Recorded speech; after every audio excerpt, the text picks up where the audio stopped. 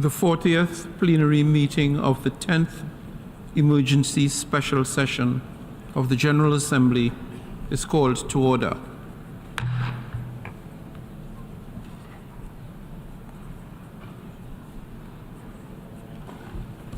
The General Assembly will continue its consideration of Agenda Item 5, entitled Illegal Israeli Actions in Occupied East Jerusalem and the Rest of the Occupied Palestinian Territory.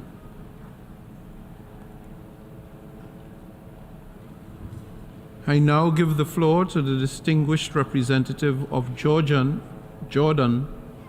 on a point of order. Thank you, Mr. President, for giving me the floor.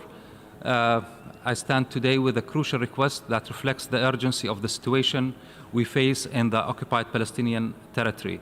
My country's proposal centers around the submission of a critical draft resolution denoted as L25, entitled Protection of the Civilians and Upholding Legal and Humanitarian Obligations. We seek to place this resolution under the 10th Emergency Special Sessions Agenda Item 5, which pertains to illegal Israeli actions in occupied East Jerusalem and the rest of the occupied Palestinian territory. In light of the gravity of the situation, we also propose a vital procedural step. We call for the suspension of the ongoing debate to occur promptly at 3 p.m. Following this suspension, we aim to initiate immediate action on the draft resolution. Our intention is to then resume the debate immediately after the resolution's adoption, if indeed it is adopted. And it's essential to emphasize that in the event of the adoption, ES10 would only be temporarily adjourned immediately following the conclusion of the debate. Thank you, Mr. President. I thank the distinguished representative of Jordan. The representative of Jordan has moved that the debate on Agenda Item 5 be suspended at 3 p.m. today for the Assembly to proceed to the consideration of Draft Resolution A/ES10/L25, and that the debate would continue after the action on the draft resolution. It is my understanding that, without setting a precedence, and given the urgency of the issue, if the Assembly were to decide to suspend the debate on Agenda Item 3, at 3 p.m., for the Assembly to proceed to the consideration of Draft Resolution A/ES10/L25, and to continue the debate after the action on Draft Resolution, and if the Assembly were to adopt the draft resolution later today, that the 10th Emergency Special Session would be adjourned temporarily following the conclusion of the debate on Item 5. Is there any objection to the motion?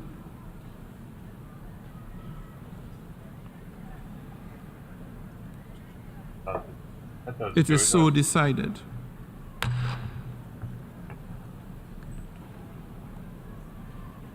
Before proceeding further, I wish to address the question concerning the majority required for the adoption of the draft resolution. In light of Article 18, paragraphs 2 and 3 of the Charter of the United Nations, is there any objection to taking action on draft resolution A/ES10/L25 by a 2/3 majority of the members present and voting? I see no objection. The 2/3 majority of members present and voting is therefore required for the adoption of draft resolution A/ES10/L25. The two-thirds majority of members present and voting is therefore also required for the adoption of any amendment to the draft resolution.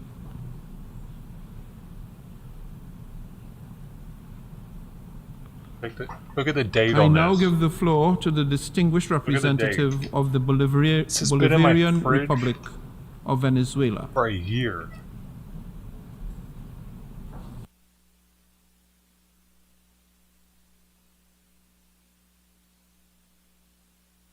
Mr. President, the Bolivarian Republic of Venezuela has the honor to take the floor on behalf of the group of friends in defense of the Charter of the United Nations. Mr. President, the member states of our group of friends have been following with grave concern the latest developments in the Middle East region, particularly the dramatic deterioration of the situation in the Gaza Strip and in the rest of the occupied Palestinian territory.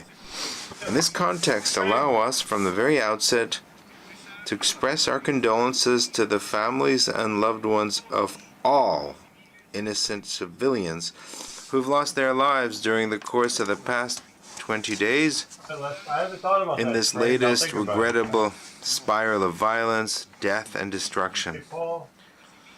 We also, as nations who love peace, we also that's nations that strictly abide by the norms of international law, we strongly condemn all violence and hostilities directed against civilians. In this regard, and in light of the continued deterioration of the situation on the ground, including as a result of the continuation of shelling and airstrikes, we stress the urgency of protecting civilians and averting the further loss of human life, particularly by bringing an immediate, durable, and fully respected halt to the indiscriminate attacks on civilians and ensuring that emergency humanitarian aid reaches the civilian population in need at this dire time. We stress that international humanitarian law must be upheld and fully complied with. Consequently, we urgently call for an immediate ceasefire and a halt to all acts of violence and hostilities, particularly those directed against civilians, including women and children, and civilian objects and infrastructure, including, among others, hospitals, schools, refugee shelters, and food warehouses. On the eve of the 75th anniversary of the Universal Declaration of Human Rights, we call for the full respect of all human rights, particularly the right to life and health.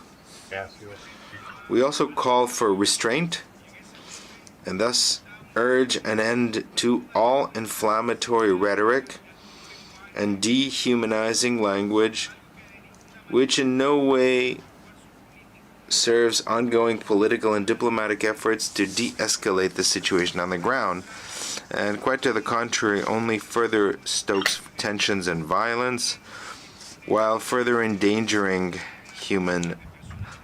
thousands of human lives, innocent lives. Mr. President, in line with a special communiqué issued by our group of friends on 17th of October, we'd like to seize this opportunity to renew our call on responsible members of the international community, particularly those who may have influence, as well as the Security Council of the United Nations, in pursuance of its duty to maintain international peace and security, as provided for in the Charter of the United Nations, to urge Israel to heed the latest calls of the Secretary General of the United Nations, to take the path of international legality, including by ensuring full compliance and adherence, among others, to the purposes and principles enshrined in the Charter of the United Nations, the Geneva Conventions, including its additional protocols, and all other relevant provisions of international humanitarian law and international human rights law. We call on Israel to put an immediate end to the ongoing military aggression and the inhumane siege of the Gaza Strip, in order to avoid a catastrophe and the total collapse of critical infrastructure, which will inevitably lead to more civilian casualties, widespread hunger, disease, poverty, and even greater human suffering and despair, thus further deepening the already dire humanitarian crisis in Gaza. We call on Israel to ensure the rapid and unhindered access and distribution of desperately needed humanitarian assistance, including crucial life-saving supplies such as fuel, food, medicines, and water. We call on Israel to allow UNRWA to operate safely and effectively without obstructions alongside other humanitarian actors on the ground, and to cease attacks on UN and other humanitarian and medical personnel. And lastly, we call on Israel to immediately abrogate its order for the civilian population to evacuate all areas in northern Gaza, as well as any other measure aimed at the forced transfer or mass displacement of the civilian population in Gaza. Mr. President, My dad, our group of friends regrets that the had Security this Council of the United next Nations to him his has whole been life. prevented from Smoking exercising its duties with regards Just to the saying. maintenance of international peace and security, That's fine.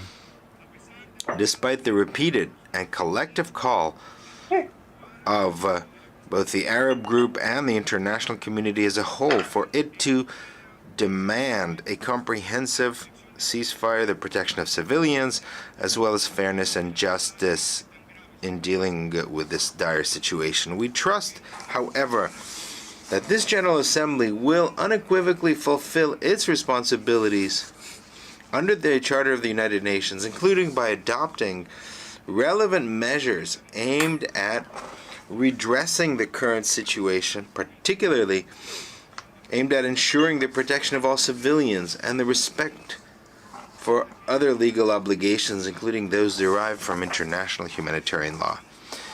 We express in this context our strong support to draft resolution L.25 submitted by the delegation of Jordan as chair of the Arab group, and urge all responsible members of the international community to support this text strongly.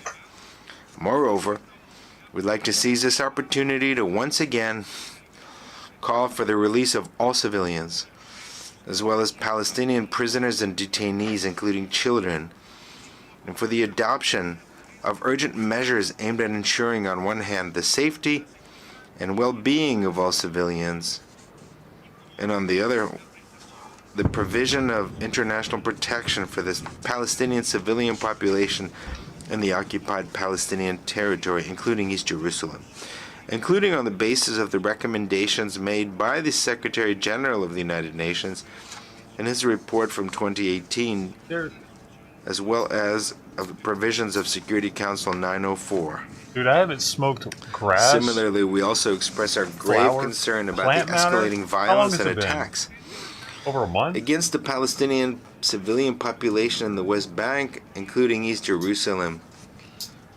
We demand a halt to the systematic violence, human rights violations, provocations, and incitement, as well as to all settlement activities and annexation measures, and to all other breaches of the historic and legal status quo of the holy sites in Jerusalem. These grave violations must end. And at this stage, we cannot overemphasize that that this should be a top priority, that any further dangerous destabilization of the situation must be prevented, including as part of efforts to prevent a spillover effect into the entire Middle East region. Mr. President, in line with our principled and historic position, we reaffirm our commitment to the cause of Palestine, a fellow member from our group of friends and its people in their just and legitimate struggle to achieve their inalienable rights, including to self-determination, freedom, the return of Palestinian refugees, and justice. We emphasize in this context the importance, as never before, of creating a credible political horizon for the realization of a just and lasting solution to the question of Palestine in all its aspects, including for the plight of the Palestinian refugees in full accordance with international law, the relevant UN resolutions, and the Charter of the United Nations. We stress, furthermore, the urgency of efforts in this regard, and they should be aimed at. Come on, get the fuck out. Get it out, Arab nations. Putting into practice the overwhelming international consensus on the two-state solution based on the pre-1967 borders. Moreover, we stress that a lasting solution to the Israeli-Palestinian conflict can only be achieved by peaceful means, and call for an urgent effort to address the root causes of this protracted and tragic conflict, to ensure accountability, and to promote and support meaningful efforts to achieve a just, lasting, and comprehensive solution. To conclude, we reaffirm our full commitment to preserving, promoting, and defending the prevalence and validity of the Charter of the United Nations, a historical treaty that constitutes a true act of faith in the best of humanity, and which to date, although under attack and persistent threats, keeps us all bound, among others, to our promise of saving succeeding generations from the scourge of war, and to ensuring respect for the dignity and worth of the human person. Let us act, therefore, without further ado, collectively and responsibly, to uphold our solemn duties under the UN Charter. Calm down. I thank you, Mr. President. Hey, Bubba. Thank the distinguished representative of the Bolivarian Republic of Venezuela, and I now give the floor to the distinguished representative of Jamaica. I won't do that again. That was Venezuela. I'll be sure to put it every time beforehand. I don't know how to fucking spell Jamaica, bro. Hey, hey, hey. I'm about to look that up. Mr. President, the attacks on Israeli civilians by Hamas on October 7 were abhorrent. They were acts of terror that must never be condoned. Ordinary Israeli citizens, men, women, and children, were murdered, wounded, abducted, and assaulted. Some 200 plus people, including citizens of other states and nationalities, were taken hostage. This is unacceptable. We call for the immediate and unconditional release of all hostages and an end to the use of these terrorist tactics. Yo, look, they're hitting the water again. CARICOM notes that Israel's response to the attacks has been devastating to ordinary Palestinians in Gaza. Over 4,600 lives have been lost. More than 14,000 people have been wounded, and approximately 1.4 million have been displaced. The humanitarian situation in Gaza is worsening daily, with women and children being disproportionately impacted. This unacceptable level of human suffering cannot go unabated. CARICOM therefore joins the call for an immediate cessation of hostilities by all parties. The opening of humanitarian corridors to facilitate unhindered access to food, medical supplies, fuel, water, and other humanitarian products and services so desperately needed by the affected civilian population. We commend the Secretary General for his relentless efforts in coordinating the delivery of humanitarian assistance and supplies to those affected. We also commend the work of UN staff and affiliated personnel who are working tirelessly to provide support to the affected population.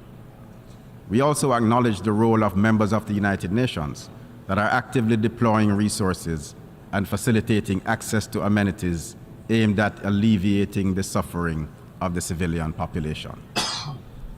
CARICOM conveys its deepest condolences to the families of Israelis and Palestinians who have lost loved ones.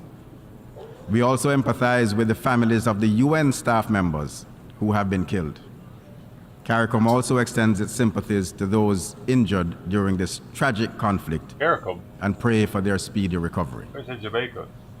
Mr. President, CARICOM expresses its concern that if the conflict is not immediately brought to an end, it could escalate into a wider regional conflict with significant implications for the stability and welfare, not just of that region, but also of the broader international community, with devastating consequences, especially for vulnerable small island states such as those in CARICOM. Okay, see, he just gave it away. The Caribbean Community and Common Market at CARICOM was established by the Treaty of Charagaramus, which was signed by Barbados, Jamaica, Guyana, and Trinidad, and Tobago.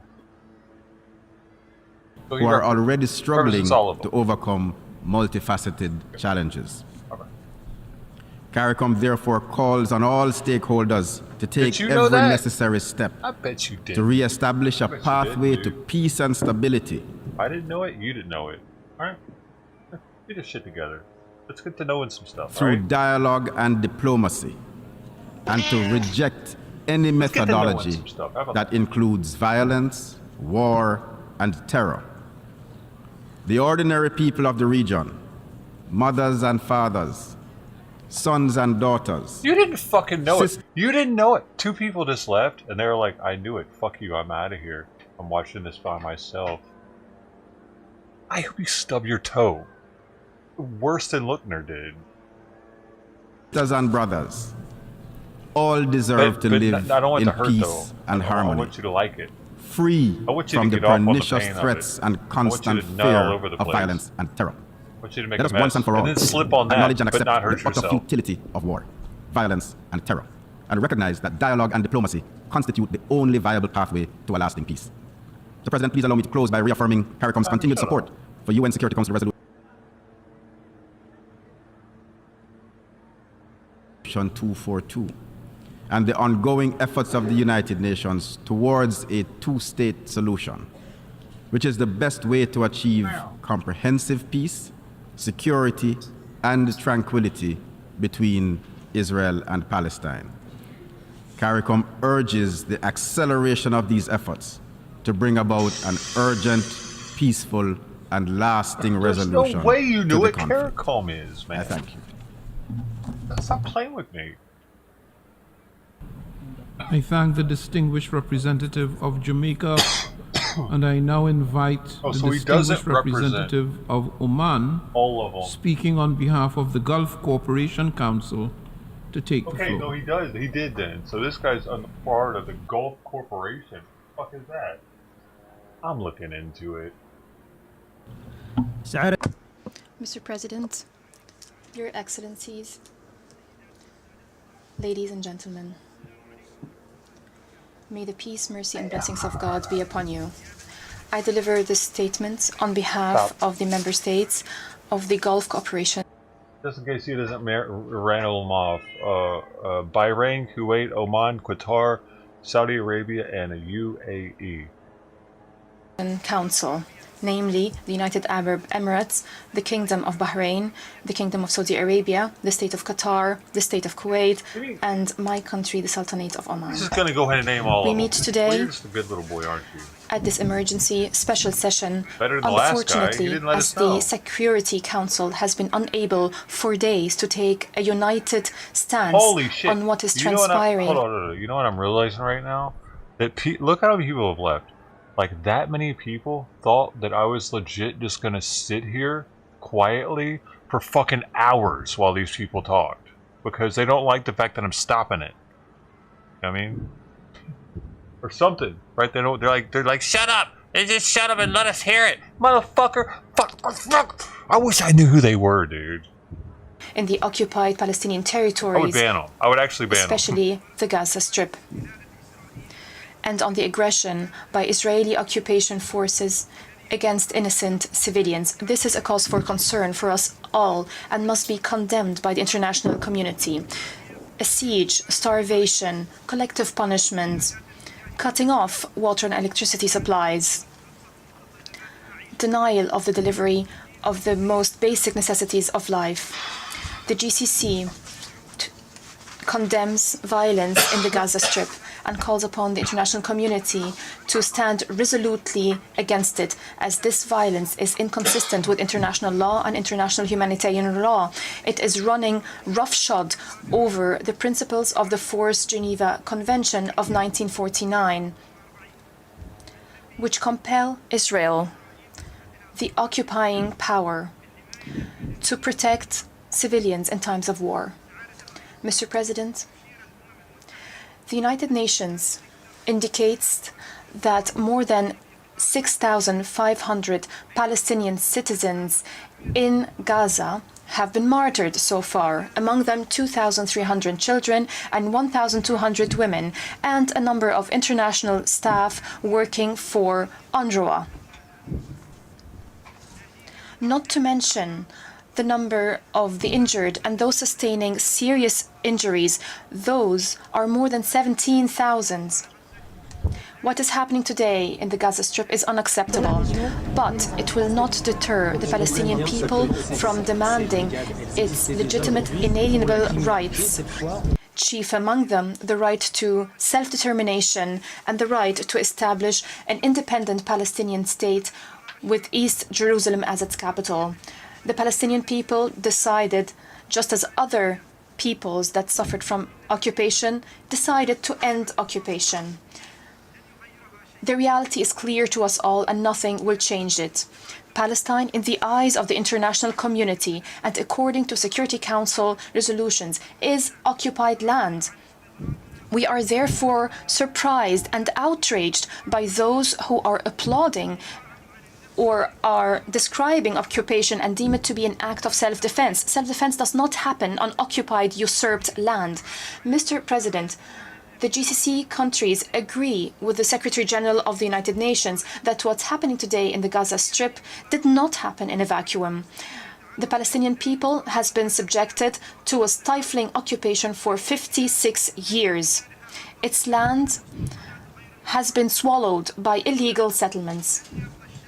Neither the Palestinian people nor any peace-loving nation of the world would accept the occupation of land by force. The Palestinian people will not accept any option that is not based on ending the occupation, liquidating colonialism, and the exercise by the Palestinian people to its inalienable rights, just as any other people of the world. I would like to stress that the GCC countries have full confidence in the Secretary General of the United Nations. We support his efforts to consolidate the principles of the UN Charter, international law, and international humanitarian law. We support his call to stability and security. We express our condolences over the passing of UN staff who became victims of the ongoing war in the Gaza Strip.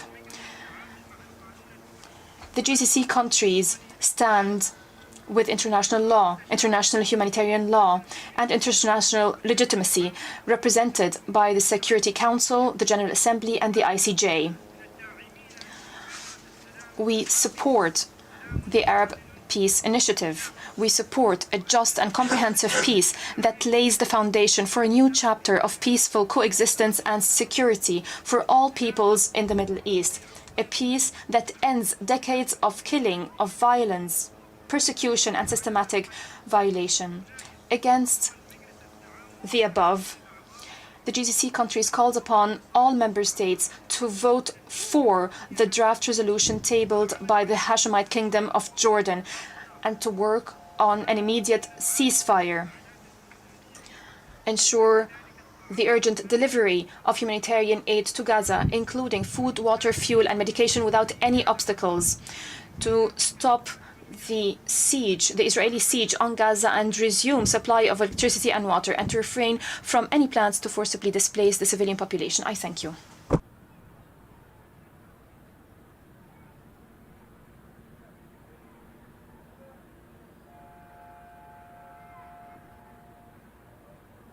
Give the floor. I thank the distinguished representative of Oman, and I now give the floor to the distinguished representative of Qatar.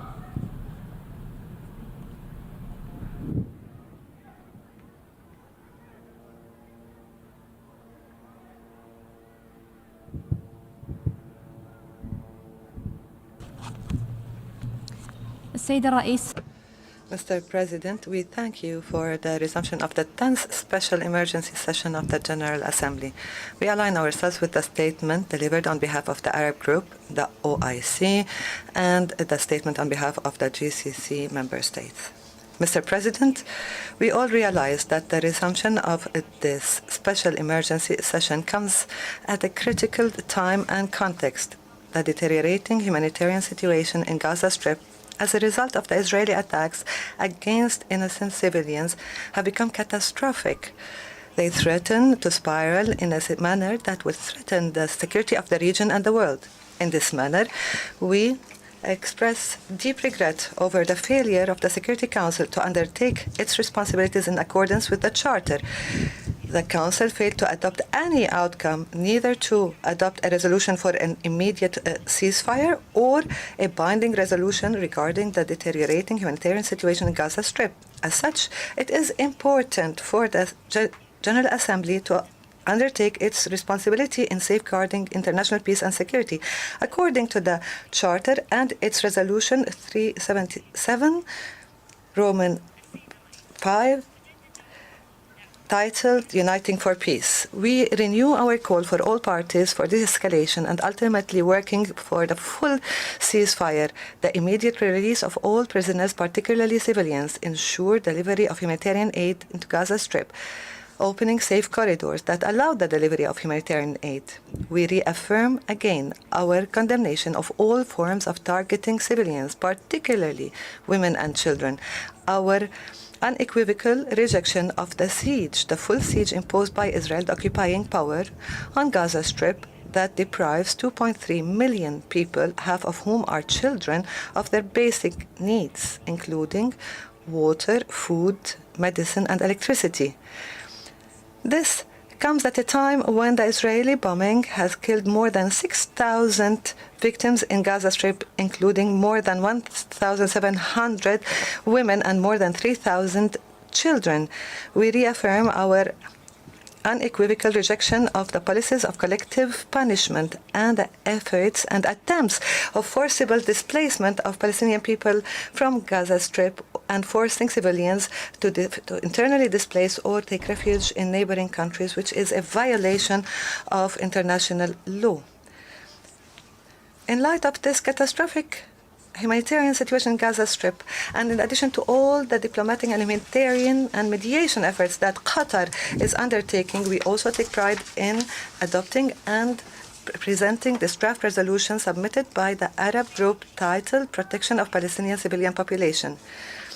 Mr. President, the draft resolution represents the minimum obligations of member states in such circumstances that they should undertake to address the grave repercussions of the situation in Gaza Strip. It addresses a critical vacuum in terms of the situation in Gaza Strip, a vacuum created by the failure of the Security Council to perform its legal and ethical responsibilities. Mr. President, it is very important for the General Assembly, through this draft resolution, provide a legal framework of reference needed for the international response to the situation in Gaza. This should also, the support for this draft resolution should reflect the consensus and unity of the international community towards the fair nature of the Palestinian question, and through the wide support for this draft resolution, send a message of hope to our brothers, our Palestinian brothers, that the General Assembly is united to restore respect for international law, for the Charter. We reaffirm that the only guarantee to achieve sustainable peace in the region is to reach a fair and comprehensive solution for the Palestinian question in accordance to the Arab Peace Initiative and the two-state solution that guarantees the establishment of an independent Palestinian state on the 1967 borders with its capital East Jerusalem, and for the Palestinian people to enjoy their inalienable rights. In conclusion, Mr. President, Qatar continues to contribute to the ongoing diplomatic efforts to find a way out that will stop the bloodshed of our Palestinian brothers and ensure a sustainable political solution in accordance to the well-known terms of reference and steer the region away from spiraling into chaos and violence. Thank you, Mr. President. I thank the distinguished representative of Qatar, and I now invite the distinguished representative of Egypt to take the floor.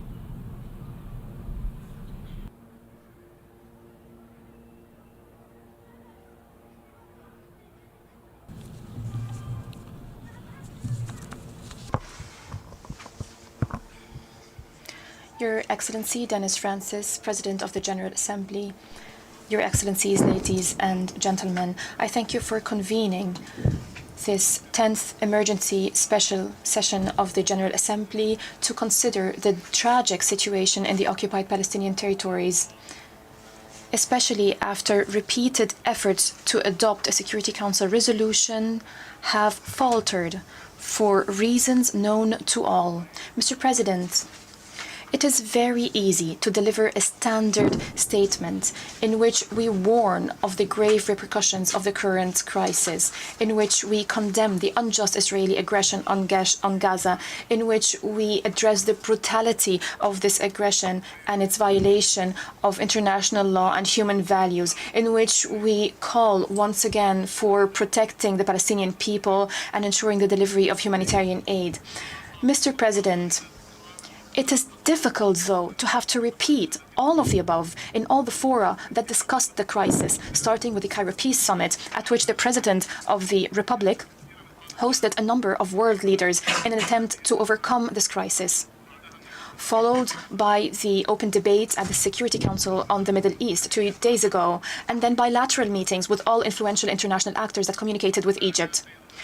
We repeat these points, although we are convinced, Mr. President, that the truth is clear and wouldn't need any repetition or explanation or elaboration if we all applied one standard rather than double standards. It is one standard known to us all, Mr. President. No to targeting civilians, no to terrorism, no to violating international humanitarian law, no to bombarding hospitals and medical centers, no to killing children, no to the siege, and no to cutting off all basic necessities of life. No to forcible displacement and liquidating the rights of people. No to genocide. All people are equal. We made the difficult choice, Mr. President, of dedicating ourselves to getting a clear position out of the General Assembly regarding what is transpiring in the Palestinian territories, the crimes, the violations, so that we would not be, as the Arab proverb goes, a mute devil that does not speak out for the truth, at a time where so many are turning a blind eye to the truth. Silence is no longer an option. Enough is enough. We can no longer bear what is happening to the Palestinians. The required stance is clear and simple. It is no more than reaffirming the most basic human values, the most basic principles of international law, the most basic political and diplomatic norms in armed conflict. In this context, we would like to stress the following points. First, it is obvious that when the situation explodes, the UN would work on ensuring a ceasefire. Not because it is biased towards one party over the other, not because it supports terrorism, but because it is important to stop the bloodshed, to prevent any further escalation, to show that the United Nations is able to fulfill its role in preserving the most basic right in the Human Rights Declaration, the right to life. The right that was forgotten by those who pay lip service to human rights. We have heard justifications by those who want this war to continue that make them complicit in the violations unfolding before us. A ceasefire. Is this really so hard? Second, the policies of besieging, starvation, denial of basic necessities, food and medication, including water. Water, ladies and gentlemen, these policies have no place in the 21st century. They are reminiscent of practices of the Middle Ages. The General Assembly must send a clear, unequivocal message. These necessities must be delivered to Gaza without any conditions. Denial of humanitarian aid under these circumstances is a death sentence for the people of Gaza. Humanitarian aid delivered within a robust, orderly mechanism under the supervision of the United Nations. Is this really so hard? Third, any attempt to forcibly displace the Palestinian people within its territories or to neighboring countries for the third time in its history, citing protection as a reason or any other reason, any such attempts must be confronted resolutely and rejected categorically. We must refer here to statements made by some politicians in this very hall at a similar emergency special session, lamenting rights that might be lost, while now we see them show understanding for or even acquiescence of forcibly displacing Palestinians to neighboring countries. Why not? They are used to ignoring this people, ignoring its cause for centuries, ignoring its rights and the rights of the people of the region until we reach the absolute bottom. No to the forcible displacement. Is this really so hard? Fourth, the Palestinian leadership has insisted time and again on providing protection, international protection, to its people that is languishing under the yoke of occupation, especially in light of repeated violations by armed settler militias. But these calls have fell on deaf ears. We cannot help but call once again before you all for providing this protection in the hope that this would awaken the conscience of those that are lamenting the loss of human rights of all people except for the Palestinian peoples. To those rights, they turn their backs. Mr. President, ladies and gentlemen, the proponents of killing women and children, proponents of the siege, the forcible displacement, and other proponents of the war, they claim that this war aims to counter terrorism and uprooting terrorism, but the reality is that failing to take effective and immediate measures to stop this war would inevitably fuel terrorism. It would push generations of young people towards extremist ideologies. The reality is also that not stopping this war now, before it's too late, would push the whole region towards a devastating regional war that would affect the interests of those who are stalling in calling for its end, more than the interests of other countries. The reality is also that failure to come out of this crisis with a clear vision to revive the peace process, revive a serious peace process that addressed the roots of the current crisis and that would lead to the two-state solution, would be a grave mistake with long-term repercussions. Future generations will hold us accountable for our inaction and our myopia. Ladies and gentlemen, Egypt, as a leading country, the leading country in consolidating peace in the Middle East, will continue its tireless efforts to ensure a ceasefire, to protect civilians, to ensure the delivery of humanitarian aid. It will continue to mediate, to release hostages and the captives and prisoners. It will continue to work on creating a conducive environment now I really see what's going on here. The peace process that is the only way to achieve peace and stability in the Middle East. Considering all of the above, Mr. President, ladies and gentlemen, I call upon you to support the draft resolution under consideration today and to vote in favor for this resolution, to achieve justice, to apply one standard, aiming only at stopping the killing, at maintaining peace and security, at protecting civilians. We hope that this position would be a nucleus to achieving peace in the Middle East. Ladies and gentlemen, stop this absurdity. Stop this war immediately. Stand on the side of truth and justice. Vote in favor of this resolution. Save the peace. Is this really so hard? I thank you, Mr. President. I thank the distinguished representative of Egypt and now invite the distinguished representative of New Zealand to take the floor.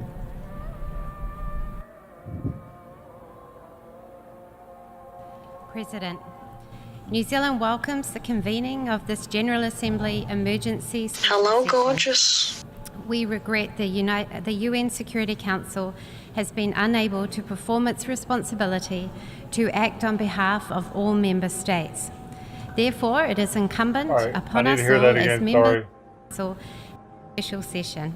New Zealand welcomes the convening of this General Assembly emergency special session. Just so you know, I'm not like We writing regret the UN Security... Fucking pause! I'm not writing my Tinder match or some shit over here. I'm trying to message my veterinarian to ask her here, you want to know what I said? Fuck it, let's take a little break from this. Okay, thank you. Simon's resting respiration before his morning Pimobitin dose is around 12 RPM. Might it be possible for a discontinuation of it? How can we know if he needs if he needs it, and if it might be doing harm or not? Sorry for all the questions, just a concerned cat owner. I'm also thinking about iodine therapy for him for better longevity of life odds. Thanks for all your help, Doc. Now I'm about to send it. Okay, but I need to know she's from New Zealand and what organization like she's representing right now. Which representative of New Zealand to take the floor. And said something else though. President, New Zealand welcomes the convening of this General Assembly emergency special session. We regret the UN Security Council has been unable to perform its responsibility to act on behalf of all member states.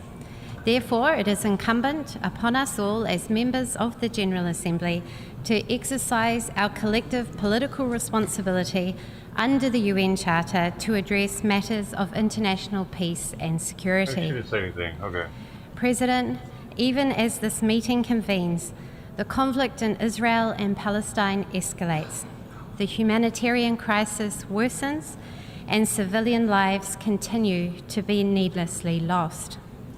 It is intolerable to see civilians, many of whom are children and infants, continue to suffer disproportionately as innocent victims of this conflict.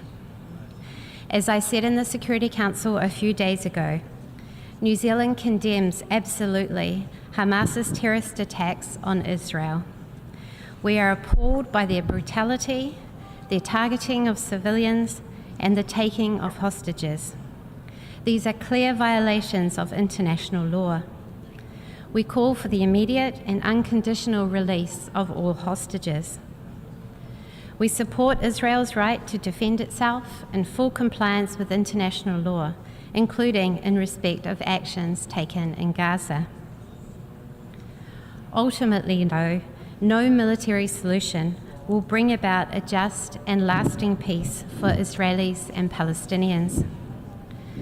The protection of civilians and delivery of humanitarian assistance is the most urgent priority. New Zealand joins calls for a humanitarian pause and humanitarian corridors to enable unhindered and sustained assistance and protection, in line with humanitarian principles, to those who desperately need it. We recognise the bravery of humanitarian workers who are working tirelessly in extraordinarily difficult circumstances to provide such needed assistance. We are deeply saddened that so many have been killed in the line of duty since the despicable events of 7 October. When New Zealand last served on the UN Security Council in 2015-2016, we championed Resolution 2286, which demands greater protection for healthcare in armed conflict, including hospitals and medical personnel. Healthcare facilities must never be used for military purposes or be the object of attack. We are deeply concerned to see hundreds of thousands of internally displaced persons. Their safety and security must be protected. We call for the establishment of designated safe areas that are strictly off limits as targets or for military use. We expect Israel and Hamas to act in accordance with international humanitarian law, which imposes obligations upon all parties engaged in armed conflict. The Palestinian people must not suffer for the atrocities of Hamas, even as Hamas exploits those same civilians as human shields. Israel also has an obligation under international humanitarian law, particularly the 4th Geneva Convention, to provide basic needs for civilians in Gaza, including food, water, energy and shelter, and to facilitate humanitarian aid. New Zealand urges all parties, including Israel and Egypt, to continue to facilitate access for the delivery of urgent humanitarian assistance to civilians in Gaza. As the Undersecretary General for Humanitarian Affairs and Emergency Relief Coordinator has observed, seeing more aid and supplies entering Gaza is another glimmer of hope for the millions of people in dire need of humanitarian aid. At the same time, they need more, much more. For our part, New Zealand is supporting humanitarian appeals for populations in Gaza, the West Bank and Israel. We stand ready to increase our support in the coming weeks. This is not a time for political posturing or for using this conflict to advance any cause except bringing peace and security to Israel, Gaza, and the wider region. It is a time for de-escalation. Finally, New Zealand remains committed to a two-state solution which envisions an independent state of Palestine living in peace and security alongside the state of Israel. A new political horizon is essential. We call on the international community to take urgent action to advance the Middle East peace process. Without it, the armed conflict may eventually cease, but there will be no winners. We will never be free from the violence, the loss of innocent lives, the anti-Semitism, the Islamophobia that has erupted in Israel, the occupied Palestinian territories, and around the world since 7 October. As the Secretary General has said, we cannot lose sight of the only realistic foundation for a true peace and stability, a two-state solution. Thank you. I thank the distinguished representative of New Zealand, and I now invite the distinguished representative of Cambodia.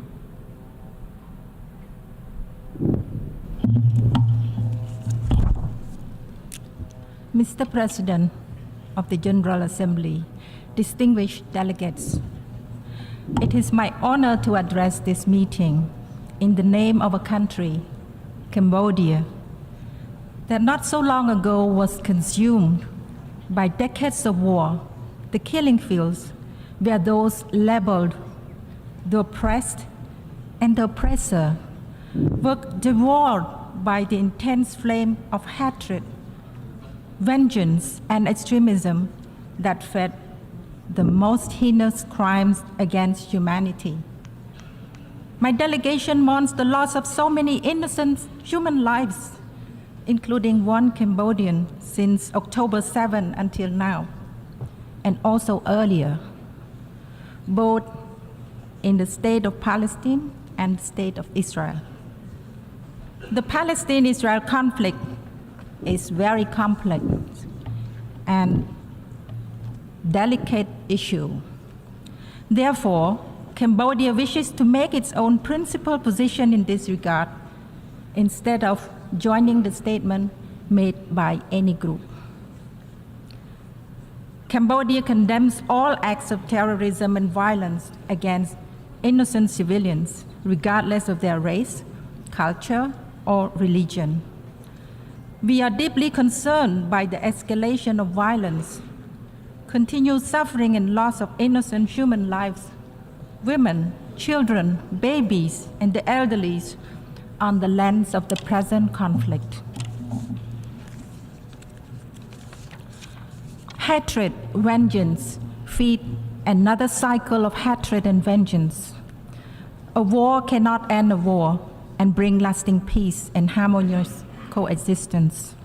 My delegation feels the fire of anger, the pain and the agony of all, and we can only appeal and hope for the sense of moderation to prevail.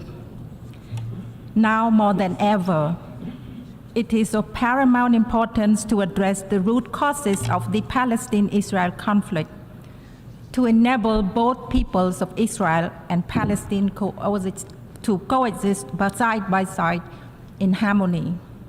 Mr. President, allow me to reiterate 3 points which I raised during the recent open debate of the Security Council.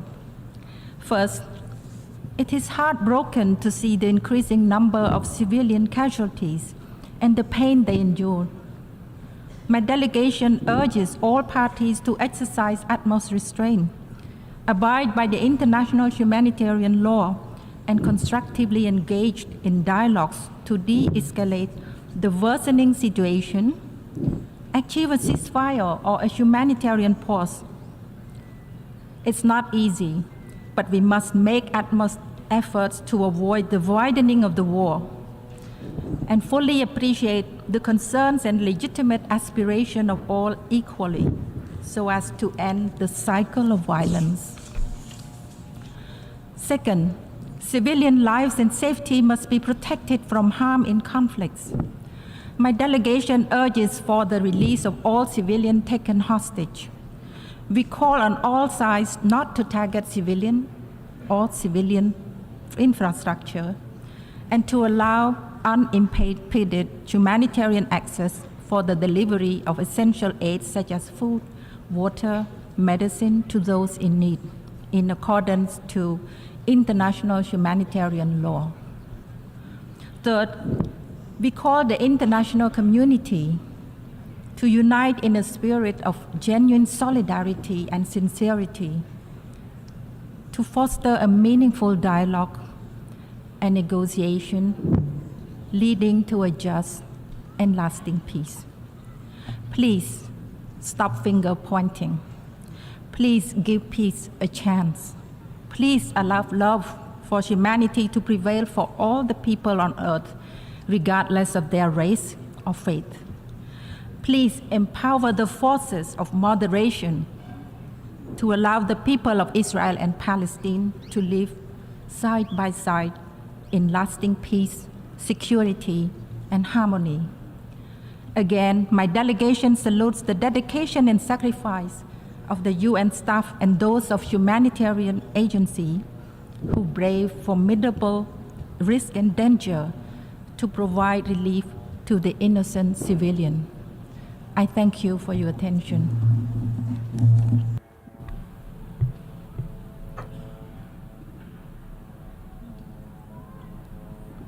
I thank the distinguished representative of Cambodia for her statement. I now give the floor to the distinguished representative of Liechtenstein. The floor is yours.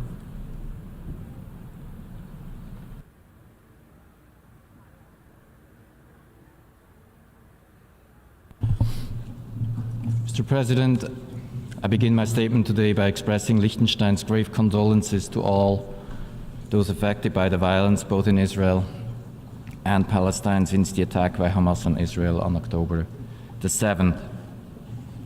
In the face of the ongoing escalation on the ground, we are concerned that despite concerted efforts, the Security Council has as yet been unable to discharge its primary responsibility for the maintenance of peace and security. For those grieving and suffering in Israel and Palestine today, but also for our public back home, its silence is incomprehensible.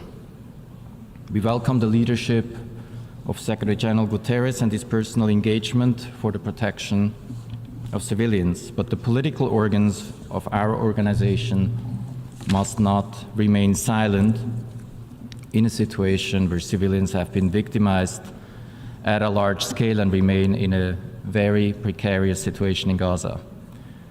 We therefore welcome the opportunity to meet in the format of emergency special session today, including to consider the special report transmitted from the Council in the wake of the veto cast last week, as well as the one we understand will be transmitted as a result of the further double veto. We encourage you, Mr. President, as you have done before in meetings resulting from the use of a veto, to produce a summary of this meeting. Population 39,000, by the way. Are you seeing this?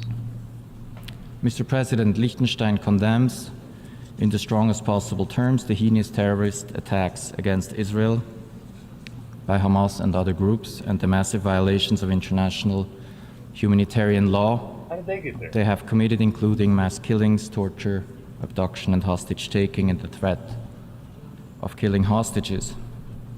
We join the call for the unconditional and immediate release of all hostages and express our gratitude to those who have contributed to the release of the first hostages. The firing of rockets from Gaza on civilian targets and the deliberate targeting of civilians are grave violations of international humanitarian law, amounting to war crimes and possibly... Did this guy get here?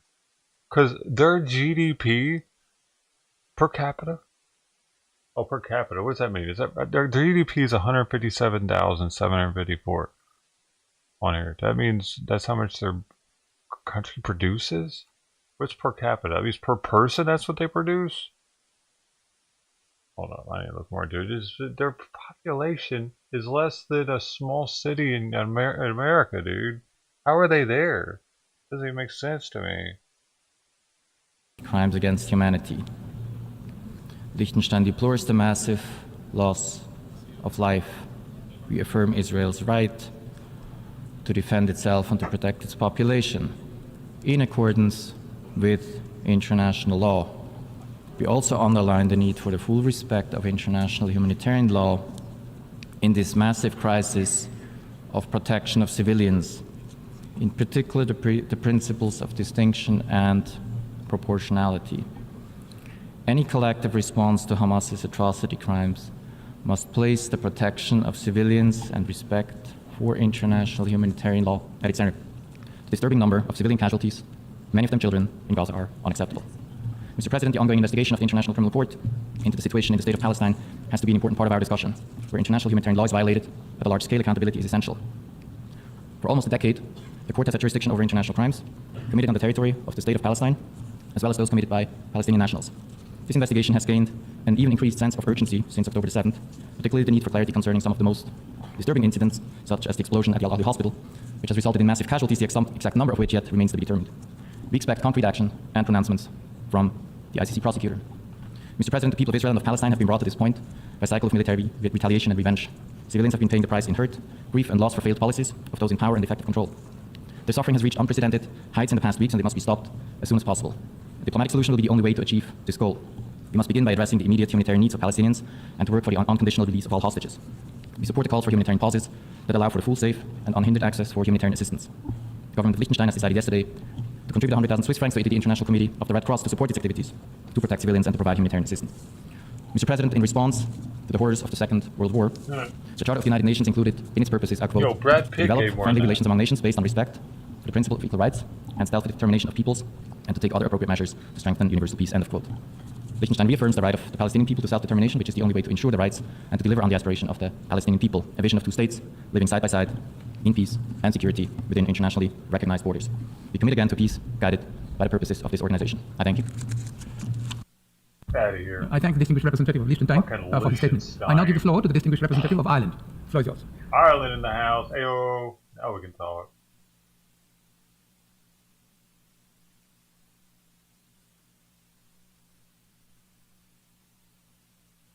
By Ireland.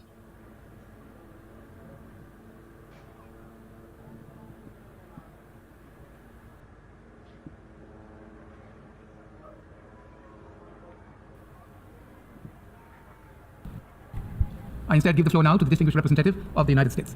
What happened? Dude, Ireland. What the fuck happened? They didn't come? They weren't there? Well, Ireland's got a population of 5 million.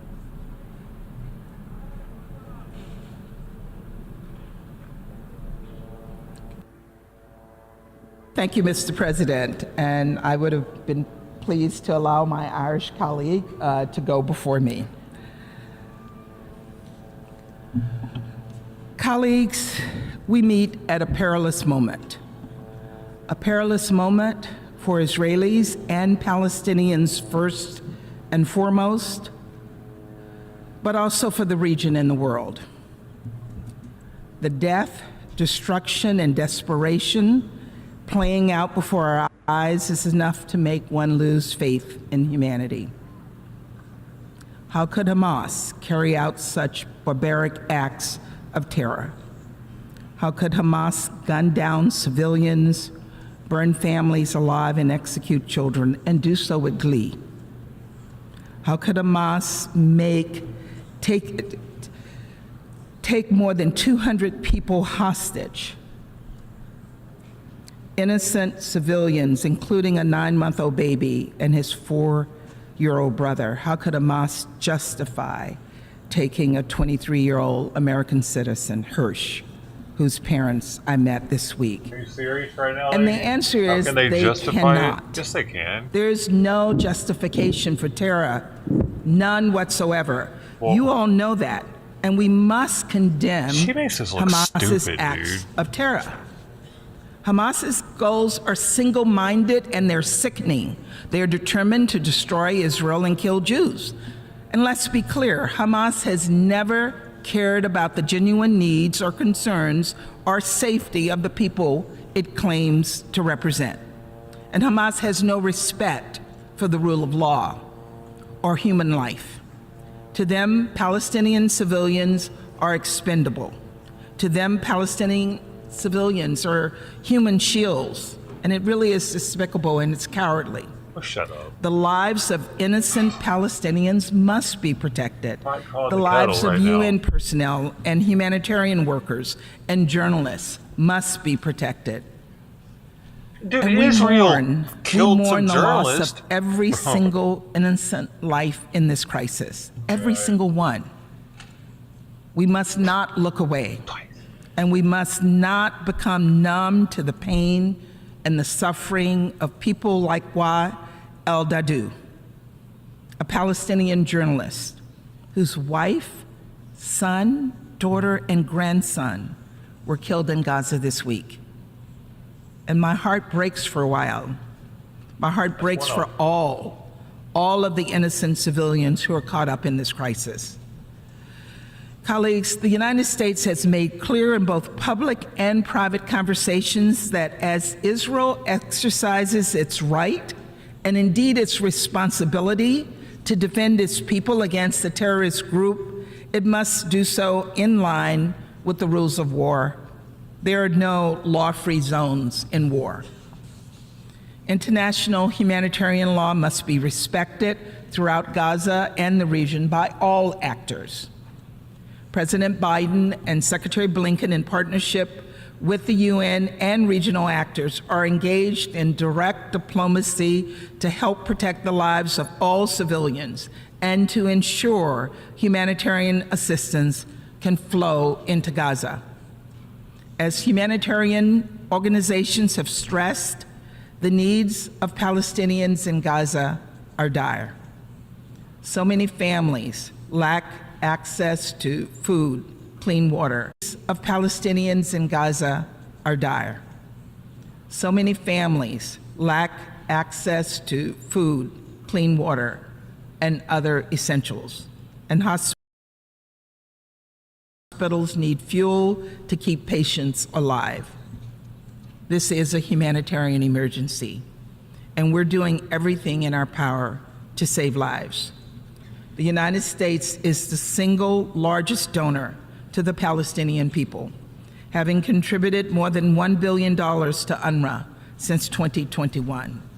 And last week, President Biden announced an additional $100 million in humanitarian assistance for the Palestinian people in Gaza and the West Bank.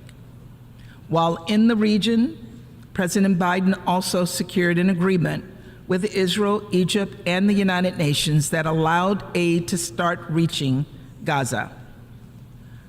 But much more needs to be done. Much, much more is needed, and it's needed urgently. We continue to encourage Israel, Egypt, and all partners to take concrete steps to alleviate this humanitarian crisis, just as we continue to urge and encourage all member states, particularly those with the greatest capacity to give, to help us meet the UN's appeal for the humanitarian situation in Gaza. Colleagues, time is of the essence, and lives hang in the balance. As you'll notice, two key words are missing in the resolution before us. The first is Hamas. It is outrageous that this resolution fails to name the perpetrators of the October 7th terrorist attack. Hamas. Hamas. It is outrageous. Another key word missing in this resolution is hostage.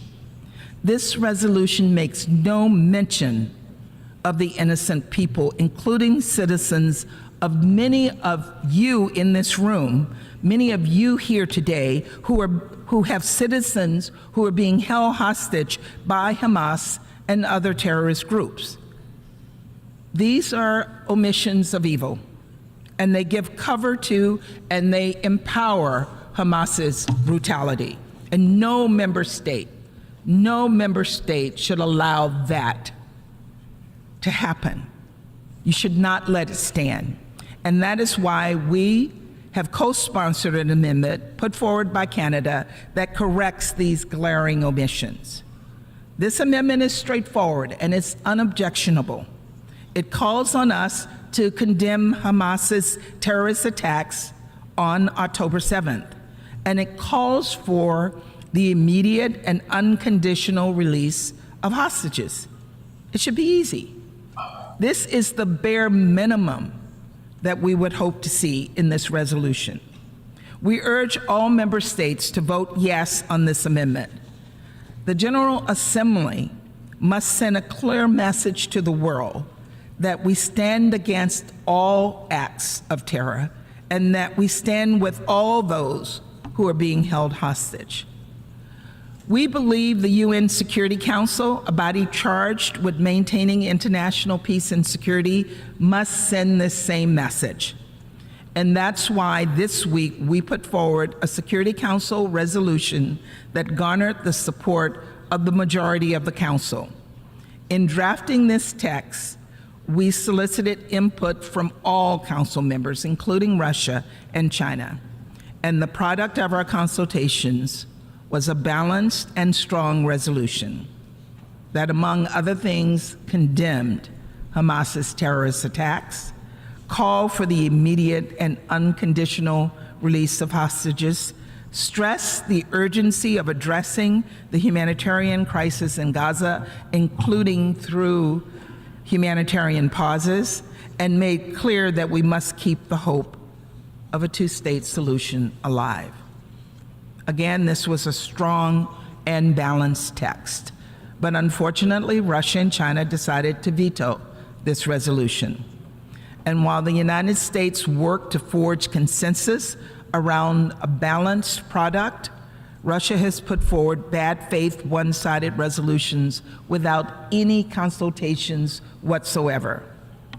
Colleagues, one-sided resolutions, whether they are put forward in the Security Council or the General Assembly, will not help to advance peace, not when they ignore the facts on the ground. One-sided resolutions are purely rhetorical documents that seek to divide us at a time when we should all be coming together, and we must not cling to long-standing lines of division. As President Biden said yesterday, there's no going back to the status quo as it stood on October 6th. We must not go back to the status quo where Hamas terrorizes Israel and uses Palestinian civilians as human shields. And we must not go back to a status quo where extremist settlers can attack and terrorize Palestinians in the West Bank. The status quo is untenable and it is unacceptable. This means that when this crisis is over, there has to be a vision of what comes next. In our view, that vision must be centered around a two-state solution. Getting there will require concerted efforts by all of us, Israelis, Palestinians, regional partners, and global leaders, to put us on a path for peace, to integrate Israel with the region while insisting that the aspirations of the Palestinian people to be part of a more hopeful future. We deeply regret that the resolution now under consideration is detrimental to this vision. But while this resolution is deeply flawed and does not meet this moment, the United States will continue to work with all member states to chart a future where Israelis and Palestinians have equal measures of security, freedom, justice, opportunity, and dignity, and a future where Palestinians realize their legitimate right to self-determination and a state of their own. Thank you very much.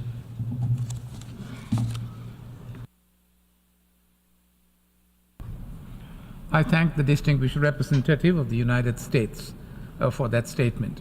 I now give the floor to the distinguished representative of Ireland.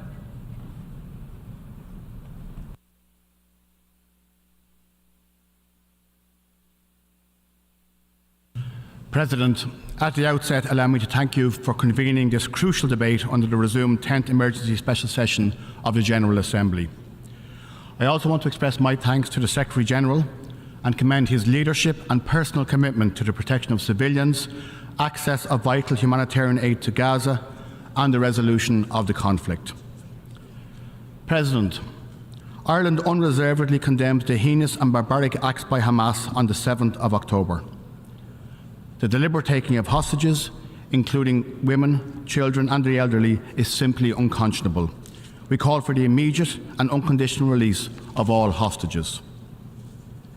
In the face of such appalling attacks, Israel has the right to defend itself, but must comply with international law, in particular international humanitarian law.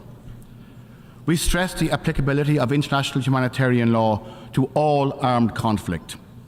This includes the prohibition on the targeting of civilians, the prohibitions on indiscriminate and disproportionate attacks, the prohibition on collective punishment, and the prohibitions on the taking of hostages and the use of human shields. These are obligations that bind all parties to armed conflict, state and non-state actors alike.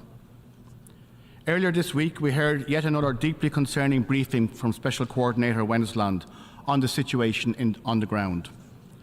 We are also highly troubled about the impact of recent events on regional stability and call on all regional and international actors to act responsibly.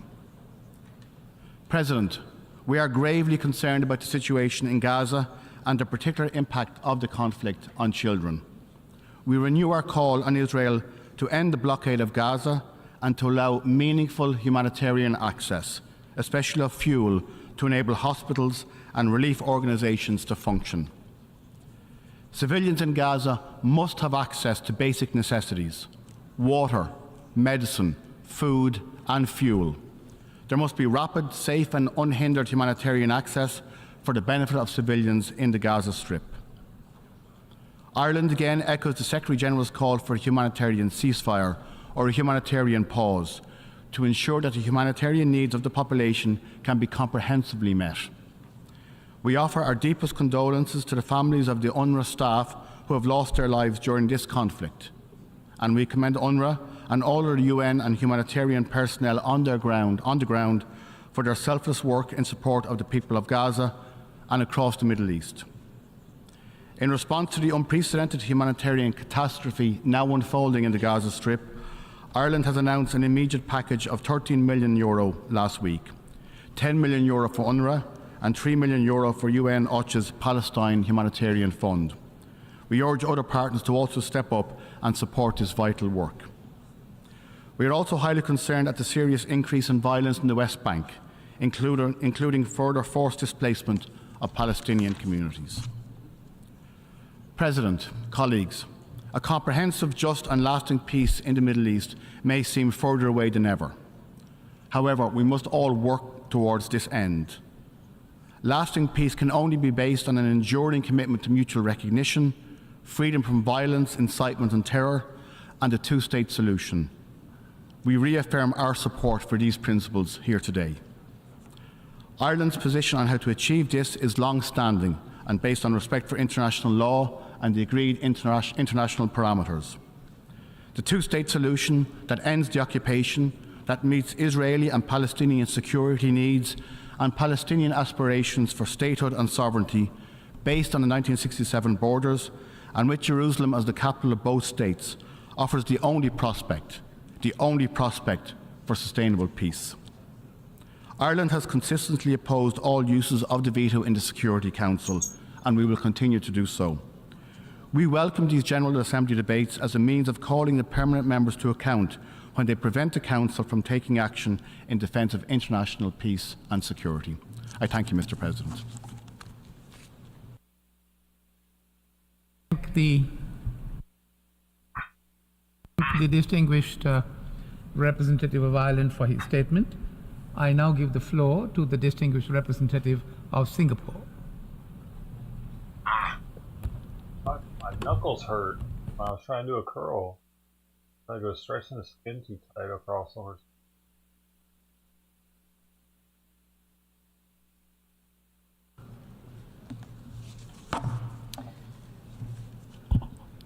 Mr. President, Singapore welcomes the convening of this emergency special session of the General Assembly. We are disappointed that the Security Council, which has met on several occasions to discuss this issue, was not able to agree on a prompt and united response. Mr. President, at the outset, I wish to express Singapore's utmost support for the efforts of the UN Secretary General to sustain the flow of humanitarian assistance to the civilians affected by this terrible tragedy in Gaza. We commend the Secretary General for his leadership role in facilitating the flow of humanitarian assistance and recognize the important contribution made by UN agencies and other humanitarian organizations on the ground. We support all efforts to diffuse tensions in order to avoid an escalation of the conflict. Mr. President, respect for the UN Charter and for international law has always been a fundamental guiding principle of Singapore's foreign policy. The UN Charter and international law provide the foundation for international peace and security. On the 7th of October, Hamas carried out a major coordinated terrorist attack on Israel, deliberately targeting civilians, murdering and kidnapping them, and perpetrating abhorrent acts of terror. We mourn the loss and suffering of so many innocent civilians, including children and the elderly. This attack cannot be condoned or justified by any rationale. We condemn this terrorist attack in the strongest possible terms, and we also call for the immediate and safe release of all hostages taken by Hamas. In this regard, it is worth recalling that just in June this year, the General Assembly adopted a resolution on the global counterterrorism strategy. This calls for the international community to reiterate its strong and unequivocal condemnation of terrorism in all its forms and manifestations, committed by whomever, wherever, and for whatever purposes. Mr. President, under international law, Israel has the legitimate right to defend its citizens and its territory. However, Israel also has an obligation to comply with the international humanitarian law.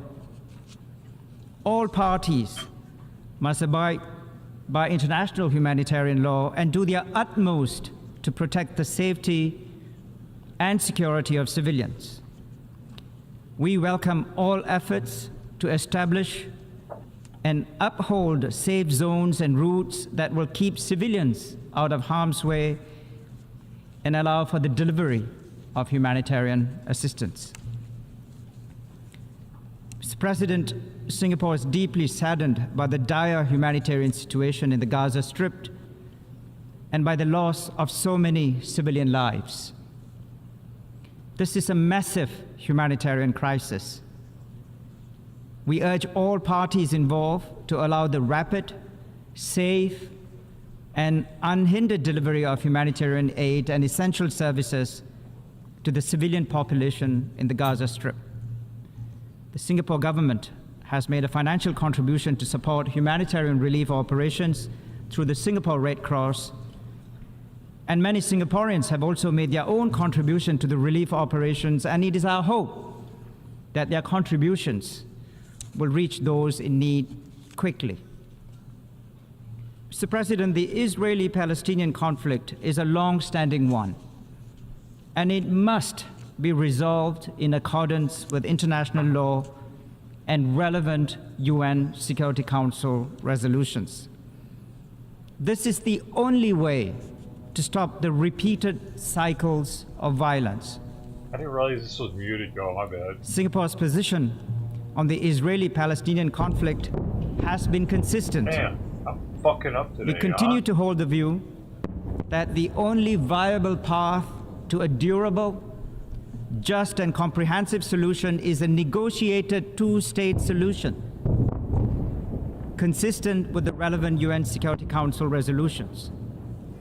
We support the right of the Palestinian people to a homeland and Israel's right to live within secure borders. Both Palestinians and Israelis deserve to live in peace, security, and dignity.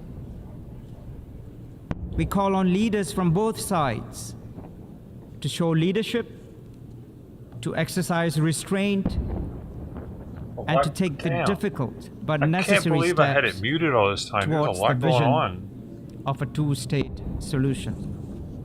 I thank you for your attention. I thank the distinguished representative of Singapore for his statement.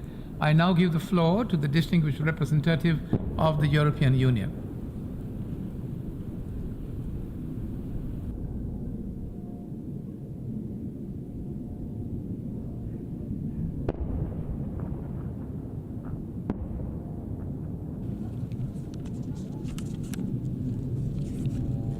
Mr. President, I have the honor to speak on behalf of the EU and its 27 member states, North Macedonia, Montenegro, Albania, Ukraine, the Republic of Moldova, Andorra, Monaco, and San Marino. Mr. President, colleagues, first to you, Mr. President, I want to thank you for convening this emergency special session, as the situation is deeply alarming for so many people, and it risks spiraling out of control throughout the region. And I want to take the opportunity to thank the UN and all its personnel for their relentless work on the ground, often at the risk of their lives, as well as the tireless efforts of our Secretary General. Mr. President, we regret that the use of vetoes has prevented the Security Council's efforts from addressing the situation and from fulfilling its mandate and responsibility. This dramatic conflict and the humanitarian situation would have required a united, timely, and strong message by the Council, which the latter failed to deliver. This is deeply regrettable. We know that efforts are still underway to have an outcome at the Council, and we encourage Council members to find that common position soon. The EU's position is well known. The EU reiterates our condemnation in the strongest possible terms of Hamas for its brutal and indiscriminate terrorist attacks across Israel. The use of civilians as human shields by Hamas is a particularly deplorable atrocity. The EU strongly emphasizes Israel's right to defend itself in line with international law and international humanitarian law. We reiterate our call on Hamas to immediately release all hostages without any preconditions. The EU reiterates the importance of ensuring the protection of all civilians at all times in line with international humanitarian law. It deplores all loss of civilian life. We express our gravest concern for the deteriorating humanitarian situation in Gaza, and we I can call hear the for cat, continued, man. It's bugging rapid, me. safe, and unhindered humanitarian access and aid to reach those in need through all necessary measures, including humanitarian corridors and pauses for humanitarian needs. We will work closely with partners in the region to protect civilians, provide assistance, and facilitate access to food, water, medical care, fuel, and shelter, ensuring, of course, that such assistance is not abused by terrorist organizations. We recall the need to avoid regional escalation and to engage with partners in this respect, including, of course, with the Palestinian Authority. The EU is ready to contribute to reviving a political process on the basis of the two-state solution, including through the Peace Day effort, and welcomes diplomatic peace and security initiatives and supports the holding of an international peace conference soon. We stress the need to fight dissemination of disinformation and illegal content and highlights the legal responsibility of the platforms in this context. We understand the rationale to have a resolution at the UN General Assembly in the absence of one at the Security Council, and we have engaged constructively and we have proposed amendments. The priorities and positions that I have outlined here, in addition to the points we made over the last weeks, will guide our approach to the draft resolution put forward. The purpose of the UN is to overcome divisions. I thank you very much, Mr. President. I thank the distinguished representative of the European Union for his statement, and I now give the floor to the distinguished representative of Saudi Arabia.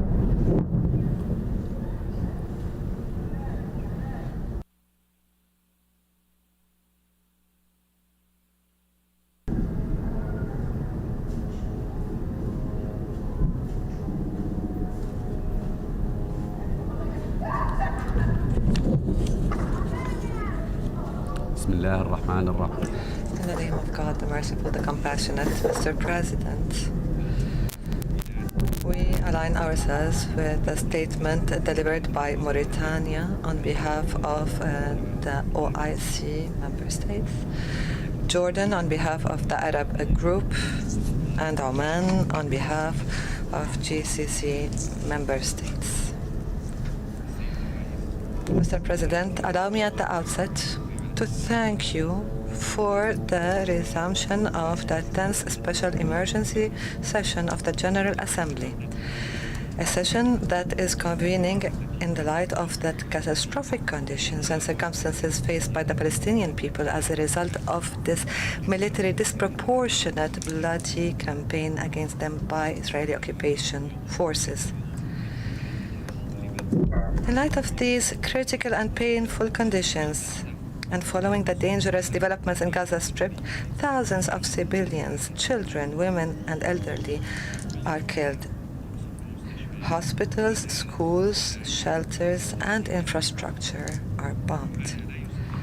This does not create only a humanitarian catastrophe, but have also dire consequences and repercussions to the security of the region and the world. We have and clearly condemned the targeting of civilians by any party. We called for a ceasefire, stop the bloodshed, lift and immediate lift of the siege, the release of hostages, provide humanitarian assistance and support to those affected. We also condemn the attempts at forcible displacement and policies of collective punishment against the population in Gaza, including the starvation of civilians as a weapon of war, the prevention of access and delivery of humanitarian aid to civilians, or depriving them of their basic needs, life-saving basic needs. We reaffirm that our priority is to work for peace and call for compliance with international conventions and laws. The current crisis is a result of the failure of the international community to end the occupation and implement the two-state solution. Silence in the face of illegitimate Israeli practices, whether over the past 70 years or even recently, is what led the region to the current crisis. We warn again of the possibility of a spillover of this conflict in a manner that would threaten all the peoples in the region and international peace and security. Mr. President, in light of the siege, the killing and the displacement and the failure of the international community until this date to call for a ceasefire and allow the entry of necessary humanitarian aid, we express discontent regarding the double standards and the selectivity in addressing this crisis, and we express our deep regret regarding this hesitation to support the right of the Palestinian people to live a dignified life or to condemn the current humanitarian tragedy that they are living under. Mr. President, safeguarding international peace and security is at the heart of the work of this organization. Today we see that the organization fails to undertake its important role with all the delays in finding a solution that addresses this crisis, and in light of the ongoing Israeli violations of international conventions, including the international humanitarian law. This undermines trust and confidence in international mechanisms and the credibility of those who defend them. This will adversely impact our capacity to safeguard international peace and security. To achieve justice and a balance should not be done through looking at things from one perspective. And here I would like to reiterate what the UN Secretary General mentioned, that it is important to acknowledge this might be the those start of attacks did not come from nowhere, were not a result of a vacuum. Tonight. The Palestinian people had suffered from a strangulating occupation for 56 years. The time has come for the organization to undertake and perform its responsibilities for which it was established, for the international community to take a firm and serious position to end the killing of defenseless civilians, lift the siege, and ensure the prompt entry of humanitarian and relief and aid in terms of food, water, and medicine, to prevent further exacerbation of the tragedy and prevent a spillover of the conflict, undermining the international and regional security. Mr. President, we are making all efforts in communication with brotherly and friendly countries to find an effective and practical and prompt solution that will stop the bloodshed and put an end to this escalation and an end to the ongoing and escalating cycles of violence in the region. We work for a better future for our region. We look forward for it to enjoy peace, stability, and development. And we reiterate our demand to push the peace process forward in accordance with Security Council resolutions and the Arab Peace Initiative that aim at finding a just and comprehensive solution. The establishment of an independent Palestinian state on the 1967 borders, with East Jerusalem as its capital in a manner that would realize peace, stability, and prosperity for all. In conclusion, Mr. President, we call on member states to co-sponsor and support the draft resolution submitted today, which seeks to serve the best interest of international peace and security. Thank you for your attention. I thank the distinguished representative of Saudi Arabia for his statement, and I now give the floor to the distinguished representative of Malta.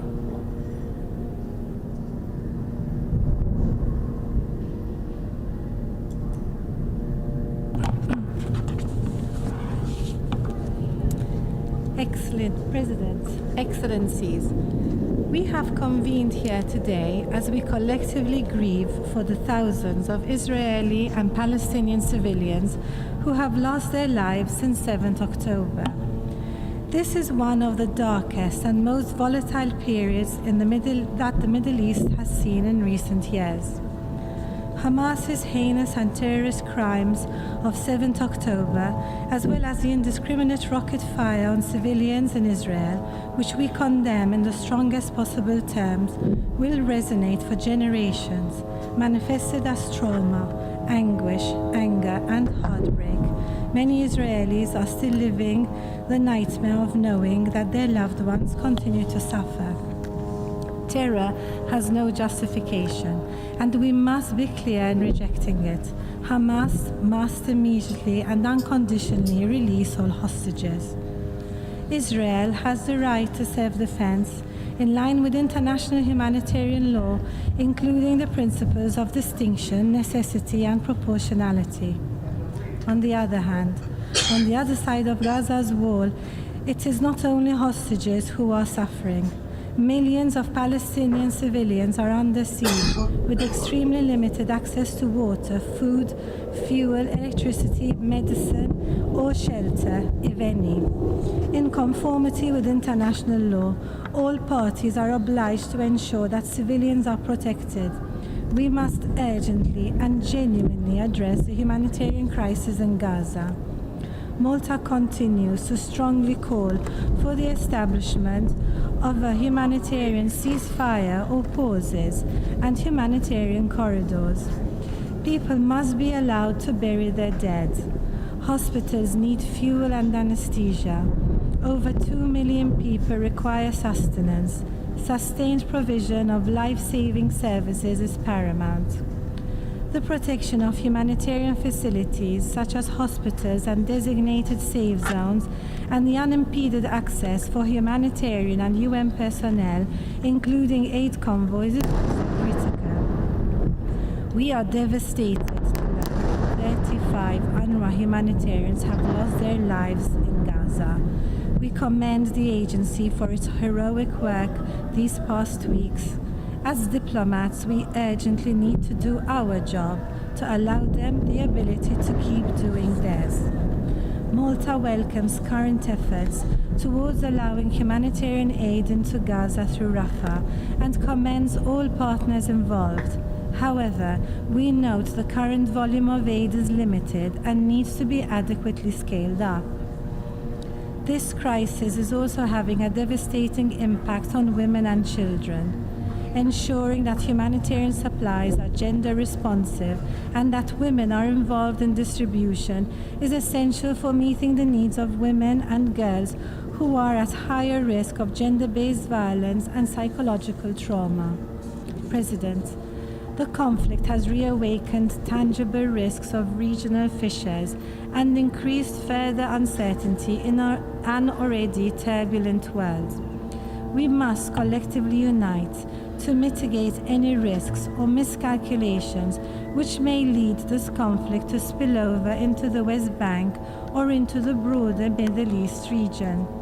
We call for all parties to exercise restraint, de-escalate, and respect the norms of international law. In view of such urgent necessities and risks, Malta is now closely working together with the elected members of the Security Council on a text that we hope can garner consensus and address the situation on the ground.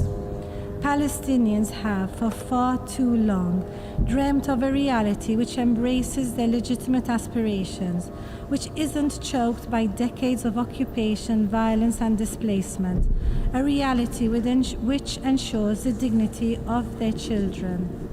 Israelis too deserve to live in peace and security without being held hostage by terror. To this end, Malta remains committed to a lasting and sustainable peace in the Middle East, a peace which is based on a two-state solution along the pre-1967 borders, addressing the legitimate aspirations of both sides, with Jerusalem as a future capital of two states, living side by side in peace and security, in line with the relevant Security Council resolutions and internationally agreed parameters. We therefore urge all member states to support the draft resolution which is before us today. Peace is not optional and demands to be steered by a recognition of our common humanity. Thank you. I thank the distinguished representative of Malta for her statement and now give the floor to the distinguished representative of Pakistan.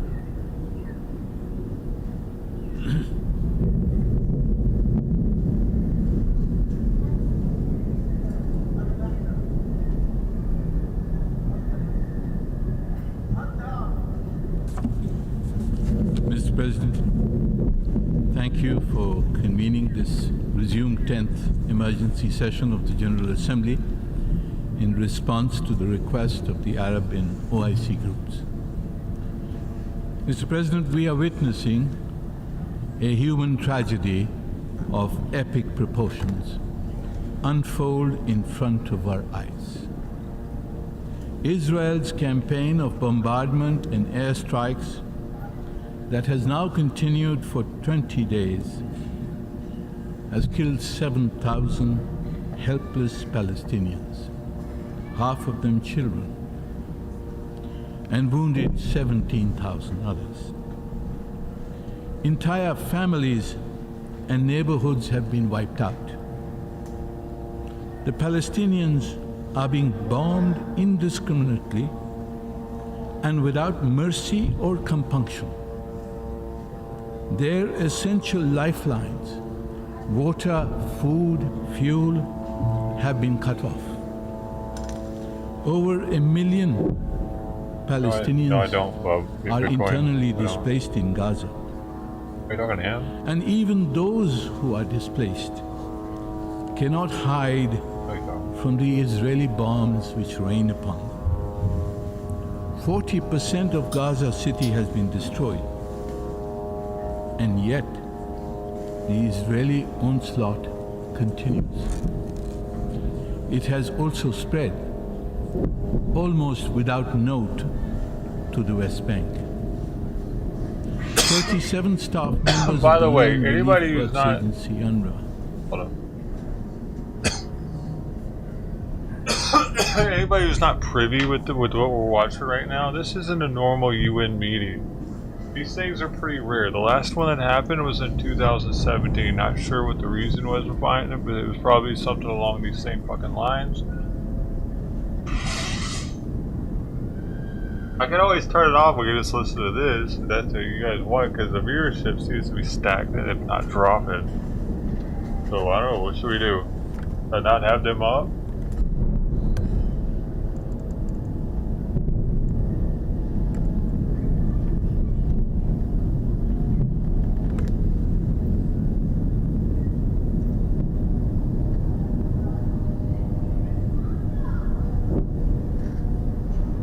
I could always put it on double speed. It's not like we're missing anything right now. So what should I do though?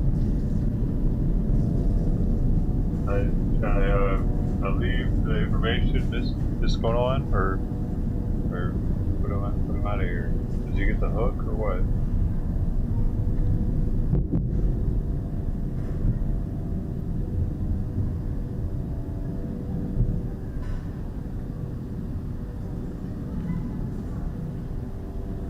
To the West Bank. Got one vote. 37 staff members of the UN Relief Works Agency, UNRWA, in Palestine, have tragically lost their lives, many with their families and their homes gone. 40 UNRWA buildings and warehouses have been damaged by Israeli airstrikes. As noted by one UN official working in Gaza, the largest open-air prison in the world, it has today become Thanks for your votes. The graveyard of a population trapped between war, siege, and deprivation. Mr. President, Pakistan strongly and unequivocally condemns Israeli airstrikes and the systematic and barbaric crimes against the Palestinians, particularly the attacks on schools and residential buildings and even hospitals, such as the Ali Baptist Hospital, where hundreds of sick and injured civilians, men, women, and children, were killed. These Israeli attacks on civilians, civilian objects, and infrastructure, blockade of water, food, and fuel, as well as the forced transfer of people from the occupied territory, are flagrant violations of international humanitarian law and amount to war crimes and crimes against humanity. Indeed, Mr. President, what we are witnessing on our television screens, what the people of Palestine in Gaza are suffering, may amount to a veritable genocide. As our Secretary General has warned, and as we can all perceive, the situation, I quote, is growing more dire by the hour, unquote. The war, quote, risks spiraling throughout the region, unquote. In this moment, the Secretary General has said, it is vital to be clear on principles, starting with the fundamental principle of respecting and protecting civilians, unquote. Mr. President, we are repelled by the crude and disrespectful Israeli response to the Secretary General's circumspect and valid views. The General Assembly should collectively reject these insulting remarks and reaffirm our full confidence in the Secretary General. Mr. President, as human beings, we must be appalled at the magnitude of the suffering of the helpless Palestinian civilians, especially the children and women. I'm sure all of us are also appalled at the vicious and callous way that the Palestinians are being slaughtered by cowardly aerial bombardment and long-range artillery. They are being crucified, not by a militant organization, but by a government which claims to be democratic. And we must also be appalled by those who, by blocking the call for a ceasefire in the Security Council, have enabled the continuation of the Israeli slaughter of innocents. It is the hope of the Arab and OIC countries that the General Assembly, acting under the Uniting for Peace process, will succeed where the Security Council has failed. The co-sponsors of the draft resolution in document EA/ES 10/L25 seek three objectives. 1. An immediate and unconditional ceasefire. The Israeli killing machine must be stopped in Gaza and the West Bank. 2. The flow of sufficient and sustained humanitarian assistance into Gaza to preserve lives and prevent further suffering of innocent Palestinians. These are the OIC countries. To ensure that the Palestinian population of Gaza is not further displaced within or outside Gaza. Mr. President, it is shocking that even these largely humanitarian objectives, set out in the most circumspect language, have been opposed by some in the General Assembly. Even the call for a ceasefire has faced objections. This position is unjustifiable, legally and morally. Furthermore, an amendment has been moved to insert condemnatory language that is one-sided, discriminatory, and legally contentious. If equity is to be served, we would need to insert language to reflect the realities of this war in a balanced and clear manner. 1. To reaffirm the right of the Palestinian people under international law to struggle by all possible means, including armed struggle, to secure their freedom from foreign occupation and exercise their right to self-determination. And 2, to strongly and unequivocally condemn Israel's barbarous and indiscriminate bombing of Palestinian civilians and protected objects and sites in flagrant violation of international humanitarian law. Without such balancing language, we will vote resolutely against the one-sided Canadian amendment. Mr. President, in the context of this war, consideration should also be given to some form of an accountability mechanism.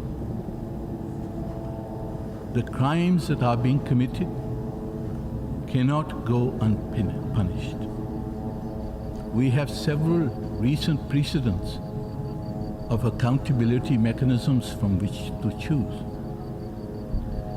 And finally, for the future, we need to consider ways to prevent a recurrence of this slaughter.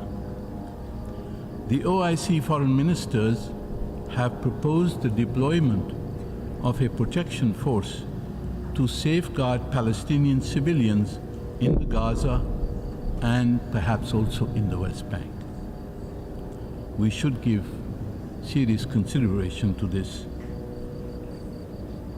Mr. President, it is only once this war is brought to an end, once the killing stops, that we can turn to find a durable solution.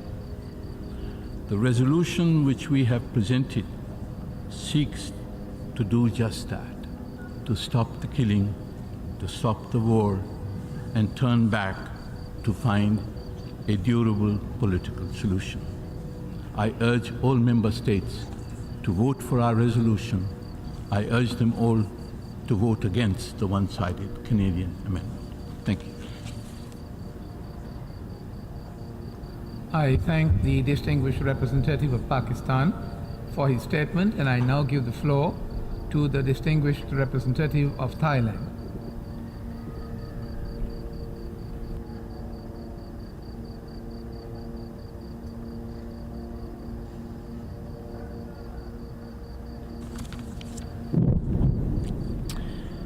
Mr. President, Thailand welcomes the convening of this 10th Emergency Special Session of the United Nations General Assembly today because of the urgency of the situation and plight of all affected civilians. Thailand is deeply concerned over the escalation of hostilities and violence in the Middle East caused by the unprecedented developments in Israel and Gaza. The heightened hostilities and the scale and scope of violence have claimed thousands of innocent lives, with many more injured and displaced. Now, these include children, women, the elderly, and the sick. The massive and escalating use of force have destroyed their livelihoods and communities. Thailand is profoundly shocked and deeply saddened by the attack on Al Ahli Arab Hospital in the north of Gaza, resulting in loss of life of innocent civilians and casualties. To alleviate the suffering by civilians, we oppose the withholding of access to basic necessities such as water, food, electricity, and fuel as weapons of war. Now, such access should be restored. We also oppose the targeting of critical civilian infrastructure. This should cease. Thailand offers our deepest condolences to everyone who lost their lives and their bereaved families. Our deepest sympathies are extended to all those who are suffering. No family should have to face such tragedy. No family should have to feel such anguish. No family should have to mourn such loss of loved ones. We are also victims. Thai nationals have been killed and injured. We are deeply concerned for the safety of Thai nationals as well as those captured and held hostage. We strongly appeal for their immediate release and safe return. Now, this has been echoed by the ASEAN foreign ministers in their statement of 20th October. We thus welcome the references in the draft resolution calling for their immediate and unconditional release. Thailand condemns in the strongest terms all forms of violence and attacks on civilians in conflict situations, including capturing and taking them hostage. Thailand urges all sides to respect and fulfill their obligations under international humanitarian law and to ensure the safety and dignity of civilians in conflict situations. The protection of innocent lives and civilians must be a priority at all times. This should be our calling at this critical juncture. This should be our unifying catalyst as we seek to alleviate the suffering. As the situation escalates, the most urgent concern is for all civilians who have been affected. Unimpeded access to humanitarian assistance must be ensured. We welcome efforts by various parties to ensure such access to humanitarian assistance, and in this connection we welcome the initial humanitarian relief that has recently entered into Gaza and hope that this will be increased in the days ahead. Many lives are at stake. Many more are at risk. We appeal to the international community to continue to mobilize humanitarian assistance to civilians in Gaza to ensure that they have access to basic necessities, including safe and clean water, food, and medical care. Thailand joins others in the call for all sides to take immediate steps to prevent the escalation of violence and implement an immediate ceasefire. We appeal all sides to seek all avenues to resolve the current situation and work towards a long-term peace through diplomacy. Thailand will continue to support the United Nations and the international community in any way we can to de-escalate the situation. We reaffirm our support for genuine dialogue with a view to finding a mutually agreed peaceful solution to the issue in accordance with the two-state solution, by which the states of Israel and Palestine live side by side in peace and security within secure and recognized borders consistent with relevant United Nations Security Council resolutions. Let us do our utmost to save lives and to bring those captured and held hostage home. Thank you, Mr. President. I thank the distinguished representative of Thailand for his statement, and I now give the floor to the distinguished representative of Vietnam.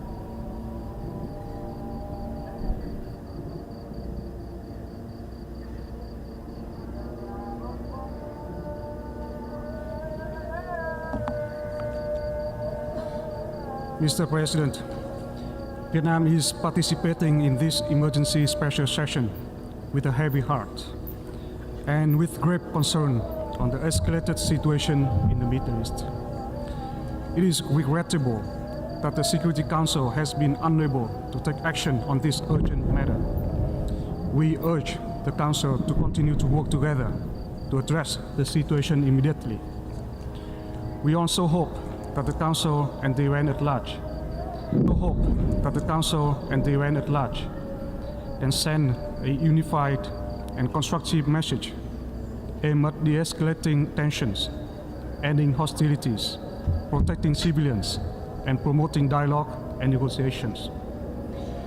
Mr. President, my home country is not unfamiliar with disproportionate casualties and the destruction of critical infrastructure in situations of conflict.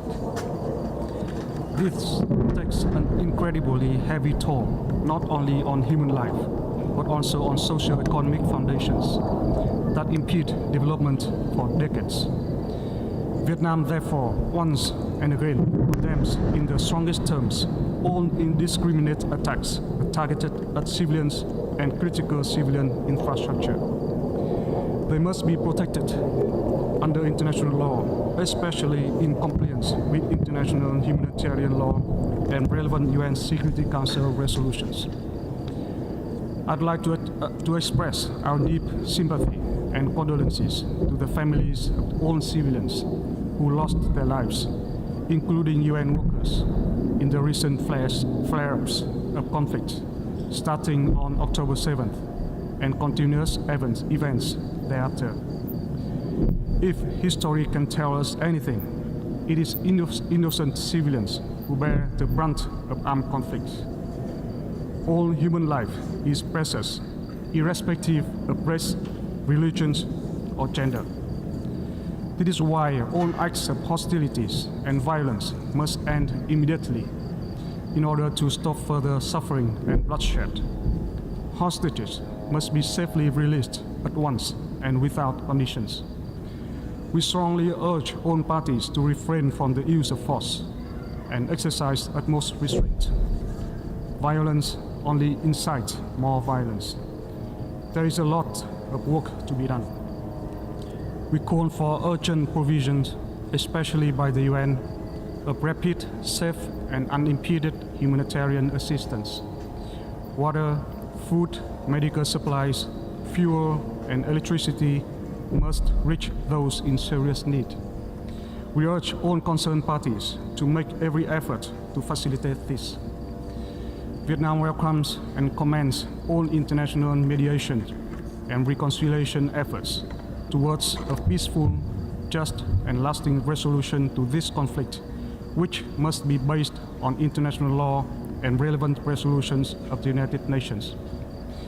Durable peace can only be achieved through a comprehensive solution. It is our consistent position to support the two-step solution for the establishment of an independent state of Palestine that coexists in peace with the state of Israel based on the pre-1967 borders and with East Jerusalem as its capital. Vietnam calls upon all concerned parties to work towards an environment that is conducive to the cessation of hostilities, the escalation of tensions, and the return to peace talks and negotiations. All of us must actively contribute to that end. I thank you, Mr. President. I thank the distinguished representative of Vietnam for his statement, and I now give the floor to the distinguished representative of Austria.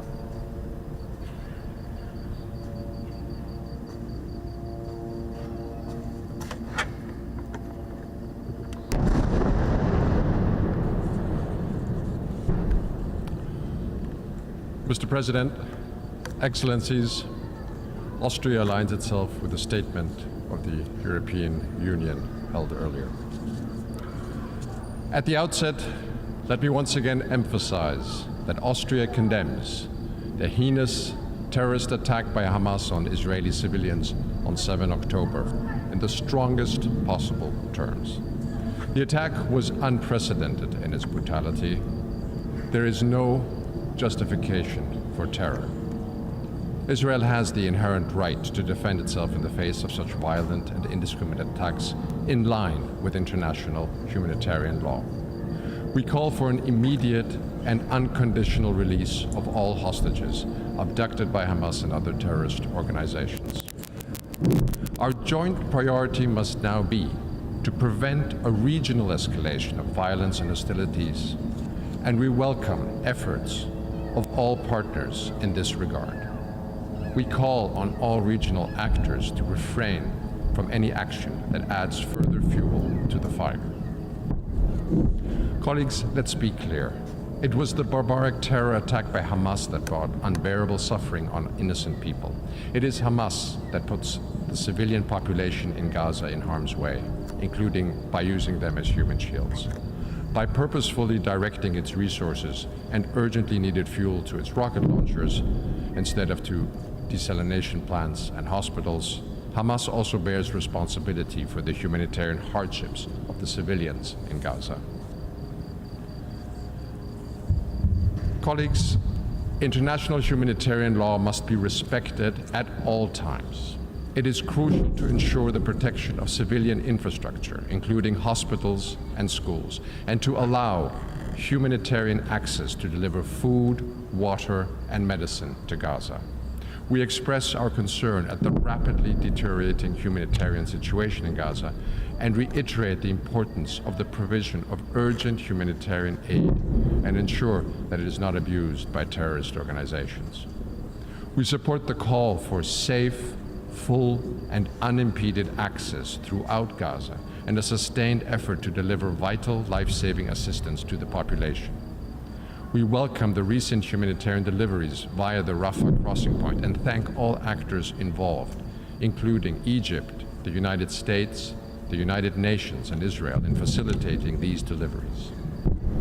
Mr. President, both Israelis and Palestinians have the right to live in peace and security. We should not allow anyone to undermine the positive dynamic that led to a normalization of relations between several Arab countries and Israel. But it has come more unclear who is not interested in any sort of peace: Hamas and other terror organizations. They have no future to offer to the Palestinian people. Genuine peace and security for Israelis and Palestinians alike can only be achieved through a political solution. For us, the goal is clear. We need a negotiated, two-state solution allowing Israelis and Palestinians to live side by side in peace and security. Our guiding principle is and will remain international law. Mr. President, let me briefly turn to another aspect of this debate. One reason for gathering in the GA today is that several vetoes prevented the Security Council from adopting a resolution. As we have said on other occasions, the veto right of the permanent members should not paralyze the Security Council from discharging its duties. On higher resolution. We therefore really? welcome that we've had the opportunity to have because this the computer is old. today. Sorry. Thank you. I thank the distinguished representative of Austria for his statement, And I now give the floor to the distinguished representative of Turkey. I'm sorry. Or your internet could be bad. Maybe. It's 720? Well, I'm broadcasting at 1080. Is everyone having problems with 1080? I can fix it. You are.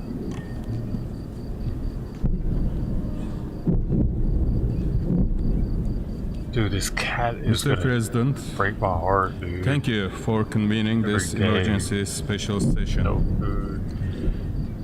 For 3 weeks now, unspeakable scenes of human suffering continue to unfold in Gaza.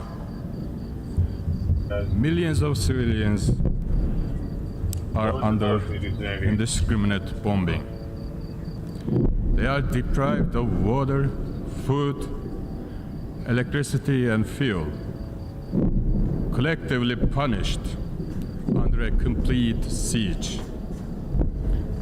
There can be no justification for the indiscriminate attacks against civilians and civilian infrastructure. These acts of collective punishment and attempts at forced displacement of people are unacceptable. Can anyone watch a 1080p uninhibited and we must be unequivocal in condemning and opposing loss of each and every innocent life. There is an urgent need for an immediate and unconditional ceasefire. Uninterrupted humanitarian access to and within Gaza is also an absolute necessity. In this connection, we commend the efforts of the Secretary General and relevant UN agencies on the ground. Mr. President, under these dire circumstances, international community has to come up with a unified position to make these imperatives happen. It is the responsibility of the United Nations to help achieve this unity and deliver results in terms of maintaining international peace and security.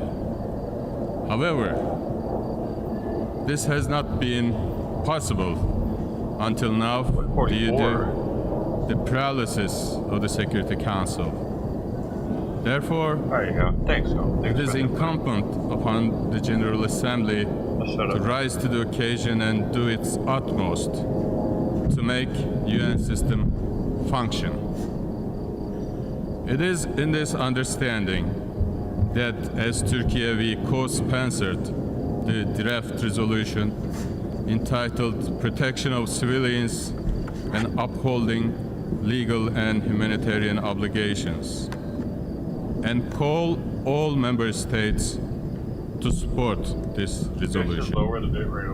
It includes the bare minimum requirements to stop the carnage and help de-escalate the situation on the ground. Mr. President, we must prevent this conflict from spiraling out of control and spilling over other areas. Sustained security cannot be achieved by targeting civilians and civilian infrastructure. No peace is possible or sustainable as long as the Palestinian aspirations for freedom, dignity, and statehood continue to be oppressed. A just and comprehensive settlement of the Israeli-Palestinian conflict can only be realized through a peace process based on two-state solution. I thank you. I thank the distinguished representative of Turkey for his statement, and I now give the floor to the distinguished representative of Tunisia.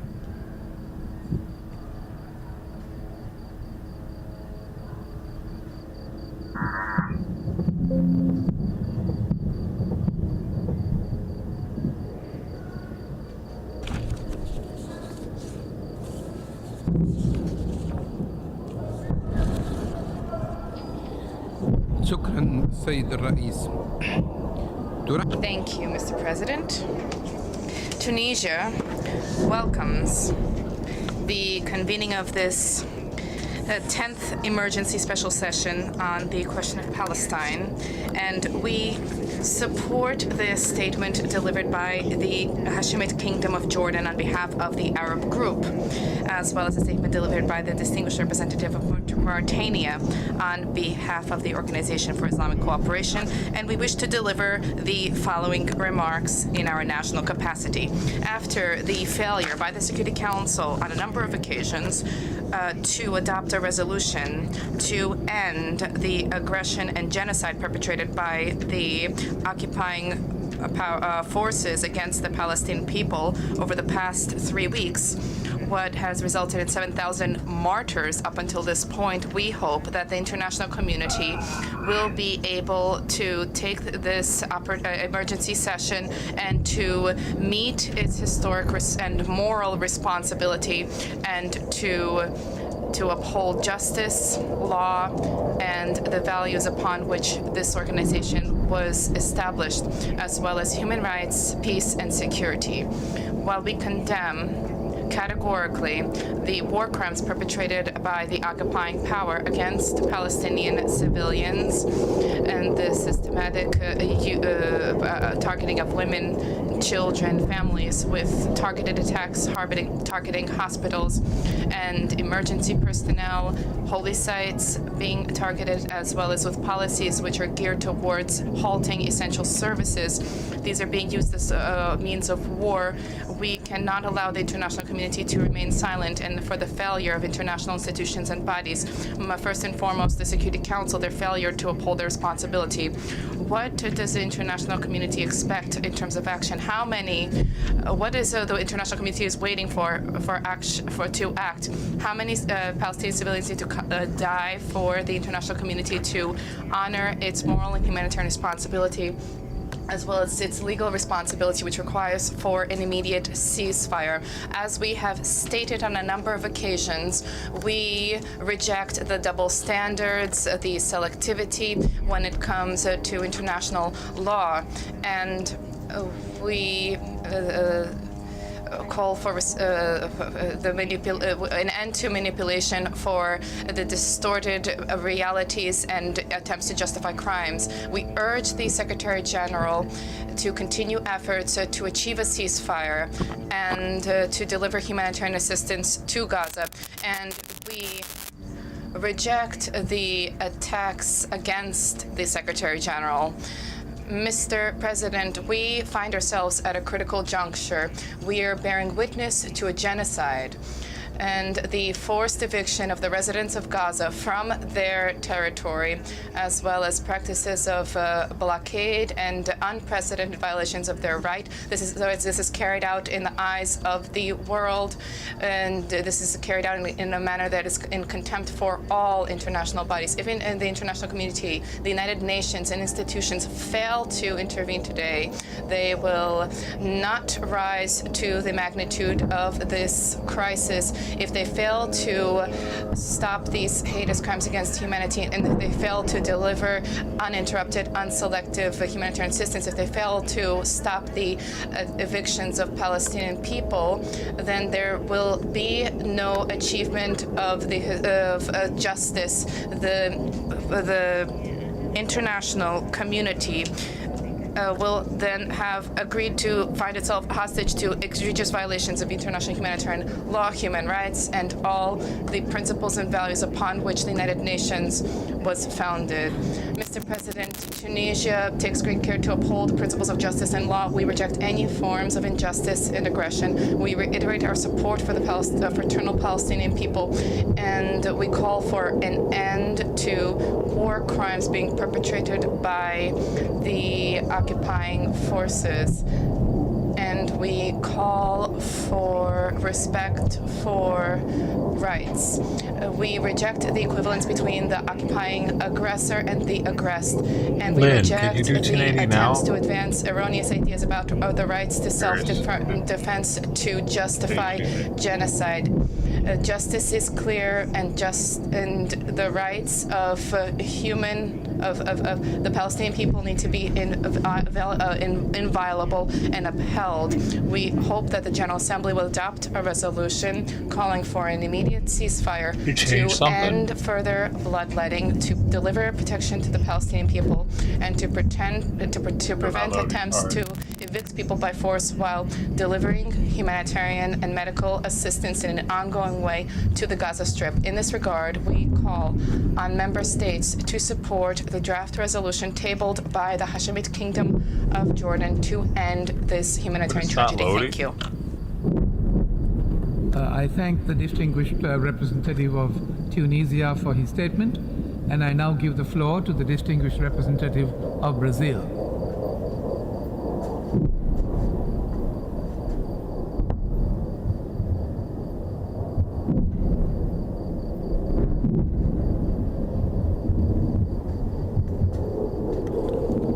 Mr. President, Brazil welcomes the reconvening of the 10th emergency session of the General Assembly after the failure by the Security Council to adopt any of 4 draft resolutions on the situation in Israel and Palestine.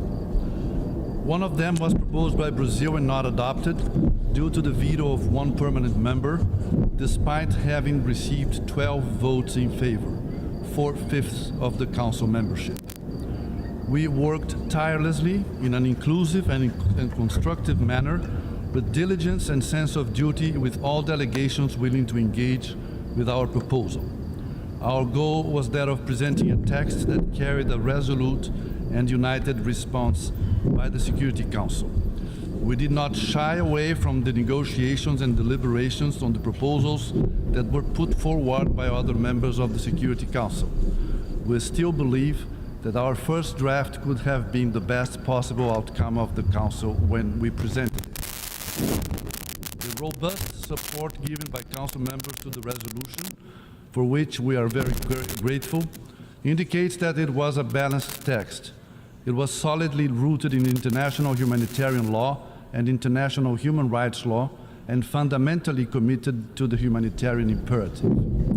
Such imperative demands that we be clear and firm in our condemnation of all violence against all civilians, Israelis, Palestinians, or otherwise. This is why my delegation expressed and now reiterates Brazil's unequivocal condemnation of the heinous terrorist acts by Hamas, including the taking of hostages. This is also why we clearly condemn the attacks that are indiscriminately killing and wounding civilians and destroying civilian objects in the Gaza Strip, and the deprivation of its civilian population of means indispensable for their survival. It is again the humanitarian imperative and international humanitarian law that indicate what must be done. All hostages must be immediately and unconditionally released. Continuous, sufficient and unhindered provision of essential goods and services to civilians throughout the Gaza Strip, including but not limited to water, food, medical supplies, fuel and electricity, must be secured. It is also urgent to guarantee full, rapid, safe and unhindered humanitarian access. Mechanisms such as humanitarian pauses and corridors must be swiftly established to facilitate the provision of humanitarian aid. A cessation of hostilities is urgently needed so that conditions be created for a complete, durable and respected ceasefire.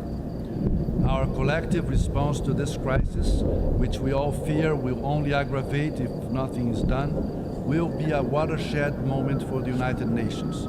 It will be a testament to the effectiveness of multilateralism. They use the screaming Betties out there. Did you hear that? It will show whether the United Nations can be serious about preventing, stopping, or at least mitigating the horrors of war. This Assembly and the Security Council must act decisively. The world is watching us, and this is not rhetoric. The world is truly watching us and expects an effective response. Brazil will continue to work tirelessly as President and then as a regular member of the Security Council to make its voice heard loud and clear on this heartbreaking conflict. And when the immediate crisis is overcome, We all must redouble efforts to address the root causes of the tragedy unfolding before our eyes. Mere conflict management has failed. It is the recipe for continued violence and permanent instability. I thank you. The distinguished representative of Brazil for his statement, and I now give the floor to the distinguished representative of Iraq. What? Croc.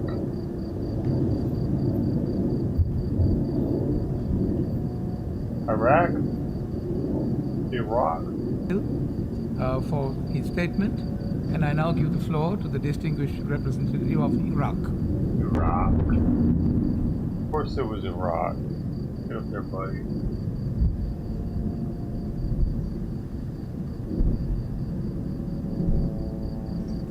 Bismillah ar-Rahman ar-Rahim.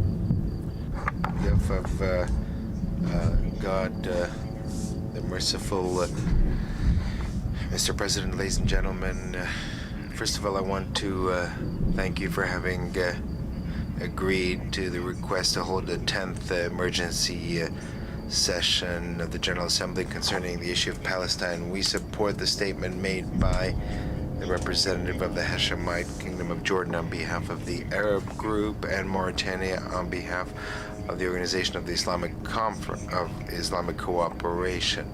Mr. President, the catastrophic situation of the Palestinian people due to the military actions and the barbaric crimes committed by the occupation forces, and in view of the blockade and the lack of provision of basic necessities, and blockade forces us, members of the United Nations, in conformity with the purposes and principles of the Charter, to fulfill our collective responsibility to put an end to the crimes, massacres, and continued destruction of residential neighborhoods with their residents and infrastructure and services. After all these crimes, how can you explain the silence? How can you interpret the failure to take any binding measures to stop these crimes? What can we say about the continuation of massacres and genocide by the occupation forces without any kind of deterrence?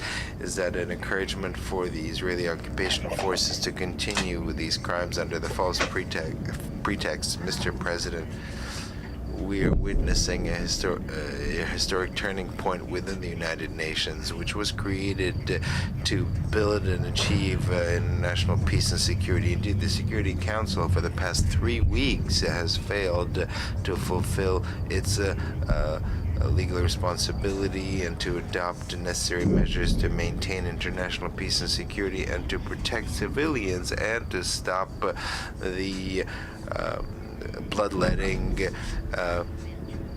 that is, by stopping military activity, or to open border crossing points to ensure the delivery of humanitarian assistance. We know with regret that the organization is incapable of upholding its principles.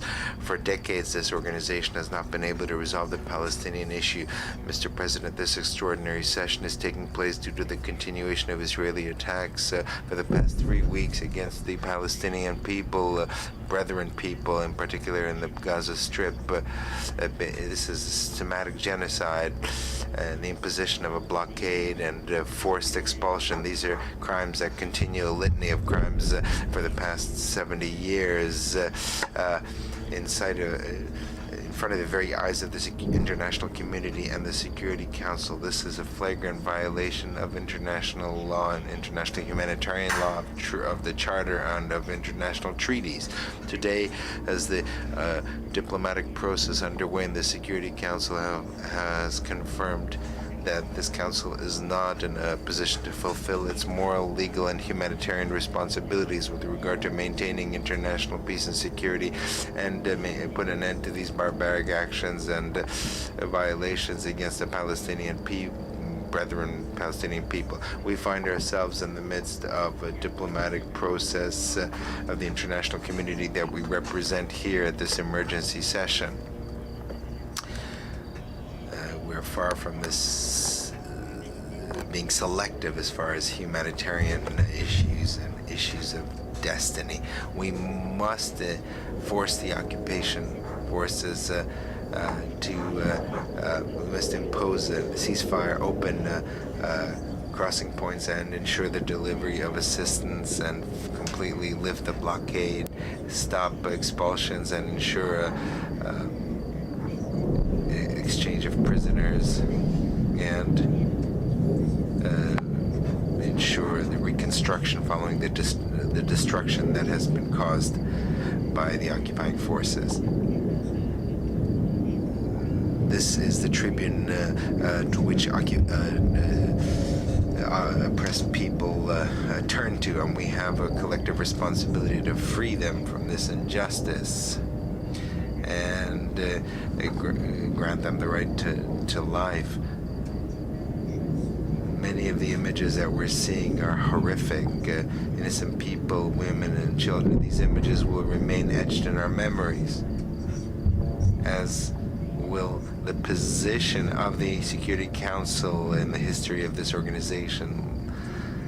Lastly, we would like to reiterate our support for the Palestinian people to fulfill their aspirations and legitimate rights that are inviolable, including their right to self-determination, right to return, and the creation of their state on Palestine with Jerusalem as capital. Thank you. I thank the distinguished representative of Iraq for his statement, and I now give the floor to the distinguished representative of the United Kingdom, His Excellency Lord Tariq Ahmed, the Minister for the Middle East, North Africa, and the United Nations. The floor is yours, Lord Tariq.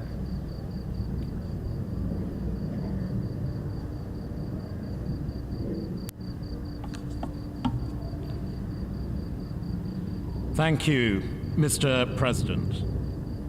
May I begin by expressing our deep appreciation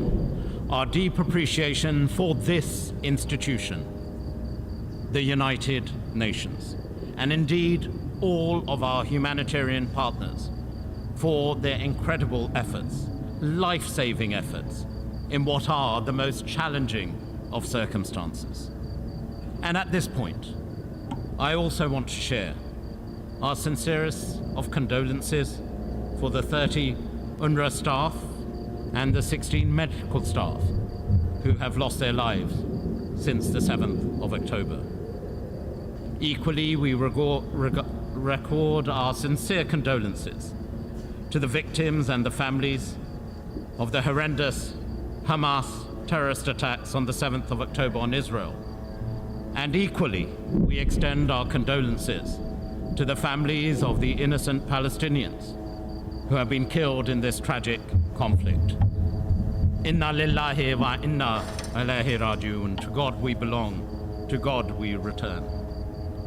Your Excellencies, Mr. President, every life that is lost is a tragedy, not just for a family in Israel or Gaza or the West Bank, but it is a loss for all of humanity. An Israeli life or a Palestinian life, irrespective of being Jewish, Christian, or Muslim. Every life matters. Every life lost is a tragedy. Therefore, as we recall the tragic consequences of what we are witnessing, we call on all parties to respect international humanitarian law. Yes, this means the unconditional release of the hostages and taking every possible step to avoid the harming of civilians, and importantly, enabling unhindered humanitarian access. We all know, it has been said from this podium countless times during this debate, that the humanitarian crisis in Gaza is growing. On our part, the United Kingdom has provided an additional $37 million to help provide water, to help provide food and medicine and fuel in Gaza. And in this regard, may we put on record our thanks to the tireless work of the Secretary General and the United Nations to ensure this life-saving aid reaches those most in need. whilst we welcome the important first step of 54 trucks passing through Rafah border crossing, we urge the scaling up of this assistance, including to enable fuel for civilian use to pass into Gaza, vital to keep hospitals and the humanitarian response running. And these humanitarian pauses are an important part of ensuring that this can happen. Turning to the attacks on Israel on the 7th of October, my Prime Minister has been clear. The United Kingdom stands with Israel in the face of Hamas terrorist attacks. We will always support an ally against a terrorist attack and its right to self-defense. But this must be, I assure you, Mr. President, and we make that case, it must be within international humanitarian law. And if I may just put also, from a personal perspective, as a Muslim, terrorism is evil. Every terror act is against humanity, and we should condemn it unequivocally. So, Mr. President, the draft resolution in front of us could have been clearer on this very point. It should also, in our view, unequivocally condemn these terror attacks, Hamas's terror attacks, that killed over 1,400 people, and, as we know, at this very time, hold over 200 hostages. However, we have equally been clear that all possible precautions and steps are taken to minimize harm to civilians in this conflict, and indeed for any movement of civilians to be both voluntary and safe. Mr. President, we stand at a crucial juncture. Yet, in this moment of darkness, let us come together, this United Nations, that we come together and not lose sight of the promise that this United Nations holds true of a two-state solution, a secure, safe Israel, side by side with a viable Palestinian state. And I assure you of this, that we, the United Kingdom, will continue to work closely with all partners in the region and beyond in these efforts, because peace must prevail, and to prevent the situation from spreading and causing wider insecurity and instability. It was my Prime Minister who said, hope and humanity must win against the scourge of aggression and terrorism. Love over hate. Oh, Hercules, Hercules! Peace. Shalom. Salam. Thank you. I thank the distinguished representative of the United Kingdom, Lord Ahmed, for his statement. I now give the floor to the distinguished representative of Peru.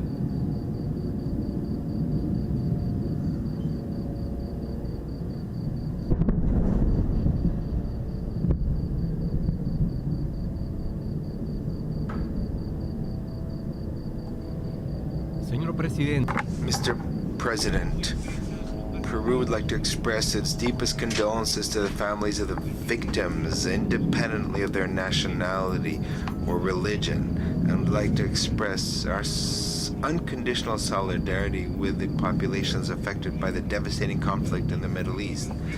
This conflict has lasted decades without a solution, and that on the 7th of October has seen a new and grave escalation in hostilities.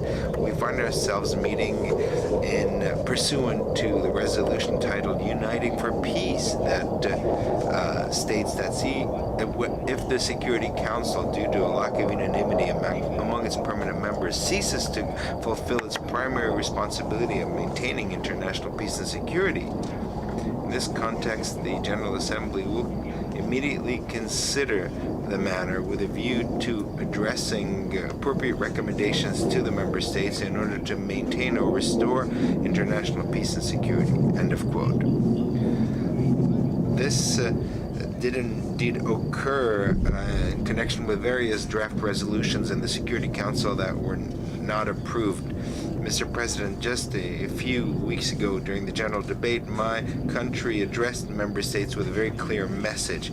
Peru promotes peace, and to achieve this peace, it is necessary to apply the United Nations Charter in all circumstances. And while the Charter contemplates the right to a veto in its Article 24.2, states that the Security Council, in fulfilling its functions, must proceed in accordance with the purposes and principles of the United Nations and in conformity and in accordance with Article 1.3. Its purposes include resolving international problems of a humanitarian character. Consequently, based on a teleological reading and systematic reading of the Charter that Peru has promoted, the veto should not be used as a way of negatively impacting compliance with the purposes of the organization. The current impasse that we find in the Council is extremely concerning. We feel consternation when this is taking place while humankind is observing with stupor the continuing fighting and spilling of blood that has affected thousands of innocent people. As representatives of our nations, we have a responsibility in favor of peace and international security, and we have an obligation to look inside ourselves and to ask ourselves, what are we really doing to remedy this veritable tragedy? Are we fulfilling our duties, or are we ignoring these inexcusably? Are we seeking to reach agreements or blaming each other?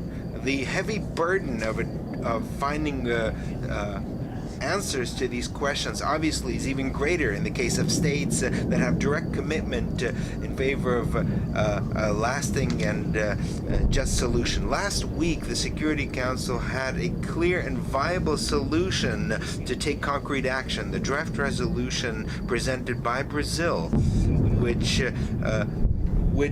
reflected in a balanced way the various perspectives and obtained 12 votes. However, one permanent member decided to use their right to a veto, and it would seem that we're still far from a consensus. In these circumstances, Peru reaffirms that we must seek consensus based on the following elements. First of all, to establish a ceasefire for humanitarian aims. Secondly, the firm and unconditional condemnation of all acts of terrorism and acts of violence and hostilities against civilians. Thirdly, unequivocal rejection and condemnation of the horrific terrorist attacks perpetrated by Hamas on the 7th of October, as well as the taking of hostages. And on this point, Peru reiterates unequivocally, due to our own history and experience of this kind of tragedies, our rejection of terrorism in all its manifestations, wherever it comes from. Fourthly, we demand an immediate and unconditional release of all persons deprived of their liberty and finding themselves as hostages. Fifth, firmly urging all parties to comply with their obligations under international law, and in particular regarding international humanitarian law and international human rights law. In this context, we have a strong commitment in favor of protecting the civilian population, humanitarian personnel, civilian infrastructure, and humanitarian property. Sixth, the approval of concrete provisions to guarantee full, rapid, safe, and unhindered access to humanitarian assistance, as well as the provision of essential basic goods such as water, food, medical supplies for the civilian population. Seventh, the appeal to revoke the order to civilians and UN personnel to evacuate all areas of northern Gaza and to move towards the south of Gaza. On this point, Peru would like to recall that the right to self-defense should be carried out in compliance with international law, including international humanitarian law, and based on the principles of distinction, necessity, proportionality, and precaution. 8. The It's essential that all parties act with maximum prudence and humanity and avoid an escalation in the region. Mr. President, we want to express the support of Peru to the work of the Secretary General, and especially for his efforts in the humanitarian sphere. We agree with him that the grievances of the Palestinian people cannot justify the appalling attacks by Hamas, and those appalling attacks cannot justify the collective punishment of the Palestinian people. Peru reaffirms its historic commitment to a definitive solution of the conflict in the Middle East based on international law, which recognizes Israel and Palestine as sovereign states and maintains diplomatic relations with both of these states. Indeed, from a historical perspective, there is an aspect we should not forget. The issue of Palestine is inherently linked to the history of this organization. In 1947, this same General Assembly approved Resolution 181 entitled The Future Government of Palestine, in which it established the existence of two states, an Arab state and a Jewish state. And since 1967, the Security Council has adopted 11 resolutions on this topic. The provisions of these resolutions, in accordance with the Charter of the United Nations, are binding on all member states. Lastly, it's urgent that good faith negotiations are resumed to achieve a just and lasting solution that will allow two states, Palestine and Israel, to coexist at last in peace and within safe borders, mutually agreed and internationally recognized in conformity with international norms. On the 19th of July of this year, Peru addressed to the General Assembly in pursuant to Resolution 76/262, when another member state used its right to a vote during a veto during a vote during a draft resolution, a message which is also applicable today. To comply with the purposes of the Charter, it is essential that all members of the Security Council, especially the permanent members, refrain from politicizing humanitarian issues. This implies, inter alia, to stop putting geopolitical considerations ahead of humanitarian issues or emergency assistance. We hope that the proposal that will be presented by the 10 elected members of the Security Council will not be vetoed, and because it reflects the support of the international community. Peru would like to reiterate that obligations under international humanitarian law are permanent. These must be complied fully, even though the Security Council has not managed to agree on this. We would also like to reaffirm our position that humanitarian assistance, wherever it is required, must be provided in a rapid, safe, and unhindered way, and following the principles of humanity, neutrality, and impartiality. We reiterate the need to adopt urgent decisions and measures strictly in adherence to international law, including international humanitarian law, immediately, in order to save human lives and to strengthen collective confidence in multilateralism as an effective instrument to achieve peace. Peru would like to express a strong hope that with lucidity we will find the right path and with sufficient speed that the situation requires. Thank you. The distinguished representative of Peru for his statement. Distinguished representatives, we have heard the last speaker in the debate on this item for this meeting. We shall hear the remaining speakers this afternoon in this hall after consideration of the draft resolution as agreed earlier. The General Assembly has thus concluded this stage of its consideration of Agenda Item 5. The meeting is adjourned.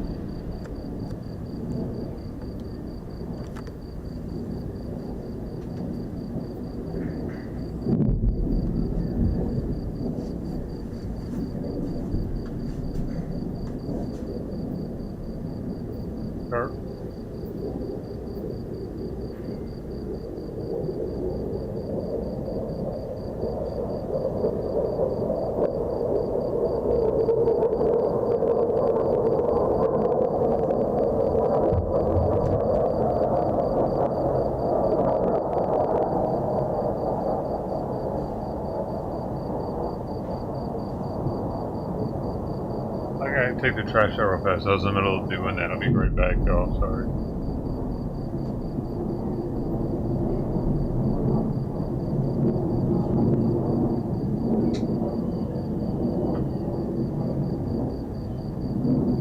Where's Simon at? Oh, yeah, I keep forgetting he's in the chair right here.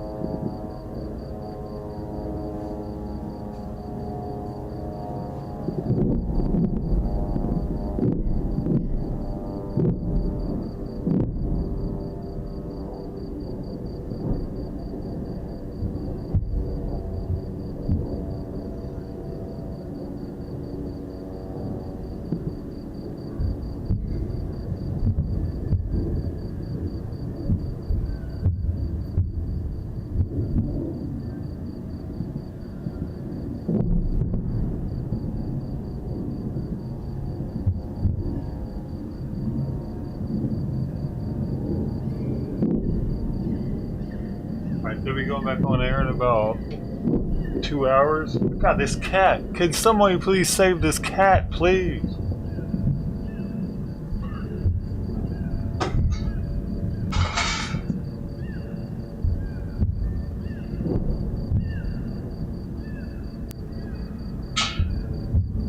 The boat, is it in heat?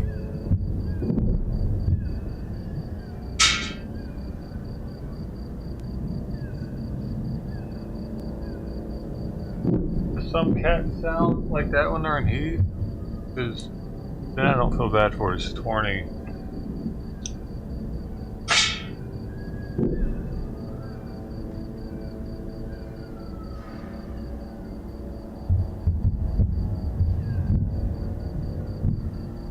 Okay, I don't know if you guys realize that military rating that I was given that. It's the 2023 military strength rating. I'll post a link for it. You can check them out. There's a lot of information on there, man. about not 145 different countries, the top military countries in the world.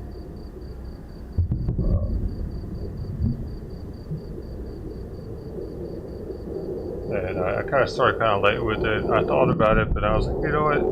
Yeah, I should put it. I thought about it earlier, but I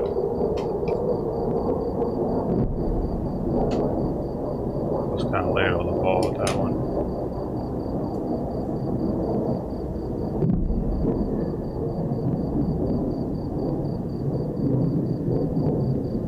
Because their military rank doesn't always correlate with their population. It's interesting, huh? Like sometimes it'd be not that high of a population, but the military rank, like the UK, was 5th.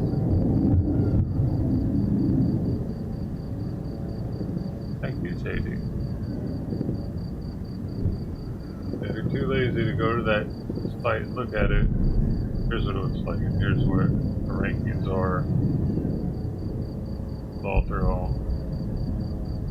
And if you click on a certain country, you can go more into depth with like what their air power is, what their what they have naval force wise, everything. It's pretty neat.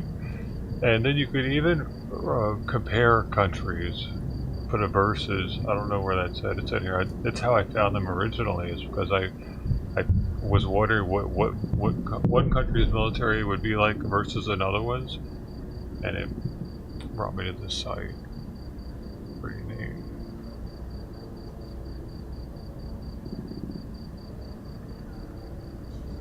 And then it just keeps on expanding.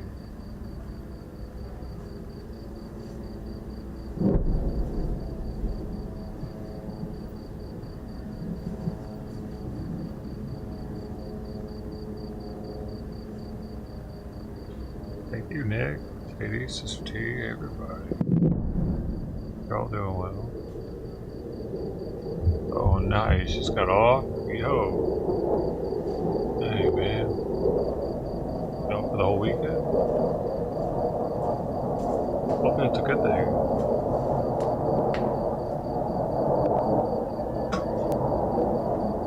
I need some more water. I'll be back. I think it's kind of like, I do that little stuff because I think it's fun to not only to have that information for myself for later, maybe, who knows, but for anybody else that might not know that stuff, because I definitely don't know the population in these countries. I don't know of these groups that they're talking about that they're affiliated with, like that Comric or whatever. Oh, dude, what was that one again? We'll get back to it one day, and eventually I'll remember it. And there was like, dude, there was like 3 different ones that I'm gonna have to learn eventually. After watching these, probably. These groups of countries that work together.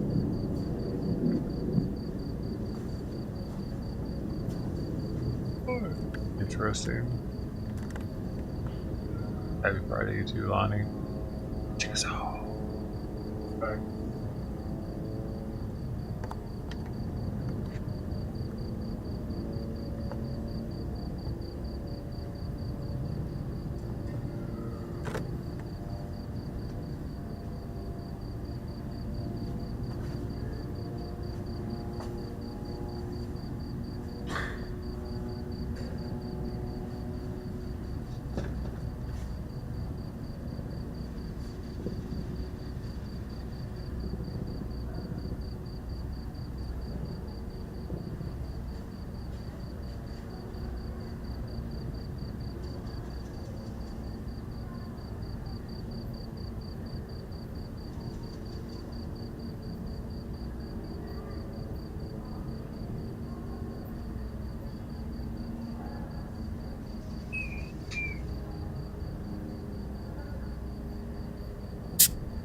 Nice.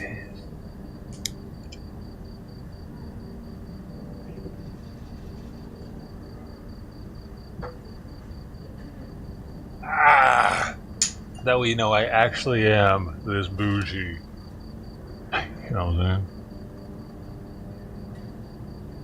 Sip on the Pellegrino.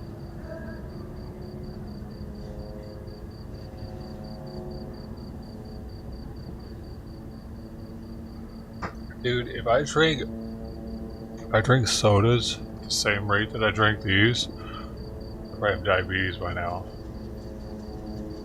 And I don't know, they might even be more expensive for because I get, I don't know, it's like 20 to 25. Dude, sodas are expensive now, right? I don't know, these are probably more expensive than sodas, huh? Let's see. 24 pack. Well, these are also 17 ounces. So 24. Oh, yeah.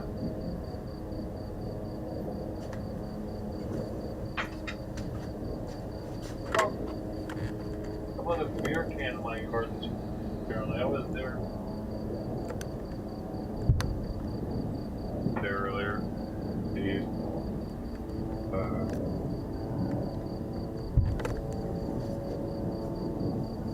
24 pack of Coke is still like, well, that's that. 12 ounces, 24 pack, 12 ounces is still $13 at Walmart. Damn.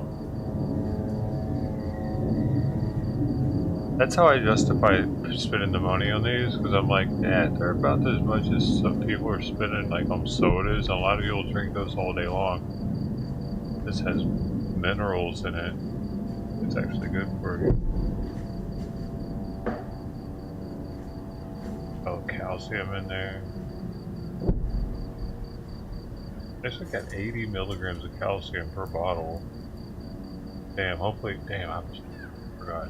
I must have to drink this after. I took my bone medicine this morning.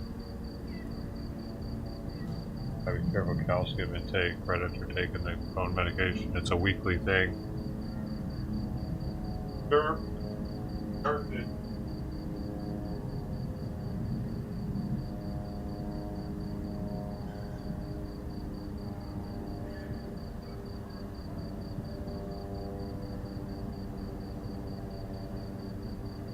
A little bit longer before I just overwhelmed with the weird amount of calcium. I haven't eaten anything.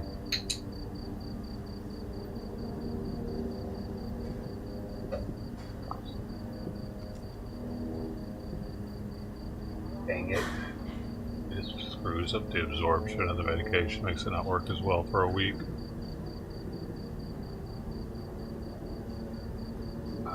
Called a Londronate. Heard of it?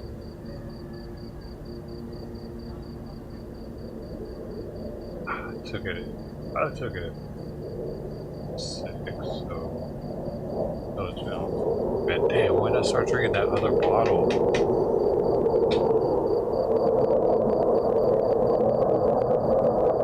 I forgot it had that much calcium in it.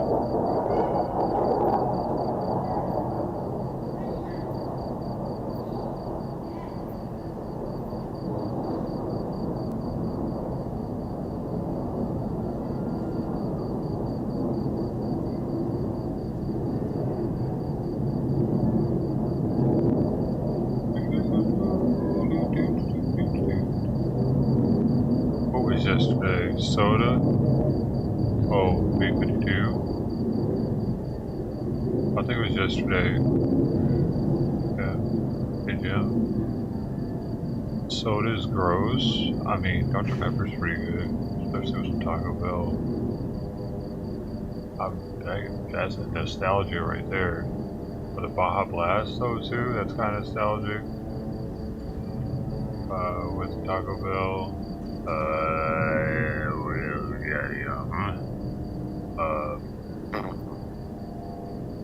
What orange soda?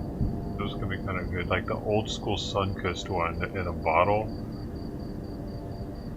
Dad had that at his business. I remember he had those and the grape ones in a bottle. He had one of the old school bottle soda machines in their business, and it was right in the front. Put some quarters in it and get a bottle out of it. It's pretty neat. pretty neat to get a nice bottle, glass. I failed to mention it's glass, like the real shit with the. It's got the metal thing on the top of it. Yeah.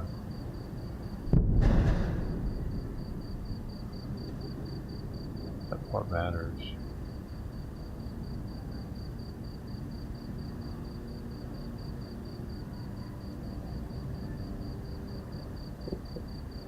A Fanta, the sun-kissed orange one. Man, it had the raw orange juice in it, right? Fanta this too, probably.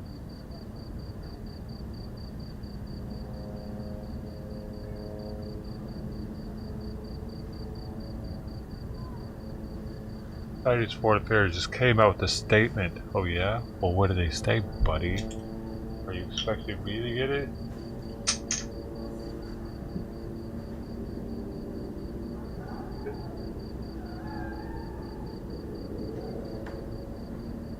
Now look there, okay? I don't bust my ass 7,000 miles an hour like I'm on Adderall over here. My back is getting kind of sore. I feel like sitting down. I'm gonna use medication in 4 minutes. And, I don't know. His food, he can have his food again. I can move him. I can eat finally. For his own Chinese thing. I don't know. Whatever, China.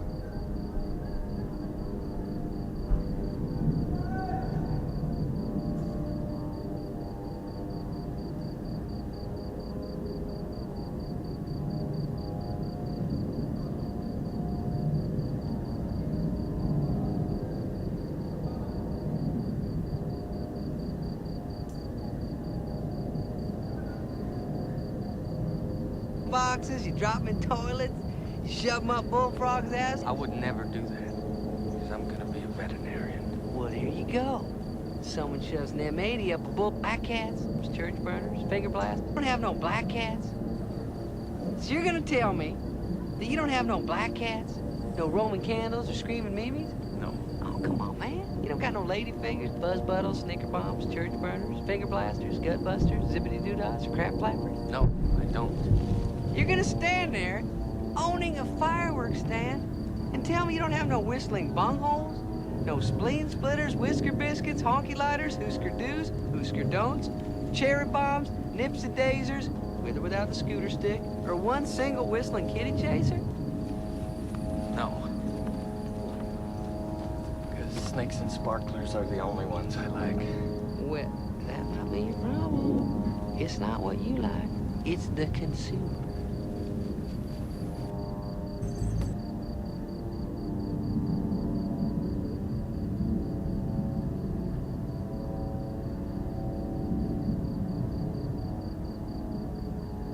You did like the orange one?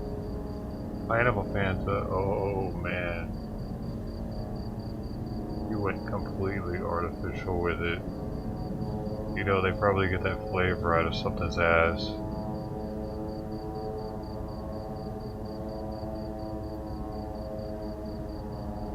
What was it, the flavor? Yo, I forgot again.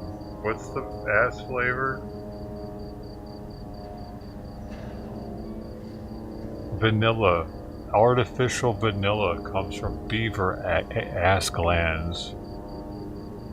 Yeah, if you didn't know, the more you know. Don't get the artificial stuff.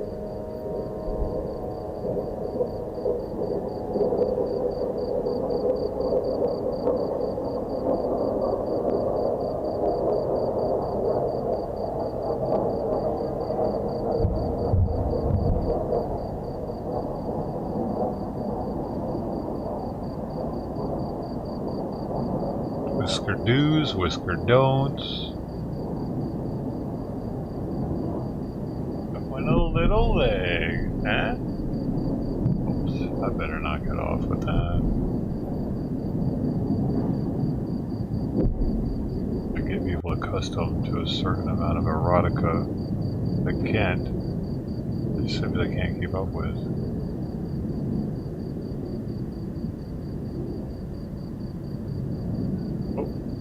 I'll be back.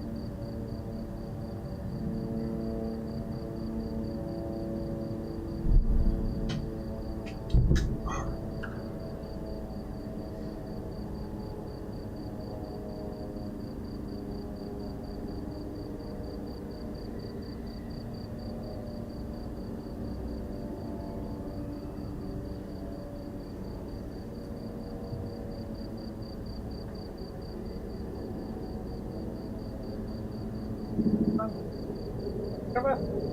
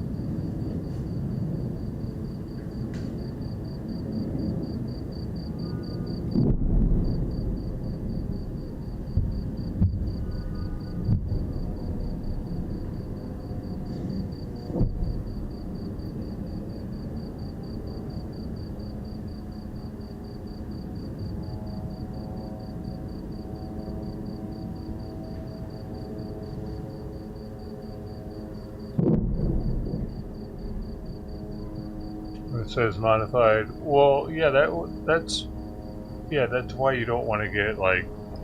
It's true. That's why you don't want to get if it's vanilla extract that says all natural vanilla extract. Yeah, it doesn't necessarily mean that it's actually from vanilla. You have to look at the ingredients list and make sure that it's derived from vanilla beans. Isn't that crazy? You were just reading about that?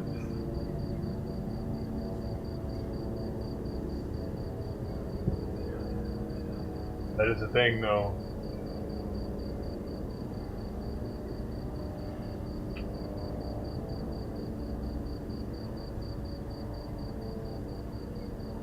That's why I always get a little bit leery when I see natural ingredient on there. It's like, and they don't disclose what those natural ingredients are.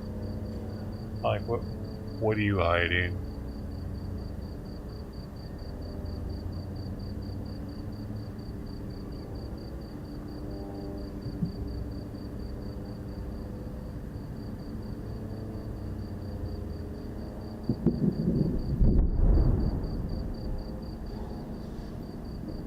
I wonder if these chocolates have any.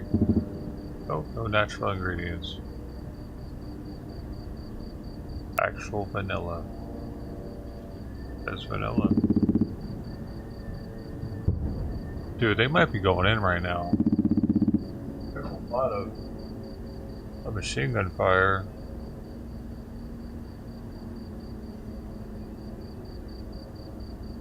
That was but it's actually the most artillery that they've done so far since the 7th tonight during the UN meeting.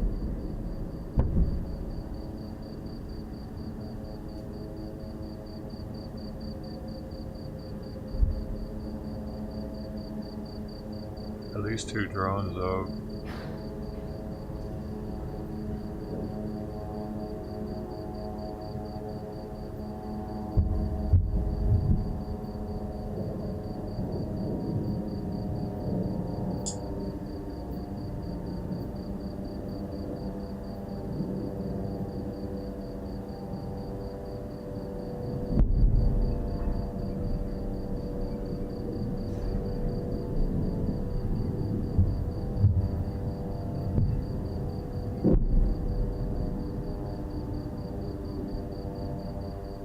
Some of these tunnels are actually concrete reinforced. They look professional. It's pretty wild. Apparently most of them are up there under Gaza City.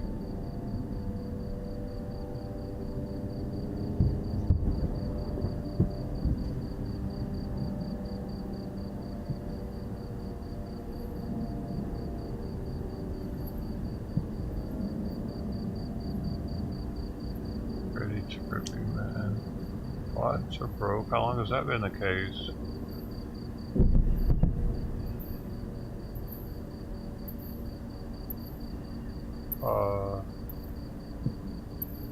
$10:38.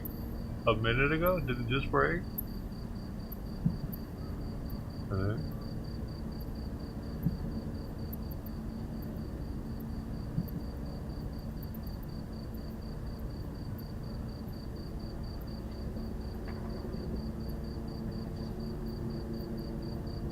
Hey, thanks for telling me. I'll have to reboot it, I guess.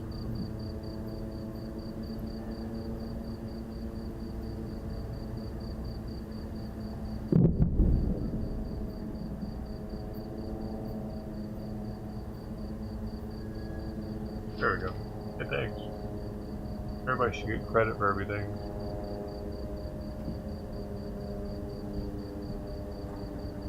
Where? You got it. Sweet.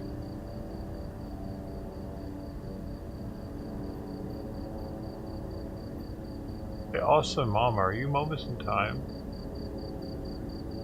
From Twitch?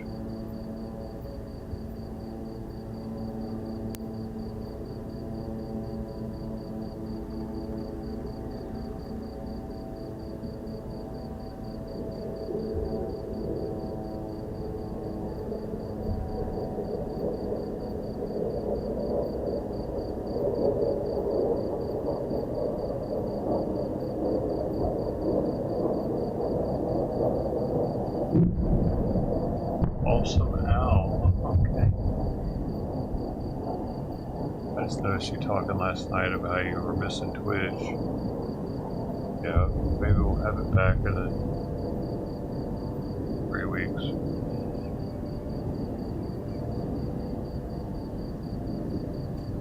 Okay. Thanks for joining us over here on YouTube, though.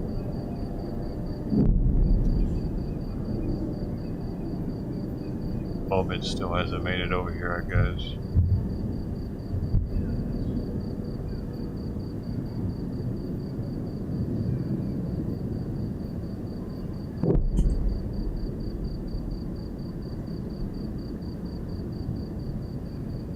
Doing all right.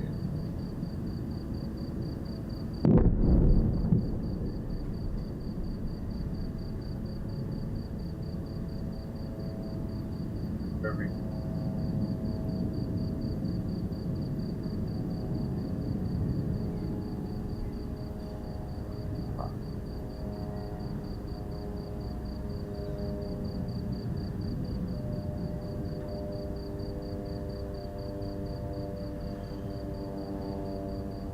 I would have thought you were a dude.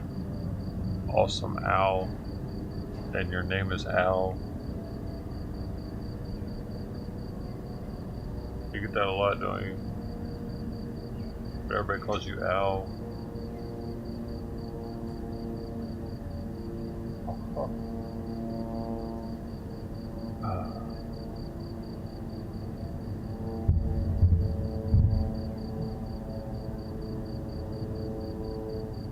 Oh, Allison, I thought you lived in Alabama. I'm all wrong. Simon, come on, bro. What, man? What? Let's hear the vet say anything.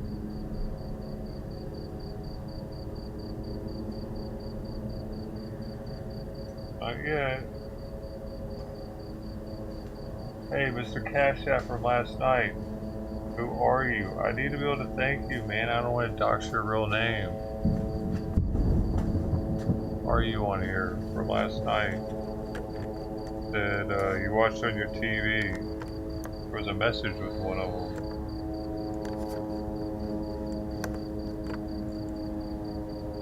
I need to just add up all of them and put that message on the sticker on the screen.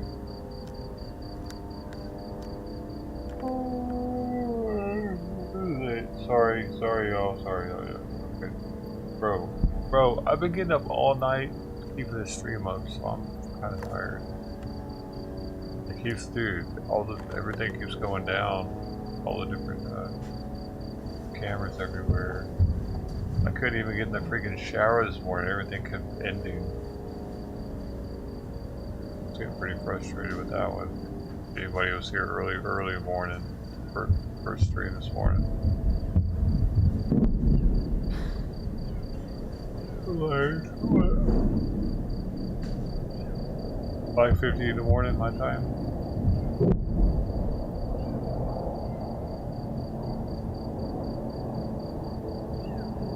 Continuity. Golden Boy is here twice. Super early.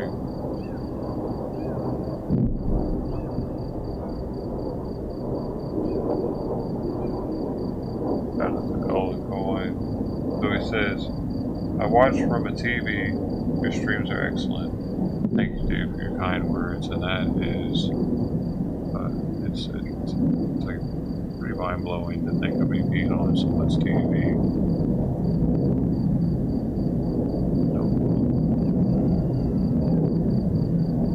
I'm trying to YouTube over, I guess, yelling and stuff. Or trust Evie to be on your team.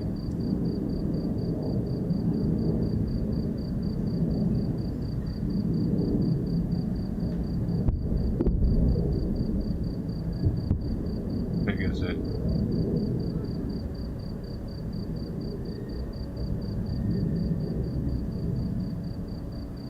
Might need to wear makeup.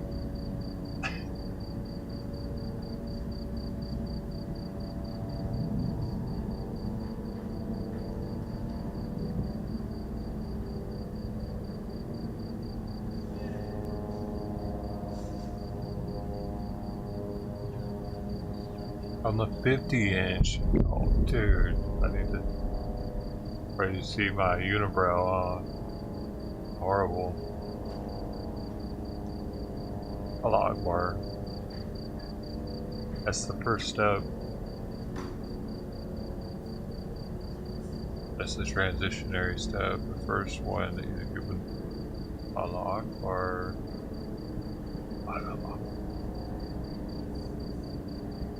Oh, that's what yeah, I'm thinking about it. Oh yeah, I'm thinking about it. Oh yeah, I can tell. Unibrow's coming in nicely.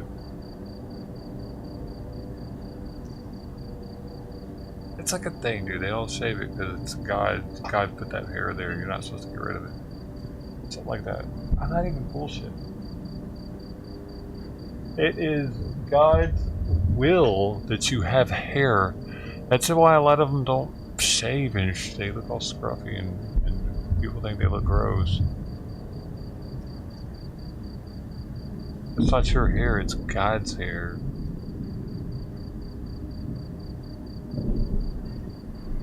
That goes to code.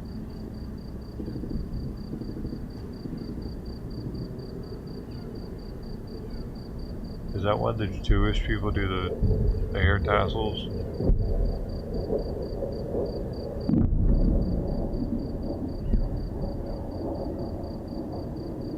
That's God's hair. Dude, could somebody please just get this cat? What the fuck? The cat's ruining the war for me, you know? God dang, there's one cat down there, dude. Meow, meow, meow every night. What the hell?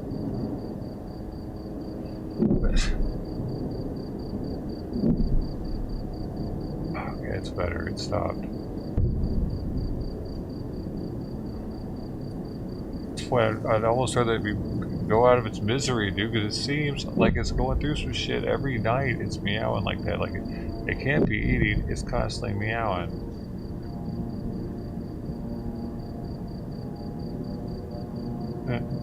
Oh man, I'm sorry. I just talked about being less vulgar and stuff. The kitty, though, man. Oh, we need humanitarian aid to get in there for that cat. God dang it, they could pinpoint it. Get it out. Get it out. It doesn't belong there. It belongs in Egypt. They might worship it down there. Get it to Turkey.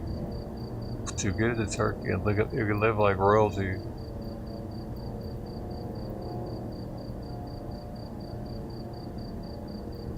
Oh, Allah Akbar. That's an Allah Akbar move right there. Oh shit, one of them blew up. Did you see that? Not good. It's raining down fire on other people. That was a misfire. Either that or one rocket hit another one. Actually happened right there. Did two rockets collide?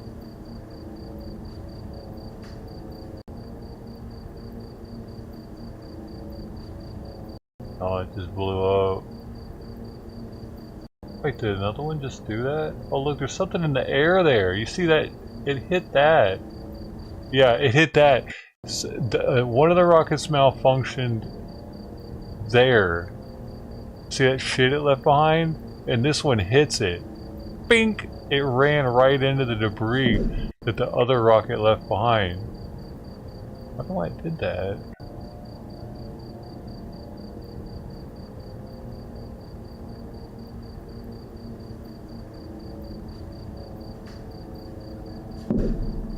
That made a mess, dude.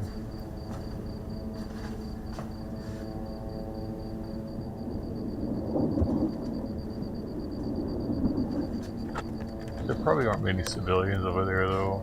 Oh, there's the interceptors.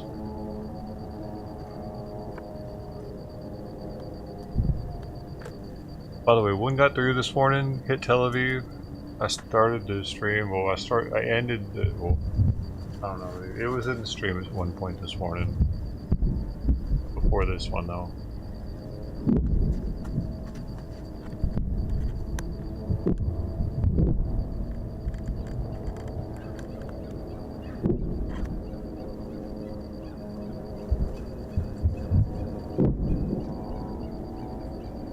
Dude, this on 2 times, the cat sounds like a dog barking, it's a little better.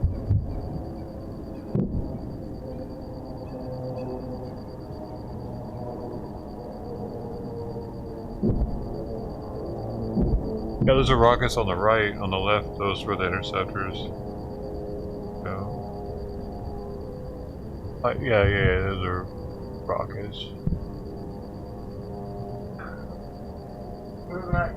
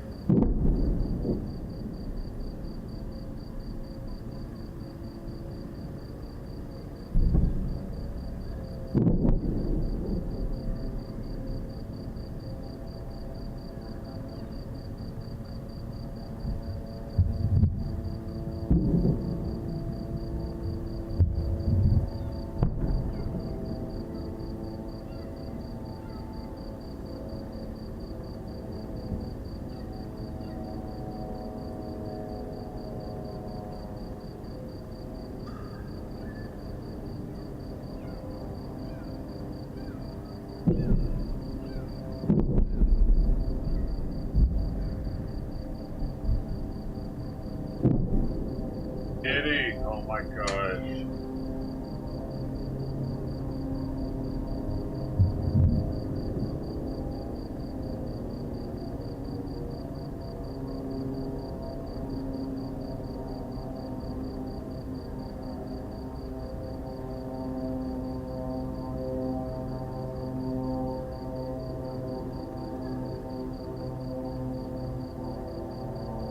Arms of an angel.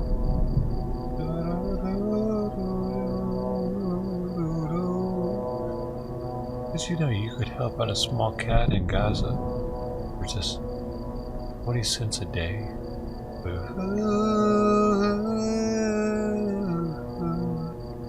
In a war-torn city like Gaza, no kitty ain't got anybody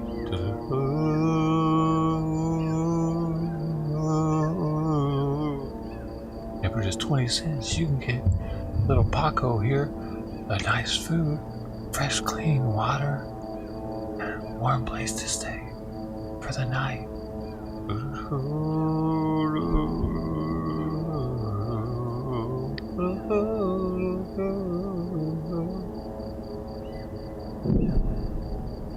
We'll send you a picture of little Paco every month as he gets better. You'll have your own little Paco with his own name, his own identity, his own personality. We'll help him grow up to be an Egyptian cat one day as we work to get him back to where they worship him. Out of that war-torn, crazy country in Gaza where they eat cats.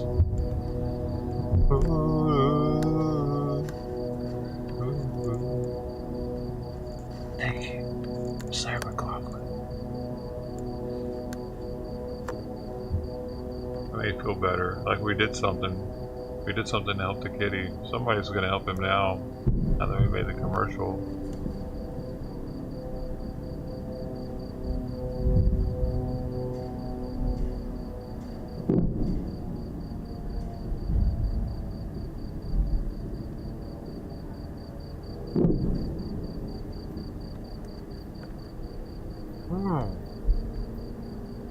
A free toad.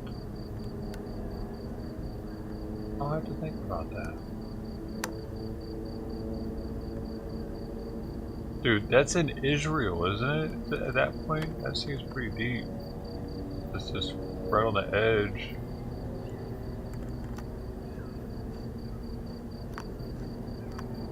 Definitely some stickers.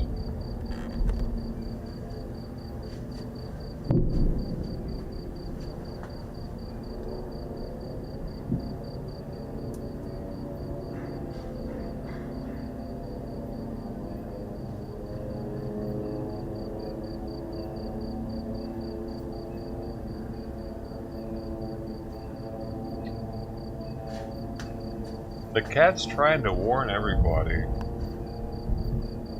that they're coming back.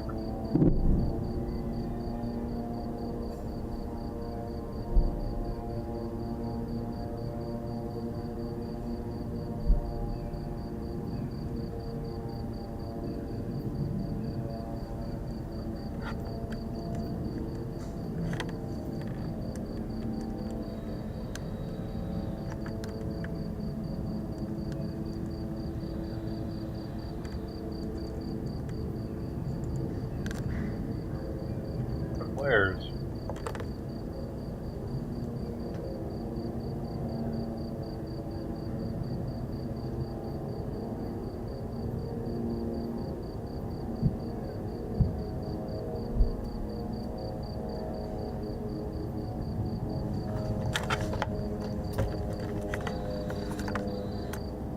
Log bar time.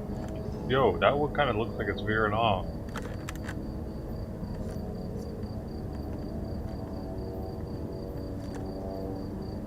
I wonder if they have any specific target at all. Like, how do they know they're not going to hit West Bank? Are they that good at aiming these things?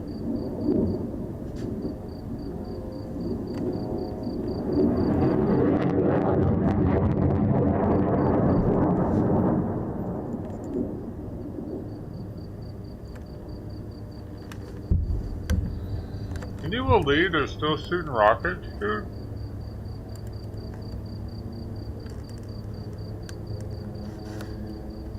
It's actually kind of impressive with the amount of massive bombs that they've been getting hit with, and they're still like, oh yeah, I like bar. Bing. It's a little impressive. I'm not saying I like the terrorist organization, but the fact that they're able to do that, it's as impressive as the Viet Cong were, as the Afghans were, and their, you know, in their areas that they were in. Like they were fucking pretty good at it at that point. We couldn't defeat either of them because of how good they were at their terrain, and this is how they are at this terrain. That they made a lot of it themselves, just like the Viet Cong did. The Afghans were probably taking advantage of a lot of the mountains and the cave systems that they knew about for millennia.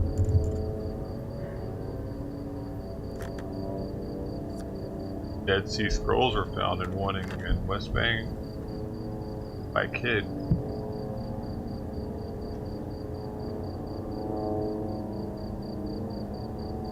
Like the 40s or something. Fairly recent.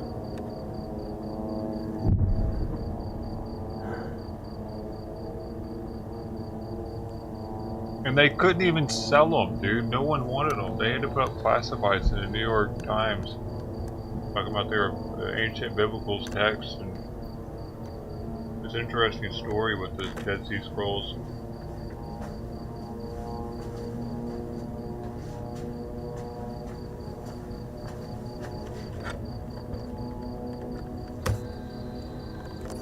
They were like selling them, saying that they make good gifts to people that care about religion.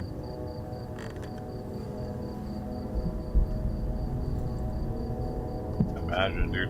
And the oldest biblical writing from the Dead Sea Scrolls is Isaiah. So it's the oldest book that's got the oldest actual historical writing. Isaiah. This is the type of shit I'm learning while I'm like reading shit over here, and y'all are like, we're watching this, and I don't want to interrupt you with what I'm reading. Yeah, I'll read.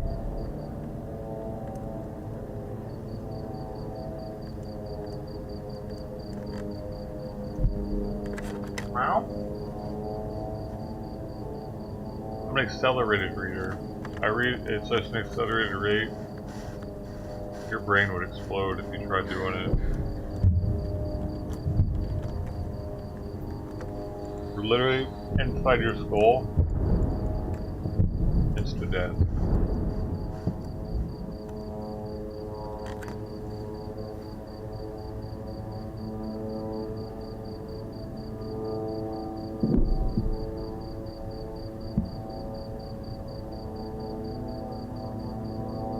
People are leaving, they don't want to see me eat, or they want to hear the boom so badly. Right, dude. Good deal. I like bar.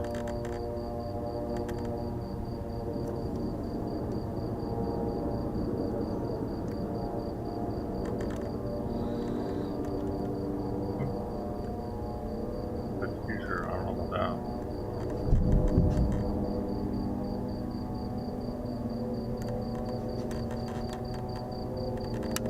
Kids are too unpredictable.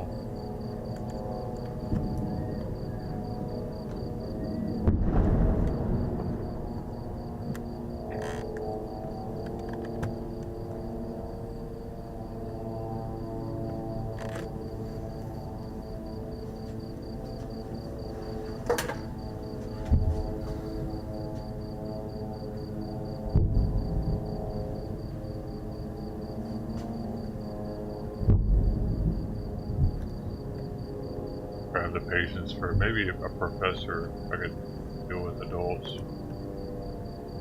Probably not so immature. Damn.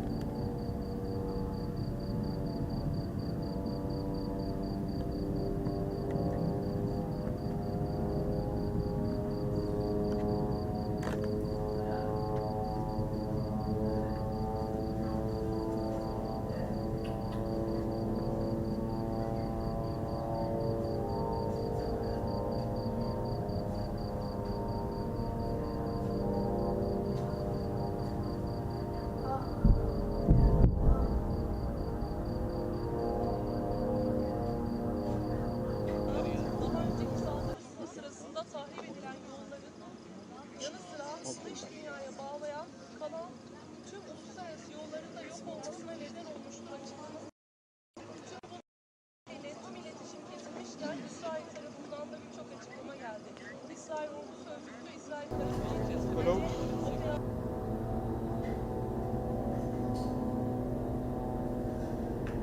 I think they're in Israel facing Gaza.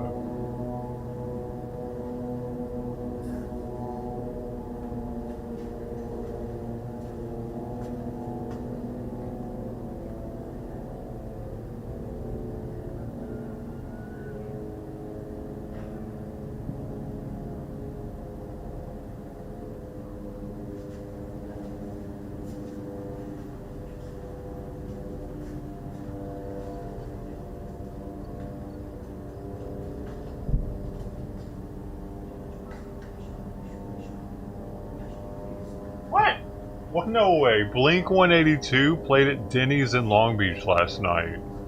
What the fuck is up, Dennis? What is my mom? Look at.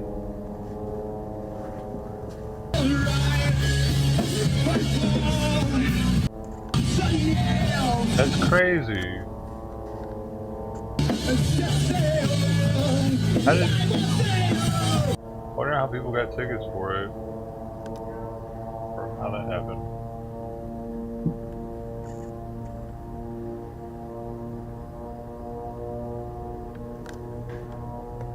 We can eat at the same time, that'd be sweet.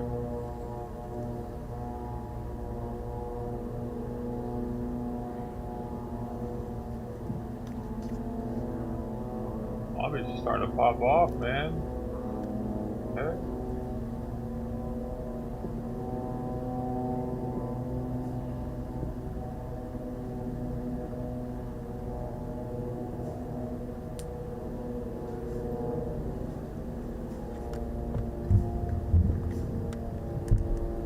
SNFU.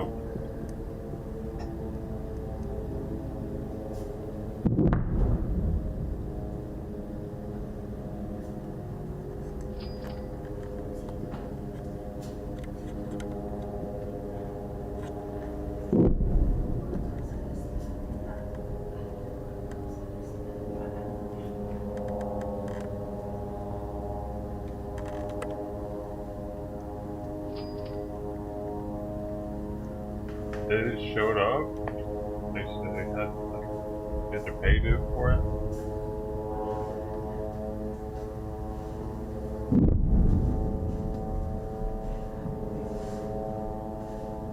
Probably finally sleeping at 8.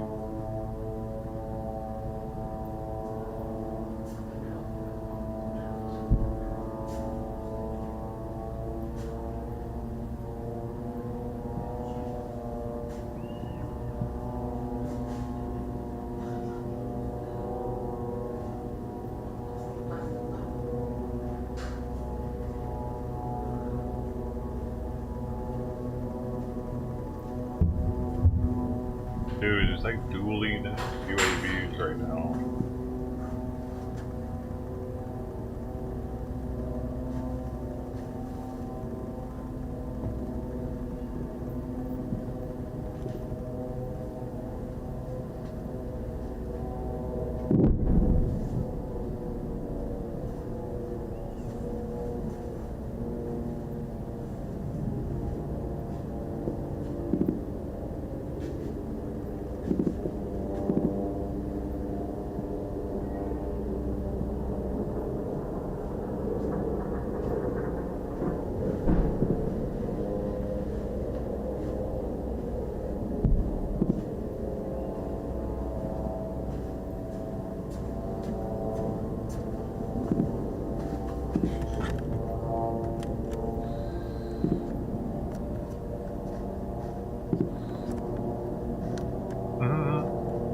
And I'm kidding, no.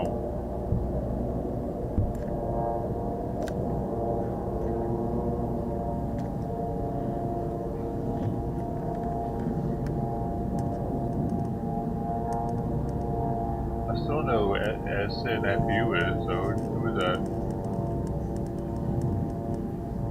King Cop Steel. I haven't heard of them either. Bro, no, we're too cultured for me.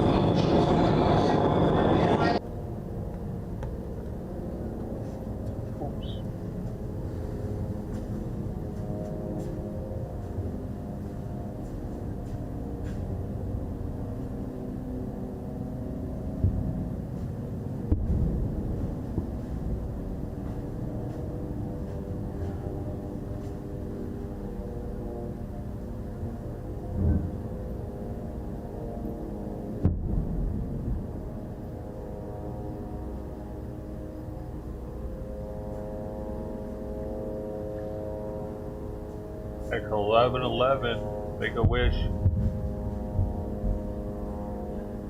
I wish for world peace.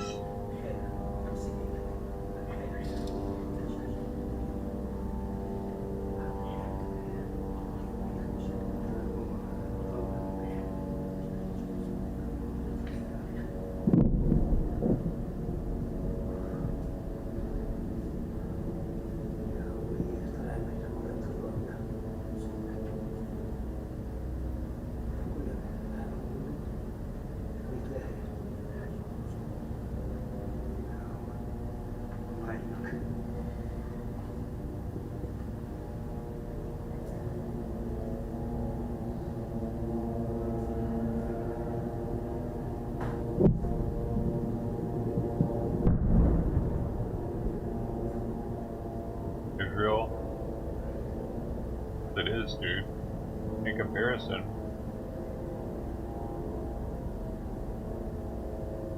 It's the land of the milk and honey.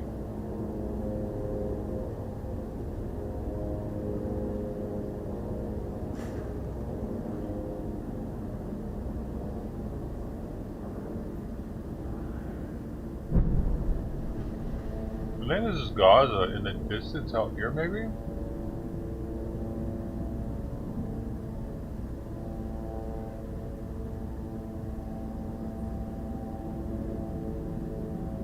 I thought I saw some flashes out there.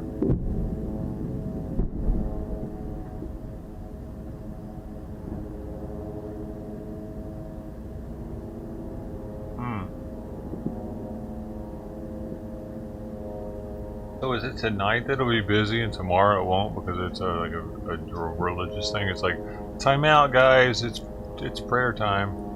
Time out. And they don't hit them for like a day, really.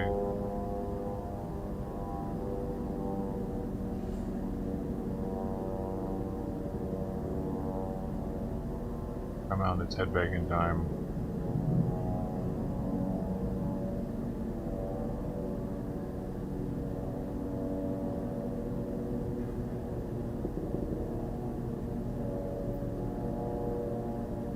So if they believe in the Old Testament, don't they both believe in pretty punishing God?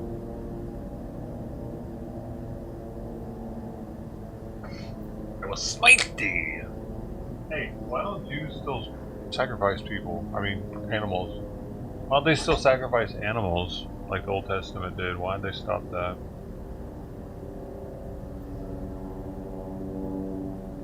I'll look into it.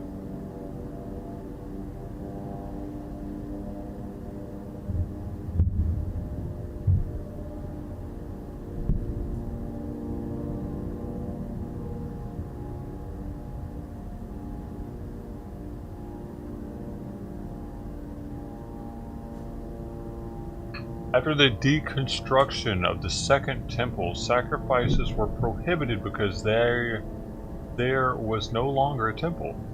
The only place allowed by halakha for sacrifices. Huh. Oh. And there is not a third temple yet.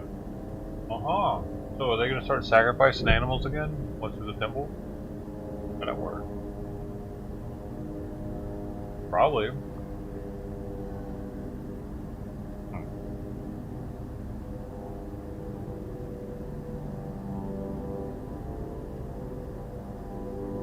What about Muslims? Did they never sacrifice animals?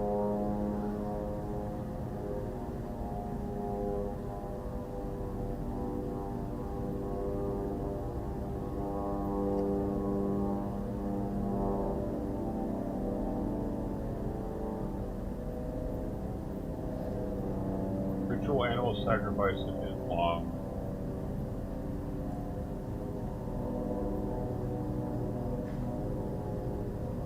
They might still do it.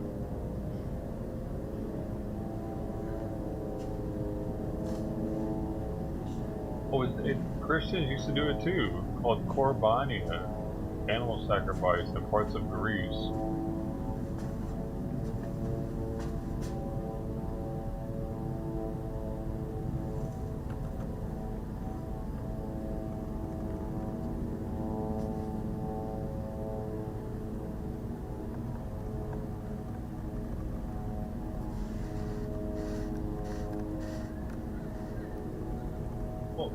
Interesting. They do it differently. It says, while the word and concept are similar as in other Abrahamic religions, there is notably an opposition of the burnt offering. The offering was entirely burnt at the altar. This says, with the spoils of the sacrifice being distributed as food to the impoverished and family of the one making the offering for consumption. So they would actually they would sacrifice it, but they would still eat it. Interesting. That makes more sense. I kind of appreciate that one more. Why are they wasting animals like that? Why were they just burning it?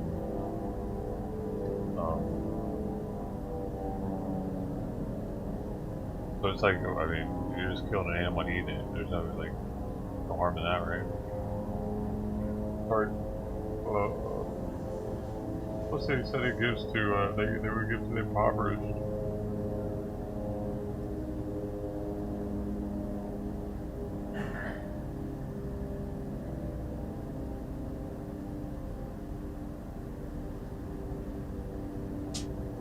What are you doing, man? What? Like he was sneezing over and over. What? I think he meowed as soon as I turned around.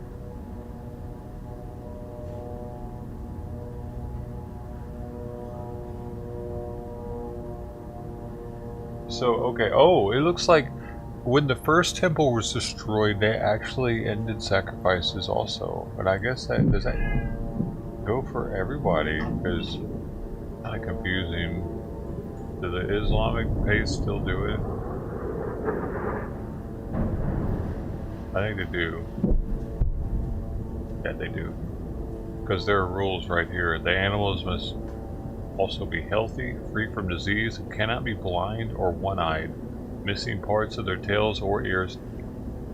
Oh, it says docking or cropping animals' ears or tails are a forbidden act. And they must be sacrificed in accordance with their standards. Most schools of fiqh accept that the animal must be domesticated. It must be domesticated? Damn, that's fucked up. It must be your friend.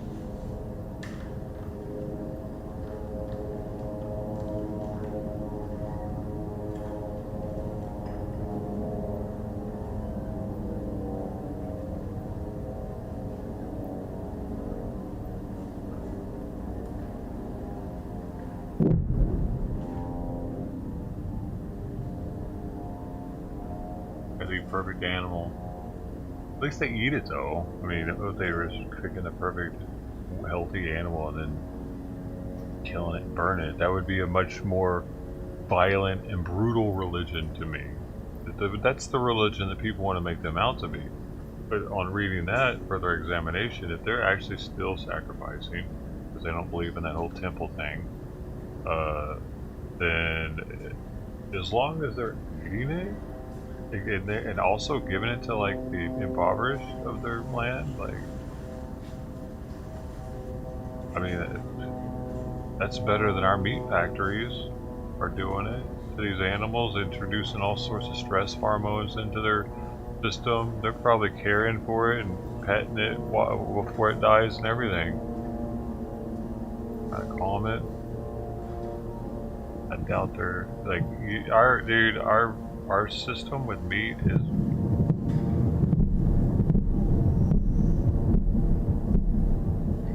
It had me go vegetarian for a couple of years after some videos I saw.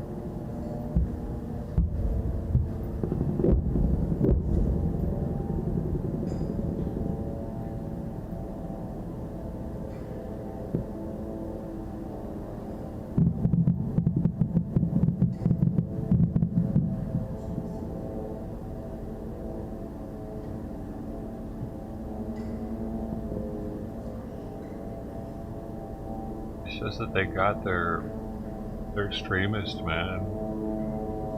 They just want power and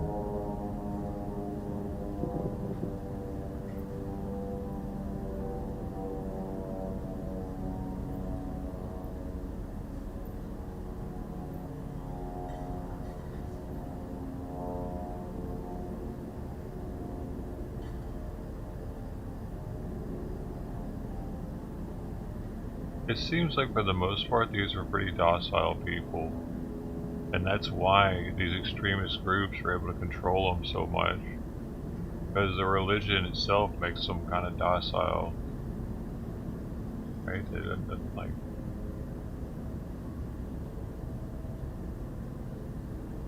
unless they take it to the extreme, then they're allowed to be violent.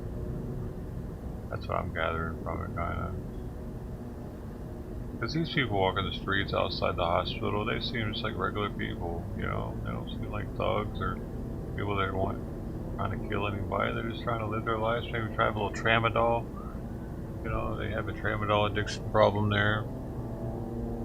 But they're just regular people. Like if we lived in their situation, we'd probably be just like them. I probably would. I'd be weird as hell looking up in there to this tall, though.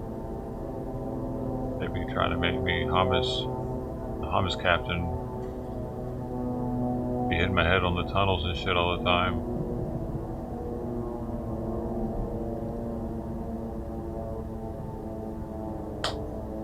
In the Bible about Eli's 2 sons eating the sacrifice. Eli knew about it. God struck them all dead. Interesting. Well, book, where is that book in the Old Testament? Is it in the Quran?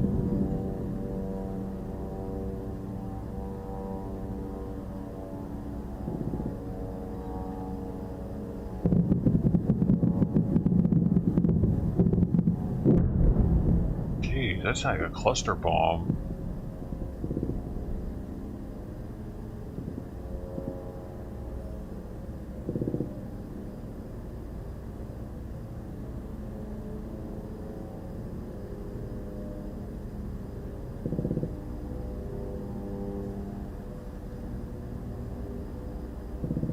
Alright, Sis P.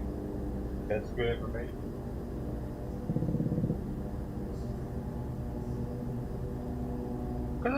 I don't want to be convinced that this whole religion is just evil and wants people to die.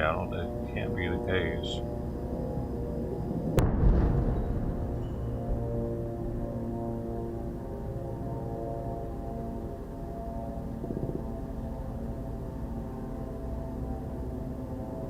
But they do have some really low IQ people that are impressionable and easy to mold and get them to be in their little like Hamas and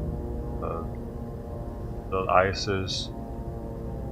They love these low IQ people. There's a lot of them. They don't. It's.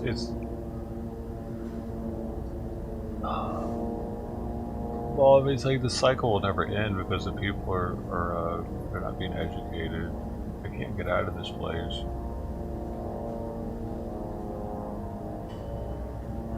You ever met a Gazian in America that made it out of there and made it to America? I know Iranians that have made it to be doctors at the VA.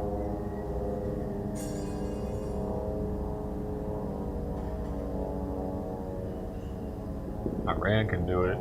Gaza, I don't think I've ever met a Gazian in my life. Or Palestinian even for that matter.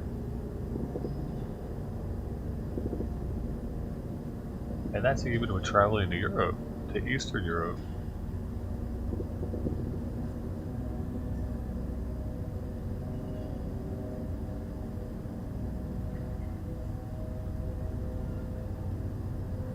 For 6 months.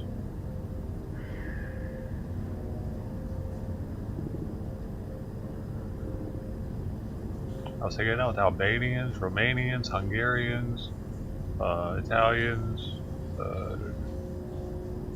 Georgians, Polish.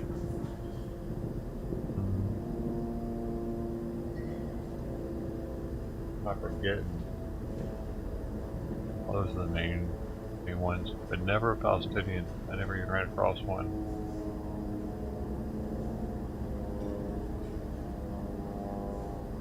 They prefer being called Kosovoans, though, for some reason, Albanians. They don't respect the state of Albanians. They were Muslim.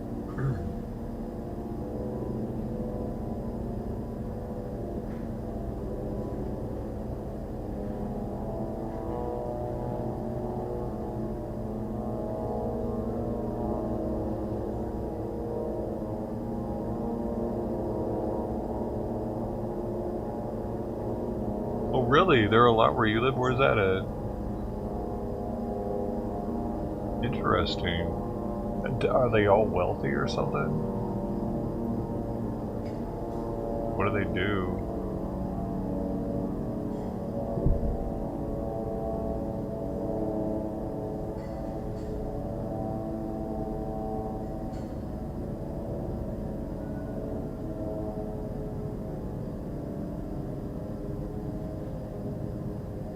Well, it's cheap. Well, Detroit's not really cheap. It can be, I guess, if you live in the straight hood, but if you live in a nice area, it's gonna be expensive. So, I bet the hood in Detroit's even expensive now. What do they want to be up there for? It's so cold.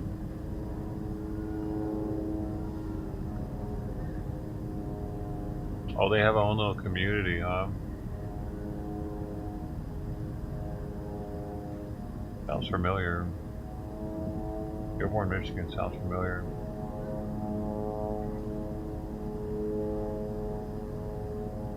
Liquor stores and gas stations. How do they get the collateral to start that kind of thing up, man? Americans struggle to do that. It's as if they're given some sort of business grant when they come here. Tell me they saved up shekels all that time, or whatever they have out there.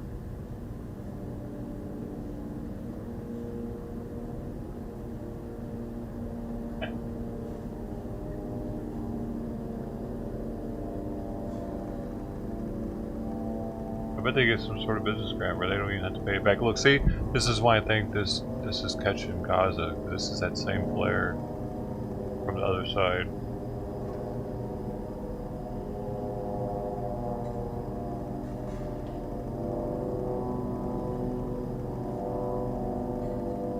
There's the other one. God. Okay, so that means this is the power station, and we're seeing it. This is Gaza's power station, I guess.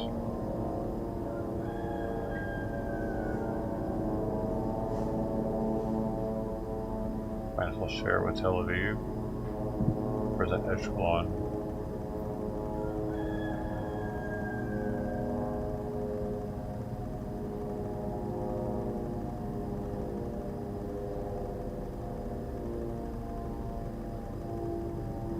Like the stark difference one side to the other, huh?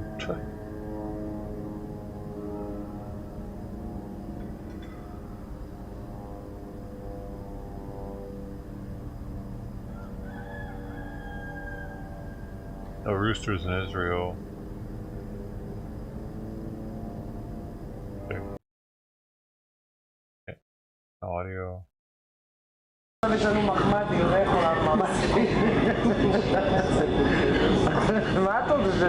what Israel sounds like.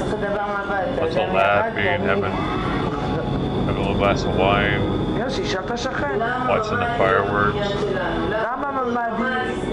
music going, got the friend over.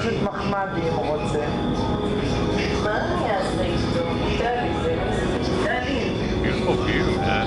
This is somebody's apartment or something. Damn. Oh, man.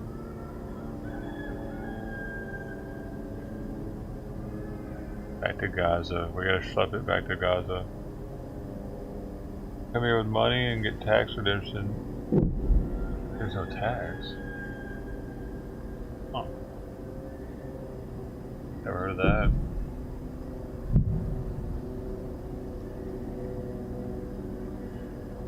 Tax on what?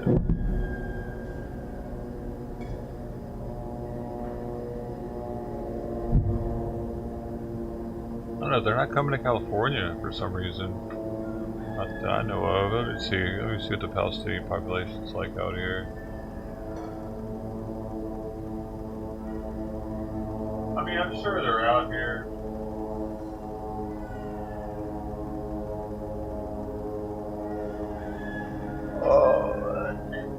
Dude, pretty low though, actually. The count of Palestinian Americans is complicated by the lack of a Middle East origin box to check on the census forms, leading the majority of Palestinians to self-report as white. What? What? Why would they self-report as white?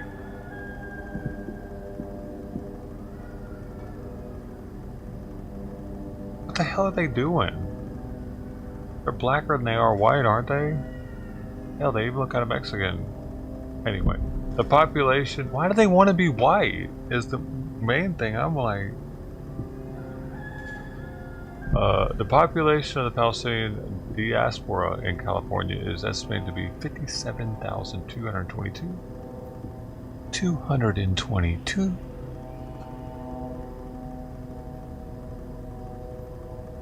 Wonder how many are here.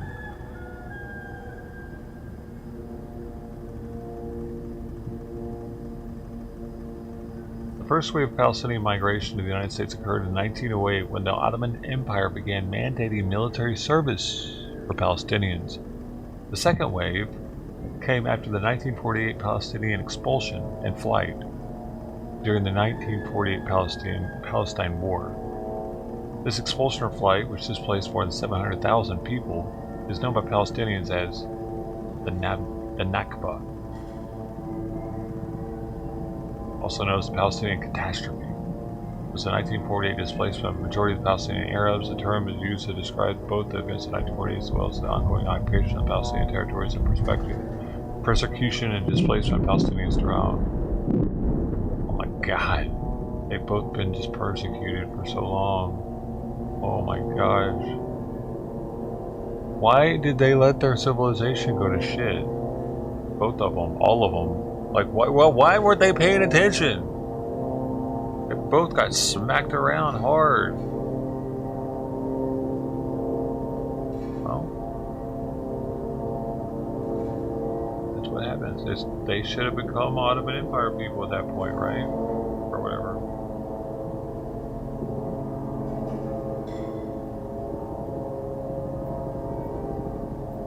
The third and largest wave occurred in 1967 as a result of the Six-Day War in Israel. Although the majority of the Palestinian immigrants settled on the East Coast, economic opportunity brought large concentrations of Palestinians to Los Angeles.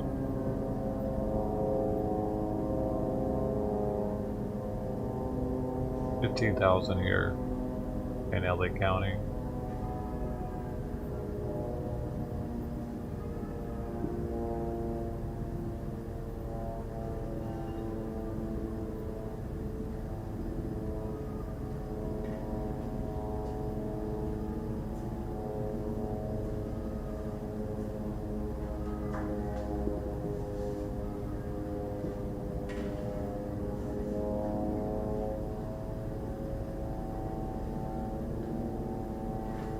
Palestine's IQ averages at 84.8.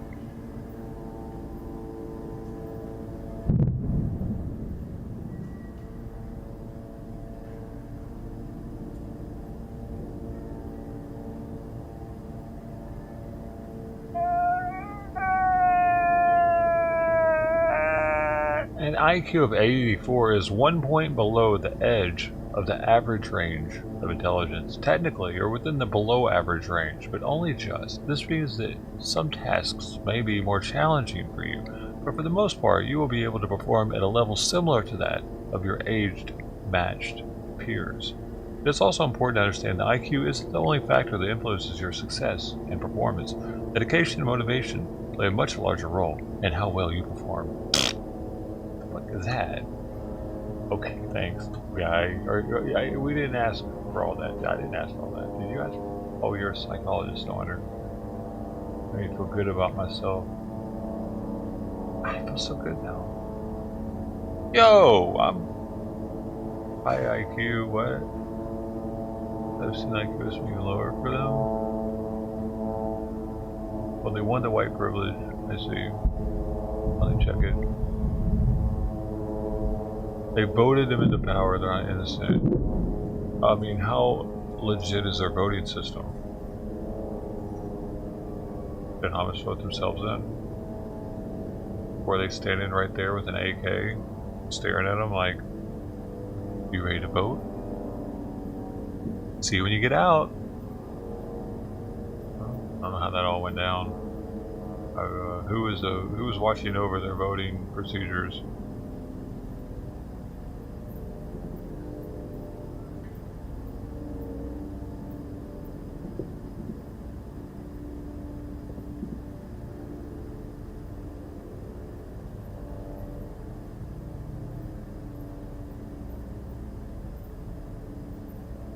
Those are scoundrels. Wait, did you say something else before that about it? Oh, income tax is the one, I see. Wow, 7 years seems kind of long. Scoundrels that had no regard for the Lord. Who's Eli? I've seen the movie Book of Eli, but I still don't know who Eli was. Like, long story short, Eli knew his sons were piece of shit and did nothing about it. He didn't correct them, so God took care of them all.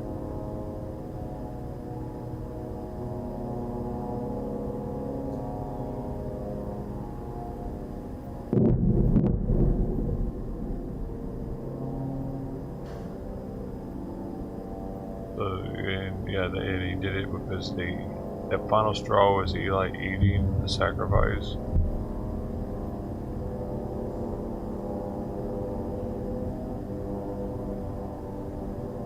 Sacrifice thing is weird, man.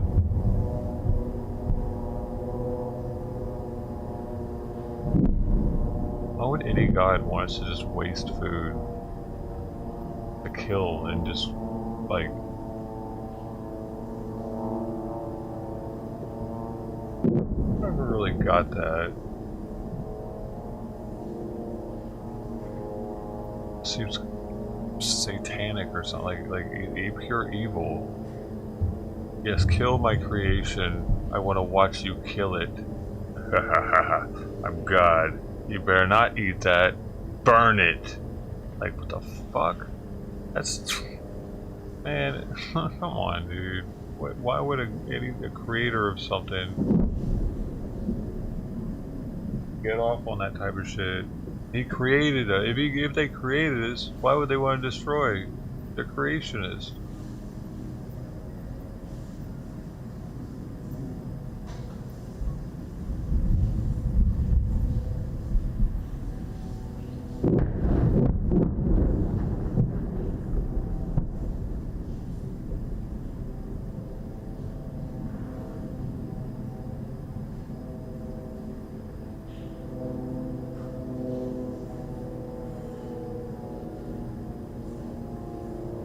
Oh, they were selling it.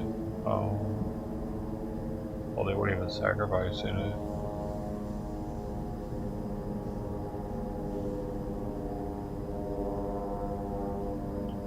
The power? Did we already have to eat them? Or we already... Of course we knew we had power to kill and...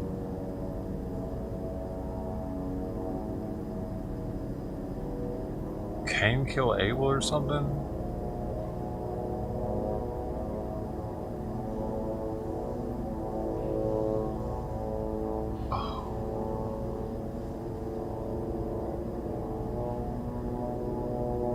Oprah's here. Not all violence is equal. That means where that coming from, man? Dude, stream elements? Yo, y'all are going a little nutty right now. Okay.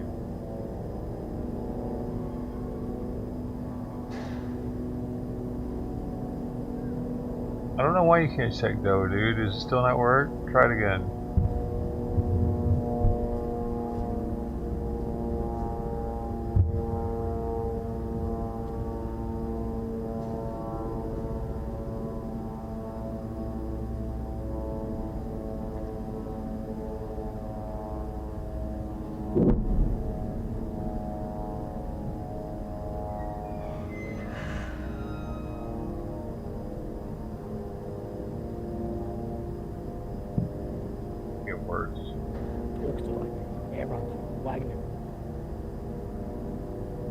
Simon, what are you doing, man? Go to bed. Go to sleep, dude. Why are you fucking me?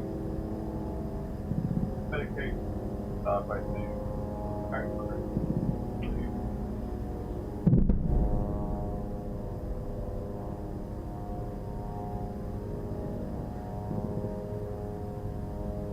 hey, you're not getting one, dude.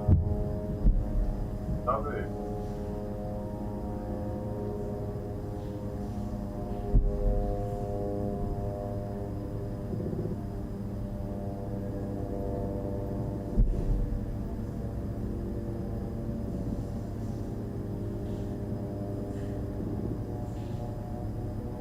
It's good. Maybe a butcher. He's got like scraps on his bowl. I'm gonna put it in a pile for him and see if he'll eat it.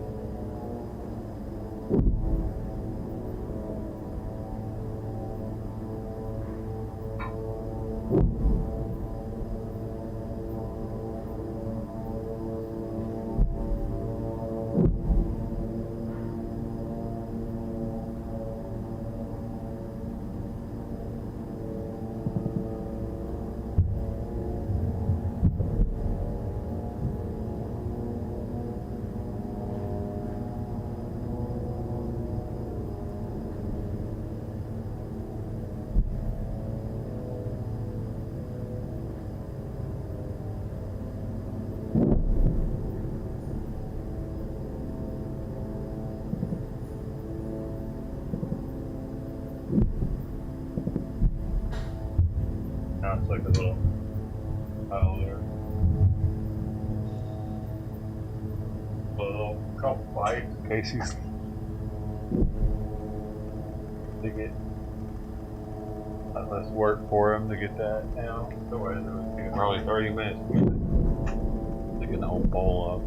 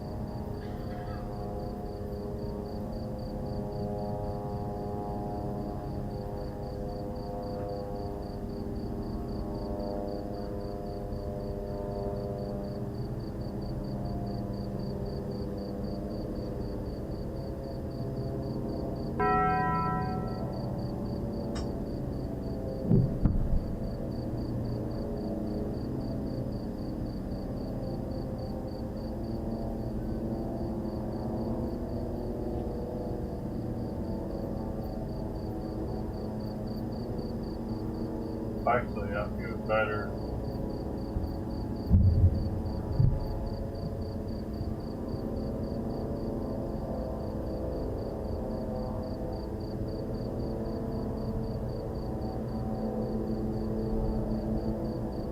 Yeah.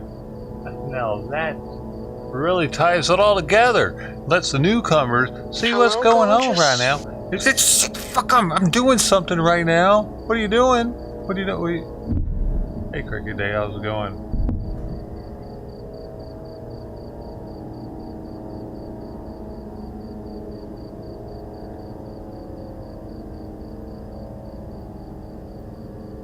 Did I call? What? Did not call. That means this one was here. Hey. Go say hi to everybody. I thought I was your snack pack.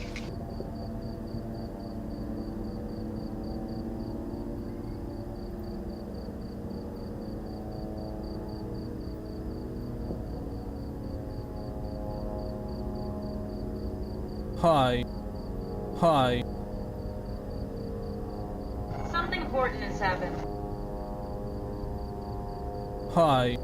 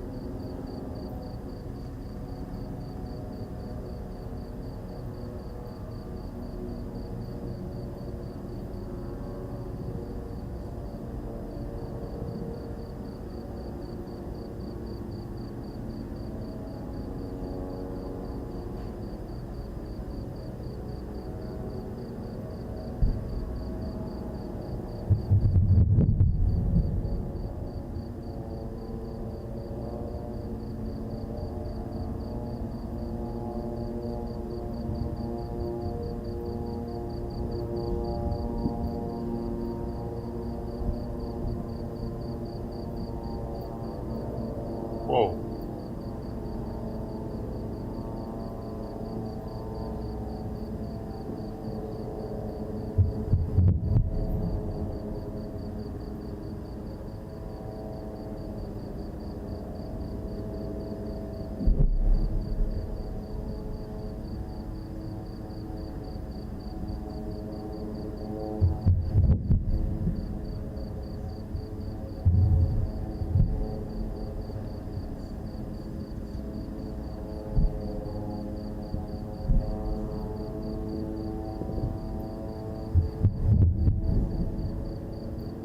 I think I like the other one better though. Damn it. I like the other camera better.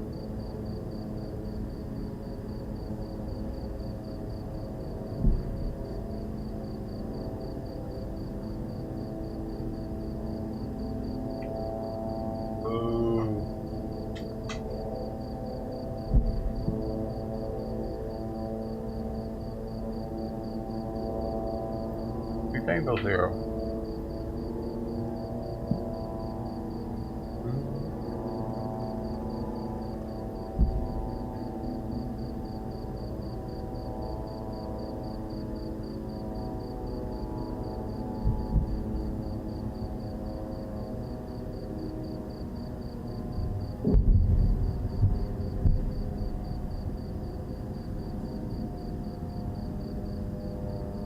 Uh-oh, did you see? Huh? He's multi-streaming the news now. This is the first for Lookner. He's got his title is Israel, Gaza War, and Lewiston, Maine Manhunt. He doesn't do that. He doesn't ever do that. I don't think I've ever seen him do that ever, actually. Have you? Have you ever seen him dual title a stream like that so you can just run it all day? That's how you know he's making shit tons of money, dude. I do this just because it's what I do. He's doing it now to this extent because he's getting paid a lot.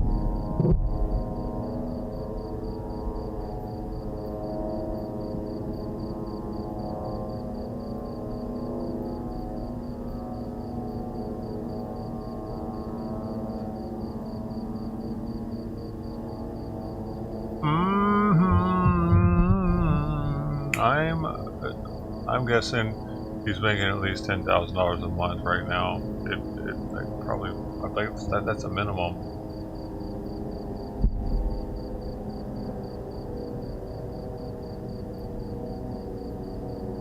Because he gets commercial money too.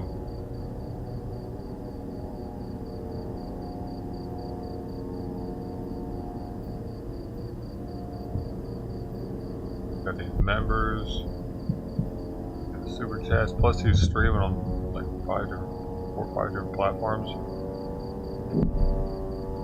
All monetized. Dude. Yeah. He might be making like 20K a month right now.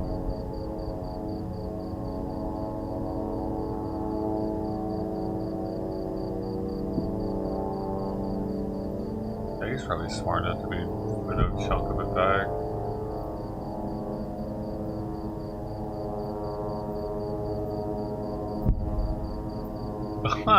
He just got up the green screen. This is what he has on right now. See what it sounds like. There's no audio? Bump up the volume. Oh, you can't hear tanks there on his. Oh, there is something there. He did pump it. Oh.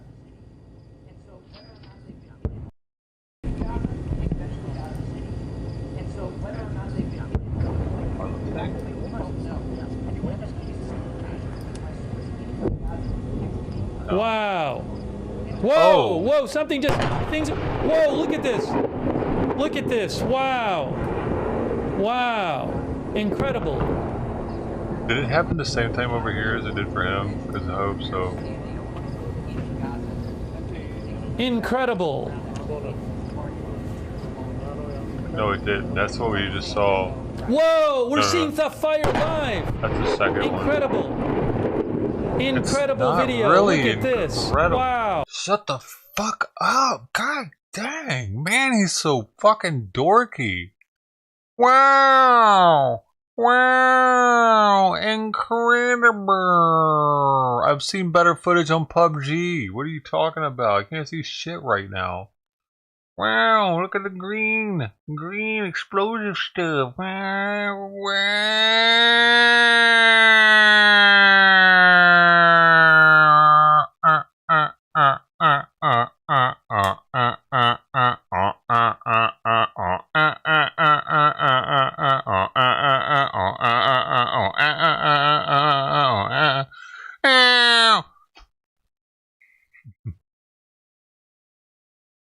I mean, it's whatever, man.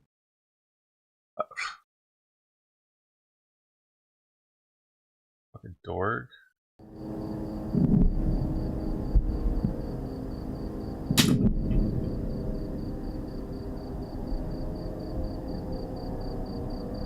He probably had to pay $100 for that stream, so he's super stoked on everything. Like, he was like, guys,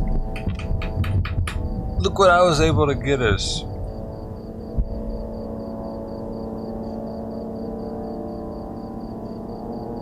Oh man, I lost people on that one. They're probably gonna suck some cock. They're probably gonna go suck dog penis.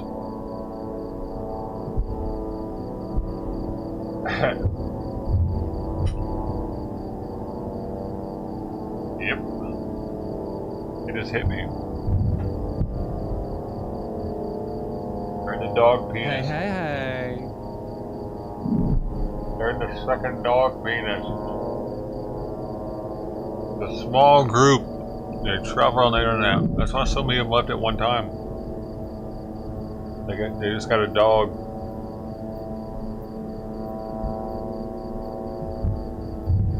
And it's time. They just washed it up. Ready to get the pink thing out. See what it tastes like. Each dog's pink thing tastes a little different. Nice. Yeah, Sarah McLachlan in the background when they give it head. Oh wait, you're about to see looking at the screen again. Wait. No?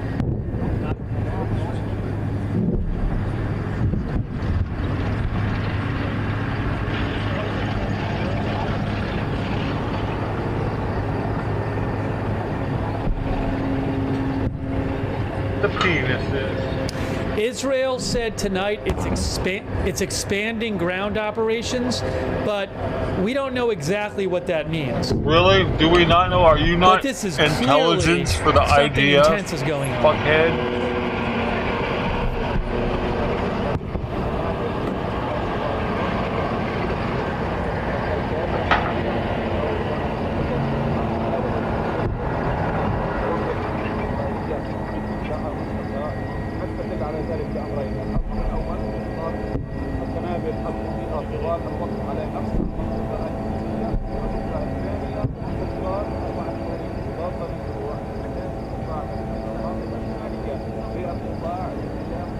I don't know where on the border this is. It's somewhere on the Israel-Gaza border.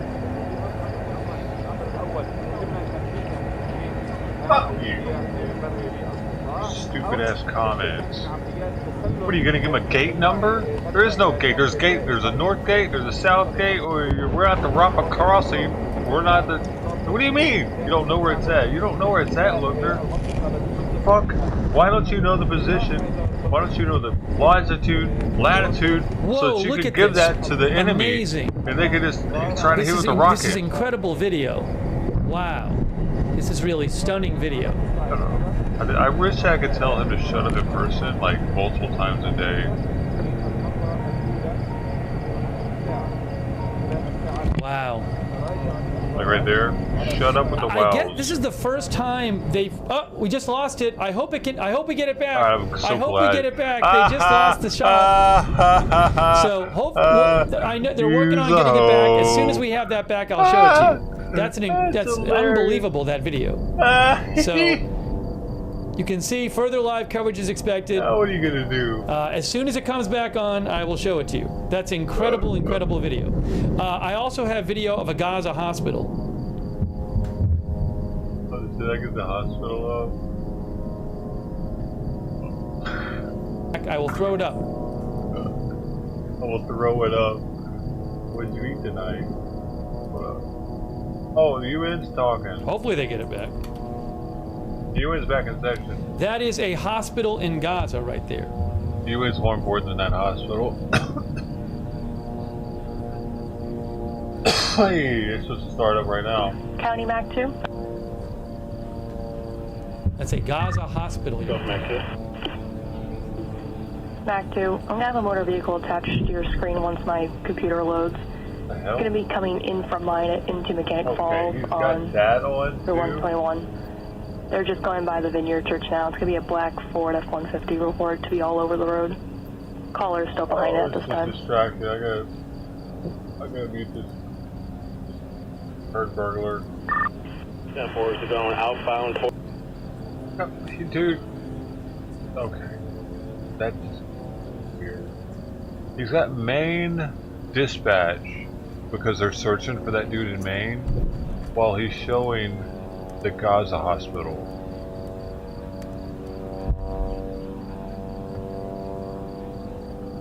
He's doing too much right now, man. Alright.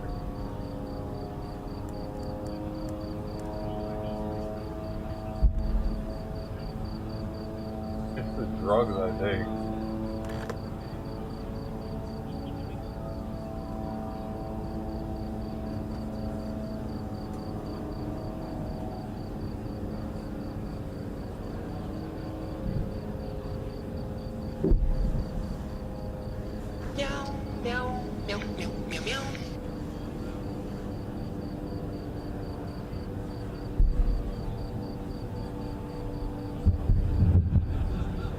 Families of hostages from the Israeli-Hamas war hold news conference for this.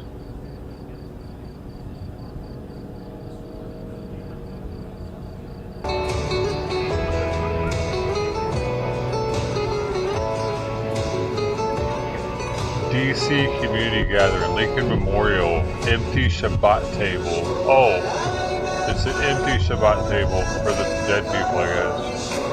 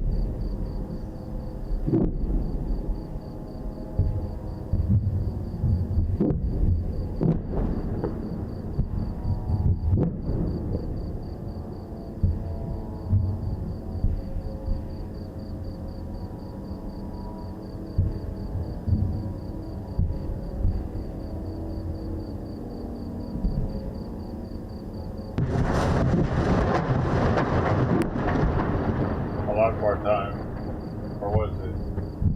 What those are rockets perspective?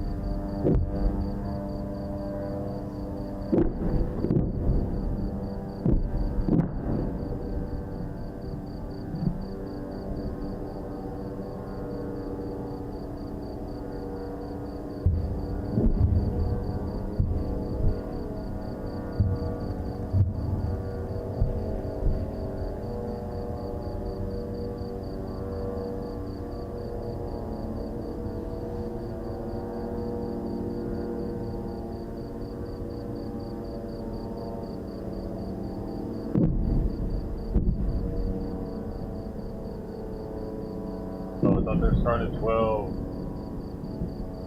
I thought the UN was supposed to start at 12.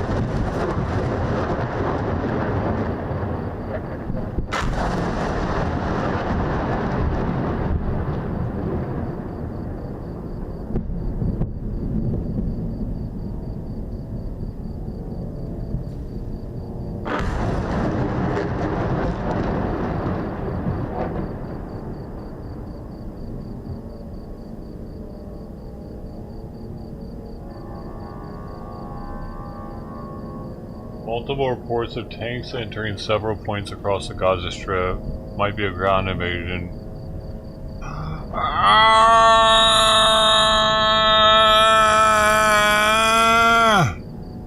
That sounded the alarm. Let your people know.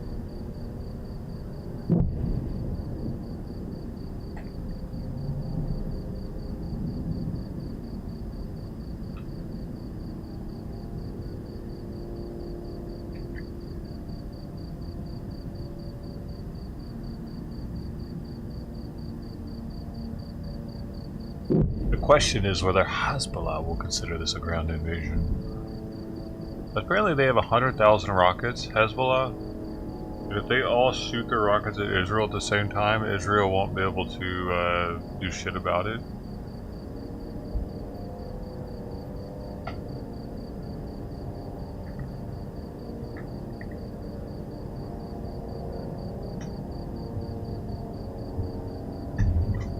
Be overwhelmed.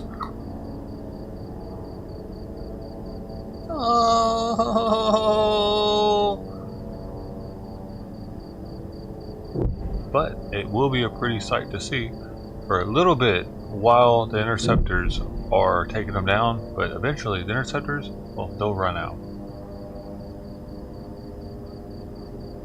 And then we'll just hear a bunch of shit maybe, because since the rockets aren't being repelled anymore, they won't really have much of a signature while they're in the air.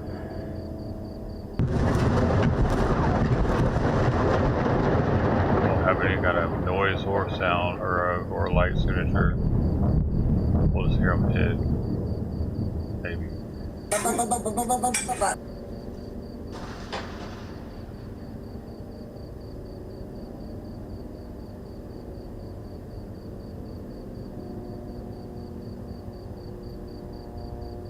Is this the night that World War III starts? It very well could be. The UN isn't working quickly enough. Why? These people right here, they're supposed to be arguing over a ceasefire, right? You'd think they'd have some fire under their ass.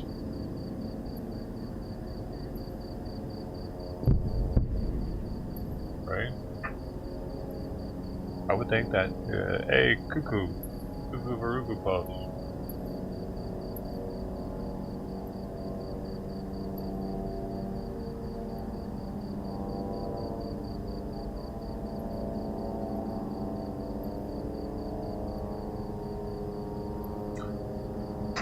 Weed actually smells like tricks.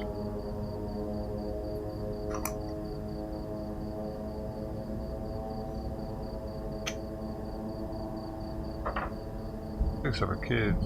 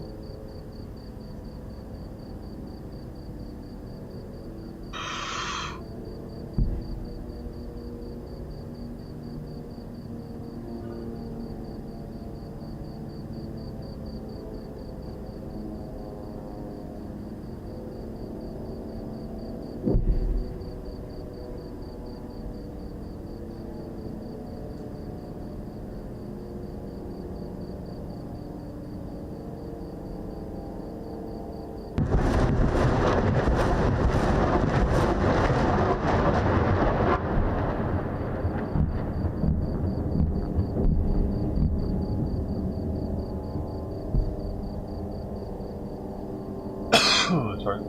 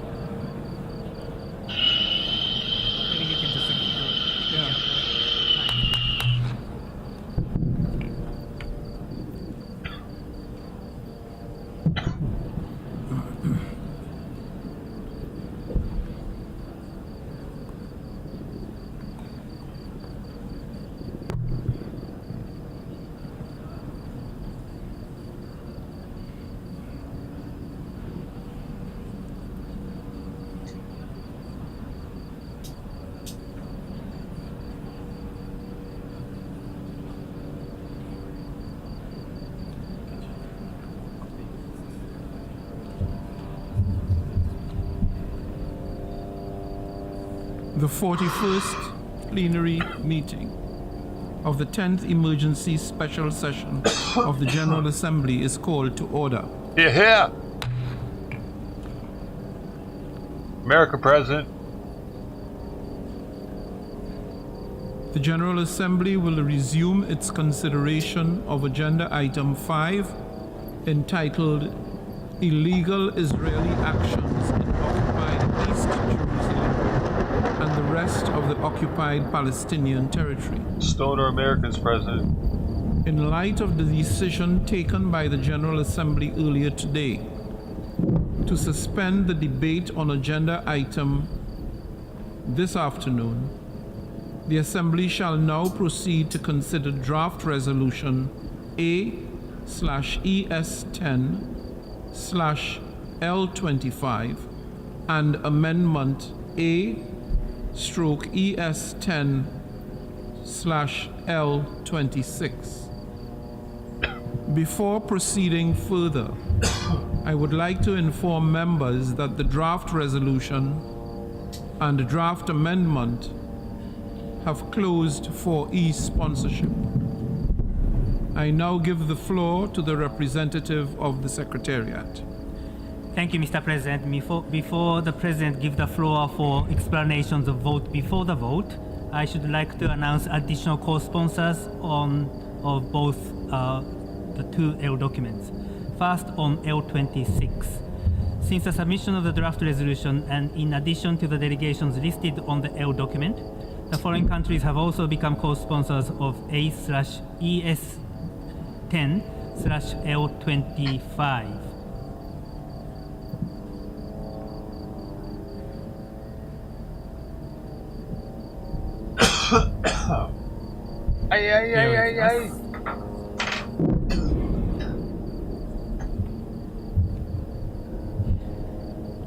Austria, Belgium, Bulgaria. No. No. Go get her. Additional sponsors for L25. This motherfucker. You're Asian, man. Bahrain, L25 additional co-sponsors. Bahrain, Bangladesh, Belize, Plurinational State of Bolivia, Botswana, Brunei Darussalam, Comoros, Cuba, Democratic People's Republic of Korea, Djibouti, Egypt, El Salvador, Indonesia, Iraq, Jordan. Those were original sponsors. I'm very sorry. Those were already on the L document. They just hire this guy Additional or what? co-sponsors are Azerbaijan, Bahamas, Chad, China, Gambia, Timor-Leste, and Uganda. Again, additional co-sponsors in addition to those on the L document are Azerbaijan, Bahamas, Chad, China, Gambia, Timor-Leste, and Because Uganda. I want to know. If any other didn't countries say. wish to co-sponsor L25, please signify by pressing the microphone button now.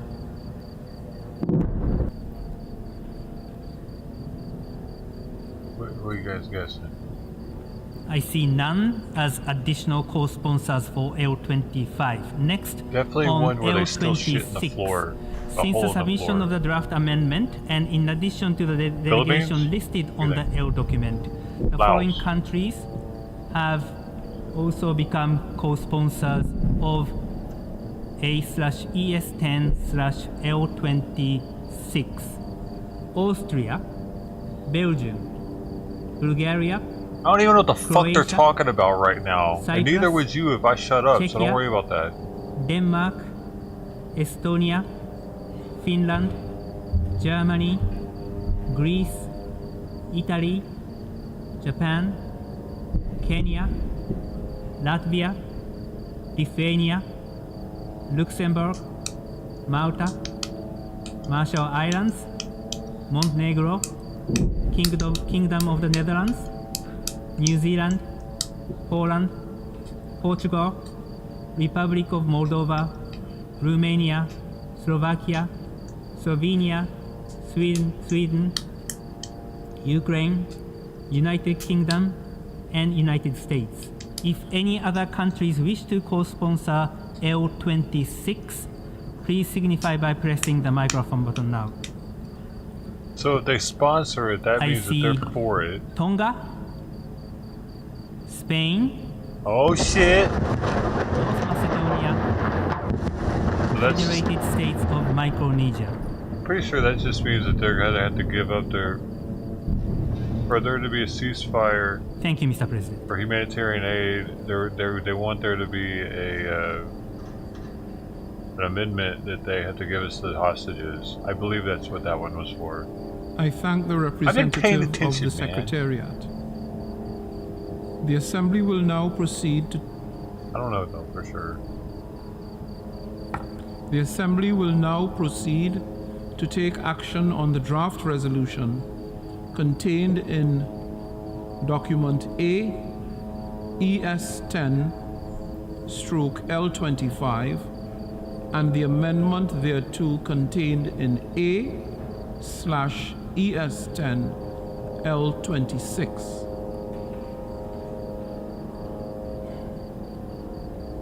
Delegations wishing to make a statement in explanation of vote before the vote on any of the proposals under this item, including the proposed amendment, are invited to do so now in one intervention.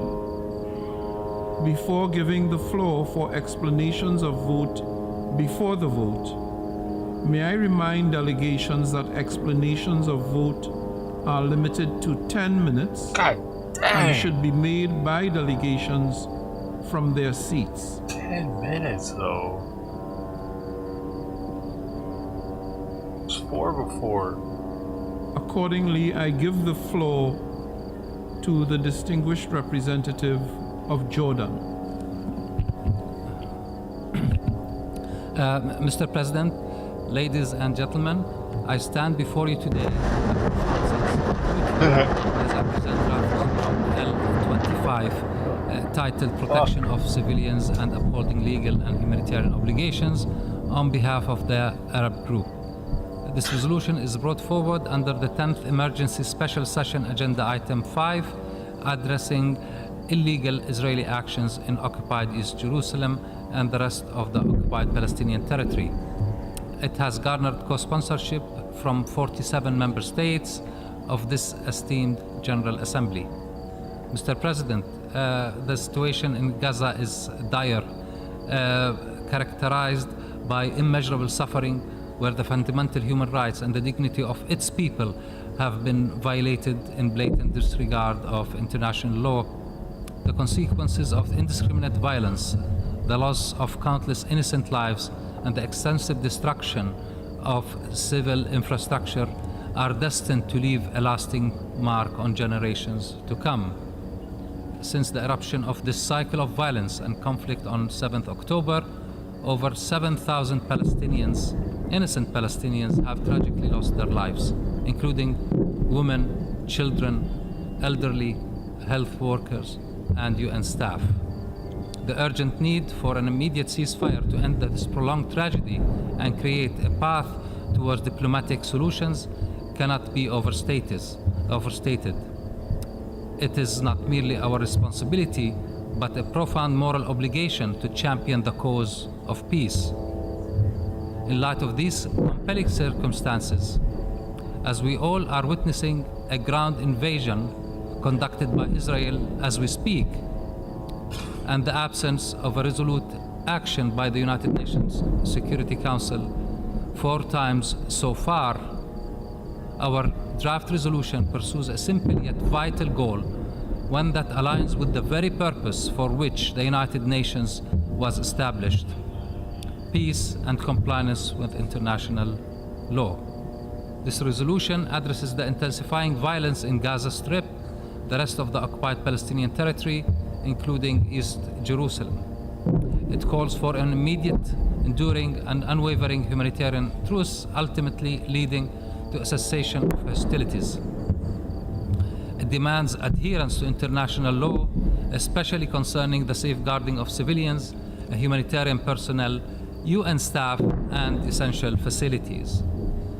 This resolution emphasizes the crucial necessity of unimpeded humanitarian access to life-saving essentials such as food, water, medical supplies, fuel, and electricity for the civilian population in Gaza. Moreover, it pleads for the immediate and unconditional release of captives and underscores the imperative of protection of civilians and humanitarian infrastructure and the disproportionate impact of armed conflict on vulnerable groups encompassing women, children, individuals with disabilities, and the elderly. Furthermore, the resolution underscores that the only viable path forward is a two-state solution rooted in pertinent UN resolutions and international law. In a time of crisis and uncertainty, this path offers hope for a just and lasting peace. Finally, I would like to remind delegations that Israel is responsible for the atrocities that are being committed now and that will be committed in their ground invasion of Gaza. Do not support any effort to legitimize such atrocities as we are seeing now in a proposal that perpetrates to whitewash such unlawful and horrendous aggression against the Palestinian people in Gaza. In this context, I call for a vote on Canada's Amendment L26. Thank you, President.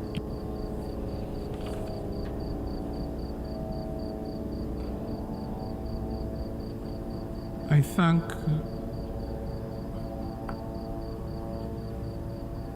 the representative of Jordan for his statement, and I now give the floor to the representative of Canada. Thank you very much, Mr. President. We meet here today to take action and to show the people of Gaza and the people of Israel that we see their plight, the devastation they are facing, and the need to find ways to get more urgent help to them given the gravity of their despair and to deal with the causes of that despair. Any life lost is a tragedy. There is no hierarchy of death. Yet the critical reason for how we got here has already been forgotten by so many, as if it never happened. But just 2 weeks ago, Hamas terrorists killed over 1,400 Israelis, not even mentioned in the comments by my friend from Jordan, with their own hands and weapons, and wreaked sheer terror on the people of Israel. The ongoing threats of Hamas, Iran, its proxy Hezbollah, and others continue to hang over the entire region. Since that day, October 7th, over 7,000 Palestinians. And just 3 days ago, when I spoke to the Security Council, it was over 5,000. So we can see the need for a rapid response from this organization to deal with the humanitarian crisis. Those who have been living under Hamas's tyranny have been killed, and over 1 million are displaced. This is what has prompted this body, this emergency special session, into action. We acknowledge the considerable efforts deployed by the drafters to take into account the comments. And we are grateful for those efforts, which have certainly made it possible to considerably improve the text. Unfortunately, Canada cannot support the text as it's currently proposed. We cannot act as a General Assembly of the United Nations without acknowledging the terrible events of the 7th of October and without condemning the terrorists who are responsible for this. And that is why Canada is presenting an amendment to the resolution presented here with a view to condemning the terrorist attacks carried out by Hamas of the 7th of October and the hostage taking which continues. If the amendment is not adopted, not only will the Security Council, not only will they not have acted following this violence, but this organ will adopt a resolution which doesn't even mention anywhere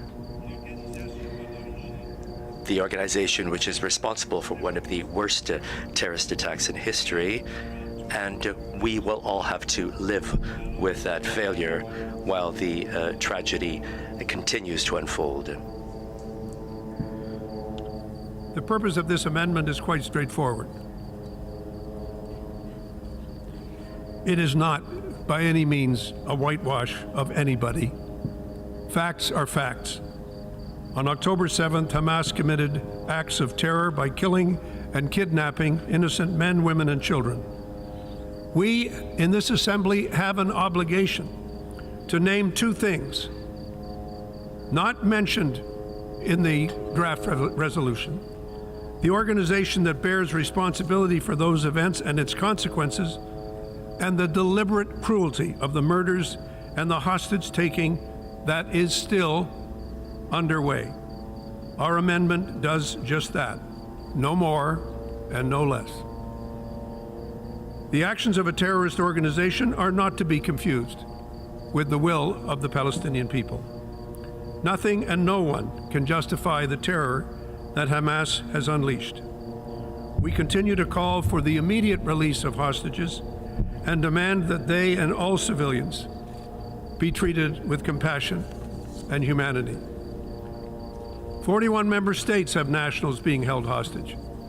What is undeniably an ongoing war crime has to be brought to an end. We all understand in this chamber that war has rules. We share a common obligation to protect civilians, to respect international humanitarian law, ensure that aid workers are safeguarded in all circumstances. Civilian deaths in Gaza, including of employees of the United Nations itself, are tragically and unacceptably high, and we urge the steps required to deal with the rapidly deteriorating humanitarian situation. Unimpeded access to assistance is essential, which is why we specifically endorse the need for humanitarian pauses. We commend the United States, Egyptian, and Israeli efforts to allow the first deliveries of humanitarian assistance through the Rafah border crossing. This has been a positive first step, but much more is required, and much more needs to be done. To date, we've committed $60 million from Canada in humanitarian assistance that will go to trusted UN and Red Cross partners who will help address the immediate needs on the ground. We will continue to ensure that our support helps provide food, water, and other life-saving assistance to those who need it most. As we look at the region in its entirety, it is crucial that the violence we are witnessing in Israel and Gaza does not spread further to the West Bank or elsewhere. The fragile situation along Israel's northern border with Lebanon is concerning to all of us, and more than ever, regional escalation remains a real threat. It is our hope that neighboring countries are not brought even deeper into this conflict. To be clear, Mr. President, Canada supports the right of Israelis and Palestinians to live side by side in peace and in security. Key steps must be taken to ensure that we take this past and this ending this terrorist attack after we have had the courage to name it, and ending the power of terrorist organizations in the region has to be one of the steps that we can all agree needs to be taken. This is why I'm urging all of you to support this amendment, which brings balance to the resolution and names what must be named. What we are proposing is factual and it is fair.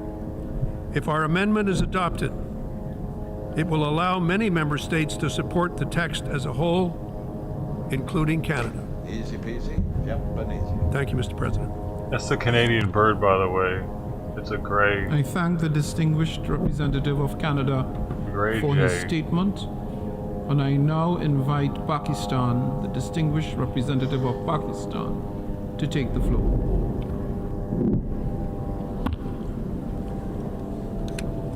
I thank you, Mr. President. Mr. President, the text that has been proposed by the Arab and the Islamic countries in L25 is a humanitarian text. It seeks three simple things. One, an immediate cessation of hostilities, a ceasefire. Second, the provision of urgent humanitarian relief to the besieged people of Gaza.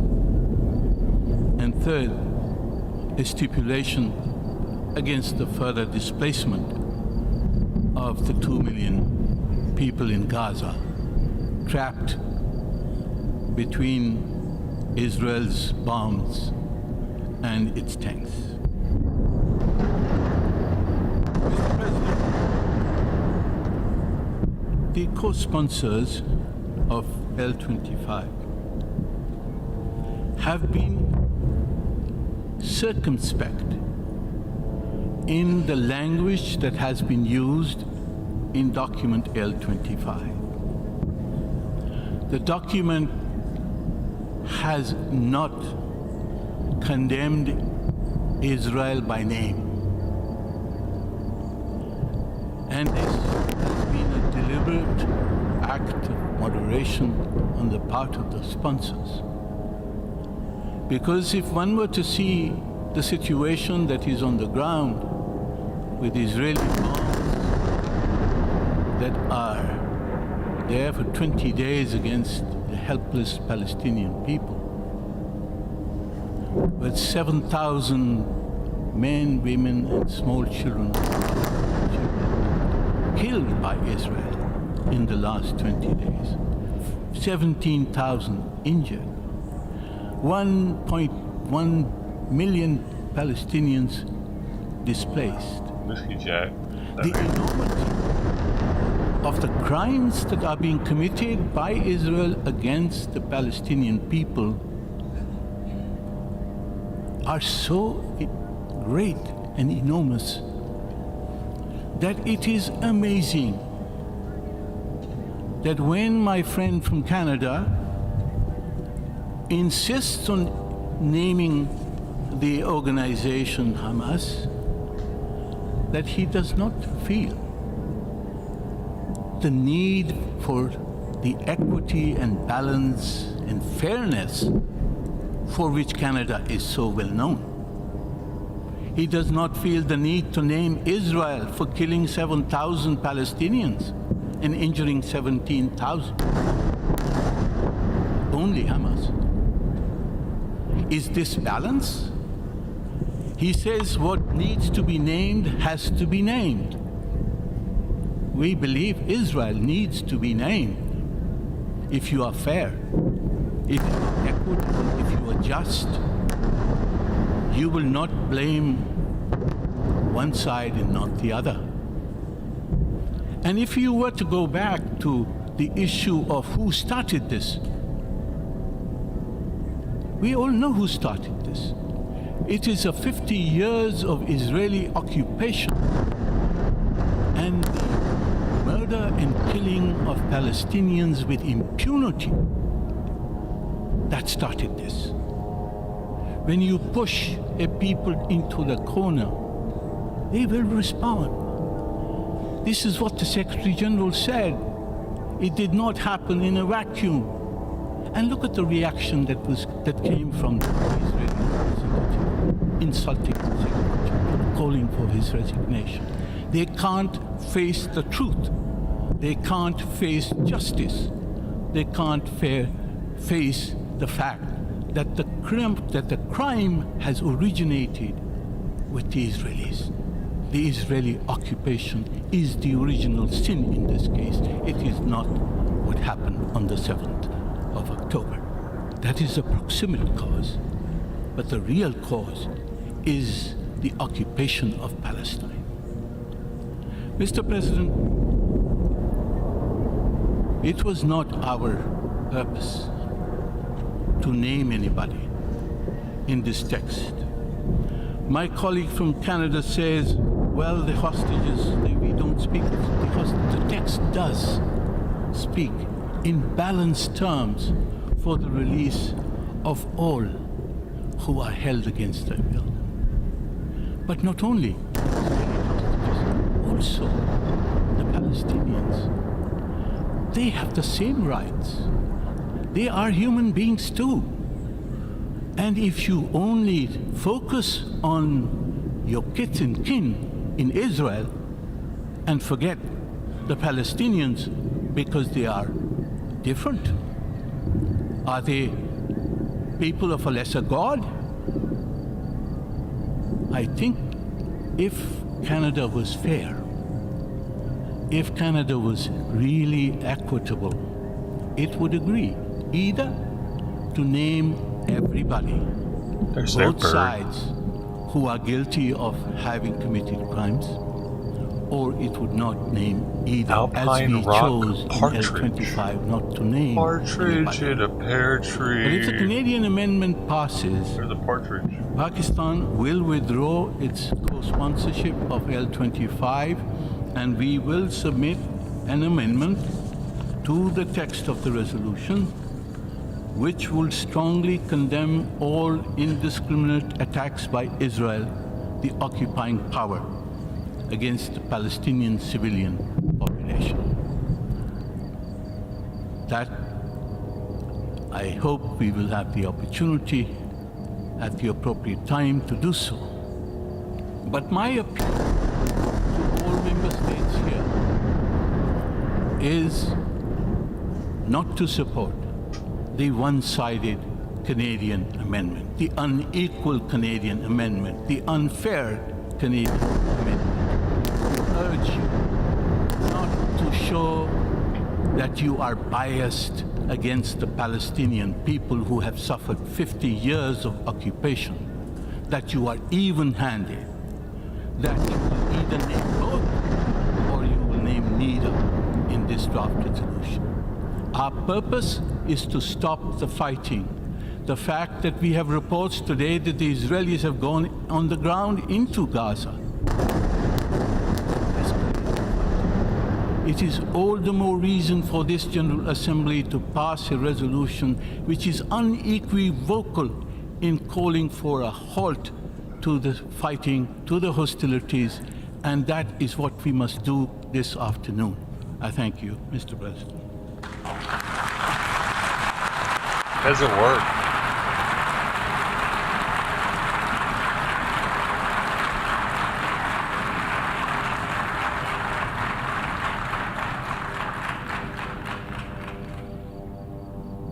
We have heard the last speaker in the explanation of vote before the vote. As decided this morning, I wish to recall that a two-thirds majority of the members present and voting is required for the adoption of the draft resolution and any amendments thereto. Before proceeding to take a decision on draft resolution A/ES10/L25 Does he ever drink out of that in thing? accordance with Rule 90 of the Rules of Procedure, the Assembly shall first take a decision on draft amendment A/ES10/L26 submitted by Canada. We now turn to draft amendment contained in document A/ES10/L26. A recorded vote has been requested. We shall now begin the voting process. Now, why can't our government do it this Those in fast? favor of draft amendment. Look at this. See how they got the board? You see how they got the board up there? Why doesn't our government do that? L26. Please signify. Those against? Abstentions. The General Assembly is now voting on draft amendment A/ES10/L26. Why the fuck don't we have that in our government? Doesn't that piss you off a little bit that we don't? Will all delegations confirm that the Richest votes country in the on country, L26 or in the world, are they accurately don't want us to know. reflected on the screen? They don't want to make it easier for us to know what's going on in the government. They like keeping it secret, fucking antiquated. The World Theater won't put up with that type of shit, though.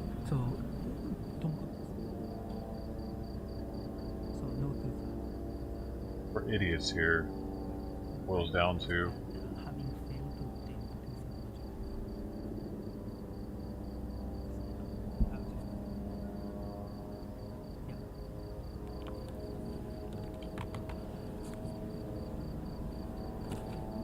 The voting has been concluded. Please lock the machine. Damn, 23 abstained. Fuck abstain, my go. Should I read it out? This is short of 2/3 majority. It's rejection.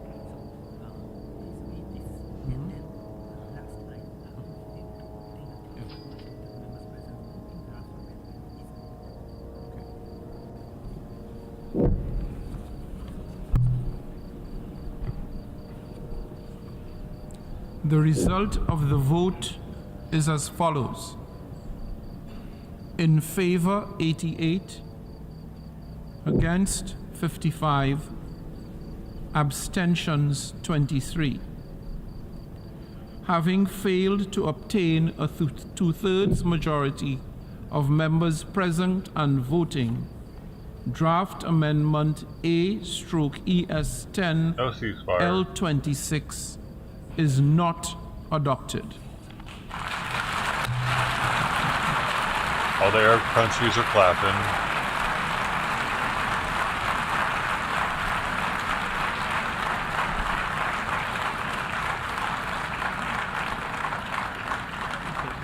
Right.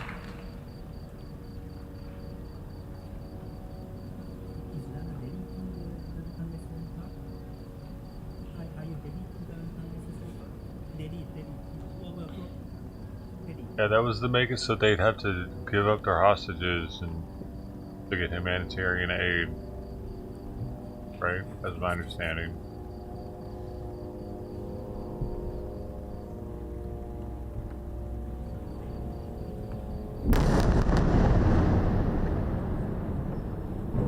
What was it?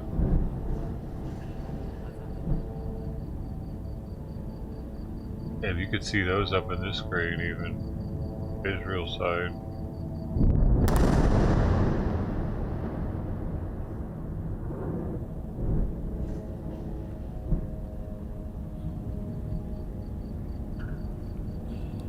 Since draft amendment A/ES10/L26 is not adopted, we shall proceed to take a decision on draft resolution A/ES10/L25.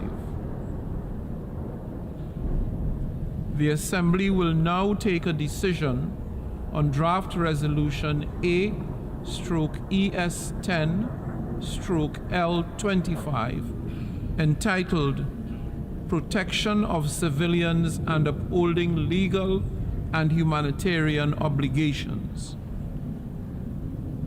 A recorded vote has been requested. We shall now begin the voting process. Those in favor of draft resolution A/ES10/L25, please signify. Those against, abstentions. The General Assembly is now voting on draft resolution A/ES10/L25. This is how quickly our government could vote on things, Protection dude. of civilians and This is how, upholding but they legal and humanitarian obligations. They choose to wait 30 minutes to vote on everything, and they would take all day to vote. And someone argued the other day that we need that buffer zone, otherwise shit would get passed too fast, apparently. Will all delegations, before I lock the machine, will all delegations confirm that their votes are accurately reflected on the screen? The voting has been completed. Please lock the machine. You know how many countries just voted? Our states can't even vote that quick on something.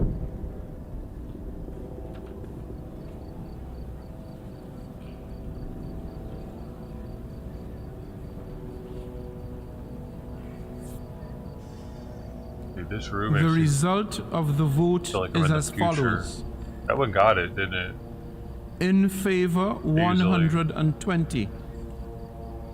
Against, so is this 14. The one given abstentions, 45. Draft resolution ES 10 L25 is adopted. Oh shit, I got wrong stuff on the screen, dog.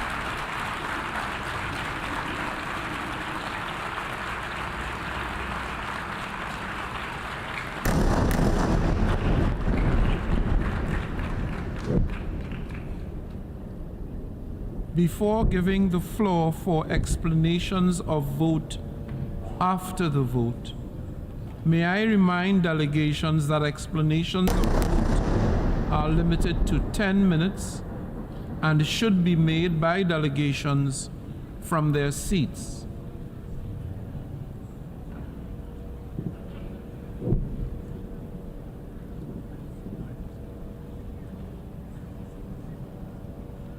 I now call on the distinguished representative of Iceland. Iceland? What are they doing? Mr. President, You're silly. we are convening this emergency special session against the backdrop of another great tragedy for millions of Israelis and Palestinians and a disappointing impasse in the Security Council. Iceland supported the amendment proposed by Canada, which would have added a much-needed context and balance to the resolution. Iceland regrets that the amendment did not pass. Without the inclusion of those essential elements, Iceland decided to abstain on the resolution tabled by Jordan, despite supporting many of its key elements, notably on the humanitarian front. It is unfortunate that consensus could not be reached on a resolution to address the grave humanitarian situation and the need for concrete action to protect civilians and facilitate the safe delivery of humanitarian assistance. Mr. President, Iceland joins the calls for humanitarian pause to facilitate the safe delivery of humanitarian aid throughout Gaza. Safe and unimpeded humanitarian access must be ensured. Civilians and civilian objects, medical personnel, and humanitarian workers and assets must be protected. We deplore the immense suffering of innocent civilians and the thousands, including women, children, and UN personnel, that have been killed. We are alarmed by the impact of mass evacuations of civilians in Gaza. We must prevent further escalation for the sake of Israelis, Palestinians, and the wider region. Across the world, this continuous violence is fuming the flames of hate, anti-Semitism, Islamophobia, and racism. Mr. President, Iceland is grateful to the UN Secretary General for his tireless efforts to ensure the urgent delivery of life-saving humanitarian assistance to the civilian population of Gaza. We echo his calls for humanitarian aid to the civilian population of Gaza, so desperately in need of food, water, shelter, and medical care. We welcome the opening of the Rafah crossing, and we commend the humanitarian personnel working night and day to facilitate the urgent delivery of humanitarian assistance. More aid is needed, and it is needed now. Time is running out. Iceland has responded to UN emergency appeals with an additional contribution to UNRWA, our long-standing humanitarian partner, and the lead UN agency mandated with supporting Palestine refugees. We urge other donors to step up their support to UNRWA's critical frontline delivery of aid to the people of Gaza. To conclude, Mr. President, we must break out of this vicious cycle of violence and work towards a sustainable political solution. Iceland bird, the international puffin. parameters for a long-term sustainable solution to the conflict are clear. A two-state solution based on international law, with Israel and Palestine living side by side in peace and security and mutual recognition. Even in the midst of crisis, we must not give in to violence and hate. We must not lose hope, even when peace seems unrealistic and distant. We must put the peace process back on track. Otherwise, we run the risk of perpetuating the cycle of violence and humanitarian conditions deteriorating even further to the detriment of everyone. I thank you, Mr. President.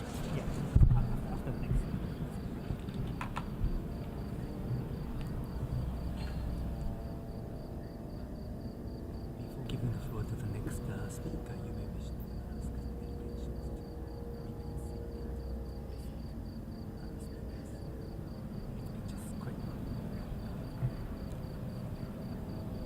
Distinguished delegates, Iceland's the only person I wanted to talk. can I please prevail upon you? A lot of people were talking just then. To keep your seats so that you can listen to other speakers make their presentations. Yeah, there was a lot of commotion. I was noticing that. It sounded like we were at a fucking catering event. We are still in the midst of the debate. Thank you for your cooperation. What's up, buddy? Where's this guy from? I should like to thank the distinguished representative of Iceland. This guy's telling and I now invite the distinguished representative of Poland to take the podium. Motherfuckers. Mr. President, multilateralism has always been the foundation of Poland's activity at the United Nations, and our actions have been guided by the principles contained in the Charter of the United Nations. Therefore, we fully support all international efforts aimed at restoring peace. Poland follows with great concern the current devastating crisis in the Middle East. We know very well the consequences of war, invasion and terror, which are felt for generations. Now it is critical time. We should make every effort to reach the cessation of hostilities and to return to a diplomatic path of this dispute. Poland's not on the military list. Poland decided to abstain on this resolution as we believe that the path to peace requires including several key elements missing in the text. First, the submitted proposal lacks a clear condemnation of Hamas' attack on October 7th this year. Terrorism aiming at the civilian population cannot be tolerated under any circumstances, and this is why Poland condemned the brutal attacks on civilians carried out by Hamas on its very onset. Second, it should be stated clearly that Israel, just as any other state, has the right to defend itself and its citizens in compliance with the international law and international humanitarian law. Third and lastly, we are also joining all those calling for immediate and unconditional release of all hostages taken by Hamas. Among them, there is one Polish citizen, a distinguished historian working for Yad Vashem Institute. We expect Mr. Alex Danzig to return home safe and sound. Nevertheless, we largely agree with the humanitarian provisions of the presented resolution. For decades, Poland has been involved in humanitarian and development and aid projects in the Middle East, with particular focus on Palestine and Lebanon. Poland's yearly contribution to UNRWA, which have been decided to supplement with fresh 1 million Polish zloty, are a clear proof of our wider political commitment to the stabilization of the Middle East. In this context, we were satisfied to see the opening of the Rafah crossing last week and the first convoys of aid trucks entering Gaza. However, the flow of humanitarian aid into Strip must continue and rise. We strongly believe that the lives of civilians on both sides must be protected in accordance with international law and international humanitarian law. The nearly complete blockade of the Gaza Strip, which hinders the imports of food, water, medicine and electricity, must end immediately. The strategy of collective punishment that puts civilians at risk is a wrong one. We should make every effort to reach the cessation of hostilities and to return to a diplomatic path of this dispute. We fully believe that within the UN, we as international community should be able to develop a common position on this extremely important issue. Otherwise, escalation and spreading of the conflict may have devastating and long-lasting consequences. In this vein, Poland remains open to constructive cooperation and committed to negotiate a viable two-state solution built upon the internationally agreed parameters. And I thank you. I should like to thank the distinguished representative of Poland, and I now give the floor to the distinguished representative of Belgium. Merci. Thank you, Mr. President. Mr. President, Belgium voted for this resolution, but we deeply regret that certain elements that we had promoted and which are fundamental were not included in the final text. The reasons why we voted in favor are nevertheless numerous. One, humanitarian access in Gaza must be guaranteed and all types of obstacles must be eliminated. Belgium, like the rest of the European Union, supports the establishment of humanitarian corridors and pauses, hoping that this could lead to humanitarian ceasefires in response to the calls from the United Nations. This is the primary reason for our vote. Secondly, our international action is, as you know, based on respect for international law and international humanitarian law. In this particular issue, which is particularly complex and emotional, as in others. As the Secretary General rightly stated, even wars have rules. We have therefore expressed our support to the general goals of this text while being well aware of what it is lacking. The protection of civilians, all civilians, must be our primary concern, and they must be targeted with increased efforts on our part, even if they remain the primary responsibility of the parties to the conflict. Here I wish to recall that Belgium does not urge the attempts for a total blockade, nor forced displacements, nor the use of civilians as human shields, whether it be in this context or in any other. Fourthly, we regret, nevertheless, that this resolution that we consider to be primarily humanitarian in nature did not take into account the following elements: a clear condemnation of the terrorist attacks perpetrated in Israel by Hamas and the Islamic Jihad. Terrorism must be fought in all circumstances. These acts could not pass in silence. They should have been condemned explicitly in the Security Council. Since this was not possible, the current resolution could have denounced them to a greater extent. It will be the focus of greater attention on our part now. Belgium also calls for the unconditional release without delay of all hostages. Such an act, which runs counter to international humanitarian law, could have been dealt with in a more explicit manner, and I commend those who are currently working to free the hundreds of innocents currently detained by these terrorist groups. Belgium recognizes unequivocally the right of Israel to defend itself. This incontestable right under international law must be carried out in respect of international humanitarian law, and this should also be included in an explicit manner. In conclusion, I wish to recall that we do not consider that the security of Israel and the legitimate aspirations of the Palestinian people to be mutually exclusive. Rather, the opposite. This situation once again shows the absolute necessity of defining a political horizon towards a lasting solution and a viable solution to this conflict, which would guarantee Israel the possibility to live in peace and in security, and that would achieve the right to self-determination for the Palestinians. Therefore, it is necessary to create the right conditions to lead to a negotiated solution. And this is what is the focus of the Peace Day effort, which has the full support of my country, Belgium. Diplomatic efforts must currently focus on de-escalating the tensions so as to avoid further human suffering. Belgium commends and supports all those efforts undertaken to avoid further exacerbation of the situation in the region.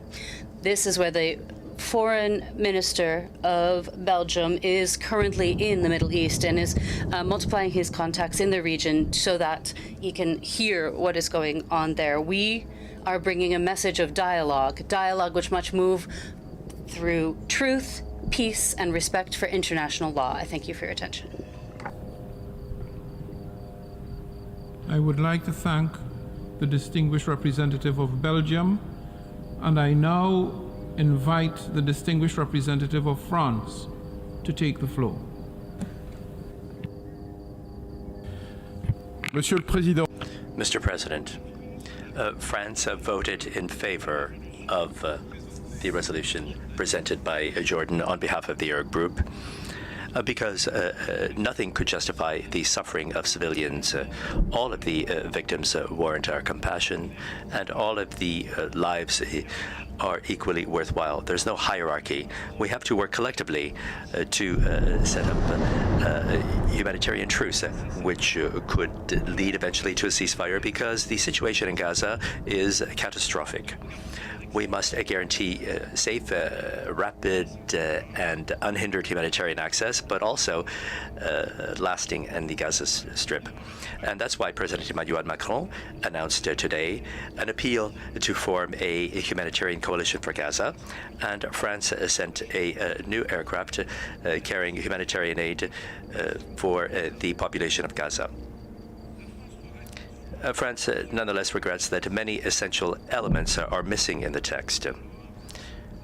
First of all, a condemnation of the terrorist attack carried out by Hamas, as well as other terrorist groups against Israel.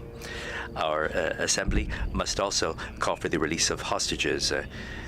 Many countries here have already been victims of that kind of blind terrorism. France is among them. I would also recall that Hamas doesn't represent at all its population.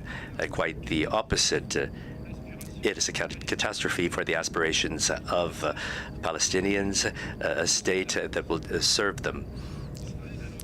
Israel has the right to defend itself and the duty to do so in respect of international law, and in particular respecting international humanitarian law, and therefore to protect the civilian population.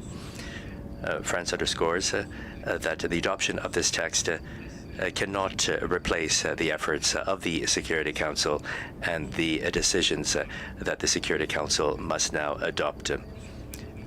Mr. President, we have the duty to prevent a worsening of the situation throughout the entire region.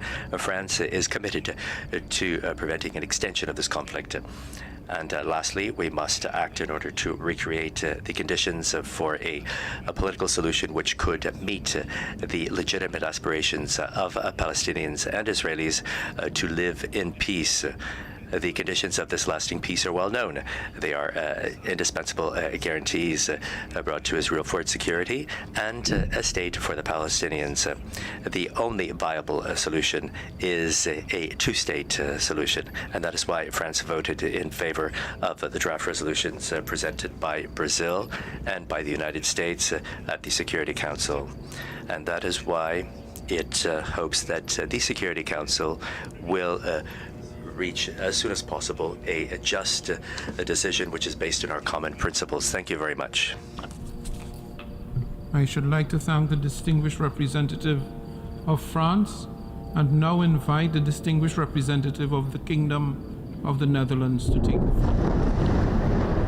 Mr. President, I thank you for convening this emergency special session and for recognizing that these are extraordinarily trying times.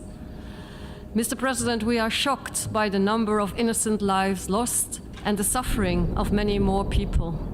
Every civilian life is valuable, and each civilian casualty is one too many. Our thoughts are with all the victims, Israeli and Palestinian, and their families. None of us can even imagine the scale of the humanitarian challenge in Gaza. There's an urgent need to secure safe and unhindered humanitarian access. Food, water and fuel, including for hospital generators, must be allowed in immediately, as well as medicines for the many that desperately need them. Humanitarian pauses in the fighting are urgently needed to make this possible and to save lives. And funding is needed, as also follows from the UN's urgent appeal for more international assistance. The Kingdom of the Netherlands has already stepped up its humanitarian response.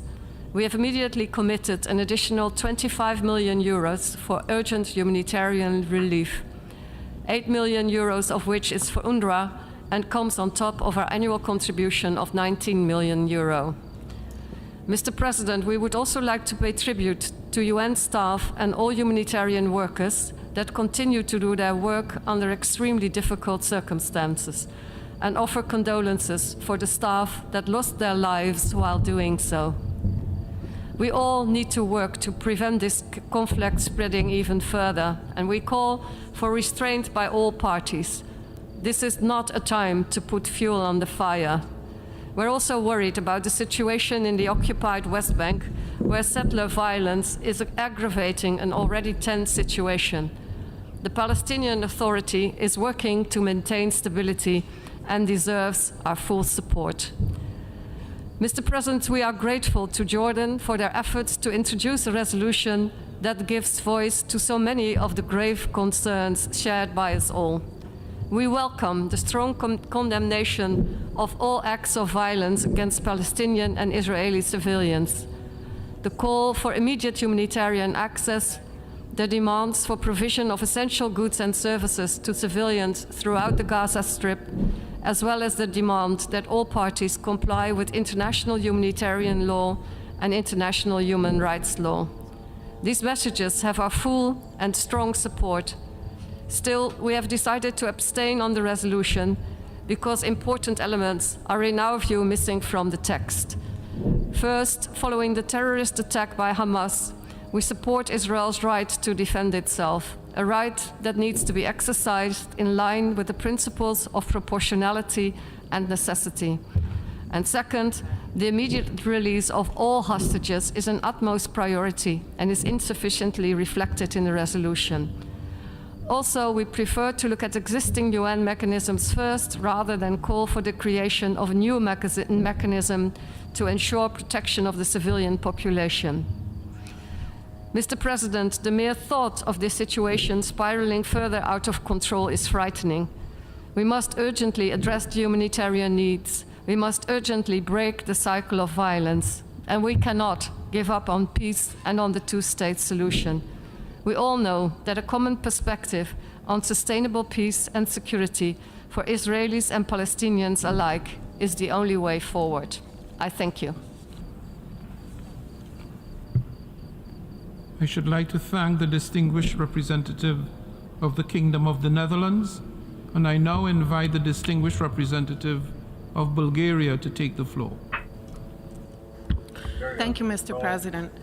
Bulgaria is gravely concerned with the rapidly deteriorating humanitarian situation in Gaza and calls for continued, rapid, safe, and unhindered humanitarian access and aid to reach those in need through all necessary measures, including humanitarian corridors and pauses for humanitarian needs.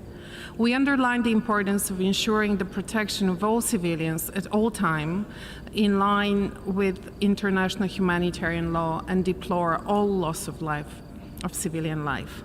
However, we must also recognize that the heinous and indiscriminate terrorist attacks of Hamas across Israel, which we condemn in the strongest possible terms, brought unimaginable suffering of civilians.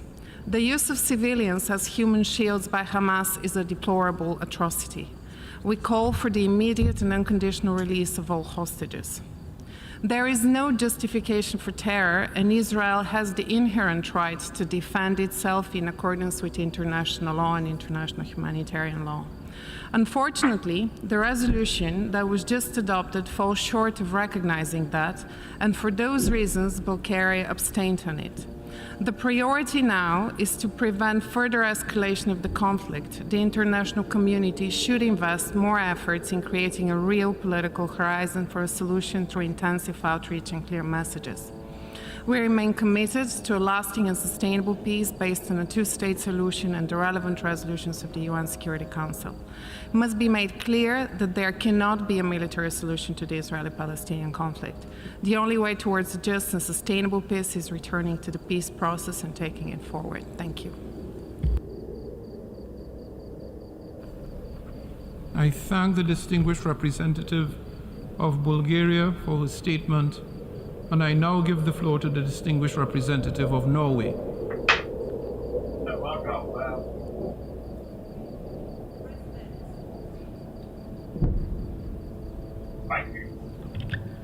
Norway voted in favor of the resolution just adopted.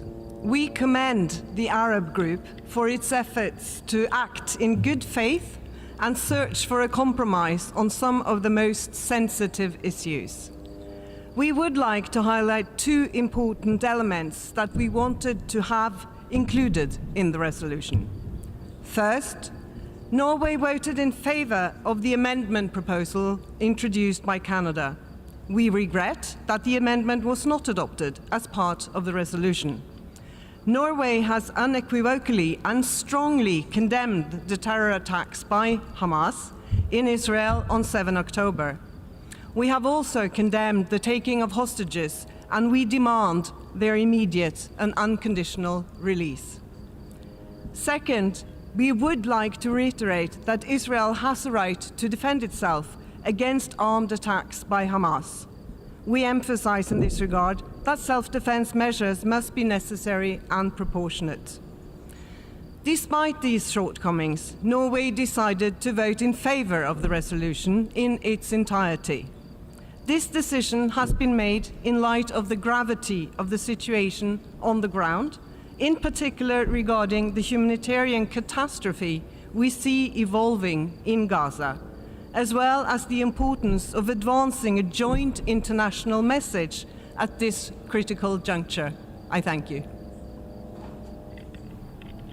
I thank the distinguished representative of Norway and now invite the distinguished representative of Israel to take the floor. Thank you, Mr. President. Today is a day that will go down in infamy. We have all witnessed that the UN no longer holds even 1 ounce of legitimacy or relevance. This organization was founded in the wake of the Holocaust for the purpose of preventing atrocities. Yet, the spectacle we just saw proves beyond a doubt that the UN is committed, sadly, tragically, not to preventing but ensuring further atrocities. Israel just endured the largest massacre of Jews since the Holocaust. And according to a majority of the so-called family of nations, Israel has no right to defend itself.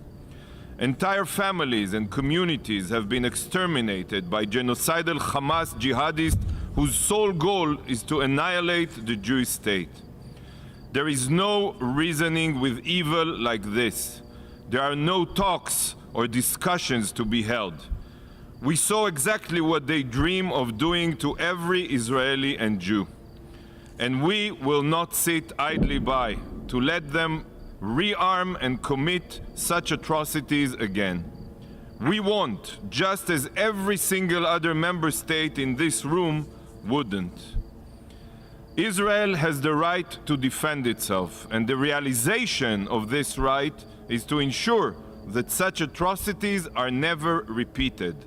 The only way to ensure this is the eradication of Hamas's terror capabilities. The only way. Yet this resolution does not even name Hamas, as if this war started on its own. Not once. Even when discussing our hostages, the drafters could not even bring themselves to name the Hamas terrorists responsible for this blatant war crime. Not even once. It is the duty of this body to call out murderous terrorists by name, not hide them behind empty words. Why are you defending murderers? Why are you defending terrorists that deliberately beheaded children and abducted babies? What is going on here? This must make each of you ask yourselves what the true aim was when this resolution was submitted. Was it to bring about a solution? Or was it to tie Israel's hands from defending itself? Distinguished representatives, Israel's goal is to eradicate Hamas's capabilities for the sole purpose of preventing future atrocities. We all know that if given the chance, Hamas and Hezbollah would commit the October 7th massacre again and again and again, until there is not a single Israeli left to murder or a single citizen to terrorize and drive away from Israel. Because you got the missiles, and the only man. way to destroy Hamas is to root them out of their tunnels that's and the their only way they can subterranean get them. city of terror. Hamas has embedded itself deep within and under the Gazan civilian population. Just today, Israel intelligence unequivocally proving that Hamas's main operating base is located inside and underneath Shifa Hospital in Gaza, home to thousands of patients and medical staff. That's smart. The people of Gaza are being exploited as human shields What for do you terrorists. mean? Dude, Why are you not holding Hamas accountable? He would do the same thing. 17 years of Hamas's indiscriminate rocket fire on our civilian from within populated areas is not enough for you to comprehend this? Yet this dangerous resolution demands that Israel call for Gazans to return to this active war zone. Is the goal here to further endanger human lives?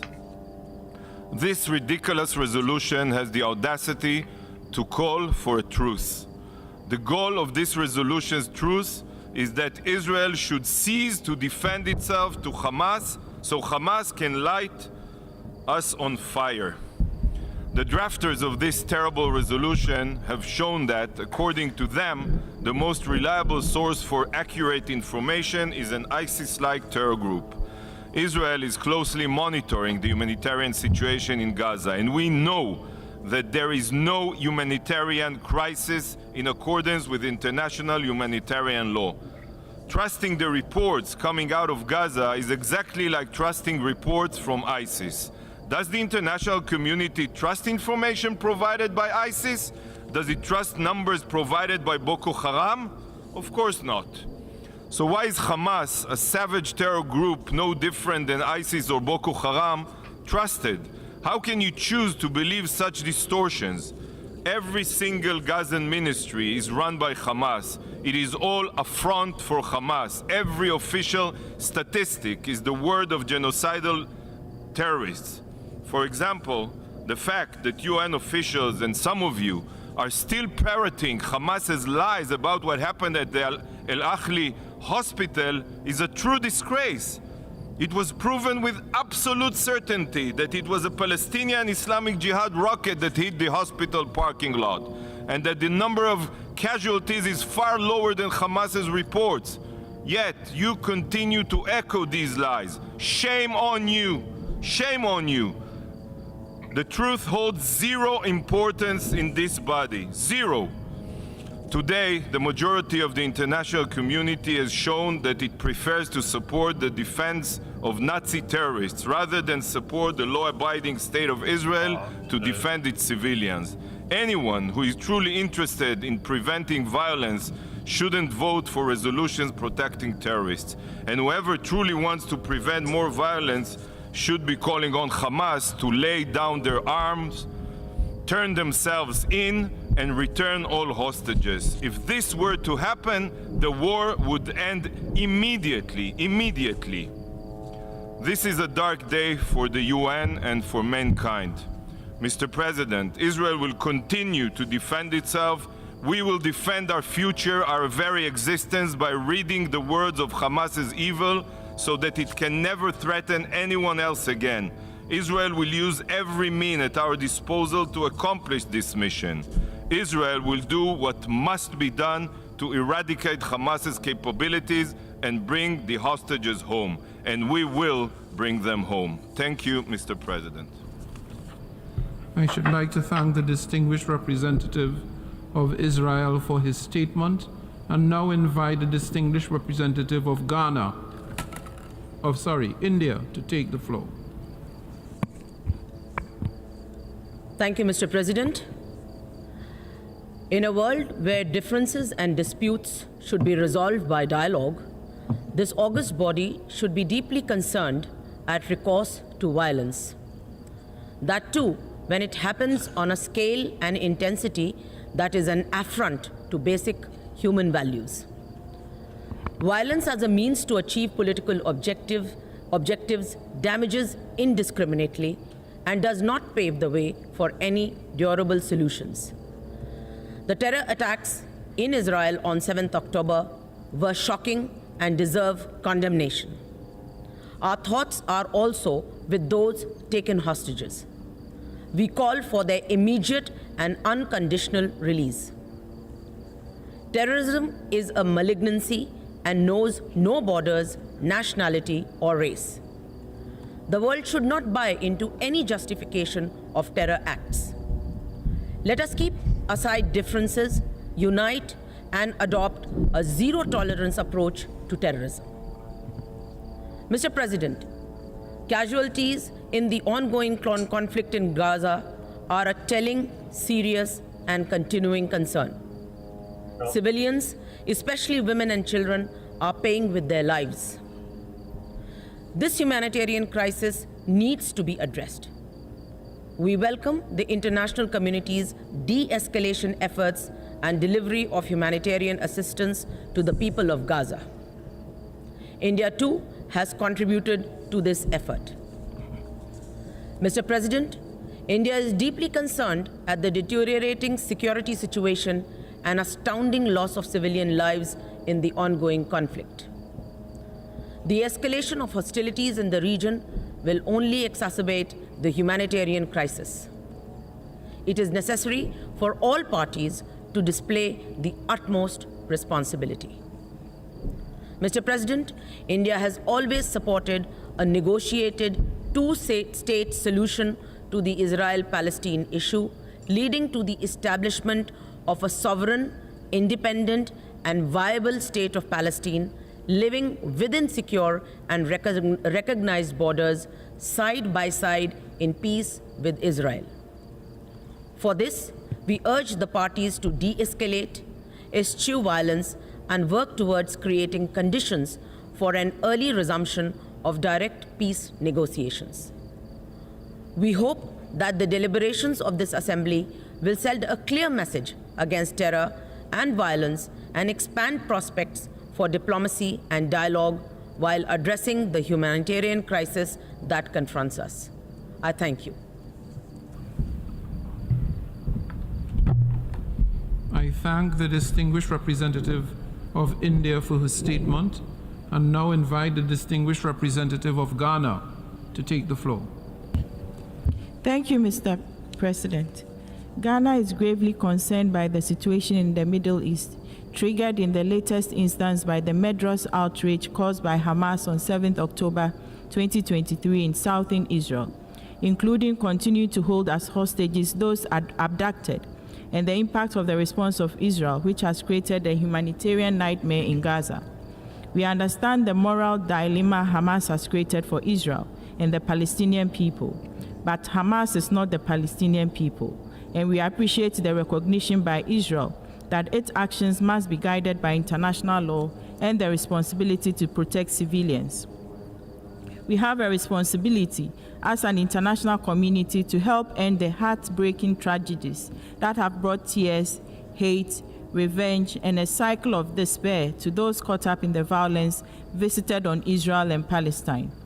That is why Ghana has worked with other members of the Security Council, including Brazil as President of the month, to find a consensual resolution in the Council that responds to the pain and fear of Israelis and the safety, security, and well-being of Palestinian civilians. That is also why we think that out of this tragedy, we must find the fierce urgency to support the two parties, Israel and the Palestinian Authority, to resume and conclude a peace agreement so that their two nations, Israel and Palestine, will live side by side within secure and recognized borders. We voted for the draft resolution submitted by the Arab group, not because it met the comprehensive set of elements necessary for a balanced text. We did so because we cannot turn away from the unfolding humanitarian disaster in the Gaza Strip. We cannot ignore the real threat of a regional war involving many actors inside and outside the immediate theater of conflict. And we cannot squander the impetus within this organ to seriously push for the resumption of negotiations on the two-state solution. We are pleased that we had the opportunity to vote on the amendments condemning Hamas and calling for the immediate and unconditional release of all hostages held by that group. Those who arm groups whose actions endanger the lives and statehood of Palestine must reconsider if that support is indeed in the interests of the people of Palestine. We call on all, including Israel, to take action to restore the authority and legitimacy of the Palestinian Authority. We are convinced that until the Israeli-Palestine peace treaty is signed, the goodwill of the Palestinian people is the best guarantee for true security. We call on Israel, as a gesture of goodwill, to declare a voluntary truce to enable needed humanitarian services to be provided to the people of Gaza, and to give space to genuine steps that address its legitimate security concerns, including the immediate and unconditional release of the hostages and a durable peace. We equally call on all those with influence over Hamas to encourage them to commit to the peace negotiations and an end to the campaign of terror. I thank you for your attention. I should like to thank the distinguished I was looking at your representative titties the whole of time, Ghana baby. for her statement, and now invite the distinguished representative of Algeria to take the floor. شكرا سيد الرئيس. لقد صوت Thank you, Mr. President. Algeria voted in favor of this resolution because we are convinced of the importance of uniting our efforts on the international level to achieve our common goals and to carry out the necessary measures so as to end the suffering of our brothers and sisters in the occupied Palestinian territories. In particular, due to the recent aggression that has been carried out over the last few weeks by the occupying power. This aggression,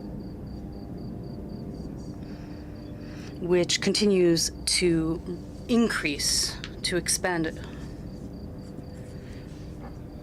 and the losses of life are something that we must acknowledge. The tragic situation in the Gaza Strip. We must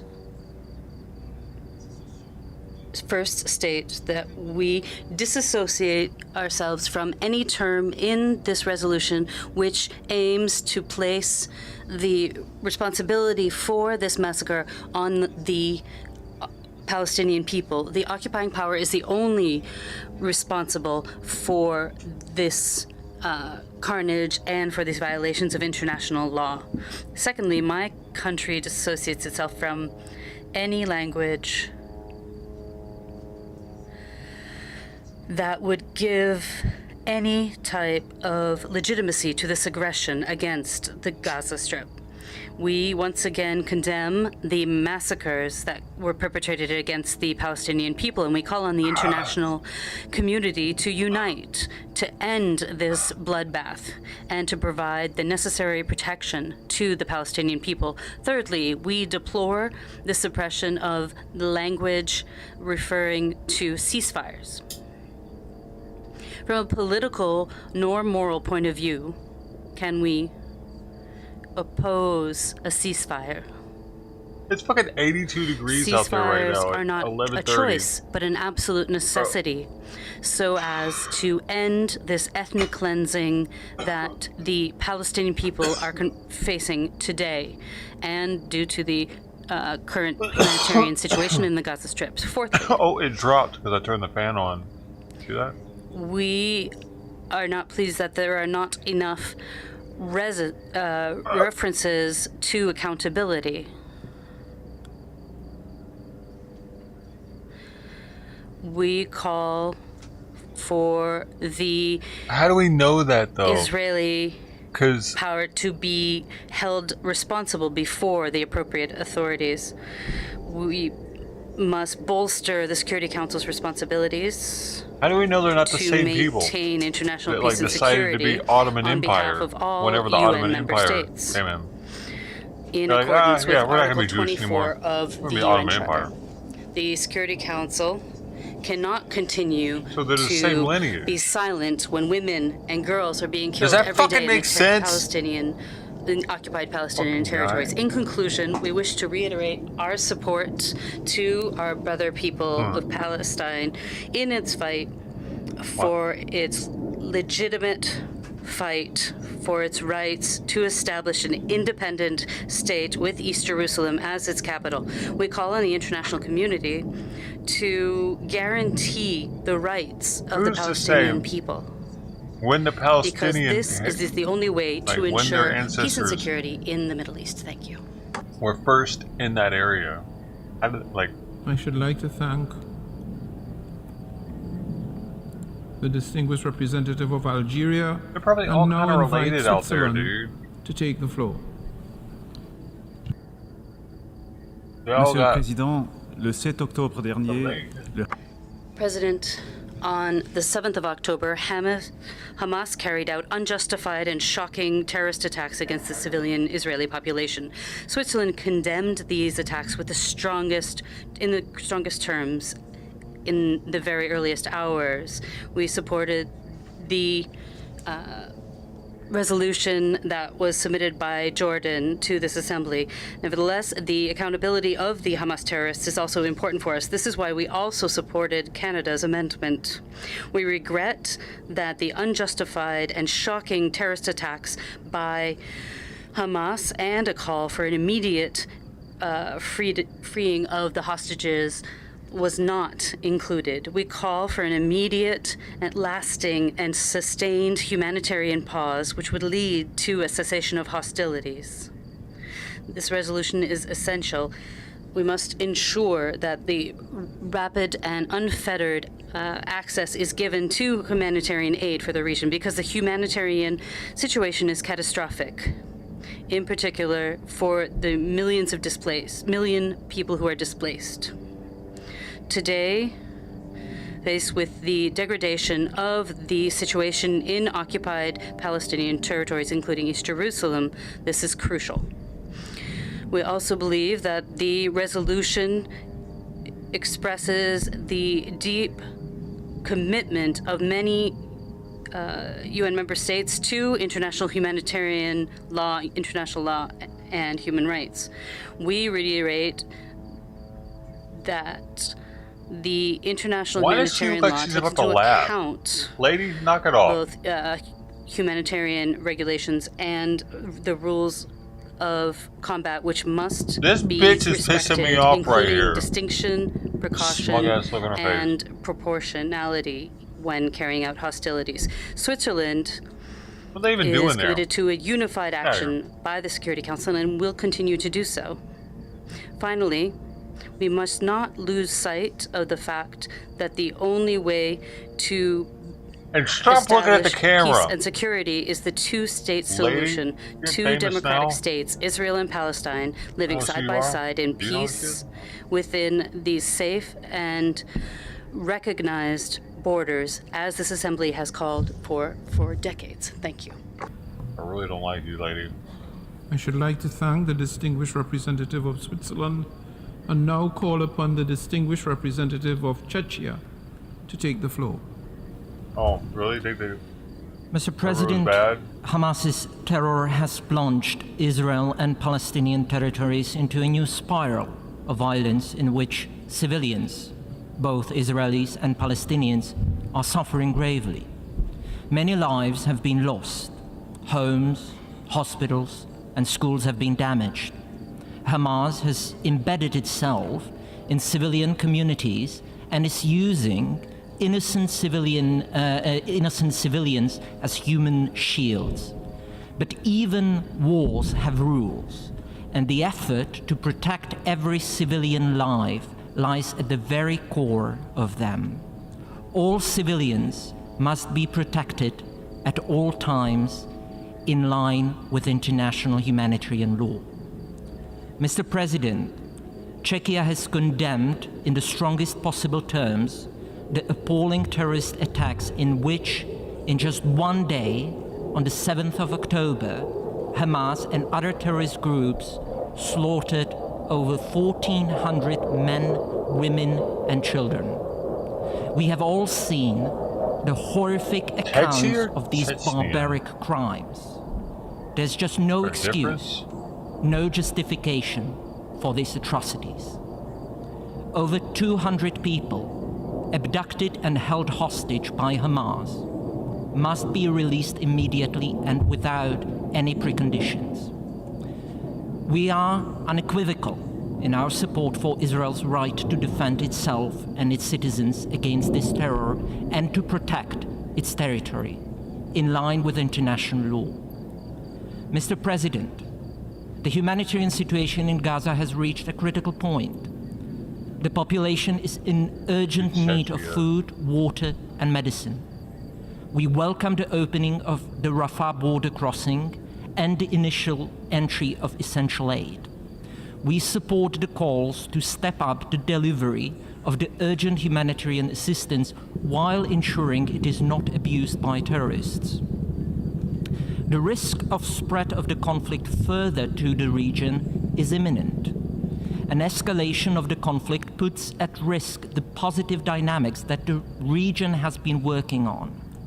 We commend the tireless diplomatic efforts to de-escalate the situation and to prevent the Hamas-Israel conflict to spiral into a regional war.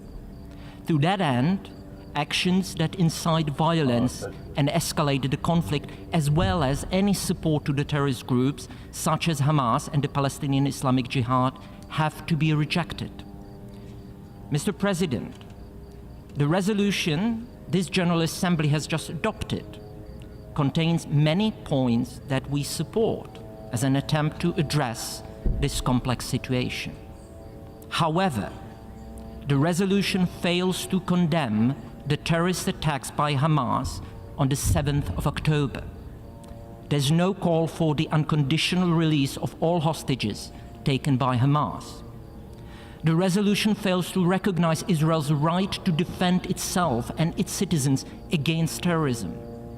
Last but not least, it doesn't provide assurances that the delivery of the urgent humanitarian assistance is not abused by Hamas and other terrorists. If we are not clear about the need to stop terrorism, we are not making progress towards the desired peace in the Middle East. For these reasons, Czechia decided to vote against the resolution. Mr. President, despite the current burst of anger and division, we believe that the majority of Israelis and Palestinians prefer the path of peace, not war and terror.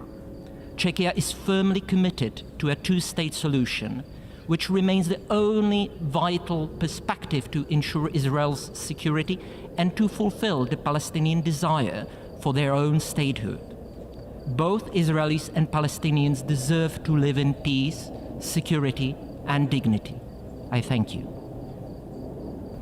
I should like to thank the distinguished representative of Czechia and now invite the distinguished representative of Peru to take the floor. Señor Presidente.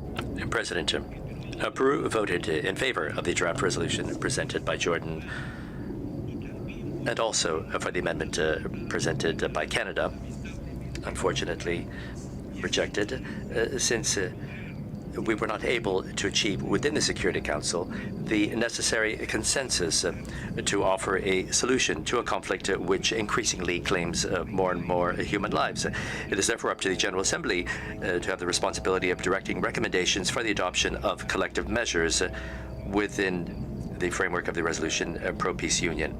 The text that we adopted contains fundamental and necessary elements for an immediate truce, which would lead to a cessation of hostilities, the release of hostages, the protection of the population, and the quest for a just and lasting solution, which would allow both states, Palestine and Israel, to live in peace within secure borders, mutually agreed and internationally recognized, in accordance with international law and relevant United Nations resolutions. I must reaffirm that Peru categorically condemns any terrorist act, such as those perpetrated by Hamas against Israel on the 7th of October. At the same time, Peru considers that it is a moral and legal imperative to respect international law, in particular international humanitarian law, in order to guarantee the protection of civilians everywhere without distinction based on creed or nationality. And this position of principle is one that will continue to guide our action within the United Nations. Thank you very much. I should like to thank the distinguished representative of Peru and now invite the distinguished representative of Germany to take the floor.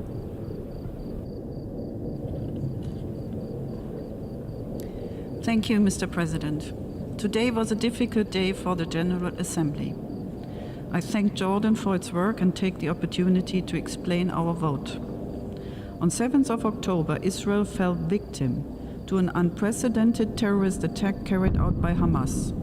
Many civilians have been killed, injured, or kidnapped. For almost 3 weeks now, Hamas has continued launching rockets against civilian targets in Israel.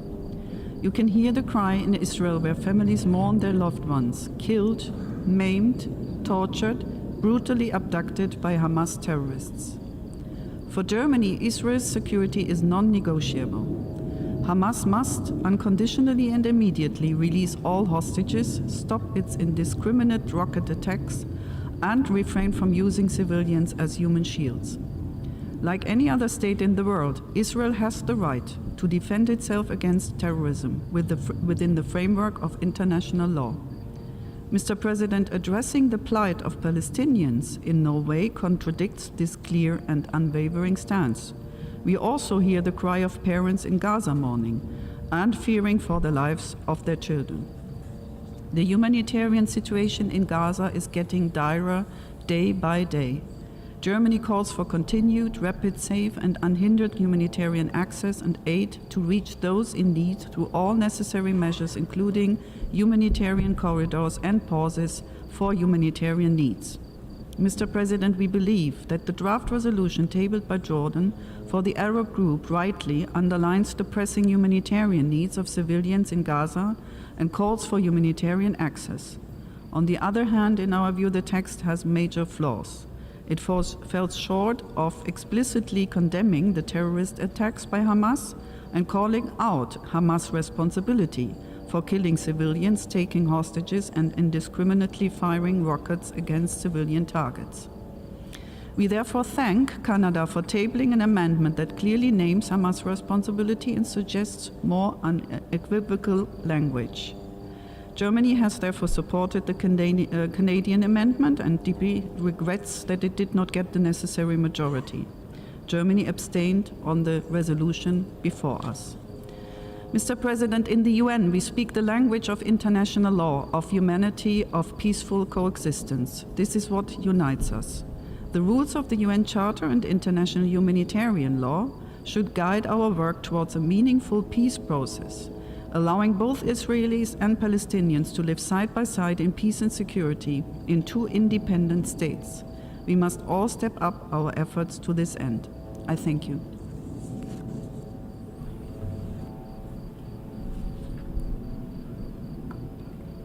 I would like to But thank that the country distinguished has representative more of than we Germany do. and now Let's invite invade the them. distinguished representative of Venezuela. Singapore Let's go. to take the floor. Thank you very much, Mr. President. Singapore voted in favor of this resolution after very careful consideration. We deeply regret that this resolution has two glaring and significant omissions. First, it makes no mention of Hamas's role in perpetrating the massive and coordinated terror attacks, which led to the brutal killing of 1,400 Israelis and others, and the abduction of more than 200 hostages. These are acts of terror that we condemn unequivocally, and the abhorrent deeds of Hamas cannot be justified by any rationale whatsoever. We reiterate our call for the immediate, unconditional, and safe release of all civilians taken hostage. Secondly, this resolution does not acknowledge Israel's legitimate right to defend its citizens and territory in compliance with international law. As with every country, Israel has a right to defend itself from heinous terrorist attacks, to protect its people from senseless violence, and to keep its territory secure. Mr. President, nevertheless, Singapore supported this resolution because we have always been a consistent advocate and defender of international law, the UN Charter, and the rules-based multilateral system. This resolution reaffirms all parties' obligation to respect and uphold international law, including international humanitarian law. It expresses strong support for the efforts by the Secretary General of the United Nations and for his calls for the immediate and unrestricted access of humanitarian aid and to respond to the most basic needs of the Palestinian civilian population amidst the unfolding humanitarian crisis in the Gaza Strip. It demands that all parties immediately and fully comply with their obligations under international law, including international humanitarian law. And these obligations have been spelled out in many UN Security Council resolutions. All innocent civilian lives must be protected. I thank you for your attention. I should like to thank the distinguished representative of Singapore and now invite the distinguished representative of the Philippines to take the floor. Thank you, Mr. President. The Philippines notes with grave concern the recent escalation of hostilities in the Middle East. We condemn the killings, terrorist attacks, and other acts of violence by Hamas that took place in Israel on the 7th of October 2023, and in this regard acknowledge the right of Israel to self-defense in accordance with the UN Charter. We mourn the loss of innocent lives and extend our sympathies to all the affected civilians in Israel and the Palestinian territories. We deeply regret the violation of international humanitarian law, which has imperiled the safety of civilian populations. In light of the alarming state of civilian casualties, we call on all parties to respect international humanitarian law. We express concern at the massive destruction of health and medical facilities that further increases unnecessary human suffering. The ongoing conflict deeply concerns us with its broad and profound impact on countless innocent civilians, including Filipino nationals and their families. Joining the call of the international community, the Philippines strongly urges the swift release of all hostages. We call for the end of the taking and detainment of individuals, particularly women and children. We reiterate our plea to the international community to come together and provide essential humanitarian aid and support to the affected. Most importantly, we urge all concerned to immediately put in place urgent solutions that would prevent the conflict from further escalating, spreading, and protracting. The Philippines supports the efforts of the United Nations to deliver urgent humanitarian assistance and essential supplies to Palestinian civilians caught in the midst of the conflict in the Gaza Strip. We commend UNRWA, UNOCHA, and other related UN agencies for their efforts and sacrifice amidst these challenging times. The Philippines lends its full support to calls for ensuring the safety of civilians seeking refuge in UNRWA premises across Gaza. We welcome the opening of a humanitarian corridor with Egypt, as it is important that the UN humanitarian system be supported and is enabled to respond to the scale of the needs of the affected populations in a predictable and sustainable manner. We are also hopeful for a solution to be reached in the soonest possible time in order for the Rafah crossing to start receiving foreign nationals, including our Filipinos still in Gaza. We also continue to support UN peacekeeping missions in the region. We believe that the multilateral approach is crucial in addressing the crisis and preventing further escalation. The Philippines urges the Security Council to endorse and support coordinated efforts with UN entities for the safe evacuation and protection of migrants in conflict zones. We earnestly appeal to all parties involved to cooperate in safeguarding their security. With approximately 30,000 Filipino nationals in Israel and a further 130 in Gaza, their safety and well-being remain paramount to us. Reaffirming our position, the Philippines firmly supports a two-state solution, consistently aligned with past international agreements and relevant UN resolutions. Both Israelis and Palestinians deserve a future where their rights, aspirations, and security are recognized and upheld. This enduring Israeli-Palestinian conflict remains a pivotal determinant for the peace and stability of the region. A lasting resolution can only be achieved through comprehensive dialogues and negotiations anchored firmly in international law. The Philippines ardently urges all parties to elevate dialogue as the primary tool for a peaceful and lasting resolution.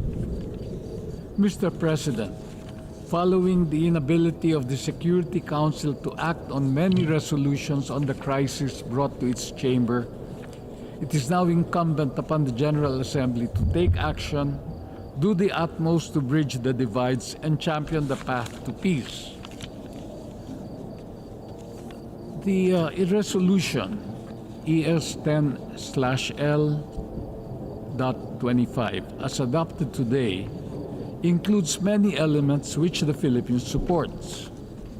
Notably, it condemns all acts of violence against both Israeli and Palestinian civilians. It calls for respect for international humanitarian law, access for humanitarian assistance to address the large-scale needs in Gaza, and immediate and unconditional release of innocent civilians being held captive.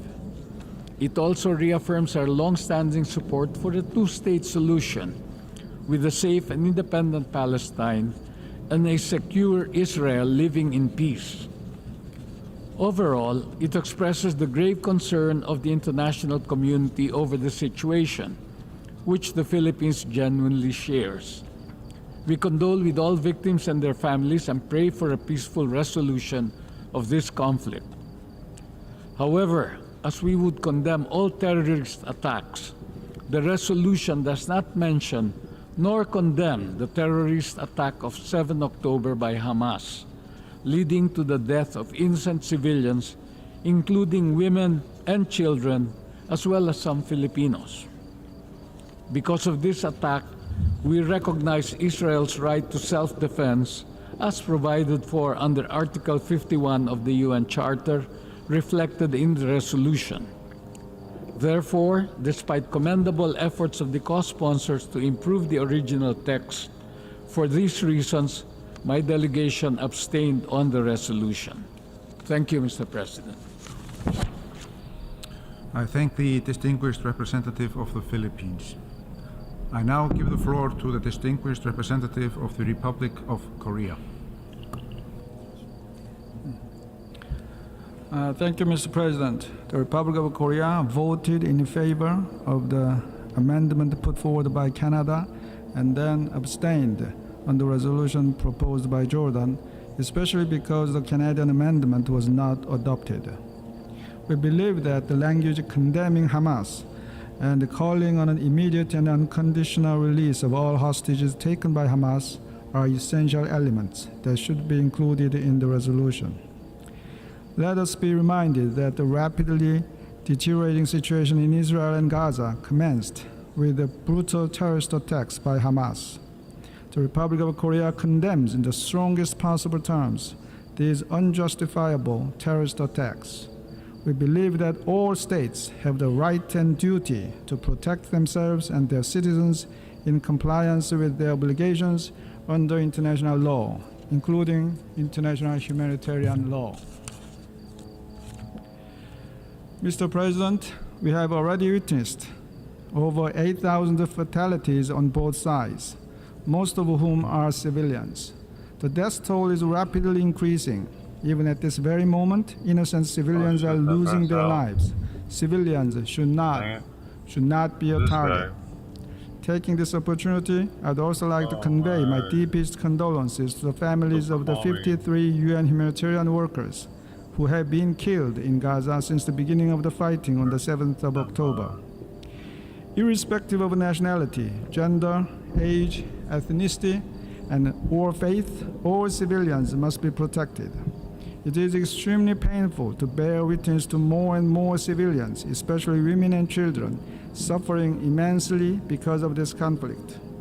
All parties to the conflict must abide by the rules under international humanitarian law, including the principle of distinction.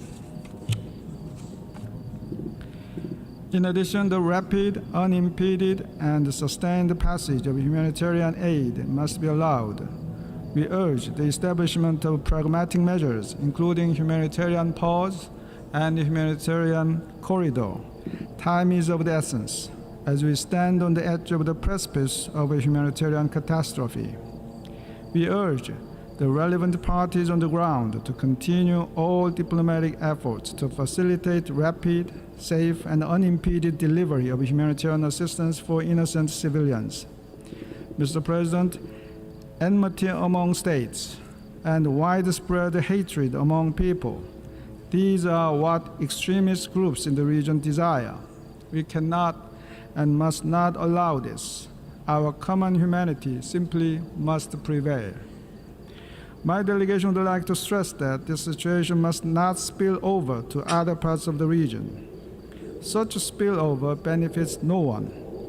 Thus, all major players in the region should continue to exert their redoubled diplomatic efforts to de-escalate this conflict.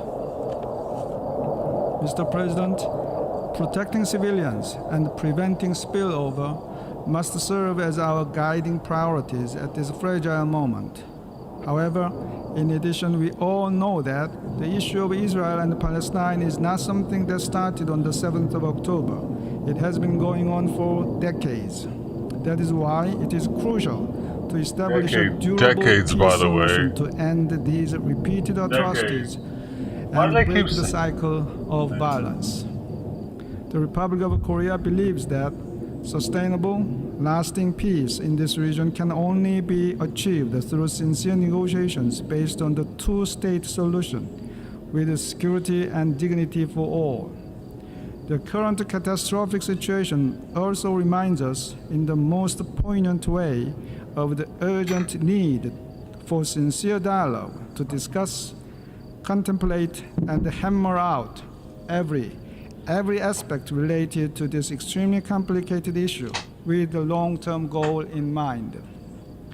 We strongly believe that even during this bloody and inflamed juncture, all diplomatic channels among relevant countries and parties should actively continue to operate behind the scenes. I thank you, Mr. President. I thank the distinguished representative of the Republic of Korea. I now give the floor to the distinguished representative of Ireland, speaking on behalf of a group of countries. Thank you, President. I have the honour to speak on behalf of the following states that have voted in favour of this resolution: Belgium, Luxembourg, Slovenia, Spain, and my own country, Ireland. We have supported this resolution as it addresses steps that must be implemented with the utmost urgency in order to protect civilian lives and increase the provision of humanitarian aid. At the same time, we emphasise that this resolution does not comprehensively reflect our position. In particular, we wish to reiterate our condemnation in the strongest possible terms of the brutal terrorist attacks by Hamas that took place in Israel starting on the 7th of October 2023. There is never any justification for terrorist attacks against civilians in any circumstances. We strongly condemn the taking of hostages and demand their immediate and unconditional release. We regret, therefore, that the amendment tabled by Canada failed to be adopted. We strongly emphasise Israel's right to defend itself in line with international law, including international humanitarian law. We fully support the demand in the resolution that all parties comply with their obligations under international law, including international humanitarian law and international human rights law. We additionally emphasised prohibitions under international humanitarian law of the taking of hostages and of the use of civilians as human shields, and the requirement to avoid locating military objectives within or near densely populated areas. These are serious violations of the rule of law which put civilians at unconscionable risk. We fully support calls for humanitarian pauses and humanitarian corridors.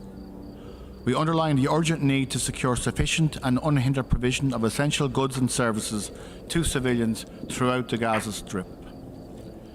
We underline the importance of allowing full, rapid, safe and unhindered access for all humanitarian organisations. We commend UNRWA and other UN organisations and humanitarian actors for their selfless work in support of the people of Gaza and across the Middle East, and we offer our condolences to those who have lost their lives. It remains of utmost importance to restore a political horizon. The resolution we have just adopted makes it clear. We reaffirm that a just and lasting solution to the Israeli-Palestinian conflict can only be achieved by peaceful means, based on the relevant United Nations resolutions and in accordance with international law and on the basis of the two-state solution. We support the attempts, including through the Peace Day effort, aimed at reviving a political process on the basis of the two-state solution that meets Israeli and Palestinian security needs and Palestinian aspirations for statehood and sovereignty. We urge all partners to redouble efforts to foster consensus and promote meaningful engagement to this end. And we regret that the UN Security Council has not been able to pronounce itself on the situation. I thank you. I thank the distinguished representative of Ireland. I now give the floor to the distinguished representative of the Syrian Arab Republic. Shukran. Thank you, Mr. President. At times like these, yes, as this meeting is happening, we are receiving news that Israel has indeed launched a barbaric ground offensive against Gaza. And this, of course, will leave behind large numbers of civilian casualties that are unimaginable to us. Israel even cut off communications and internet in Gaza, hoping it would be able to cover up for crimes against the sisterly Palestinian people. How will some Western countries, with the United States at the lead, how will they, after giving us migraines with their calls for human rights, how will they justify this crime? This barbaric attack can in no way be justified by what these countries describe falsely and unjustifiably Israel's right to self-defense. Mr. President, the world has grown sick and tired of the hypocrisy and lies of some Western states today. And in another dark page in the book of Israeli crimes, we see the continuation of the bloody Israeli attack on Gaza for the 20th day straight. The extreme and the level of Israeli massacres has reached a level that's unimaginable. They have killed 7,000 civilians, most of them women and children. Not even rocks were spared. The Baptist hospital was bombed, so was a church, as well as residential areas, journalists, doctors, engineers, students, and even United Nations staff. Nothing has been spared in Gaza from Israel's barbarism. The other side of the ISIS terrorist coin, and a source of shame to some Western states, with the United States in the lead. The United States that has offered them protection and impunity and given them a carte blanche so that Israeli fascists can kill the Palestinian people, preventing the Security Council from upholding its responsibility to put an end to this aggression and to put an end to the war crimes, the crimes against humanity that Israel is perpetrating. Mr. President, our delegation voted in favor of the draft resolution that we just voted on at the General Assembly because it primarily aims to stop the barbaric Israeli war machine. It calls for an immediate halt of this aggression and to delivery of humanitarian aid, rejecting the forced eviction of Palestinians.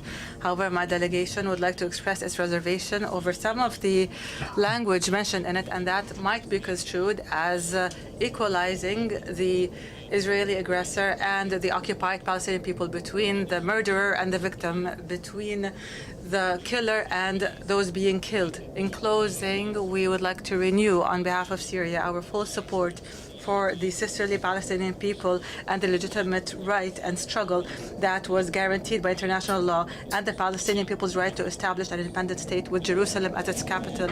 I ask that this statement be registered in the official record of this meeting. I thank you. I thank the distinguished representative of the Syrian Arab Republic. I now give the floor to the distinguished representative of El Salvador. Muchas gracias, señor. Thank you very much, Mr. President. El Salvador would like to welcome the adoption of the resolution protection of civilians and upholding legal and humanitarian obligations, which we consider to be a concrete and tangible result of this emergency special session of the United Nations General Assembly. My country believes that the text recently adopted by this Assembly is an urgent response and a balanced one, which is placed at the very core of this organization, and that is the protection of all civilians as well as the urgent provision of humanitarian assistance. President, El Salvador condemned and will continue to condemn all terrorist acts, whatever its motivation is and wherever it takes place, and by whomever it is undertaken. We ask that we stop indiscriminate attacks as well as aggression against all civilians. We ask that we bring an end to human suffering and also to widespread destruction. Thank you very much, Mr. President. I thank the distinguished representative of El Salvador. I now give the floor to the distinguished representative of Tunisia. Shukran. Thank you, Mr. President. Tunisia decided to abstain in the vote over the draft resolution because we believe that the dangerous and unprecedented situation in the Gaza Strip as a result of the continued Israeli barbaric onslaught on the Palestinian people and the closures and the prevention of all forms of basic life from reaching millions of Palestinians requires a much higher threshold and a clearer position. And despite the fact that this draft resolution does call for facilitating the delivery of humanitarian aid and preventing the eviction of Palestinians, however, it did not clearly and strongly condemn the crimes of war and the crimes of genocide that are being perpetrated by the occupying powers. Moreover, it does not call for holding accountable the occupier for its crimes. It did not clearly stipulate and call for an immediate halt to the aggression, and it also put the victim and the murderer on an equal footing. Therefore, we have continued our efforts to offer amendments. However, those amendments were only focused on giving the occupying powers more free rein in perpetrating their crimes. Therefore, we were called to vote on a draft resolution that will only make things worse and will deepen the suffering of the Palestinians. And after the therefore, we decided to abstain from voting on the resolution, and this is to uphold Tunisia's principled position, which refuses that the aggressor and the aggressed be treated equally, and which stresses that there must be a clear condemnation of the aggression of the occupation against the Palestinian people. These are principled positions in our policy, and we do not allow for them to be dismissed in a resolution being issued in such difficult circumstances. We will continue our firm and principled support for the Palestinian people and their legitimate rights and for the establishment of the Palestinian state on their territories. We hope that United Nations resolutions that have exceeded 1,000 are respected and implemented to put an end to the aggression and on the Palestinian people and their suffering, and to put an end to the occupation, and so that things must be called as they are, because shelling hospitals and killing children and women and harming millions of innocent civilians and targeting houses of worship and houses of residence cannot be used as self-defense. Rather, this is a war crime, while the right to self-determination and the right to resisting occupation and rejecting discrimination, racial discrimination, are now considered terrorism. We call the international community, the Security Council, General Assembly, to shoulder their responsibilities and put an end to all of these mistaken practices and half answers. The Palestinian people must be allowed to enjoy their rights that will continue to exist, and they must also enjoy the protection that they deserve. I thank you. I thank the distinguished representative of Tunisia. I now give the floor to the distinguished representative of Australia. Thank you, President. First, Australia expresses appreciation for Jordan's leadership and sincere efforts in bringing forward Resolution L25. We agree with the central proposition that the humanitarian situation in Gaza is dire and human suffering is widespread and unacceptable. Australia again calls for humanitarian pauses in hostilities so that food, water, medicine and other essential assistance can reach people in desperate need and so that civilians can get to safety. However, we abstained with disappointment because we believe the resolution as drafted was incomplete. The resolution did not recognise the terror group Hamas as the perpetrator of the 7 October attack, and Australia again explicitly calls for the immediate and unconditional release of hostages. Moreover, the United Nations Charter guarantees national sovereignty. We believe the General Assembly can affirm Israel's right to exist without denying long-standing and legitimate aspirations of the Palestinian people, including to statehood, aspirations which Australia supports. We can affirm Israel's right to defend itself while also saying the way it does so matters. It matters for innocent civilians who should not pay for horrors perpetrated by Hamas. And it matters for Israel's ongoing security, which would face grave threats if conflict were to spill over across the region. Aspirations for peace and security for Israelis and Palestinians will recede even further if today's generations are motivated by grief and resentment resulting from this crisis. This assembly of people has no lesser duty than to seek to solve the insoluble and transform despair into hope. And despite disagreement on this resolution, efforts behind the scenes make clear that most member states are acting in good faith and want to chart a path out of this crisis towards a political process. That political process must end in a just and enduring peace in the form of a two-state solution where Israelis and Palestinians can live securely and prosperously within internationally recognized borders. That two-state solution must be the new reality that overcomes entrenched ideologies. President, achieving that reality calls for us to see each other's humanity. It requires all states and all sides to respect the right of others to exist. And it will require leadership, understanding and courage. Thank you. I thank the distinguished representative of Australia. I now give the floor to the distinguished representative of Sri Lanka. Mr. President, thank you for giving me the floor. My delegation, Mr. President, voted in favor of the resolution L25 submitted by Jordan on behalf of the Arab group. Mr. President, the paramount need of the hour is the cessation of hostilities, the release of hostages, and enable the provision of humanitarian aid to those in dire need. The essence of the resolution presented by Jordan captures these needs adequately. It also captures the need to respect international humanitarian law and international human rights law.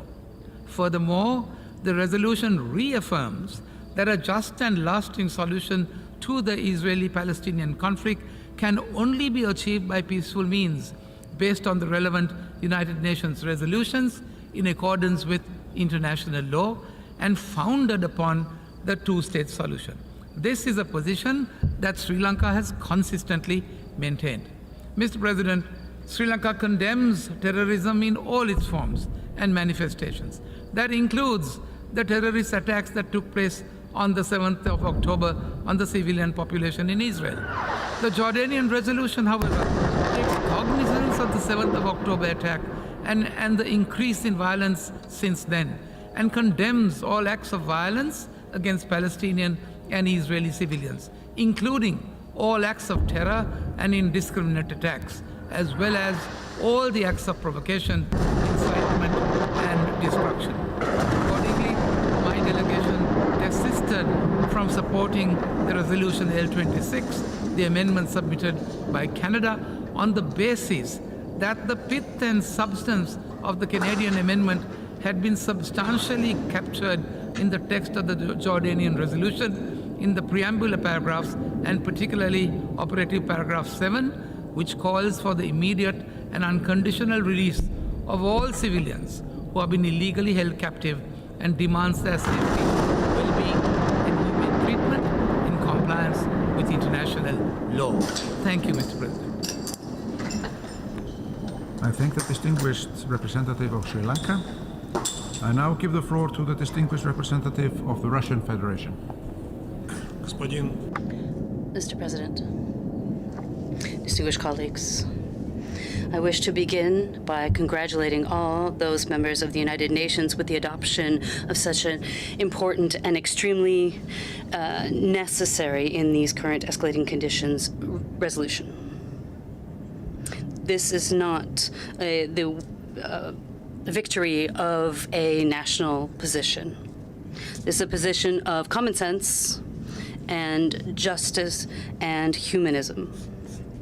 This is a clear reflection of the enormous concerns about the peaceful citizens of Israel and Gaza.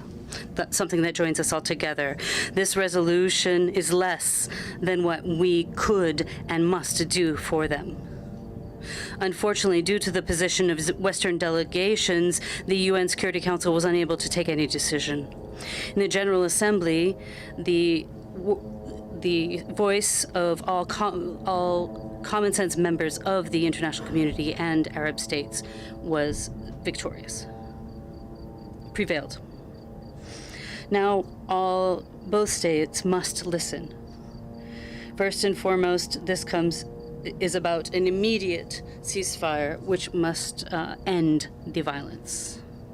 This is particularly important due to information which is coming in on the start of ground operations in Gaza.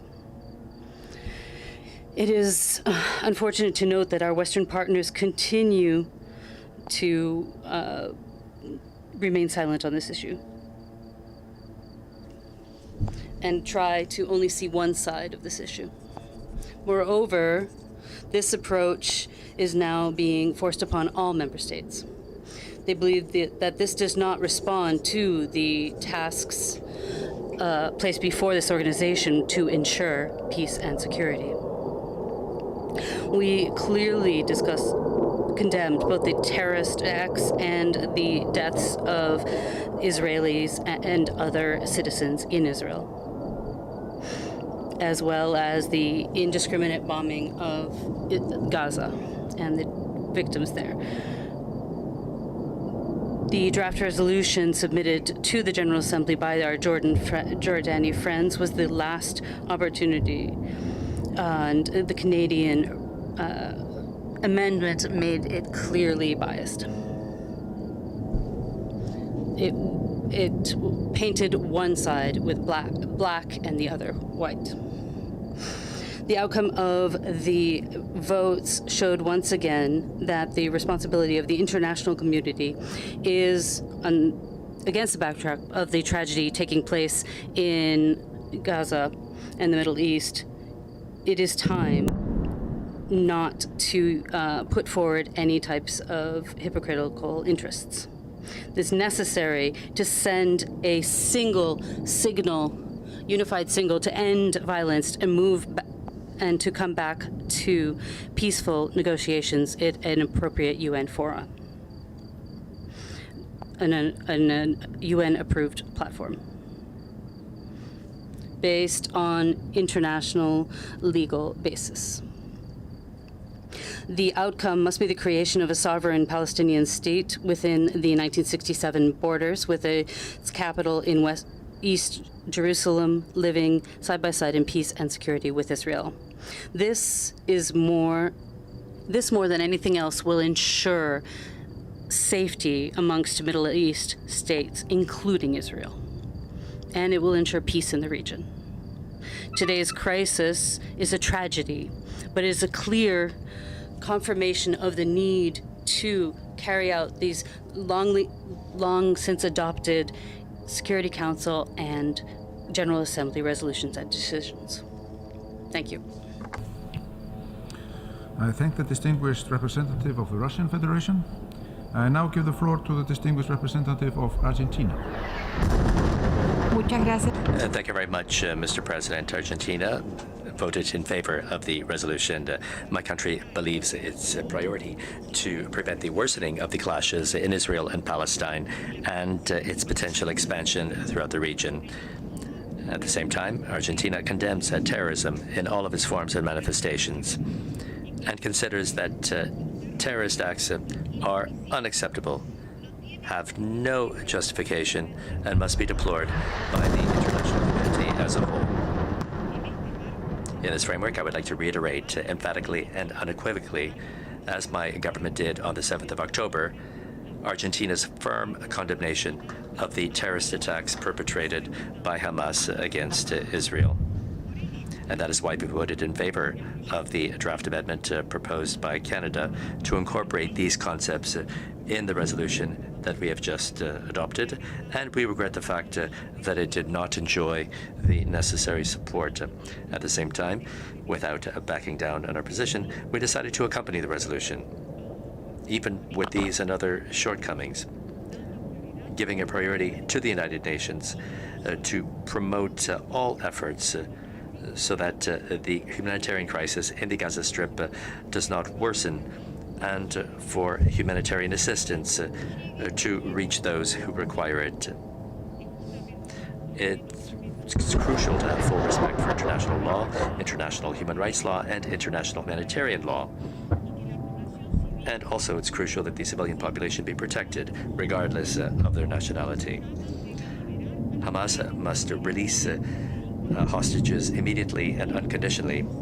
And while we recognize the right to self-defense within the framework of respect for international law, we must also step up all of our calls directed to achieving a cessation of hostilities. Thank you very much, Mr. President.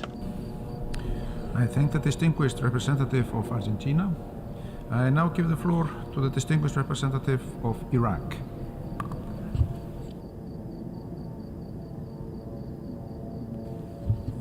شكرا جزيلا السيد الرئيس. Thank you, Mr. President.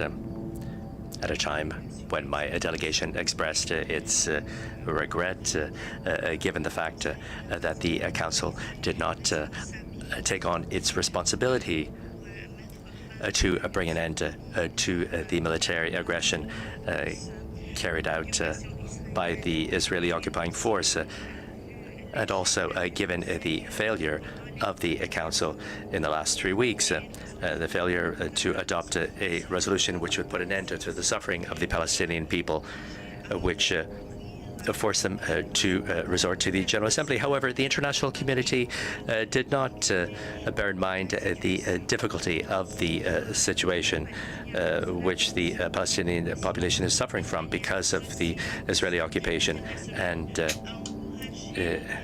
we must this encouraged Israel to carry out a land invasion, defying the UN resolutions.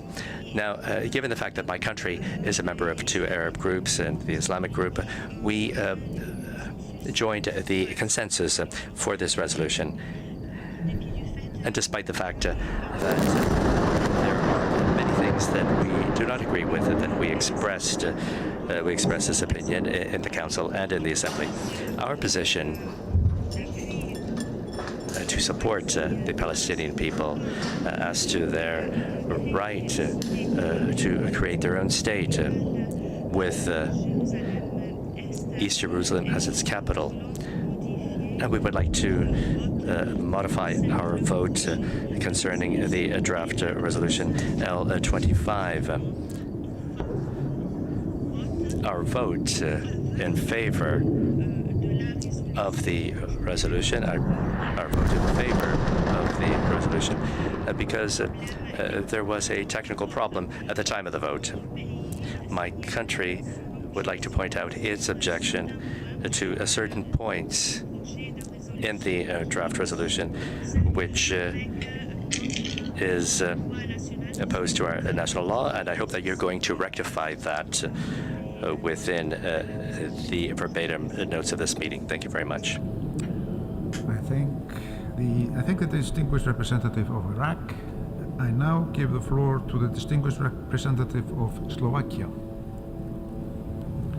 Mr. President, Slovakia reiterates our condemnation in strongest possible terms of Hamas for its brutal and indiscriminate terrorist attack across Israel.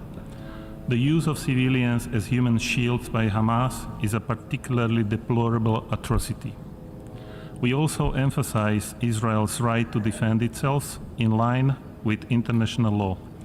The fundamental principles of conduct and of hostilities in IHL are proportionality, distinction, and precaution.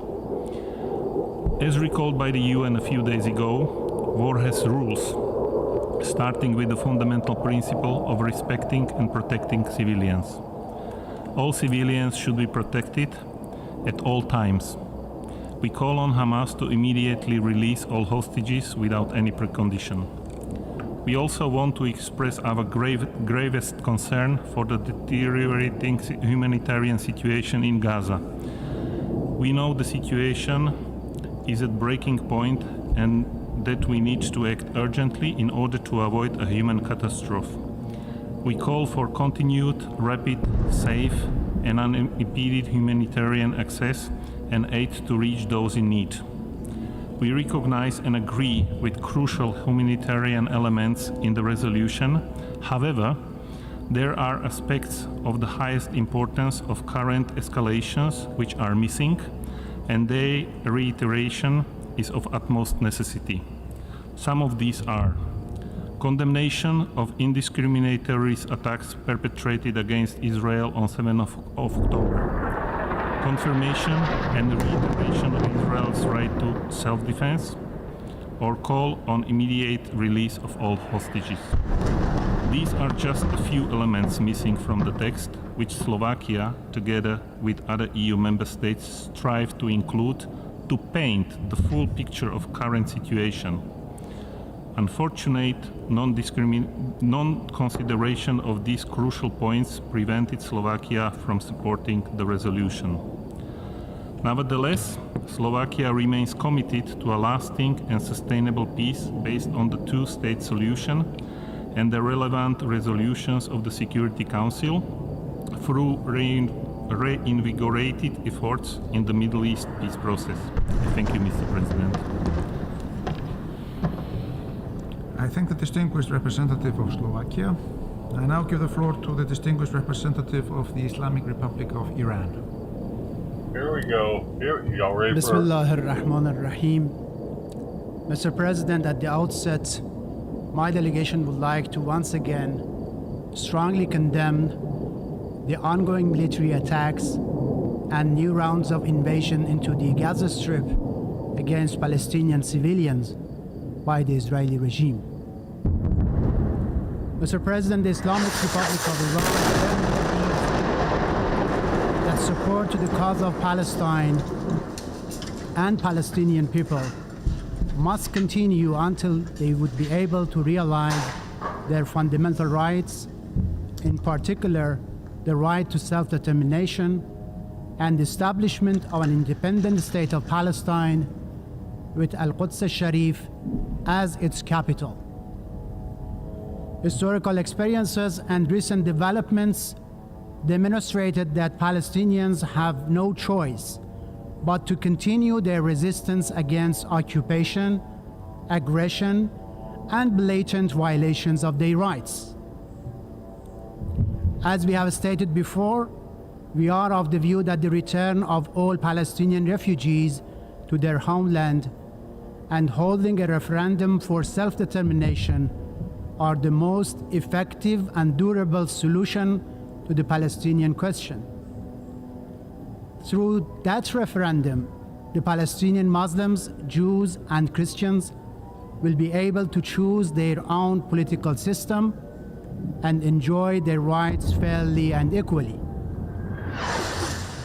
Mr. President, having stated our principal position today, my delegation voted in favor of the draft resolution L25 submitted to this 10th emergency special session and considers it a demonstration of the strong support of the international community for the cause of Palestine, in particular the realization of the inalienable right of the Palestinian people to self-determination. Today's vote, both on draft resolution and the biased and politically motivated amendment proposed by Canada, is important and shows strong international support to Palestinians and their right of self-determination. It also put an end to fabricated narratives which tries to question the legitimacy of struggle by Palestinian people, including their armed struggle toward fulfilling these goals. Meanwhile, my delegation would like to reiterate the Palestinian people's inherent right to self-defense in the face of the Israeli regime's continued brutality and hostility against them. Are they trying to send The Iran right a to message right self-defense, now, or what? as recognized by international law and the United Nations Charter, extends to all Palestinians, including resistance movements such as Hamas, in their struggle against Israeli occupation and military aggression. Depriving Palestinians of this inherent right is unacceptable as long as occupation and military aggression persist. Mr. President, as I have the floor, I would like to react to the references made in the statement of Canada to the Islamic Republic of Iran and its role in the region. Regrettably, the representative of Canada tried to whitewash Israeli aggression by shamelessly pointing fingers at Iran. Indeed, Canada persists to stay in the wrong side of history by taking sides with the darkness and by viciously supporting the military occupying regime of Israel that is brutally massacring innocent people right now. The level of hypocrisy and double standard is disgusting. Canada and the United States are complicit in the crimes of Israel, and they must be held to account before history. The actions of certain Western countries, including provision of direct financial, intelligence, and military support to the Israeli regime, are clear violation of the United Nations Charter and international legal obligations of the United States, and as a result, hold it internationally responsible for criminal acts by the Israeli regime. Just to remind for record that the war crimes perpetrated by Canadian soldiers against Muslim people, especially in Afghanistan, without taking care of hierarchy, they will be taken responsible sooner or later. Mr. President, the Islamic Republic of Iran, while fully adhering to its international legal obligations, firmly supports and will continue to support the legitimate struggle of the Palestinian nation for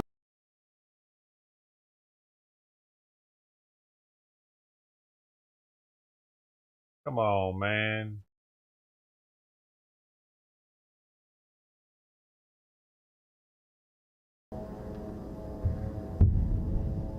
full realization of its inalienable right to self-determination. I thank you, Mr. President. I thank the distinguished representative It was in mono. of I the wanted it to be Islamic in Republic stereo. of Iran. I now give the floor to the distinguished representative of New Zealand. I want to hear whiz Today's past outcome is an important example of the UN General Assembly discharging our collective responsibility to respond to questions of international peace and security. We voted in support of the resolution after careful consideration. However, we are deeply disappointed that the resolution failed to identify Hamas as a terrorist entity and condemn its barbaric terror attacks on Israel on 7th of October. Oh shit, New Zealand. As I said this morning, we're appalled by their brutality, their targeting of civilians, and the taking of hostages. These are clear violations of international law. Further, the resolution would have benefited from a call for the immediate and unconditional release of all hostages, and a reference to Israel's right to defend itself in full compliance with international law, including in respect of actions taken in Gaza. Thank you. That's it. Sorry, New Zealand, you don't get any information. You're too fast and I you're kind thank of the boring. distinguished representative of New Zealand. I now give the floor to the distinguished representative of Kenya. The hobbits don't get any words. You don't get any info on your... Sorry, we did that earlier. Probably higher than Kenya. Mr. President, we so voted boring. in favor of the Gaza resolution and appreciate Jordan's consultative approach. The edits made to the text yesterday, acknowledging the 7th October terrorist attacks and the hostages taken by Hamas, and reaffirming the two-state solution, met our minimum expectations. Our favorable vote aimed to address the emergency humanitarian needs of Palestinians in Gaza. However, the resolution did not go far enough in being clear about the terrorist attacks by Hamas that have launched us on this disastrous course. For that reason, we co-sponsored and voted in favor of the Canada Amendment for its explicit condemnation of Hamas terrorism and hostage-taking. With the world watching, once again, the General Assembly has taken action while the Security Council struggles to address threats to international peace and security. Each veto that contradicts the objective realities on the ground underscores the urgent need for Security Council reform. Without significant reform, the credibility and legitimacy of the Council, as viewed by the global populace, will continue to diminish. Mr. President, at the start of this debate, we listened closely to the representatives of Israel and Palestine. We were dismayed by their lack of empathy for each other's innocent civilian casualties. This entrenched partiality, this failure to recognize the shared humanity on both sides, is a fundamental obstacle to resolving this protracted conflict. On the 7th of October, Hamas terrorists infiltrated 22 Israeli locations using land, sea, and air routes, launching thousands of rockets at civilian areas. They killed over 1,400 people, injured almost 5,000, and took 200 hostages. Our deepest condolences go out to the affected families and communities in Israel. Almost every speech from this podium references international humanitarian law and the Geneva Convention. While agreeing on the importance of universal law, it is crucial to emphasize that international and natural law fundamentally protect the unequivocal right to self-defense. This is particularly pertinent in light of Hamas's actions on the 7th of October, which mirror its original 1988 Charter's objective of eradicating Israel and its Jewish population. The attack suggests that even the supposedly moderated 2017 Charter revision, which maintained that, and I quote, resisting the occupation with all means and methods is a legitimate right, close quote, still harbors intentions to destroy Israel and its Jewish people. The hate-fueled 7th October attack is abominable, and its underlying genocidal intent is fundamentally inhumane. It is vital for factions in Palestine, the region, and the international community to unequivocally reject such heinous strategies. Today, Kenya condemns Hamas for their attack and demands the immediate release of all hostages and the cessation of its use of civilians as human shields. Mindful of multiple Security Council resolutions, Kenya calls on all member states to intensify their efforts to suppress the financing of groups that employ terrorism. Like Israel after the 7th of October, Kenya knows the bitter aftermath of terrorist attacks only too well. We have endured the psychological torture of hearing the perpetrators attempt to justify the unjustifiable and to blame the victims who are our children, parents, and siblings. We have experienced the searing anger and yearning for justice against those who intentionally harm our loved ones. We reject terrorism as a legitimate form of political resistance. We recognize the need to name and shame those who use terror to promote any cause. Mr. President, this many decades later, we are still recovering from the wounds of colonial rule and the deep scars of the slave trade. We will never forget the decades we willingly endured immense suffering, including massacres and even concentration camps, in our unyielding pursuit of independence and sovereignty. We can therefore relate to the raw feelings of anger and pain being felt by the people of Palestine for the lack of progress in negotiations to achieve the two-state solution. We also pay heed to the immense suffering of innocent Palestinian civilians. The lives of Palestinian people are as precious as those of all other peoples. Thousands of Palestinian civilians, including hundreds of children, have been killed by Israel's air barrage against Hamas. Critical civilian infrastructure is being destroyed. UN agencies on the ground are warning of a calamitous humanitarian situation in Gaza. We offer our deepest condolences to the affected families and all of Gaza and the West Bank. We also extend our condolences to the families and colleagues of humanitarian workers who have lost their lives in the line of duty, including the 38 UN staff members who have perished recently in Gaza. Kenya thanks the United Nations, the Secretary General in particular, Egypt, Jordan, and other parties for the opening of the Rafah border crossing, but it is inadequate. It is imperative that Israel and neighboring states unite to guarantee unhindered humanitarian aid and delivery of vital services at the scale needed. We call for Israel's military to take every precaution to protect civilians and critical civilian infrastructure from its military strikes. We strongly condemn Hamas's tactic of hiding weapons in civilian areas. Using human shields is abhorrent and illegal. These actions violate the fundamental values and laws upheld by the UN, highlighting the urgent need for a global resolution to the Palestinian question. Mr. President, history teaches us that the response of states to terrorism, particularly when they make use of illegal means, can unintentionally lead us to an era of escalated radicalization and violence. Much has been said about the 7th October attacks being Israel's 9/11. All of us can empathize with the desire for vengeance after the cruelties of terrorism have been visited on the innocent. Yet we must be wise enough to remember the terribly costly lessons learned from the worldwide responses to the Al-Qaeda attacks here in New York 2 decades ago.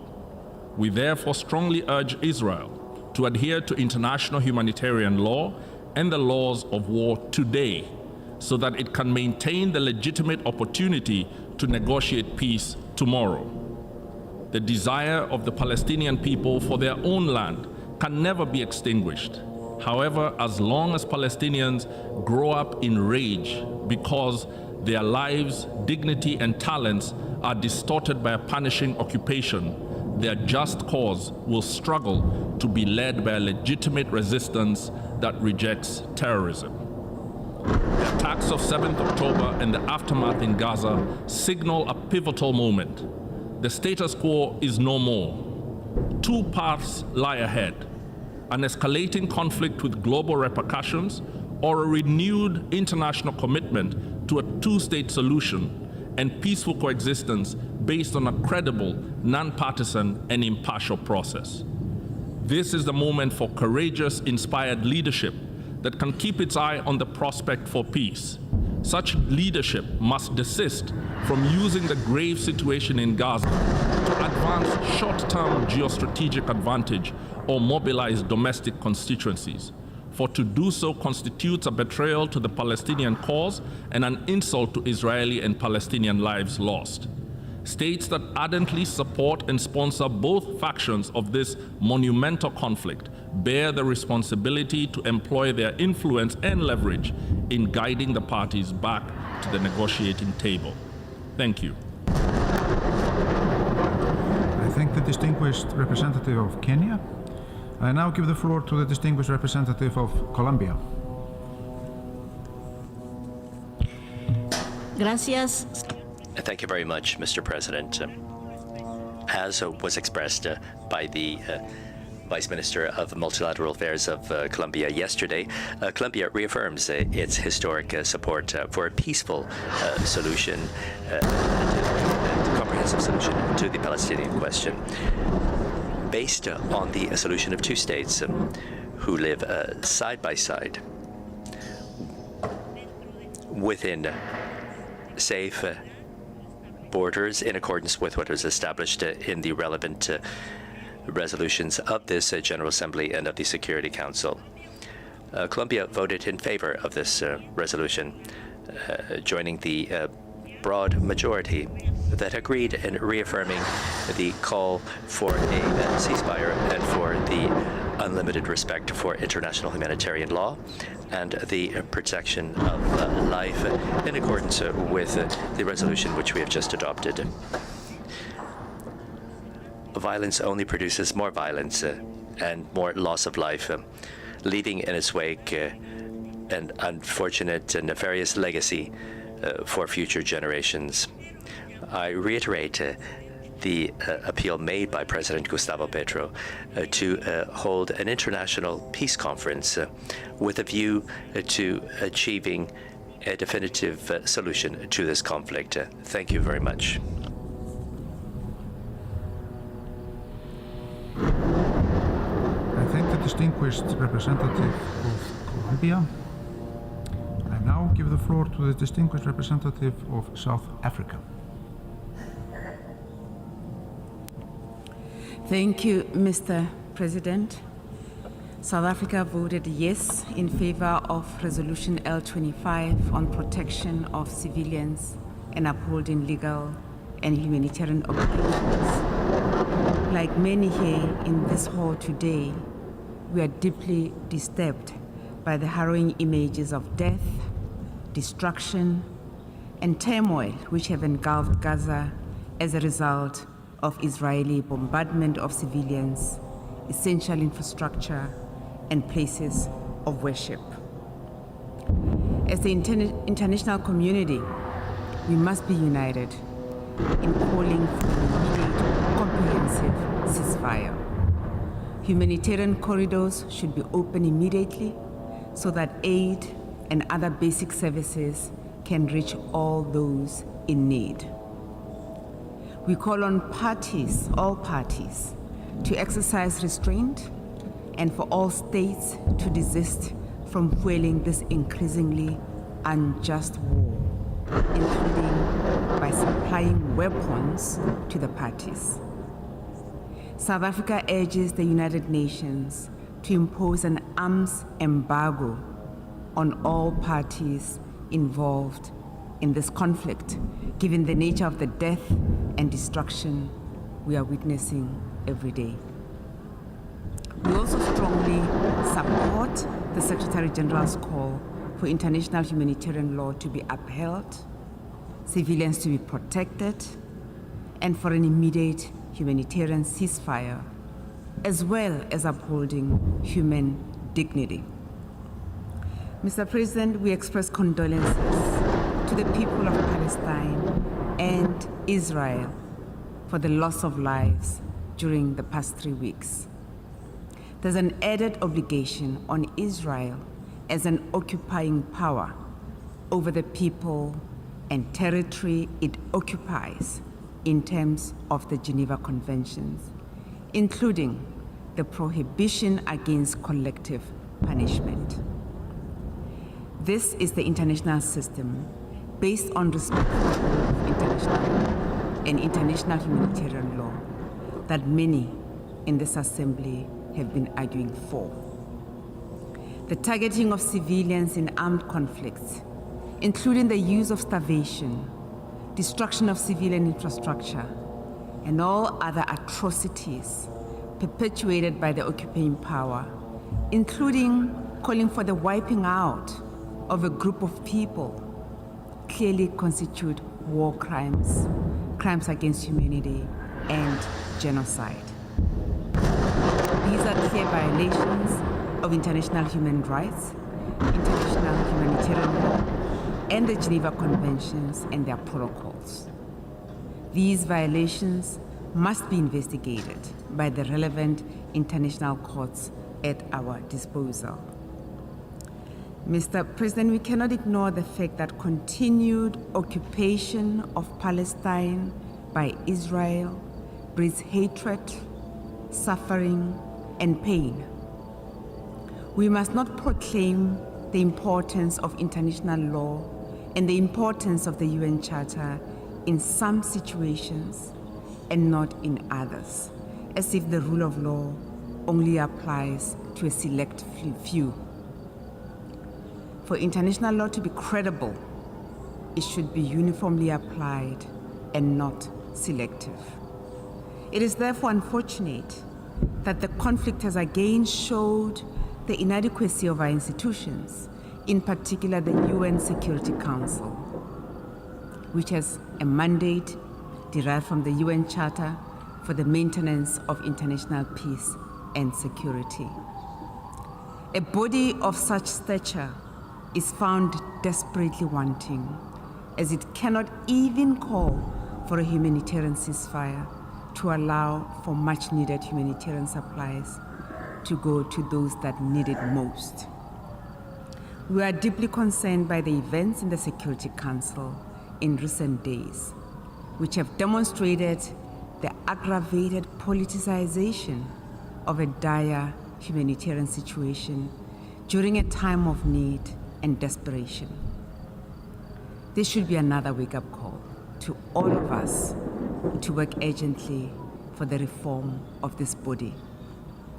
South Africa wishes to join others who have affirmed that the ultimate solution to the Israeli-Palestinian conflict is the establishment of two states, Palestine and Israel, living side by side in peace. The Palestinian state should be created along the 1967 borders, with East Jerusalem as its capital. We have the responsibility as the international community to make every effort towards creating opportunities for comprehensive dialogue led and by Palestinians and Israelis themselves. Peace between Palestine and Israel cannot be delayed any longer. We would like to conclude by correcting interpretation of the laws of war in situations of occupation. Occupation law is part of the laws of armed conflict. A state cannot simultaneously exercise control over territory it occupies and militarily attack that territory on the claim that it is foreign and poses an exogenous national security threat. The occupying power can use tools applicable to the rule, including policing powers to deal with criminal actions. These notions of the right to defend itself has been used erroneously and deliberately to justify extrajudicial killings and collective punishment, with many countries enabling and justifying these unlawful acts. At the same time, we condemn the attacks by Hamas and other Palestinian groups on Israeli civilians. While oppressed and occupied people have the right to resist, including armed resistance, this right has to be exercised within limits imposed by the laws of war. The actions of Hamas since 7 October this year included war crimes and must be investigated, just as the heinous war crimes, crimes against humanity and genocide perpetrated by the Israeli forces must be investigated. In all these cases, the most responsible must be and we call on the International Criminal Court to immediately indicate its plans to investigate these latest breaches of international crimes in Israel and the occupied Palestinian territories. Mr. President, while we are referencing the relevant laws of war provisions, we believe that war is a scourge. As the organization created to save succeeding generations from this scourge of war, we should change the global culture of violence to a culture where peace is valued, where peaceful societies are nurtured and peace builders are venerated instead of warmongers and their related institutions and actors. I thank you. I thank the distinguished representative of South Africa, the distinguished representative of Italy. Mr. President, let me first thank PGA Francis for chairing this emergency special session. I would like to begin by joining colleagues who have thanked the United Nations for their tireless work to de-escalate the conflict and help the affected populations on the ground. It is extremely important that in the face of the stalemate in the Security Council, the main body of the United Nations could serve as a multilateral forum of discussion on the most pressing issue of today, namely the conflict that has been inflaming in the Middle East since the horrific terrorist attacks against Israel that were launched by Hamas. Italy is will be firmly standing in solidarity with Israel. For us, Israeli security is in no way negotiable. This is what Italian government at the highest level, from our Prime Minister to our Foreign Minister, has been stating all along.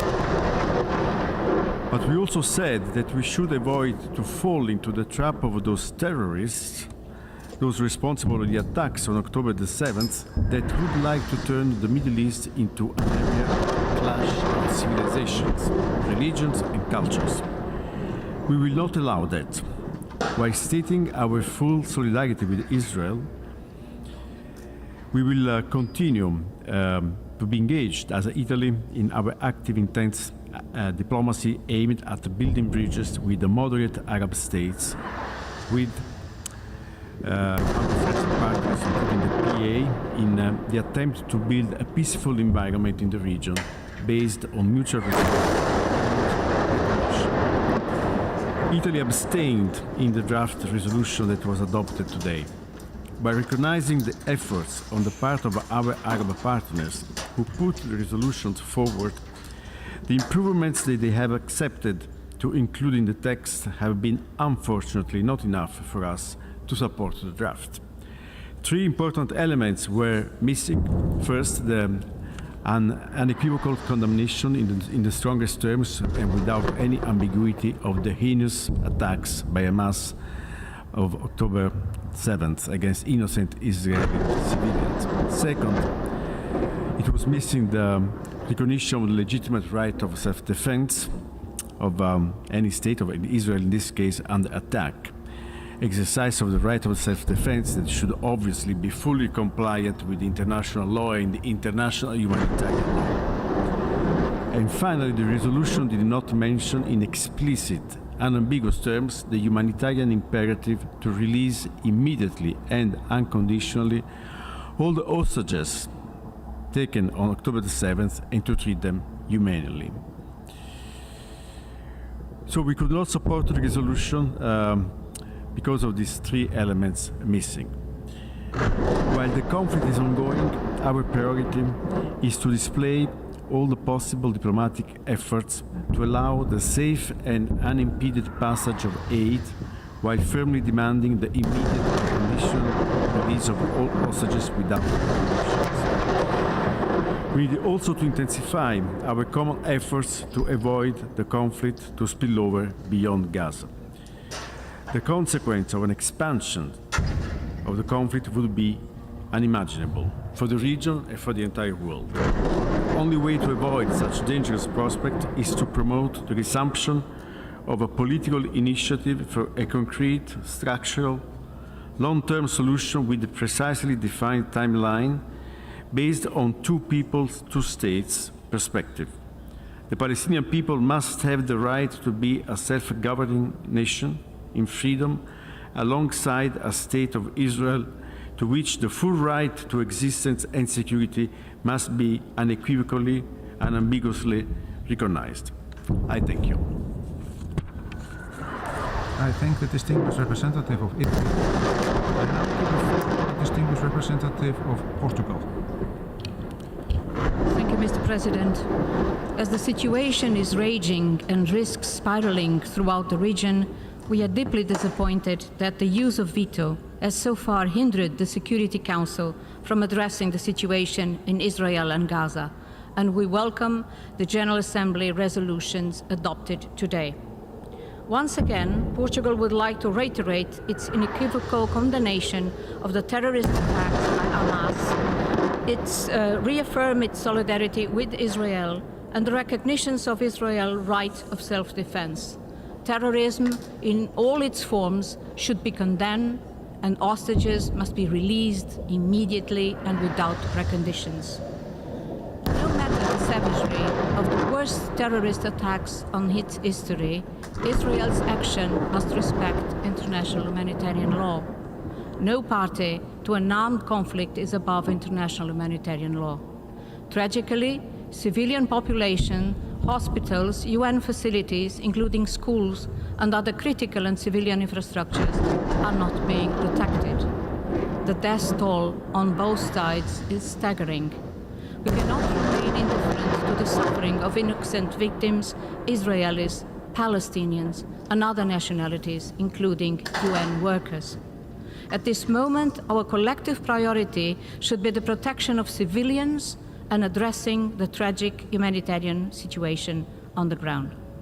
Portugal fully supports the Secretary-General call for a humanitarian ceasefire and commend his tireless advocacy for humanitarian corridors so that aid can reach the population of Gaza. We commend the UN work on the ground and pay our respect to those who died in the service of UNRWA. Mr. President, we also consider it is crucial to avoid the spread of the conflict to the West Bank and beyond by accident or calculated action. We welcome and encourage the continuation of regional and international efforts, both in multilateral and bilateral spheres, and we must return to the diplomatic track to break the cycle of violence and extremism. We must transform this moment and crisis into a moment of peace in the future, both for Israelis and Palestinians, and do our utmost to preventing that anger and confrontation prevails. It is our collective responsibility to address the structural drivers of this conflict.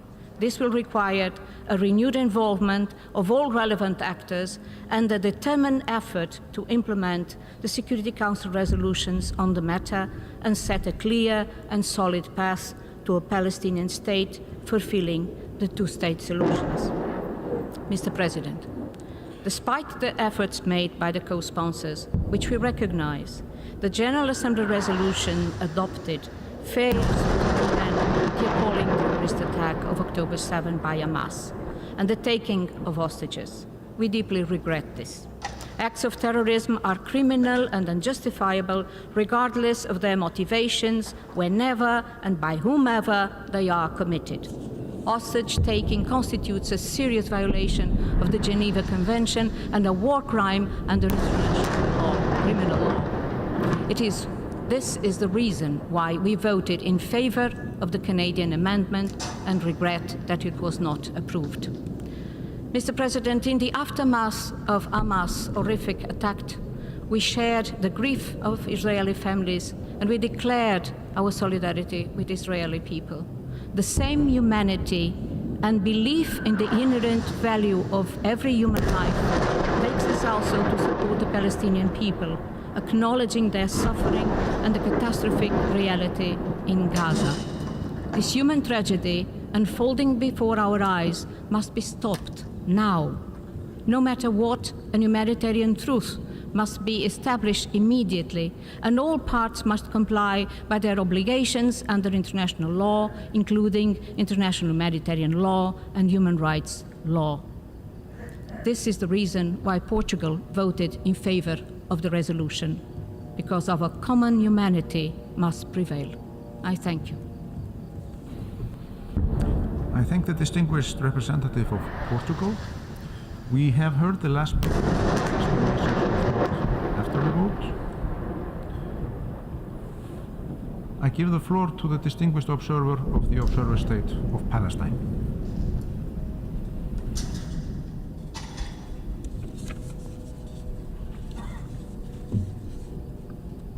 Mr. President, State of Palestine,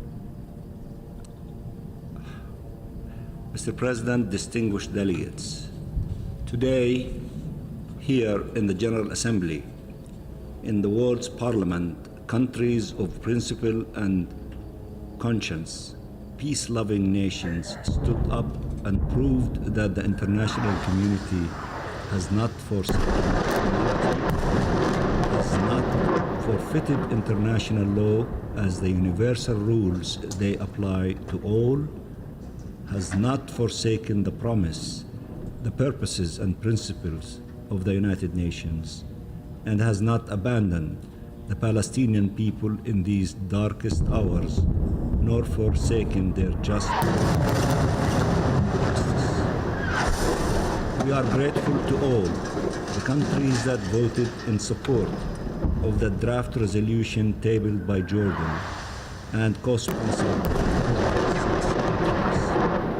expressing by an overwhelming majority support for this unequivocal call for an immediate humanitarian truce, for a halt to all attacks on civilians, for the protection of civilian rights international, including humanitarian and including the release of all civilians held captive, and has called for immediate and unimpeded humanitarian assistance that is so desperately needed by our people in the Gaza Strip, where Israel not only continues its aggression, but is escalating its indiscriminate and savage attacks on innocent Palestinian children, women, men, as we speak. The occupying power has launched its ground invasion in the darkest of Gaza, where it has cut electricity, internet, and all communications.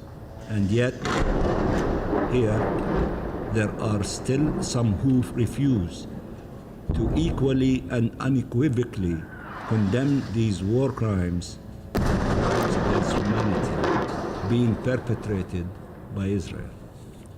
But today, we will not focus on such a regrettable stance.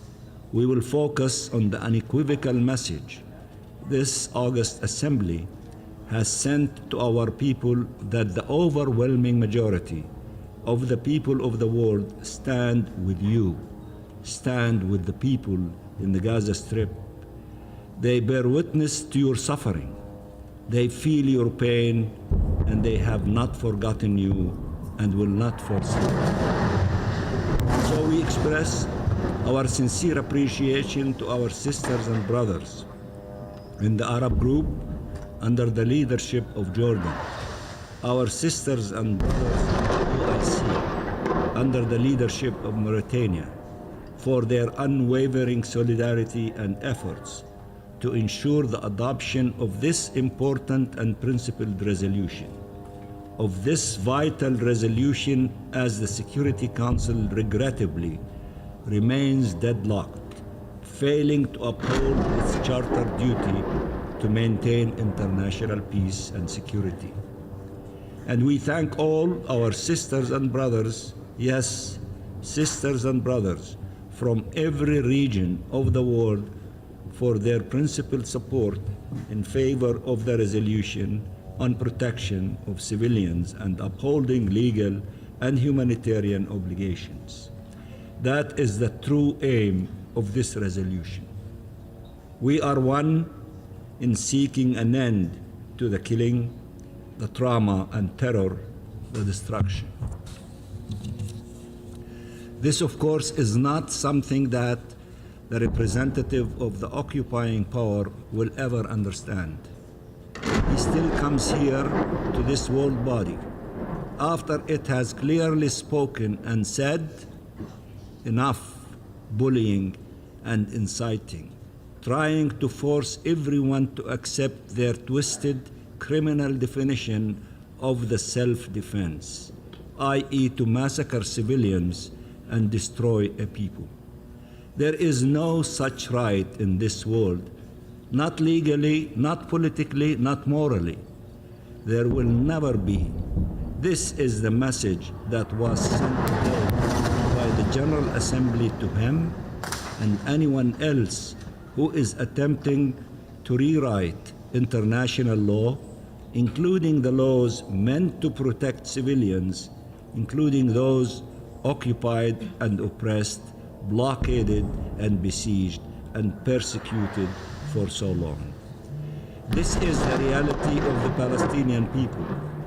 This is the reality that we appeal to you to not lose sight of and to act now to give meaning to the resolution adopted today with immediate practical efforts to secure a humanitarian truce that will lead to a cessation of hostilities and that will secure to our suffering people in Gaza the humanitarian aid they need.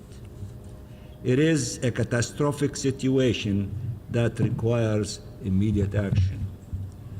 Work now together to save civilian lives. It is deplorable, inhumane, unforgettable that over 7,000 Palestinians in Gaza have been killed by Israel. Among them, over than 3,500 children. This is a crime against humanity. The world cannot stand by and watch as more innocent civilian lives are taken. In these grave hours, as Israel has launched today its ground invasion of Gaza, we cannot hesitate to act together, swiftly and responsibly, to bring an end to this criminal and barbaric Israeli aggression. Listen to the Secretary General. This is a moment of truth. Listen to the Commissioner General of UNRWA, who has lost over 50 staff members in this aggression. Gaza is becoming the graveyard of a population trapped between war, siege, and deprivation. That's what the Commissioner General of UNRWA stated. Do not let this happen. You have to stop it. We have to stop it, all of us. Listen to the cries of Palestinian mothers and fathers and children calling for an end to their oppression. Listen to the billions of people around the world calling for an end to this injustice. Listen to the millions in the streets call for humanity to prevail. Listen to every single country in our region and so many around the world who have taken principled positions here. Listen to your conscience. And if that is not enough, listen to those who warn you about where this will lead if not stopped. Lastly, Mr. President, we must act now to support the courageous service of the humanitarian workers on the ground the staff of UNRWA, OCHA, UNICEF, WFP, and other UN agencies, as well as the ICRC and our own Palestinian Red Crescent, and Palestinian doctors, nurses, and medics working round the clock to save lives. We pay special tribute to the Palestinian National Staff of UNRWA and other humanitarian agencies working to care for their brothers and to our journalists insisting to tell the world the truth of what is happening in Gaza and all over Palestine. Even though their lives are also directly threatened and targeted by the Israeli aggression, they insist to choose life over death. That is the Palestinian ethos that carries us through even in these darkest of times. We want life now, justice now, freedom now. We want peace now. Enough is enough. And also I want to give special thanks and tribute to the principled, humane, and passionate position of our President, the President of the General Assembly, who have conducted our deliberation with humanity, with principles, with professionalism. We give him our salutation and gratitude. Thank you very much, Mr. President. I thank the distinguished observer of the Observer State of Palestine. We have heard the last speaker for this meeting. We shall hear the remaining speakers on Tuesday, 31st of October, at 3 p.m. in this hall. The meeting is adjourned. Dang, Tuesday. That's so long.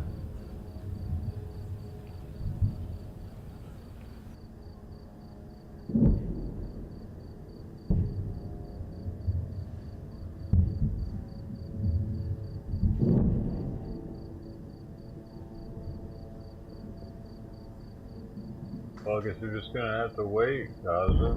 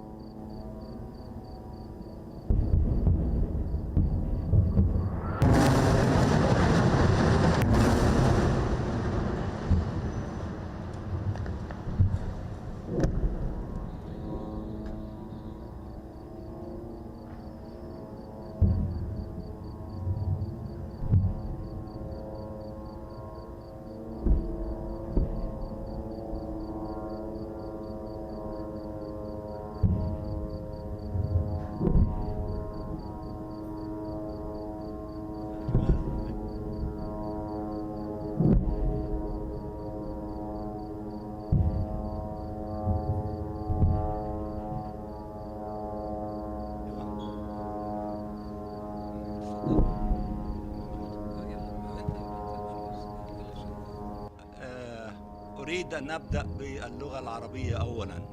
I'll start in Arabic first.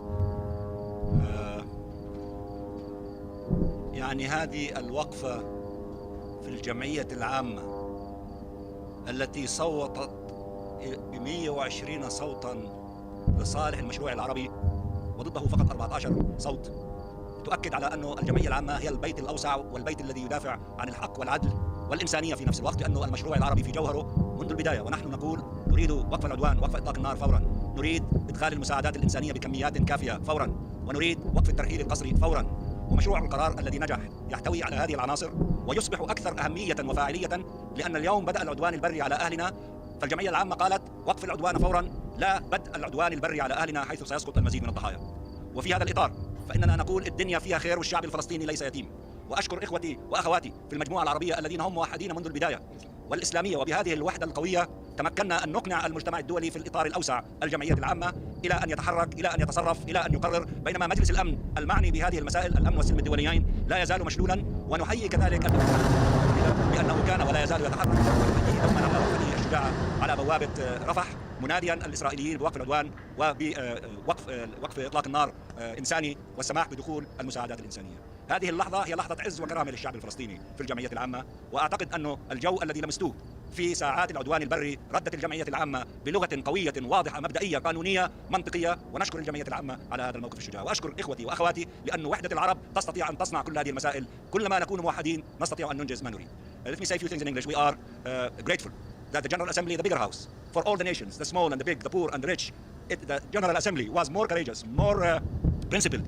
And the President of the General Assembly, he was a brave man, met with us in the morning, and he defended traditions and norms of the General Assembly in dealing with issues related to the maintenance of international peace and security that required two-thirds majority, and the General Assembly prevailed and sent the appropriate message, not only to the Palestinian people, that there is justice and fairness and international humanitarian law upheld by the General Assembly, but also it sent a message to everyone, enough is enough, this war has to stop, the carnage against our people has to stop, and humanitarian assistance should begin to enter the Gaza Strip with at least 100 truckloads of humanitarian assistance, and to stop the crime against humanity of forced transfer. I am so proud to be with this group, with my brothers and sisters who carried Palestine high on their shoulders, and they prevailed and they succeeded. All the congratulations, all the gratefulness from the Palestinian people, from the leadership of the Palestinian people, from the people of Gaza who are facing this war. We are grateful to you. You are true brothers and sisters to Palestine. We will never forget this position that you took during these days and the fairness that you demonstrated along with our brothers and sisters in the Organization of Islamic Cooperation. And we prevailed, we succeeded, but this is only chapter 1.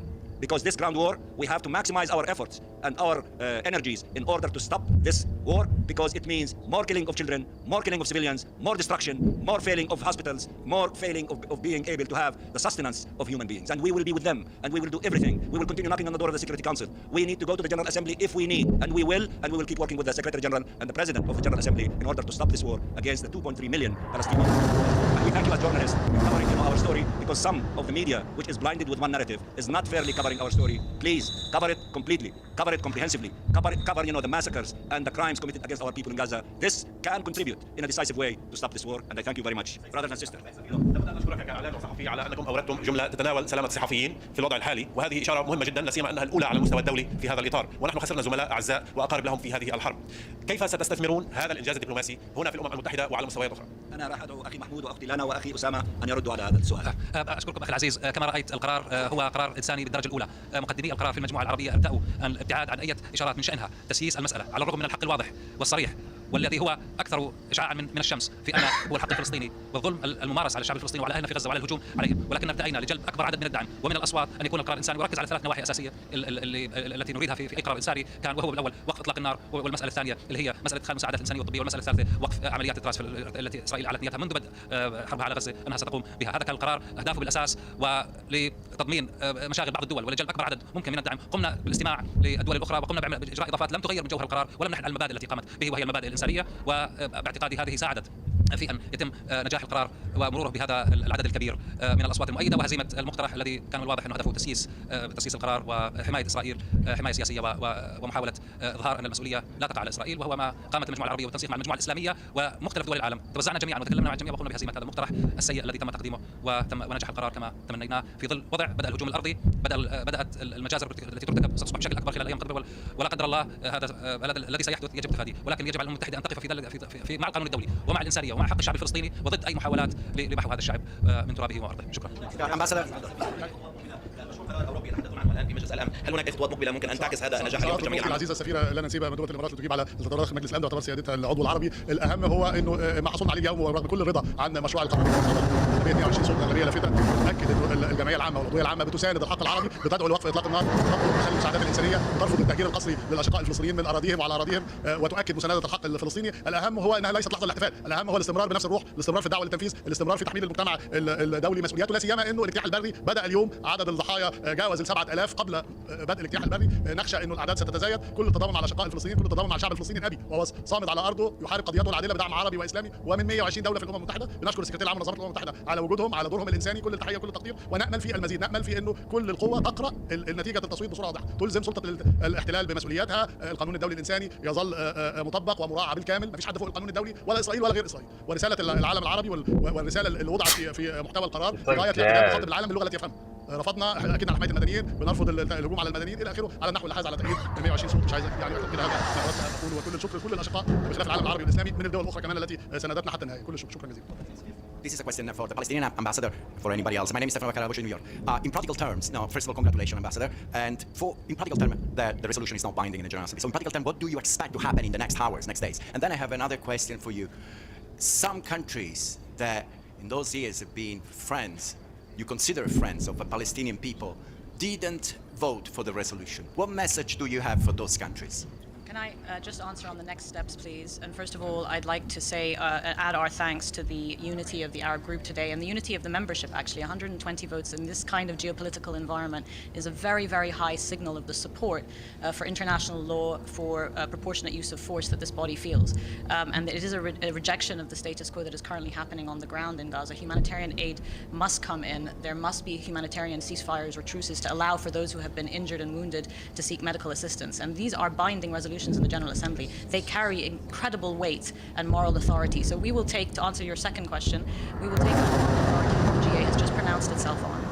And we will work in the Security Council on an E10 proposal to try and break the gridlock that has held back a council product on this matter. And I think the two will go hand in hand to reinforce what the international community has said today very clearly that it wishes to see. It wishes to see the protection of civilians, all civilians, but particularly the civilians that have lost their lives on the ground in Gaza and those who could be losing their lives in Gaza if this continues. It wishes to see humanitarian aid come in for those who need it so desperately. And it wishes to see the upholding of international law. I think these are principles that we can all collectively agree upon. And those who voted in favor of the resolution, I think, were a resounding number if you look at previous GA resolutions in a very tense geopolitical environment. Thank you.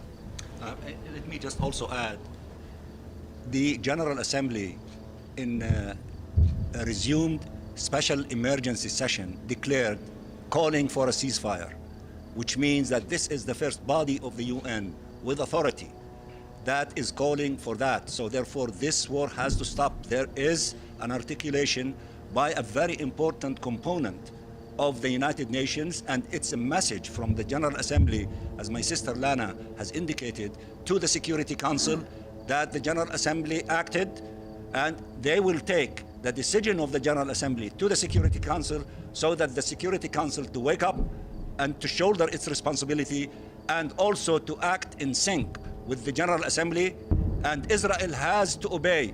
There is no such thing as is not binding. Whatever we decide in the international community, whether in the Security Council or in the General Assembly in general or in the form of a resumed emergency session, should be binding, and it is our collective duty not to accept this continuous rebellions by a member state in refusing to honor and respect the decisions in accordance with the Charter of the United Nations. So we have to today, the General Assembly declared that a call, stop the war and stop it now, send the humanitarian assistance now at scale, and also stop the ethnic cleansing and the killing and protect the Palestinians, protect the civilians. All these things were contained in this General Assembly resolution.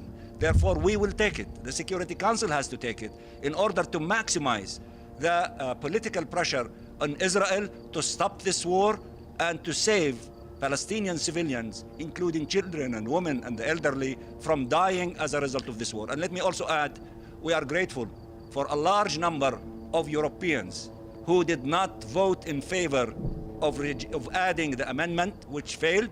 There were a total of 14, significant countries that voted in favor of that amendment, a large number of them from the Pacific Islands. The great majority of European countries either voted in favor or abstained, and we are beginning to see what we wanted to accomplish, that the Europeans beginning to look at the situation from a humanitarian angle, and that would be very helpful, whether in the Security Council or in maximizing pressure in Israel to stop this war.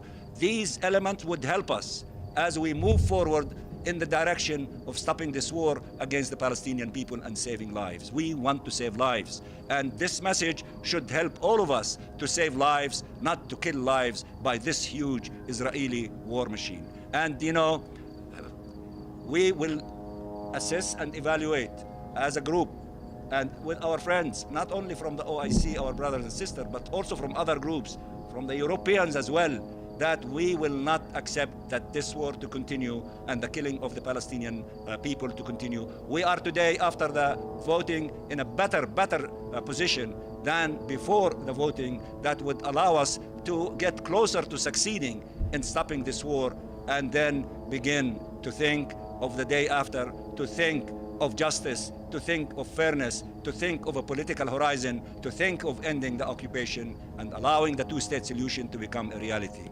All these things are important, and I think we want to thank you so much. And also, it is great that you appreciated what we did in the draft resolution regarding journalists. Let us not forget Shireen Abu Akleh, and we will not forget what happened to our brother, who lost his family from Al Jazeera, Wael al-Dahdouh, and all journalists. We honor them, we remember them, and we appreciate your work, and we will keep you informed as things move forward. Thank you very much, and bye-bye. Bombardment. Israel started bombarding during the session.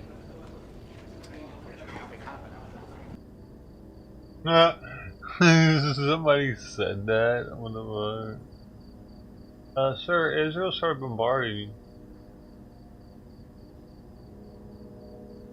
They're fucking y'all up.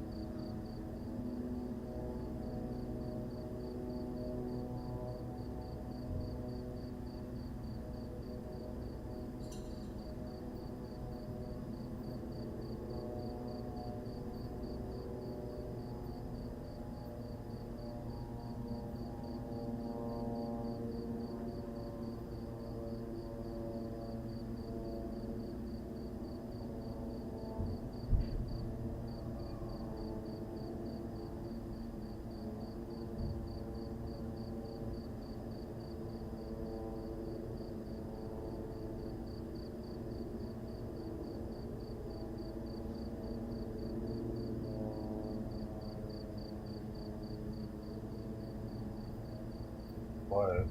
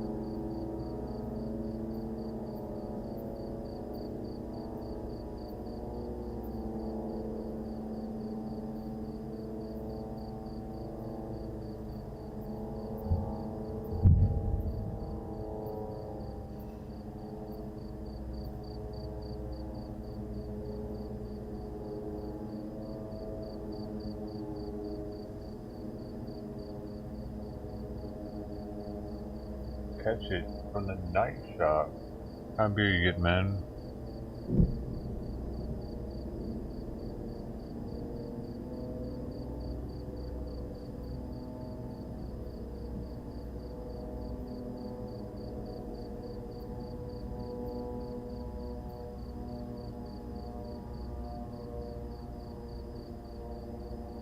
Oh, it's not that.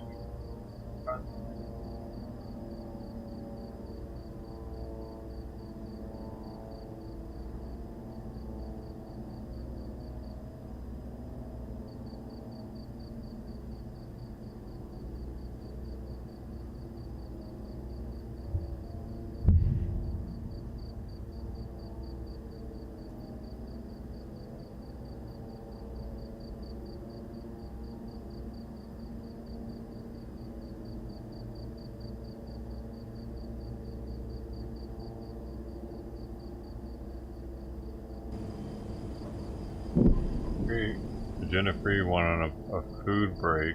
He got 13,000 people. He turned his camera off and goes and eats. He just got a $100 dono.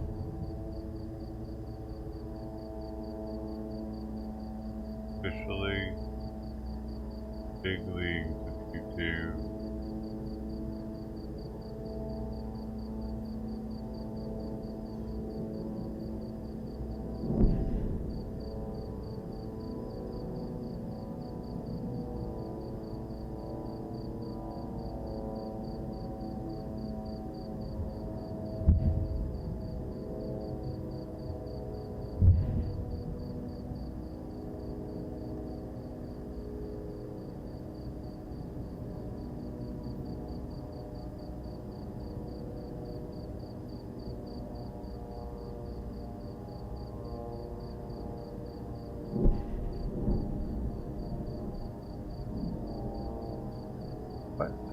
I know, I got demonetized on both the channels. It got me a while ago.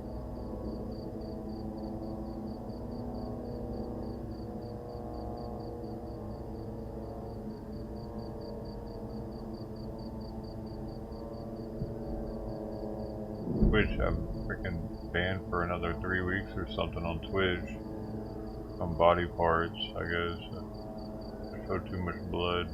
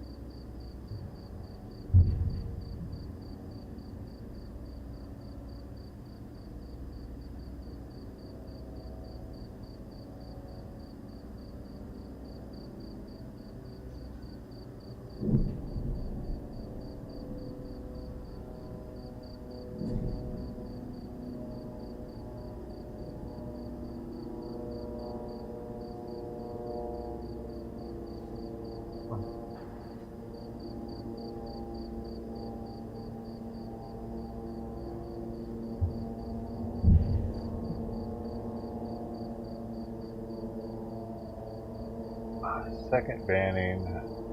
What? Oh, no, they did it again.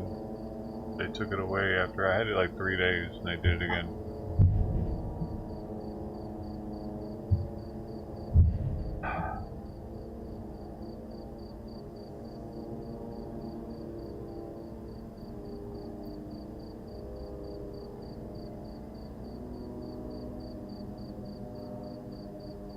all the ways are on the link tree. The link tree has all the links, has every link manageable. There's even a crypto link on there. You can donate a shit coin to me and it should pop up on the screen.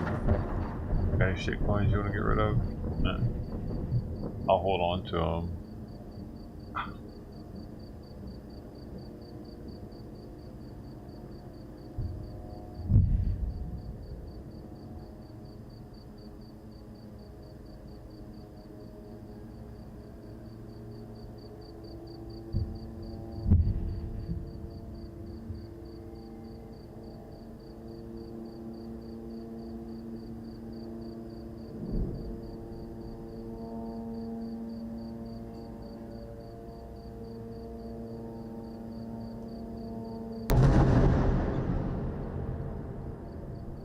Bitcoin? I don't. I only have NFTs. I only have Reddit avatars. Dork now. I collect pictures with numbers on them.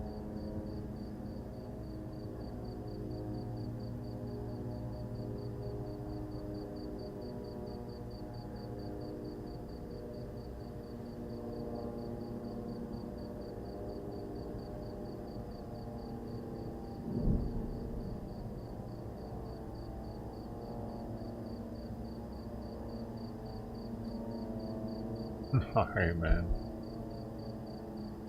You never know, you're gonna get rich off that thing.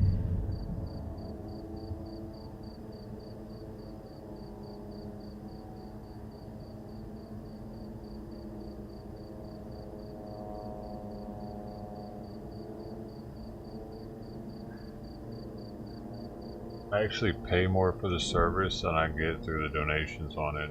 I just got a bill like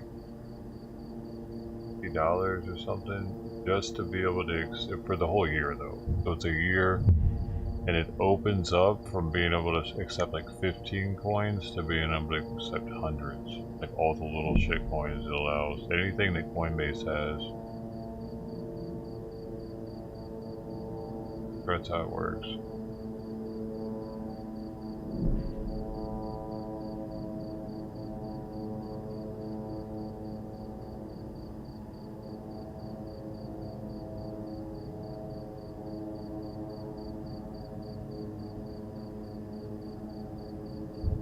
Man, dude, why'd they stop when the UN meeting was over? I thought it was gonna be an all-nighter.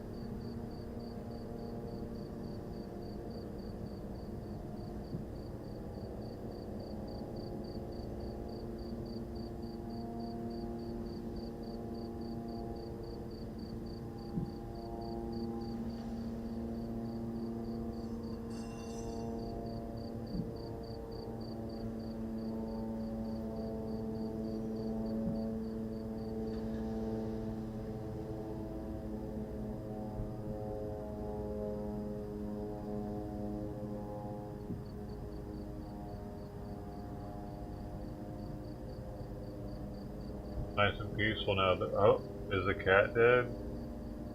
Not meowing anymore. Maybe that's who they were aiming at.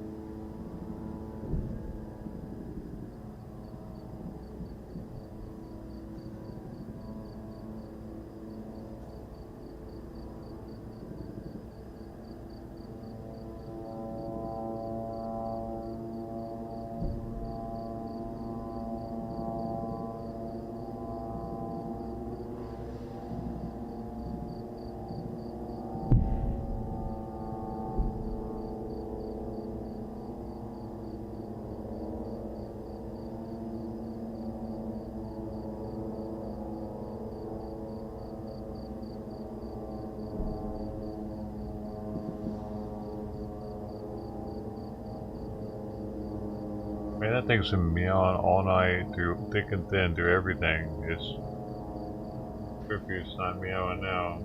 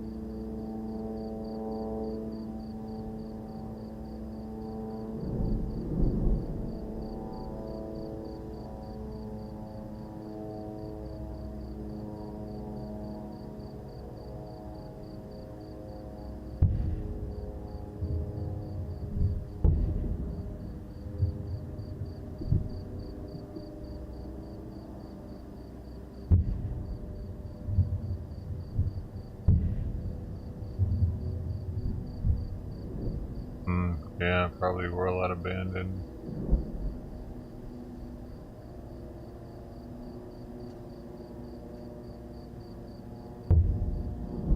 Bummer.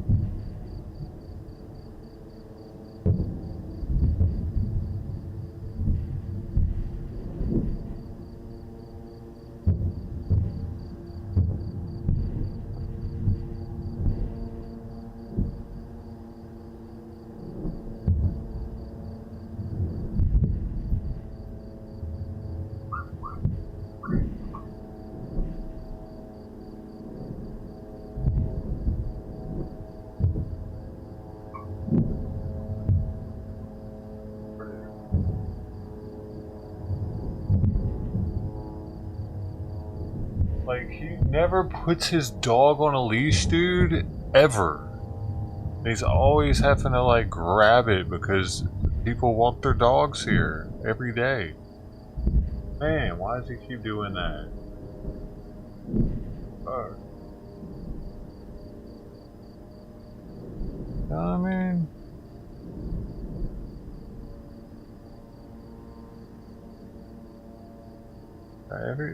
Every other day at least, I hear someone's dog barking and he's gotta go be like, oh, I'm sorry. Like, walk your fucking dog, dude. Stop just being like, hey, go take a shit. See you in a second. You live in the city, man. Is he even picking it up? I don't know.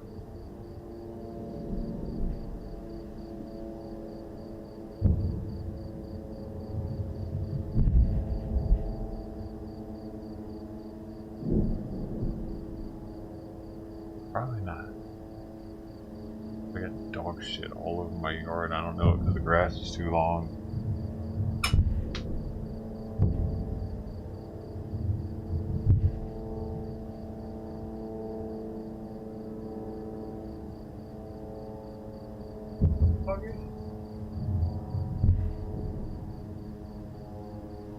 Yard's so overgrown. Dog can't sit. Yard. So has to come over to my yard this time.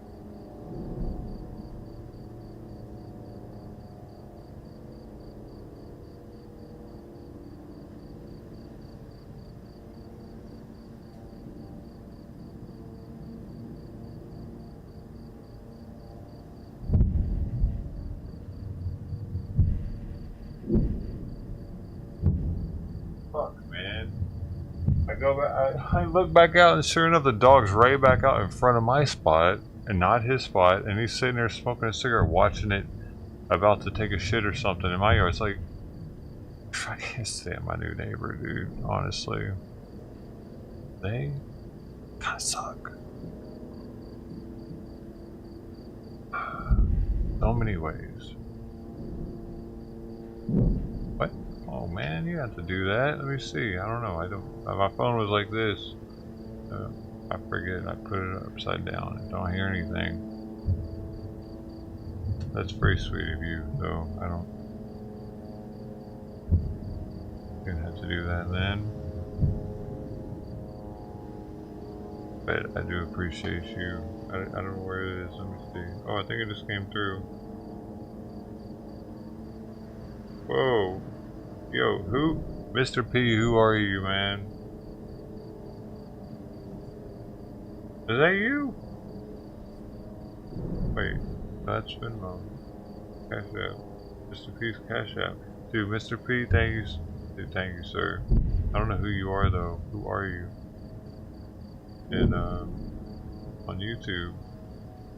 Oh my gosh. Oh, I did get it, Lan. Thank you so much. Thank you so much for your generosity, support, for friendship. Being here with your words are actually the most important things you do here, but this definitely helps pay the bills.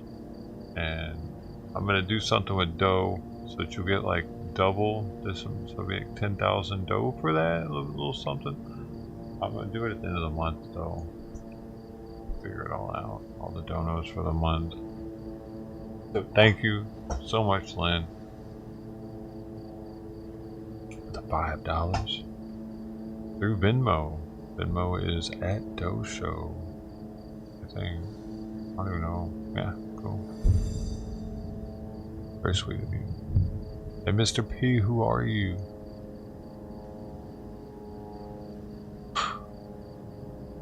Did you say something on this one? Didn't say anything, man.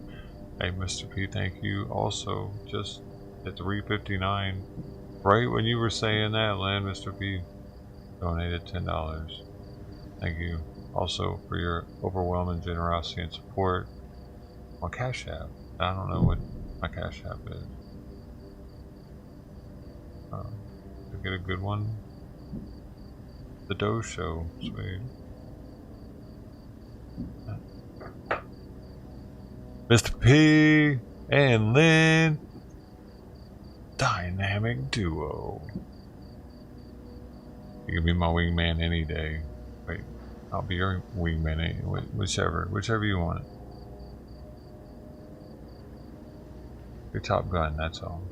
We're both Top Gun. Together. I didn't graduate though, did I? If I'm Maverick, I didn't graduate. You want to be Maverick or Iceman?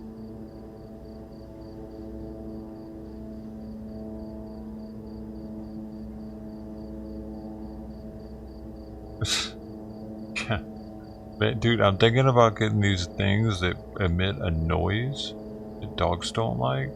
I'm pretty sure I'm gonna get them. I'm gonna screw them into my fence in the front yard so that it projects it right there, and I think it'll keep dogs away from that area.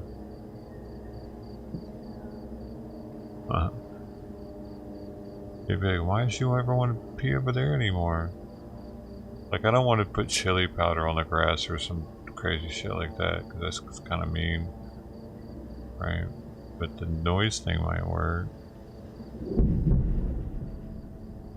I don't even know your real name. I thought that was your real name. What?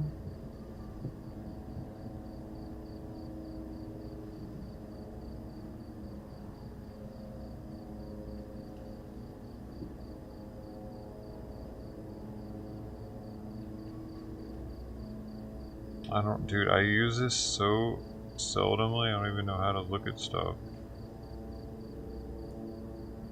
I thought you used your name.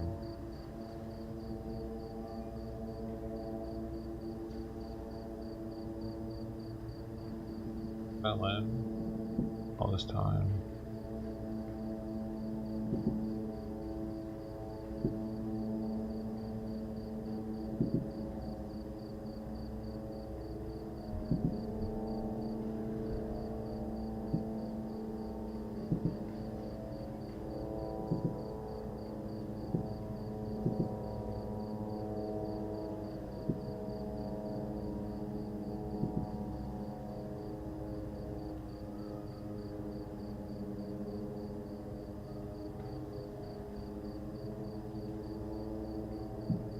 What time is 4 o'clock?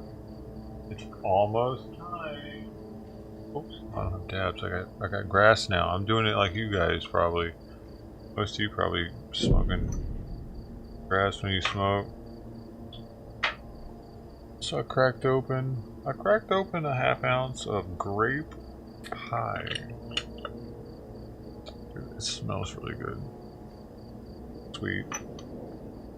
Real sweet. From my understanding, this is a really good batch of this, and that's one of the reasons, like, most of the weed that I have in there was probably a good batch of it at that time. Maybe like a limit 1 or something, like, I don't know, who knows. Probably.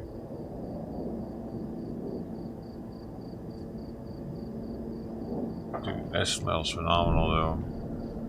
Nice and sweet, like some Trix, some cereal or something.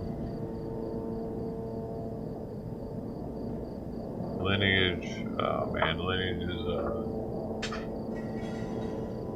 cherry pie and grape stomper. This cold cured in the bottom shelf of my fridge for a year.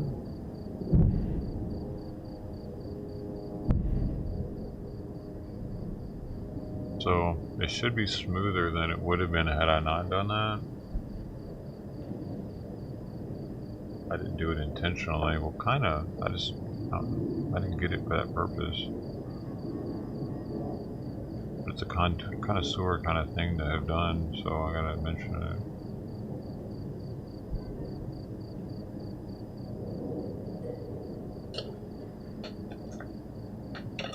How much? Man, I don't remember.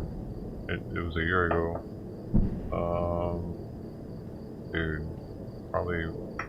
I really don't remember. With tax and stuff, I don't know what it was. I had to look at a receipt.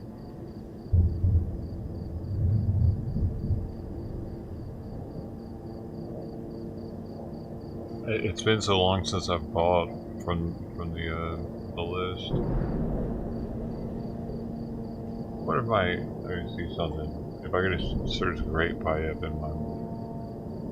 There's no way.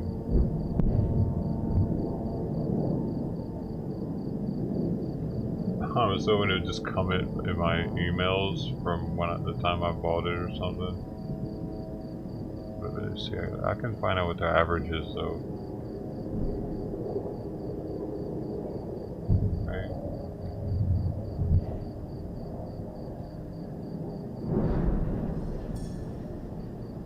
I can't remember now. This isn't showing me what I want. It's not showing me what I want it to.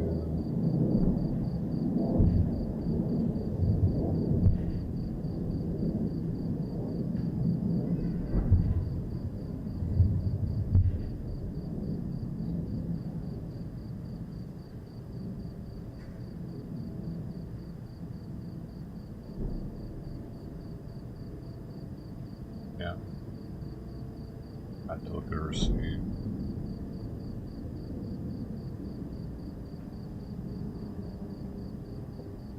I have some in there. Somewhere. Gray market. Clever.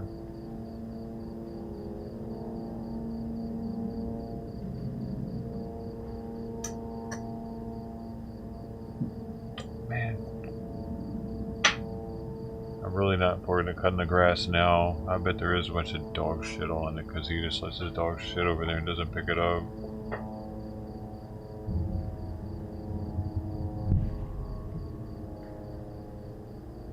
It's a fucking pug too, so it looks like a little shit too.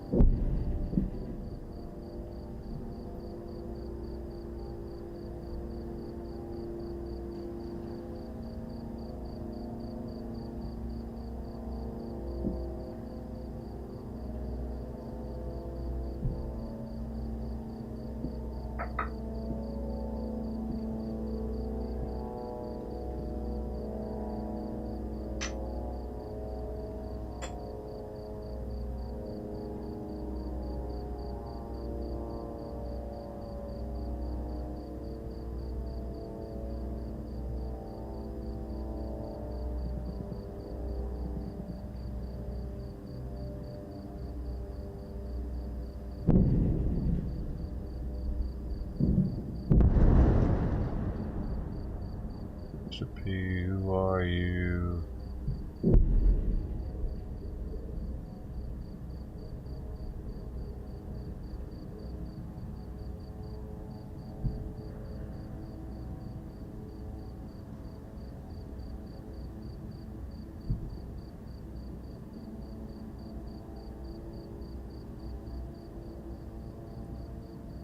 Well, I mean, you can get shitty legal weed in California.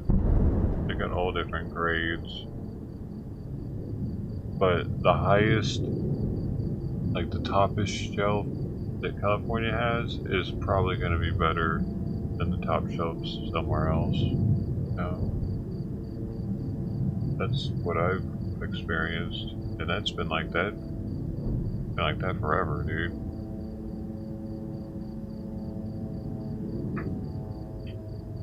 One thing though, Hawaii doesn't have shitty weed at all. It's not like they're gonna import it, you know? I never saw shitty weed in Hawaii.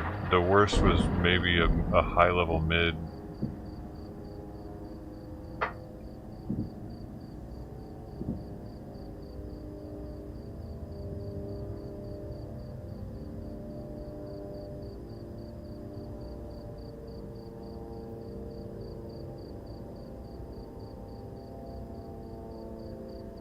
Well, I mean, one thing, yeah, paying the government, but at least with the regulation, you know that the weed is clean.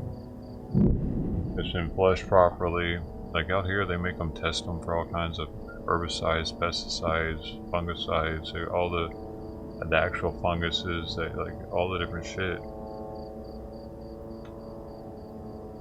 In the beginning, they weren't making them test anything, including concentration. It was kind of bad, dude. There was all kinds of stuff that was still in there.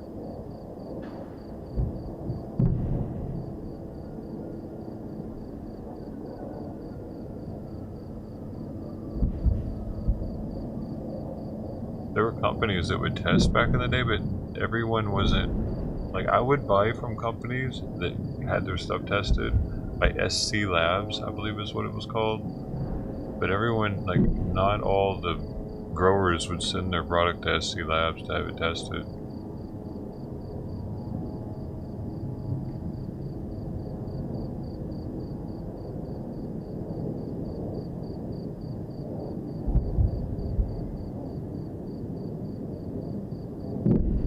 We're going organics. I mean, you can still leave shit in the plant growing organically, can't you? If it's not flushed properly.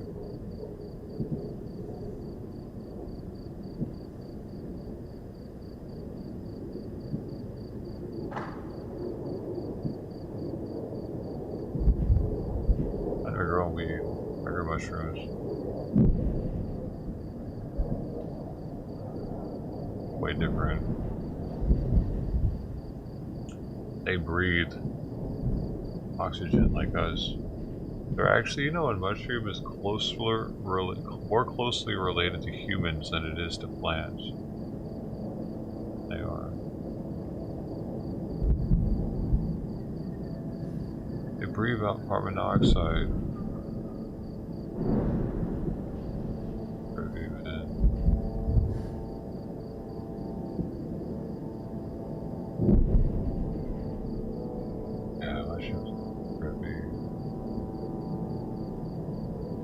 Hey, thanks, Pat. Hey, Pat, are you the Patrick?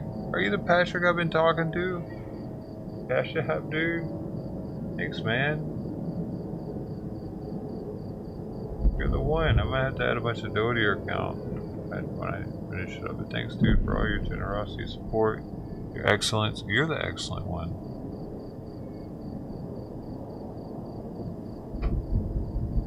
Dude. So yeah, you said you were watching on the TV, so I guess you couldn't type. Did you make it so you could type by making an account?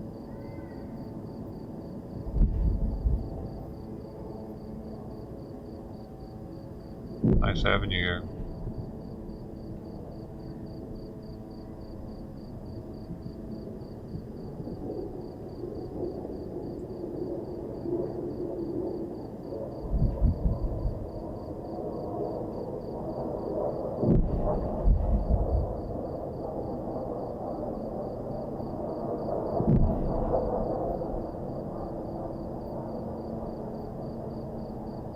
Your kind words are just as much appreciated as your dono, if not more, because your words are priceless, right? You never know. You could say something that could spark another idea in somebody else. It could end up making them a millionaire or saving their grandpa's life because whatever. They thought of something they needed to think of right now.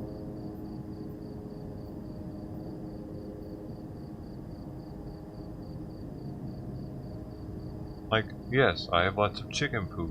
Huh? Could that spark something for her?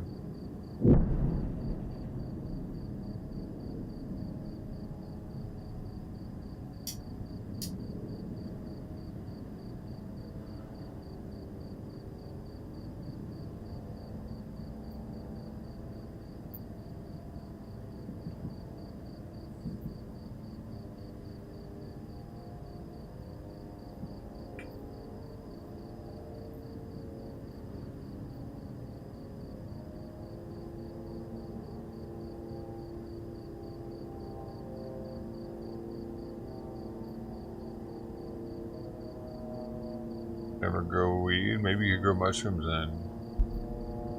It's more like having an animal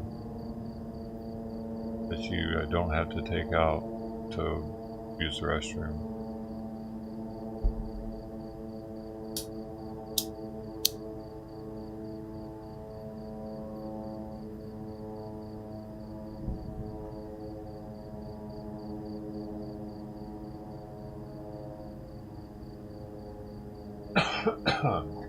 You just feed it mist, water mist.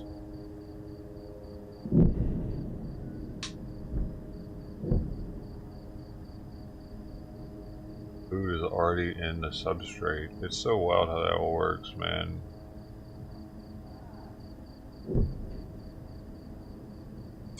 When the pins form and you're like, oh shit, it's working. Because at first it just kind of like covers all white and it's like, okay, it looks like a big block of cheese or something. And they were like thinking maybe it's not actually going to work, it's just molded up. Because it could be a different kind of mold, different kind of fungus, but when the pins start popping up, it's like, oh shit, it's the right one. Yo. That's why it's a little more comfortable probably to do something like a PF tech or even like a rice tech. First time, because then you're not using a bulk, doing a bunch of work. Barely, you can just get some rice and inject it with spores with a little instant rice, not instant, but like microwavable pouches of rice. I've never tried doing that shit, but that's wild because it would already be sterilized inside, or not sterilized, but pasteurized. I forget the right term for it.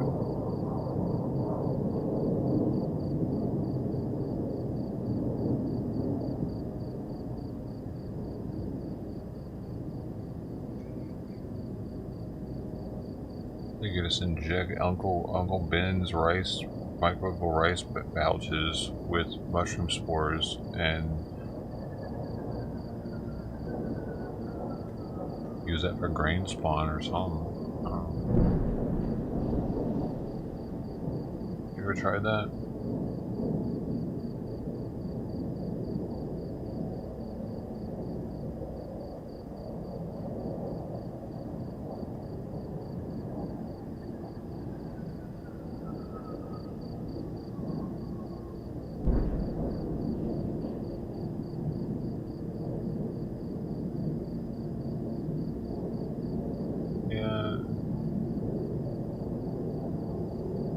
But heroin, how do they get it that concentrated? Do they have to, if it's more than just an extraction, then that's different. I feel like it has to be more than an extraction, because morphine is the extraction. How are they making the morphine stronger? Are they just taking more water out of it? No, they're changing it. They changed the molecule somehow. That means they're what they're synthesizing, right? Is that the right word?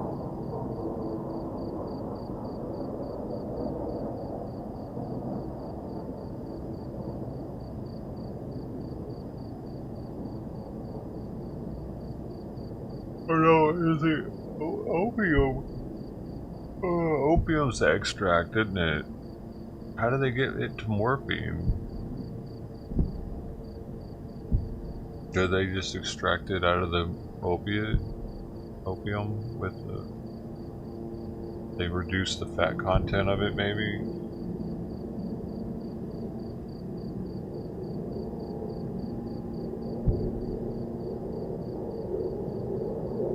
Lipid content.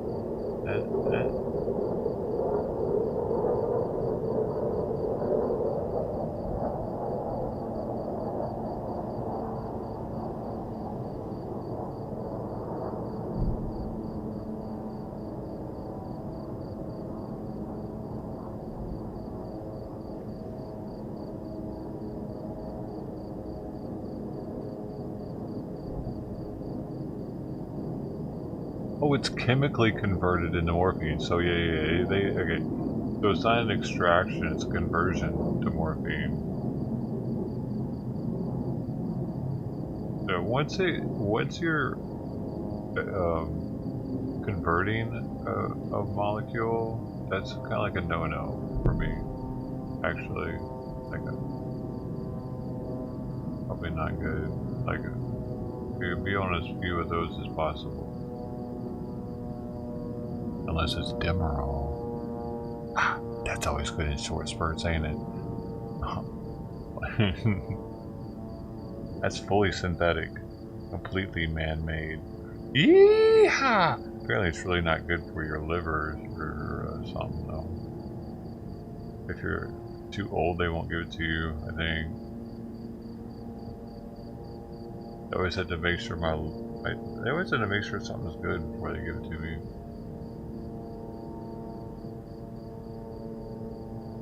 See what though? It doesn't make me itch. I'll tell you what does though. Percocets. Got high doses of Percocets, especially if I'm already on other opiates. The hospital had me on like a concoction combination, and every time I got the Percocet pills, of all things too, everything else was injection into the line, but these Percocet pills would make my nose itch so much. Fuck, it would piss me off. I was borderline telling them not to give them to anymore, but I could look past it because the effect was worth it, because it got rid of the headaches and made me feel alright at the same time, you know what I mean? A little Percocet, add a Percocet in there every now and then. Whoop. I was on Dilaudid, Percocet, and Demerol, and they were juggling them throughout like the day, like a week, 5 days or something. I even got one for the road, dude. When I was leaving, I was like, can I get one last Demerol? And it was like Pulp Fiction, because I got to ride my dad's drop top right after getting it. You remember that scene in Pulp Fiction where he was driving the top down and he just done some heroin? Well, Demerol is a hell of a lot like heroin. That was an interesting trip home. I'll never forget. The nurse hooked me up with that one, dude. She really did. That was a memory that I'll always have. Because I was like, come on, it's one more. Because he was on the way, and I was like, damn, it's about time, ain't it, nurse? It's about time, right? That was a long time ago, man. I don't even really like opiates. But I'd already been on them for days, so by then you start liking them a little bit. It's just how it happens. That's the start of it.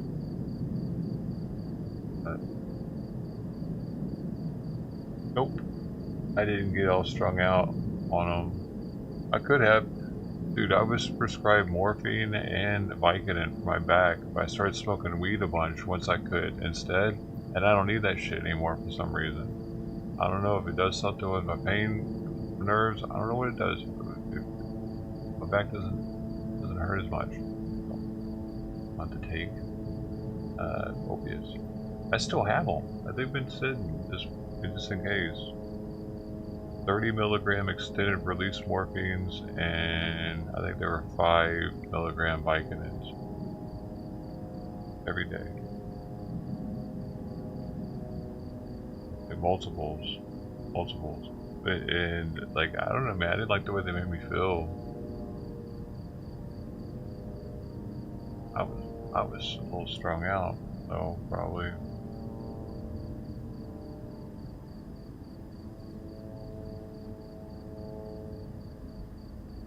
It's better now not being strung out. But the VA, well, dude, they really crack down on that shit now. Not that that's why I'm not on them, but it's they've gotten a little more lenient with weed and crack down more on that type of stuff. Because they used to always be trying to drug test a motherfucker for the for weed, man. Dude. Homie. They're probably being cool. DXM trips. DXM? Yeah, man. Have you ever extracted DXM though? Talking about extractions. You can extract out of Desilum or Dexilum. Cold water extraction. You put in cold water, shake it up a bunch, and it separates it out into like these clear little jelly balls or orange. It takes it out somehow out of suspension. I did it, and then you can eat it with a spoon. Woo! That's how you go to the next level with that shit. Don't do that. I don't recommend that, by the way. I don't recommend that. It was a long time ago. You can hurt yourself with DXM. You gotta be careful. They cause brain lesions, actually. Look into it.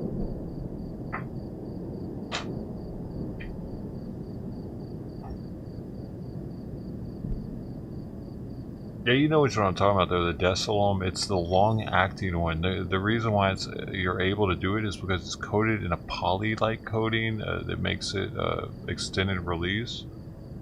But due to that, it makes it separate when water hits it, cold water.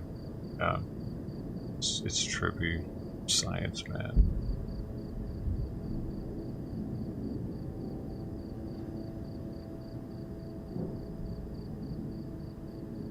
But, I mean, I found that way better than doing a whole bottle of Robitussin. Or a whole, bottle of the Robitussin pills, which normally is what it took. And man, that's some queasy ass shit right there, dude. It's like a whole night of queasiness while you feel like you're walking on the moon.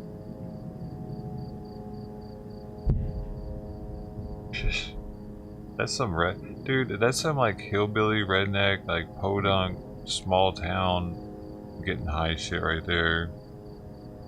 Actually.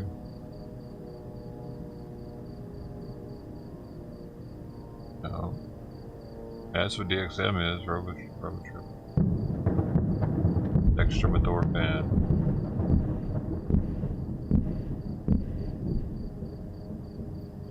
Let's go.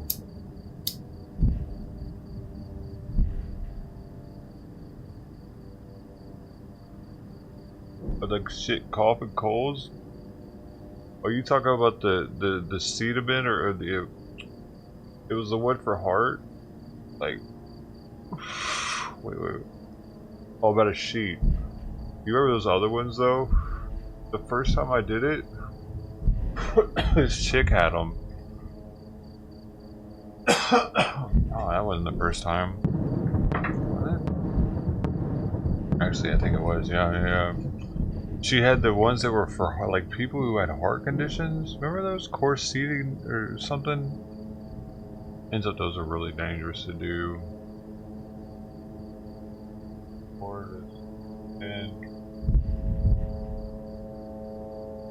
Yeah, Coracetin, cough and cold. It was these. The first time I did them was those. It's probably the same ones you're talking about. To see high blood pressure for people with high blood pressure. I don't know if it, like those are like the ones that everybody was doing at one point, and derp. They think it. Oh, it had something in it for blood pressure.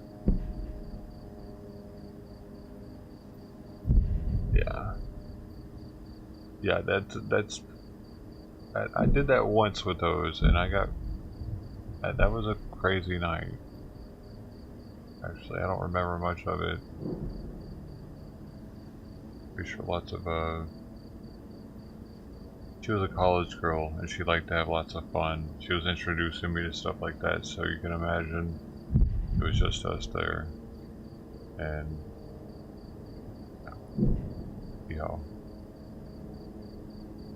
there might have been other powdery substances there also. It was a different time. You didn't have to worry about having dog dewormer, cattle dewormer, or whatever, labiminicil.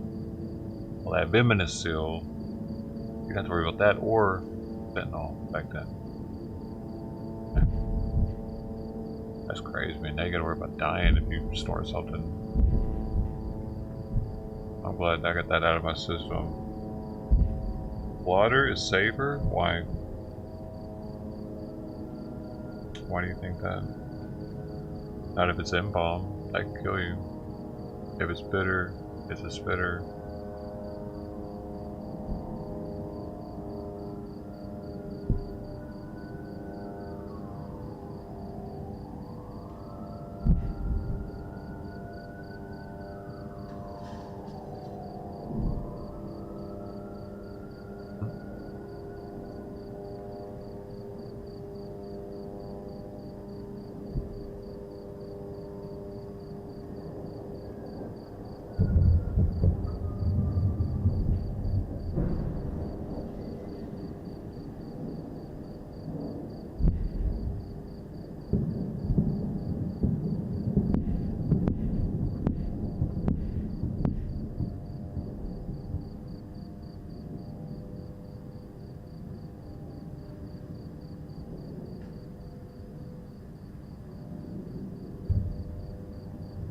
Look at the hospital up.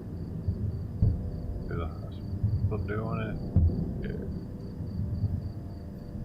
Put it up a little bit.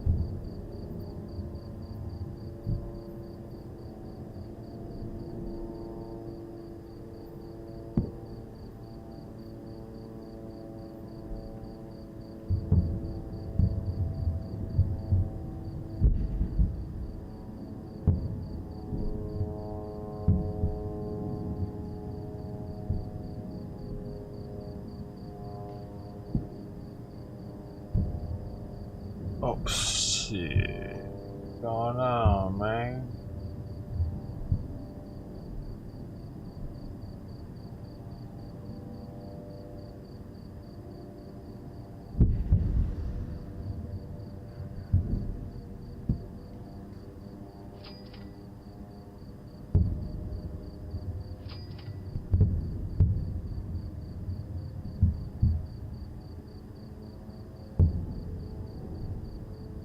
Hey, Steve's back. What are you saying?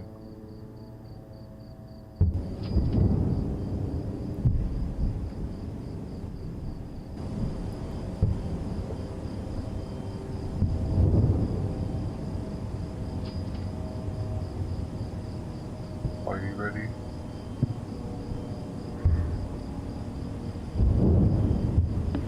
County Mac 4 status check. That's whack, man. He's just gonna listen to the main radio constantly with all their Bullshit police chatter? That sucks, dude. I should be listening to the bangs, bro.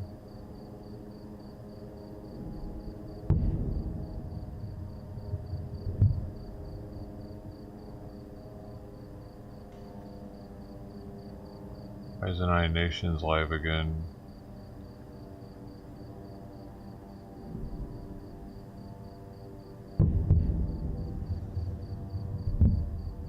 Secretary General usually does not speak at revised special sessions. He spoke at the opening of the first special session that took place on Ukraine, right? And there have been others because it was the first.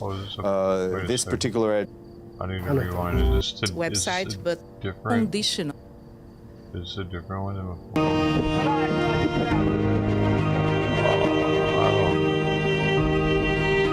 I don't know if this is the one we saw already yesterday. As we will start and.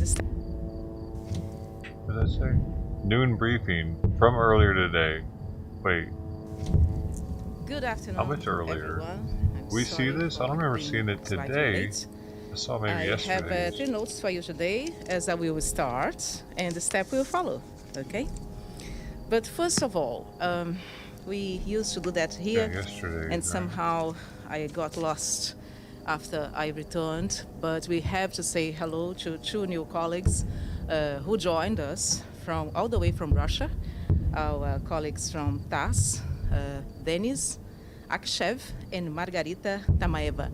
Margarita, by the way, speaks fluent Portuguese, so excellent. We'll be talking in more than one language for sure. Thank you so much, and welcome.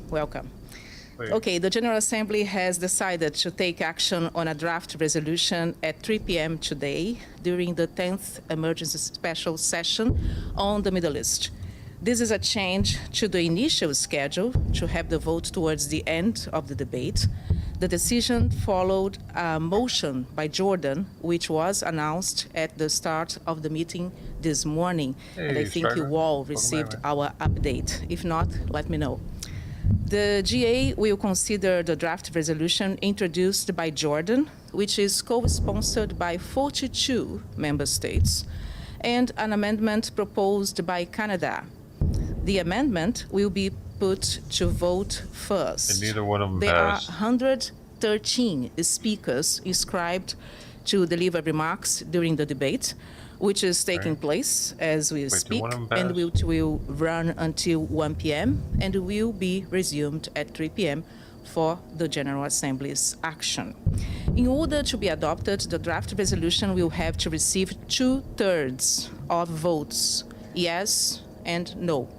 Abstentions and absences are not counted. Yesterday, at the opening of the resumed 10th Emergency Special Session, the President of the General Assembly, Mr. Denis Francis, said that Did the second one pass? at this juncture, the most immediate step is clear. The violence must cease, and further bloodshed must be prevented. The PJ called for the prompt and unconditional release of all hostages, an immediate unconditional humanitarian ceasefire, and an immediate unconditional opening of corridors for humanitarian assistance and relief. More information you can find on the PJ's website, which is un.org/PJ/78, and also on the PGA's YouTube channel. This is old. People are leaving. You don't like it. I don't play it. How about that?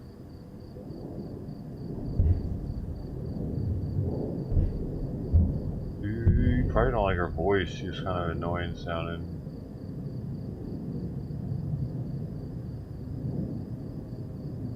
Accent. Shitty accent. Not her fault. It's where she was born, man.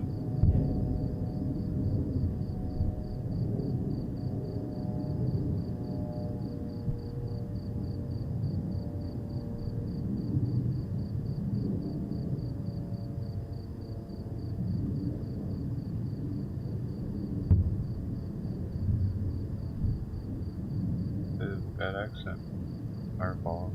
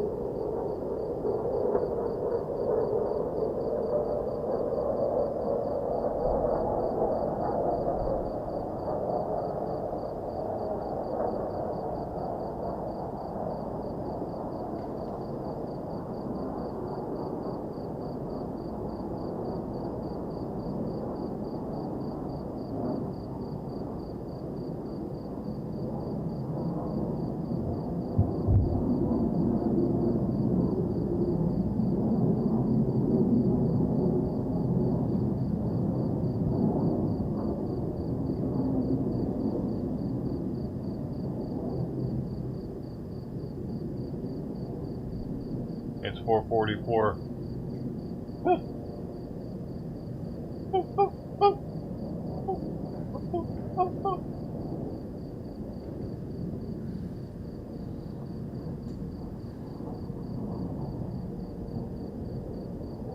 Did you feel that? Energy.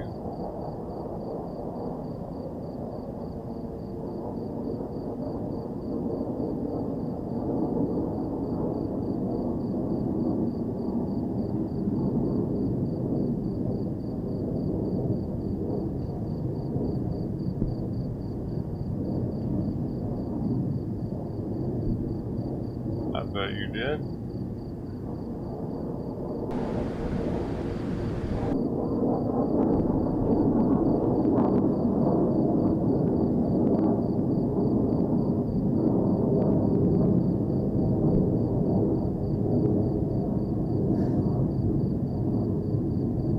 I sure do.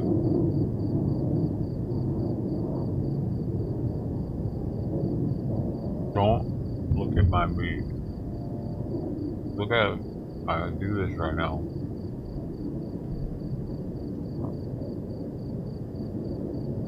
Good boy.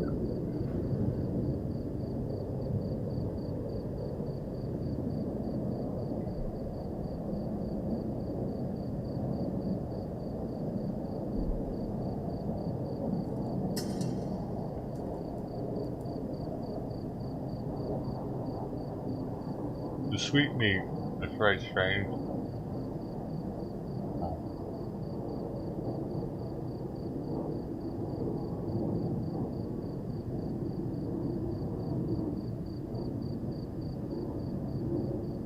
No red line.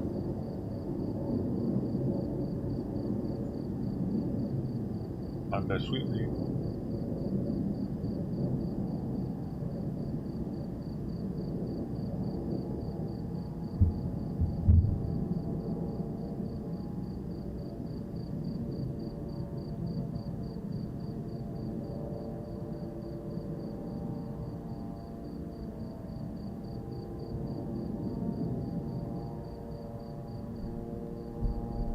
Do prayer call. The first prayer in the morning is probably going to be insanity.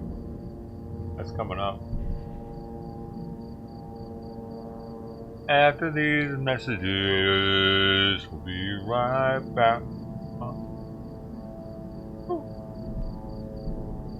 You feel that energy? It's like we're watching cartoons.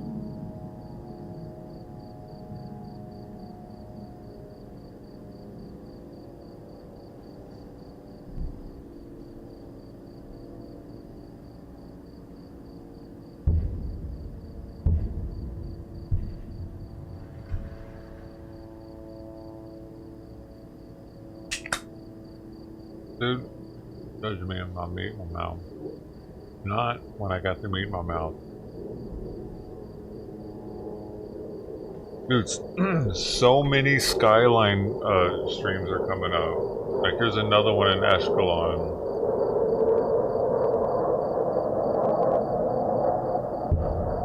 All these are different. Each one, they might not look like it, but each one's different, and a lot of them are in Israel coming up because they're expecting something tonight. They're expecting to be seeing their Iron Dome be putting in some work apparently. It hadn't been like this since tonight. A lot of Israel streams are popping up.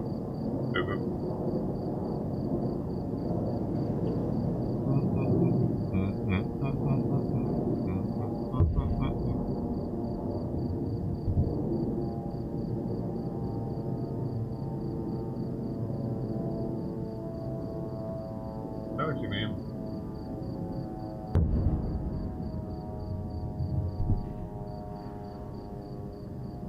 Close that one.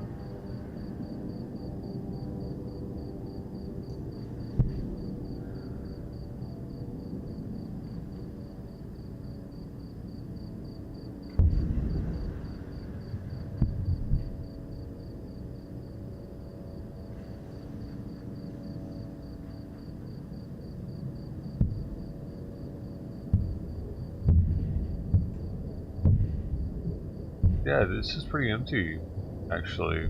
Unusually empty.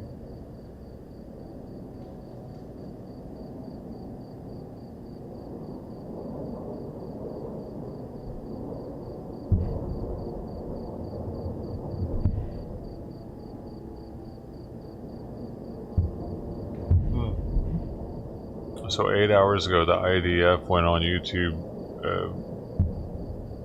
explaining that the Hamas's headquarters is hidden under Gaza's largest hospital. Is this going to be their excuse to blow the hospital up, or what? No, there's still action still happens in the south too, dude. Like missiles hit back here. They've hit back here recently, and they've had to go back there and get a bunch of people. They've been hitting on Eunice every now and then also. It gets crazy here every now and then. Every now and then. This is dead right now. Like, no pun intended. It's like there's normally a bunch of people. There's actually someone sleeping right there though. I'm surprised there's not more of that.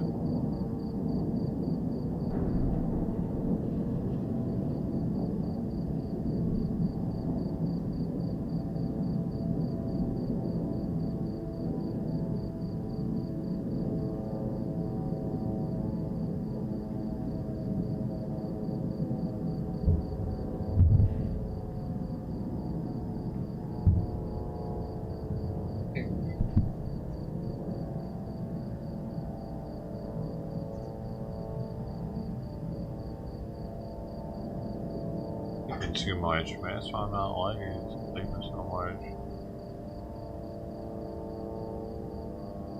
Respiration in a minute.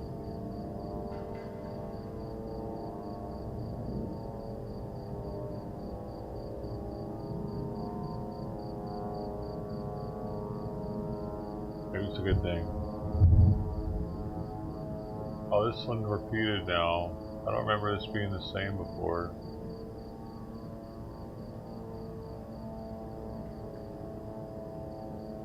Wait.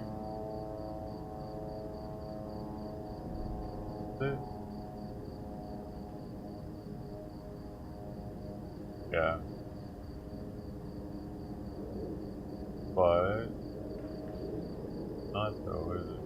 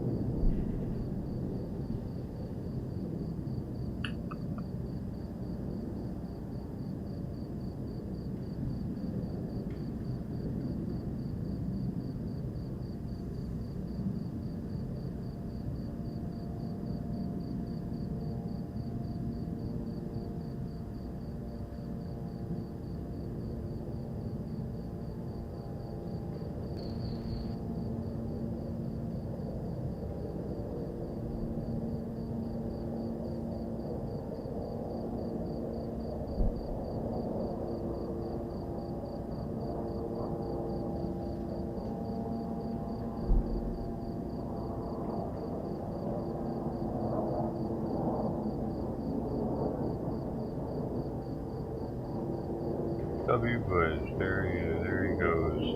Alright. So getting to the end when he throws that, it is when the seventh seal will be broken. Yes. The prophecy. Read the Bible, man.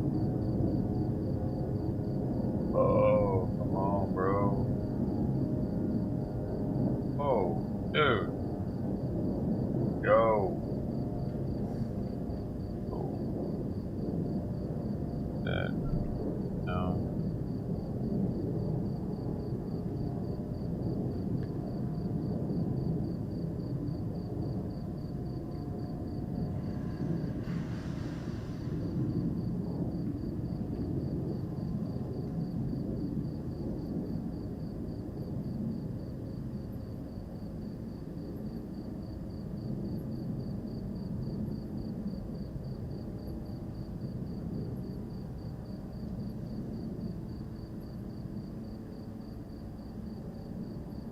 Yo, Patrick James, thank you so much for the $50 dono via Cash App. What the heck, man? Man, I didn't know. You didn't say anything either. I'm sorry, I didn't notice. I don't even know if you're still here. That was at 4:29. I gotta keep my phone in the right position or something. Why am I not hearing anything? Thank you, dude. Patrick.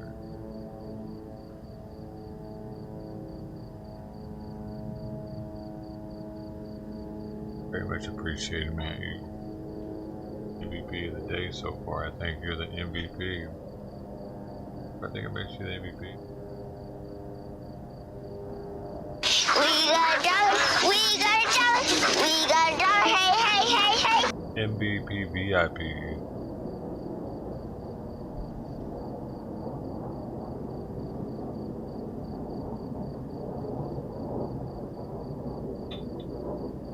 Now I gotta put some eye drops in and look like I'm crying. Actually, my eyes are really sore, dude.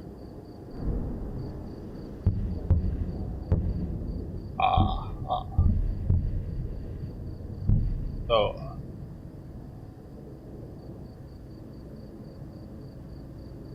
let's go. Now they're not. I'd like to thank everybody that helped me get here.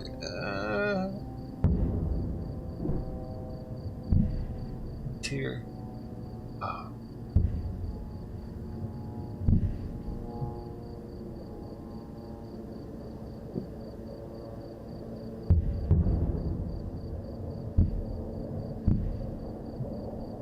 Dude, thanks, Patrick. I don't even know if you're still here, though. I'll have to thank him again next time he's here. I don't know. Does this work?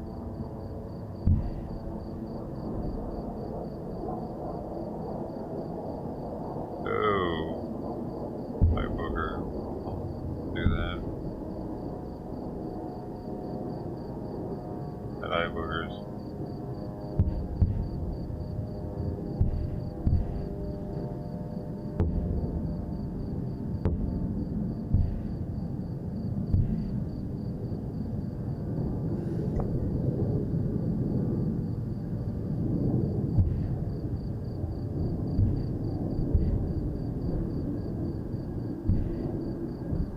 Oh yeah, dude.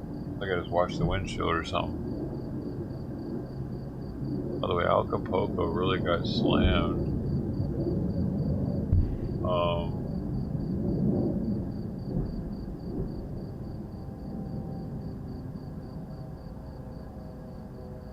I was live out there earlier.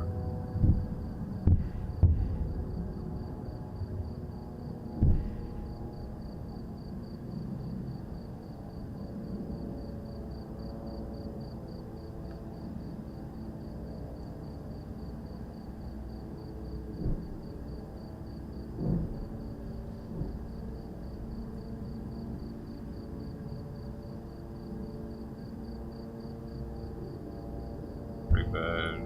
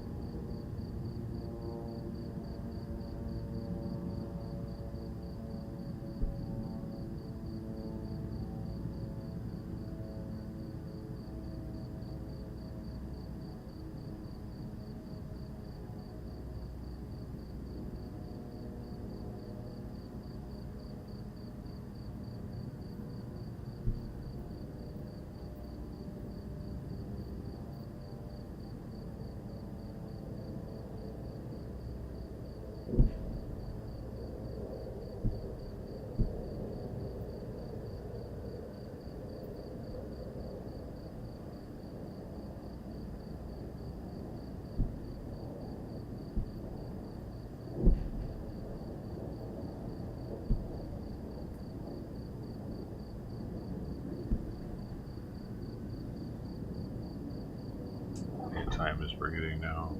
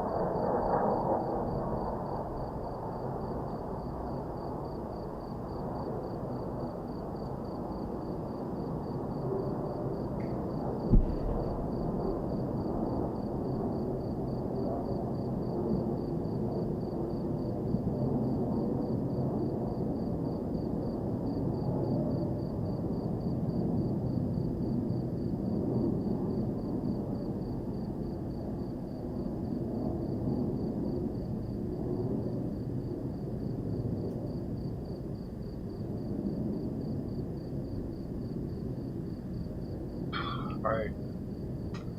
We're gonna see how it works. I'm not gonna... the vet... I was gonna... But it was a little higher now than it was in the morning when I counted it. It was like 20. But, she said, yes, we can taper it. We can taper it over 1 month. Same with furosemide, which we've already taken them off that though. But she said, let's try half a tab Bumebinden once a day for 2 weeks. And then 1/2 a tab every other day for 2 weeks. And then stop. Monitor breathing rate and appetite. If any worse, go back to previous dose. That he's off furosemide. If no worsening signs, no furosemide. Okay, sounds good. Thank you tremendously. Have a great weekend. So,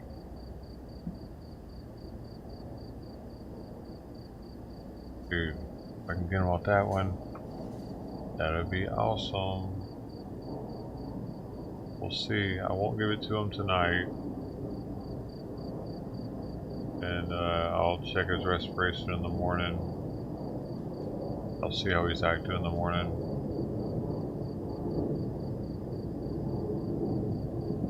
Kind of nervous. But in the long run, it could be much better for him to not be on that and to save it for when he really needs it. Maybe, you know what I mean? Awesome.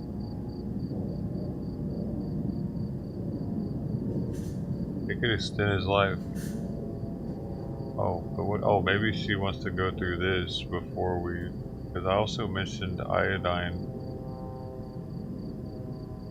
Yeah, I probably want to do this first. And then we'll talk about the iodine therapy.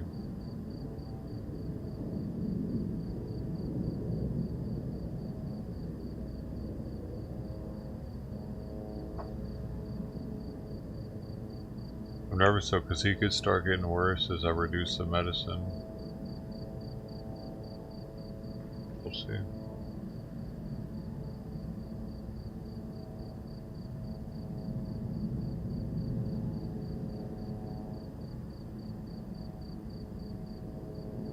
But him being on heart medicine, he has like a prognosis of living 2 years.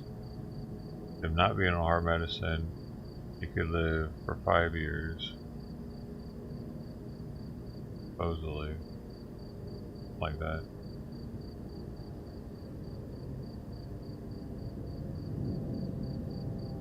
Man, I'm nervous. Oh, I hope he does alright with me reducing it tonight.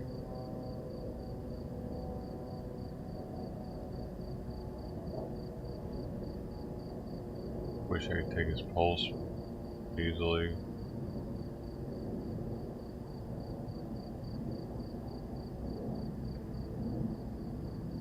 If he's not hungry, I'll know too. If he's not hungry, if he's breathing stages.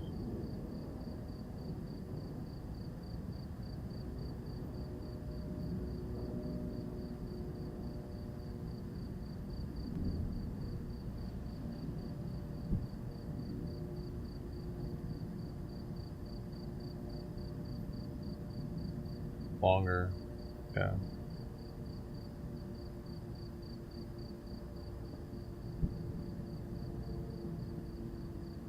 I mean,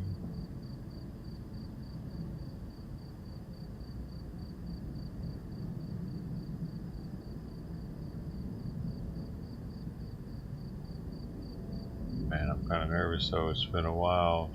He's been on that for a while now. But see, here's the reason why I'm wanting to do this. The effectiveness for this medication in cats isn't widely researched, and it acts a little differently than it does in dogs, which is unlike a lot of other medicines that are used. It's a dog medicine, actually. I don't really know the long-term effects.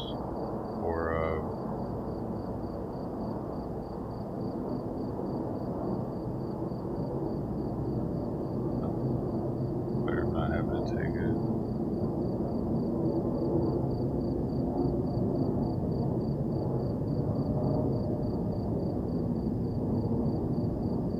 Yeah, and that means by the time he gets seen again, he'll be able to listen to his heart and everything is beat.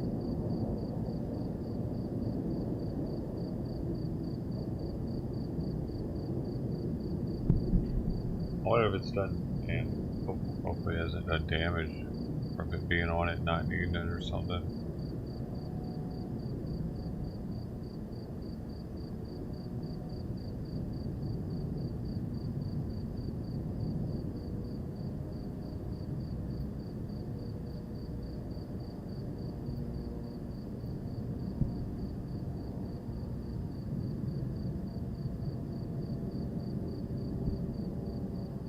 What's wild is it, like, the only reason why I'm taking them off of things is because I'm wanting to do it. Because I'm bringing it up. I'm the one that's like, hey, we take them off this now. We try that and see if it'll work. Because you said in the beginning that we might be able to, but I'm the one that's like bringing it up. Like, I think we should do that. I guess it's not their job to bring it up.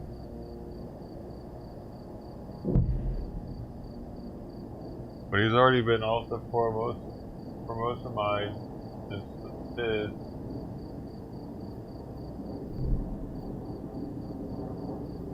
Almost 2 weeks now, already off of that.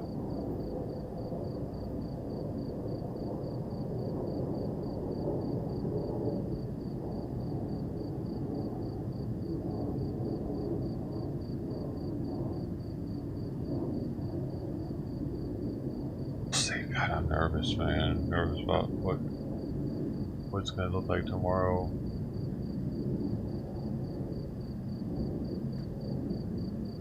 I'll know if he's not hungry, I guess. If he's not if his appetite goes away, he's breathing. Probably won't happen yet though.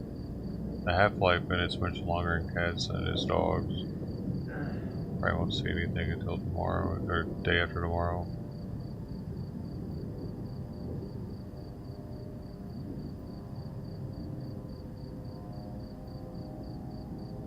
Hey man, only give it to once a day. That itself would be kind of cool though, because I can do it in the morning, and then I don't have to stay up until 8. Like, I don't have to keep his food away from him from 6:30 to 8:30. Oh, actually from 6:30 to 10:30.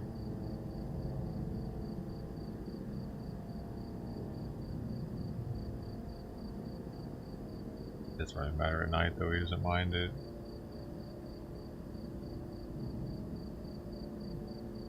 Interesting. So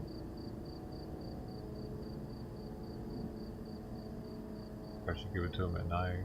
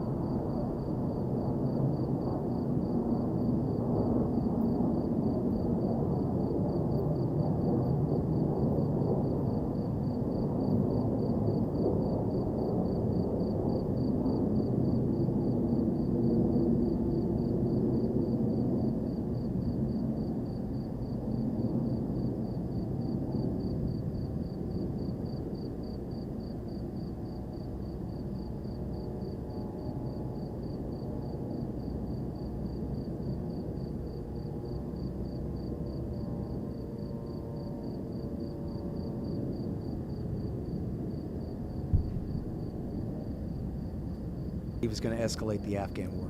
Although, Yes. and I write about this. I got a chapter 2 on this in Fool's Errand. What he really said, he wanted to send a couple brigades, which was mostly just like a PR thing. That he was saying Afghanistan is the good war, Iraq is the bad war, whatever. Then as soon as he got into power, they just absolutely rolled him. And it was the Secretary of Defense, the Chairman of the Joint Chiefs of Staff, Generals Petraeus and McChrystal, in alliance with McCain and Graham in the Senate. And they spent 9 months pressuring him to escalate that war by 70,000 troops, which eventually he did. Yep. And Lindsey Graham promised him, he said, give us a number. This is after he already sent 40. Graham said, give us being him and McCain, give us a number that starts with a 3 and we'll leave you alone, meaning 30,000 something more troops. And Obama made the deal. So here was his calculation, right?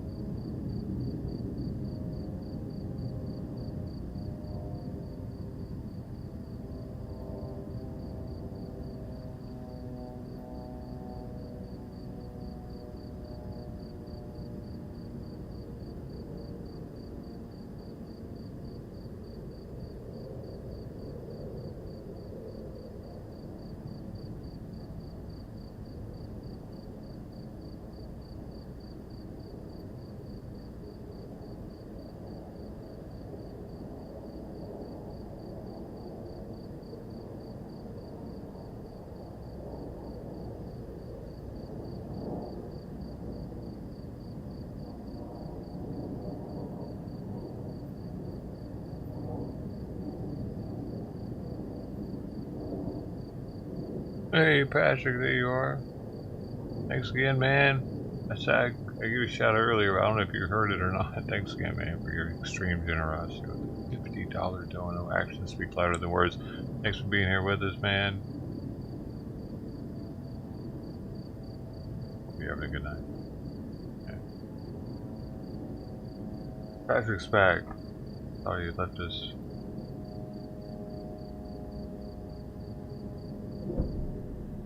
MVP, man. You are the MVP of the night.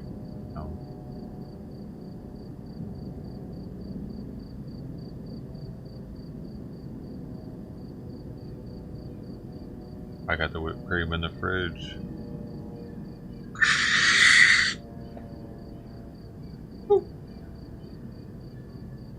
Oh, the kitty's alive. I just heard it.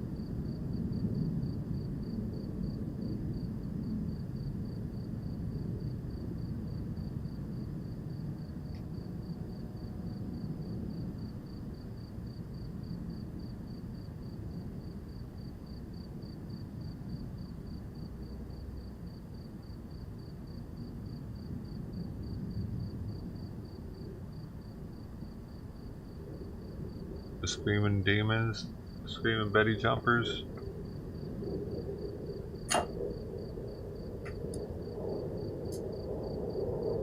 But you ain't got any.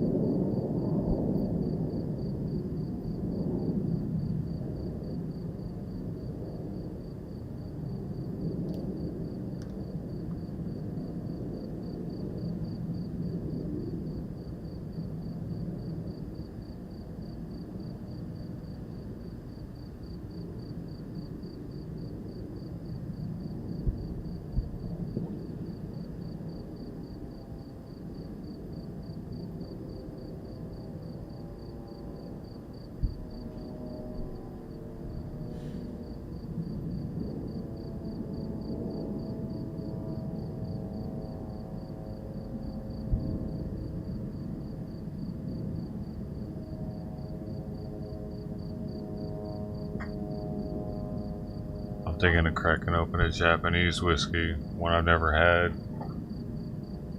I don't know, they're kind of rare, but they're not super rare, you know?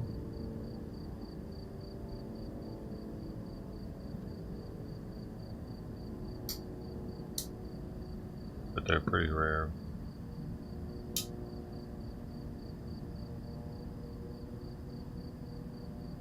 But they're not like a limited edition. They make them like.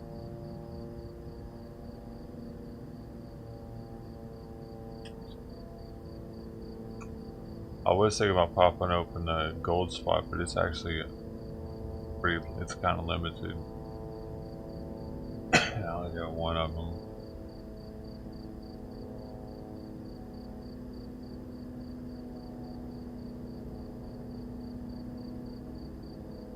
I lost viewers from smoking weed and talking about drinking. Go figure. Squares. I gotta feed Simon.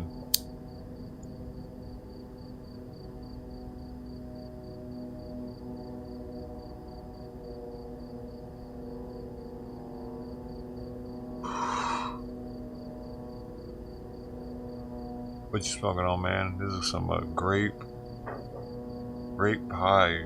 710 Labs. They're good.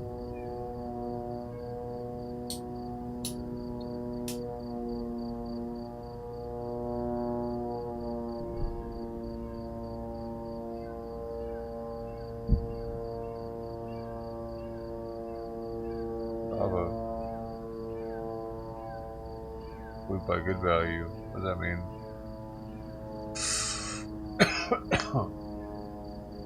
Is that cheap weed?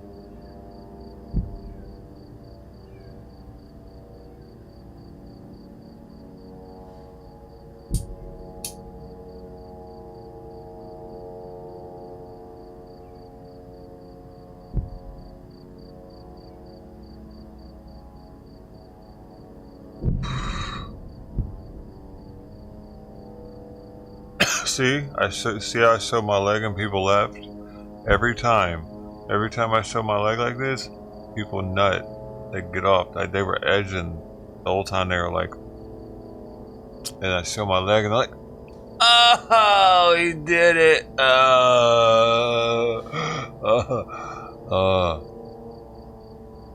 I'm hungry. Play a video game now. You know, whatever, and they go off and do something else.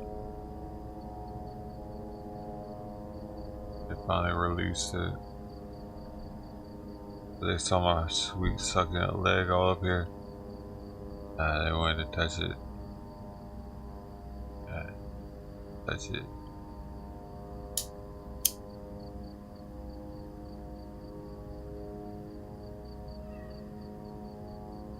Alright, I'm gonna go get this food for Simon and his nightly meditation.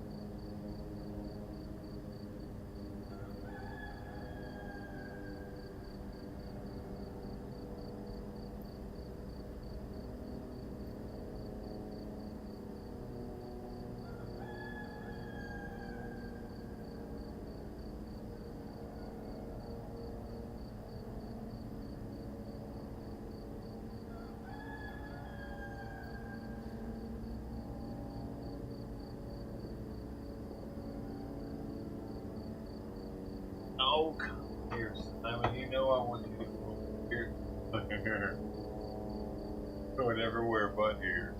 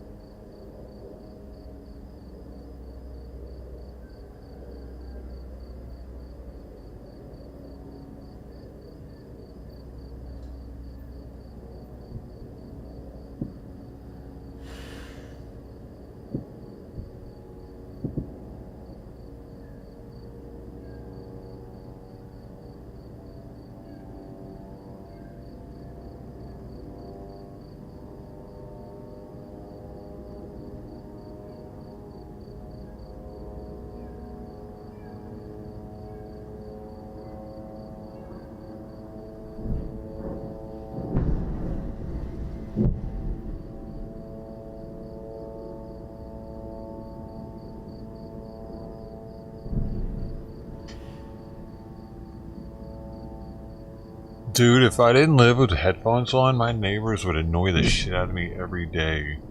Because I can hear their music and shit, or their TV through the wall all the time. I live like this, constantly, until I sleep. I would seriously be like, dude, yo, hey, I can hear everything you do over there. Can you guys knock it off, please?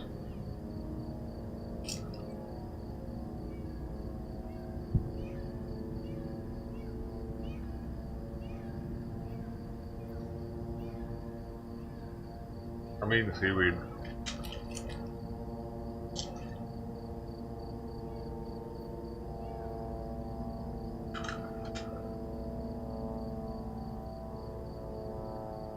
Like an absolute mad lad.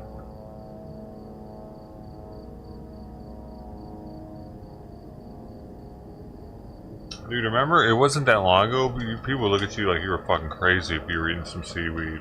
Like 40 years ago. You eating what, boy?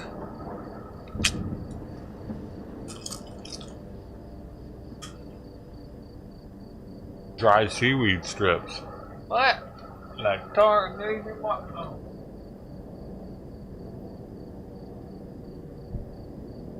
I don't know what them kids eat nowadays, boy.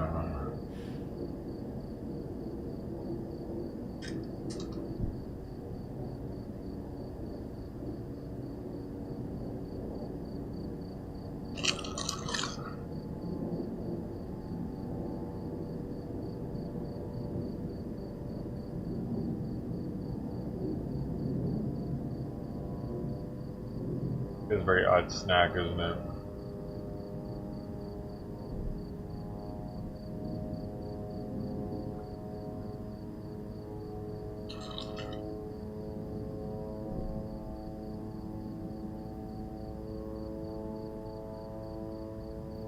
What's there easier to eat? Like maybe a different shape, a little thinner.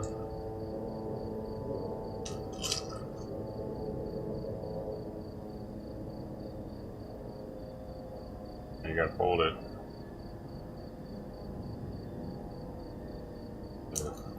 Where?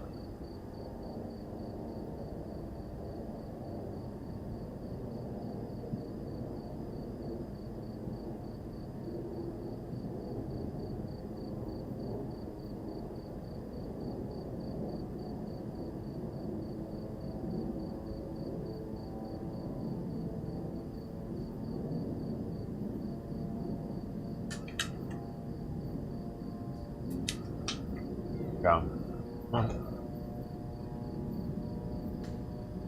Tastes like onions because it's onion.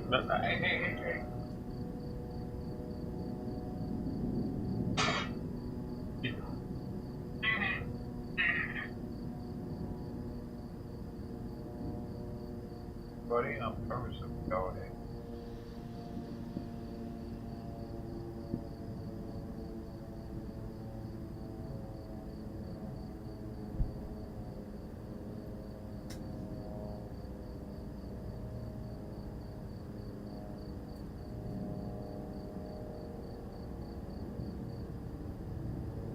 Oh, it works. All right, I'm gonna break out a Japanese whiskey for the special occasion of us possibly being able to reduce one of Simon's meds. This is actually gonna be major. If like just not having to give him that one at 8:30 every night will be also a huge like burden off of my life, as well as him not having to be on as many meds. Right, the less meds is better. Right. So I'm gonna have to pay close attention to his respiration all throughout the day for the next month. Yeah, I'm gonna go get it. Also stir Simon's food because he likes to. Do all cats do this, man? Do all cats spread it all over the bowl and make it hard for themselves? Why doesn't he lick it from one side and then like? I don't know, he scoots it somehow. Why does he gotta scoot it everywhere? Just get it. Eat it. Alright, I'm gonna fix it for him though. Well now.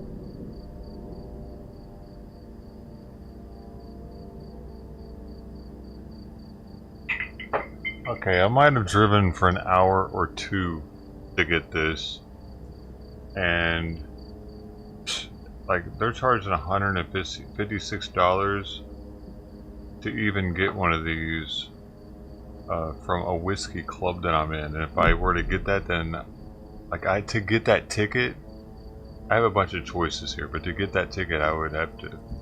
You only get one per quarter, and that's if you buy the random whiskey club whiskey.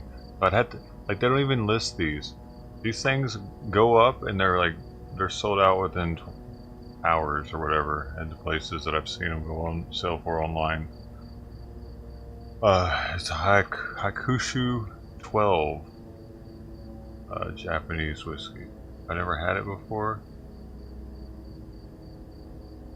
Oh, I'm kind of nervous. Man, should I do this? I feel like I should know though because I got it, and I look, there are receipts in here with it. When did I get it? January 13th, 2023. We're at. This one was at Los Feliz Boulevard, Los Angeles. However long it took to drive there and back, and it probably was in traffic. It was $109.49. That's with tax. Right? Like it.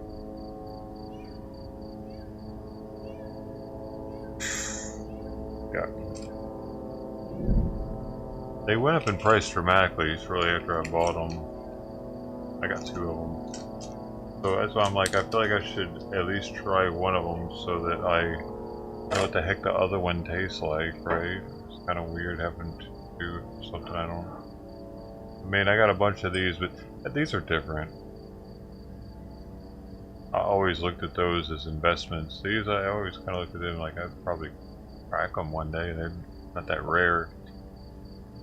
I didn't know they'd shoot up in price so much. They shot up in price even at Costco now. They're like 140 or something. They went up.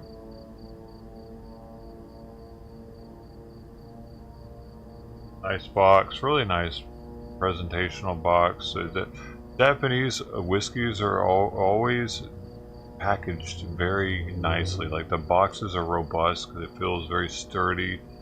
The lines are clean. The texture on it is kind of rough. It's not smooth and cheap feeling. It feels quality. Their whiskeys are all meant for gifting because the Japanese culture is very gift centric. Everyone is giving everyone gifts in Japan. So that's why a lot of their consumer products are actually gifts to give someone else.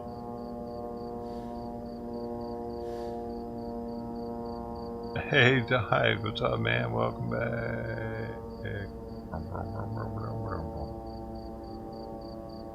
Let's see what this says here. It says we're at a lull. How's your day, man? Single malt Japanese whiskey, Suntory whiskey. Oh, the Hakushu. Hakushu. Suntory whiskey was founded in 1923 by Shinjiro Tori. For over 3 generations, Suntory's master blenders have devoted themselves to pursuing the harmony of Japanese nature and craftsmanship, shaped through masterful technique and served with a reverence for Japanese omotenashi. Suntory whiskeys are among the most awarded and admired in the world. Hakushu is the verdant single malt Japanese whiskey born in Japan's mountain forest distillery. Established in 1973 by second master blender Kyozo Saji, the Hakushu distillery lives deep within the forest at the foot of the Japanese Southern Alps. The whiskeys born here are made from water with a rare softness only possible by slow filtration through ancient granite. Maturing in a lush, forested microclimate, Hakushu's renowned single malt Japanese whiskeys are blessed by the region's ever-changing seasons, each leaving their own verdant signature. Here, its artisans pursue their founder's legacy through the art of Sukariwake, I don't know how to pronounce it. The diversity in the making, what it means. Diverse fermentation, distillation, and maturation techniques create the blending opportunities that are essential to achieving the signature subtle, refined, and complex taste that is the Hakushu single malt Japanese whiskey. Refreshingly herbal and gently smoky, Hakushu is embraced as the intriguing single malt Japanese whiskey from the award-winning house of Sensory Whiskey. Color: champagne gold. Nose: basil, pine needle, green apple. Palate: sweet pear, mint, kiwi. Finish: green tea, subtle smoke. Hey, why does subtle sound like it has a D in it? A weird word.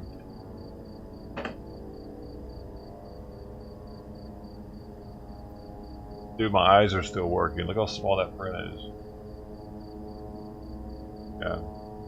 Very good genes for the eyes.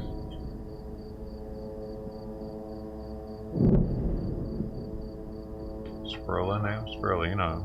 That Asian oak. What did it say? Oh my gosh, look, there's a freaking...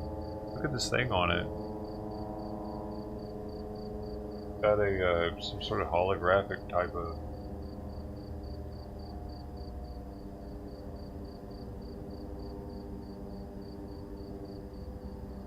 show that it's authentic. It's because you can't take this plastic off without it. Yeah, it'll actually... Yeah, I can tell it'll do something on it. Make it look like it's been voided. Wow, this is pretty fancy, dude. Like, okay, here we go. I'm doing it. Oh my gosh, I'm doing it with the Hakushu. What am I doing? Oh, that releases like perfectly off of there. No tear in the foil at all. Nice, clean. Oh, perfectly. Okay. Oh, it's a screw top. I wasn't expecting that. I wonder if the 18 years a screw top. It's a freaking screw top? God, that's awkward. Feels weird as shit. What the heck? What? I forgot the shot glass. Be back.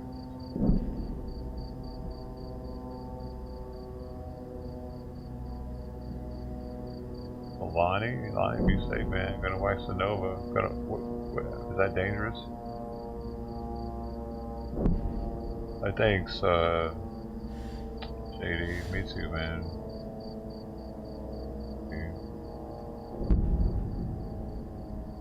Got 10 people. I got 1 more hour left on this one before I gotta restart.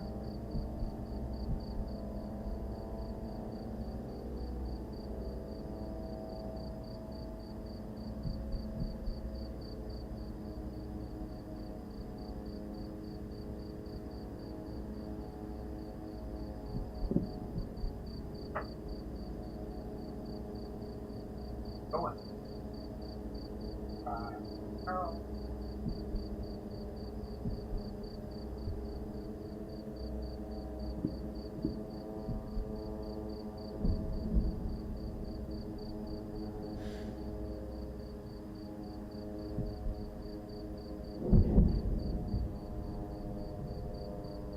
Alright.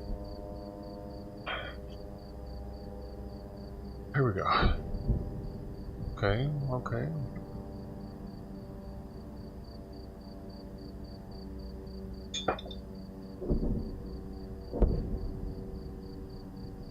I wonder if it's gonna taste like anything I've had. I'm gonna be like, oh my god, it tastes just like...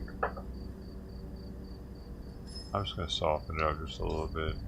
I mean, I don't really have to. Take a drink first, so.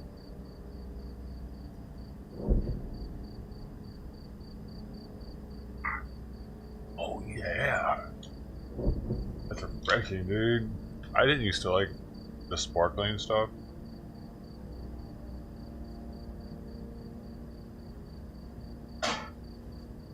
Did you?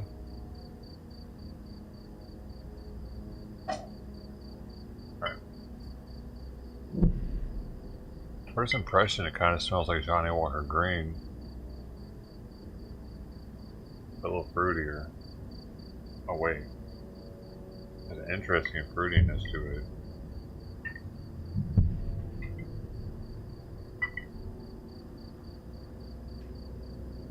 Is that what it said? No, it was basil, pine needle, green apple. I guess I'm catching some kind of green apple-y. Also pine needles or basil. Really faint. I need more. There must have been some water in here. Oh, sorry. Bro. There must have been a little water here from the ice cube melting. But it definitely smells nice and sweet. Very real.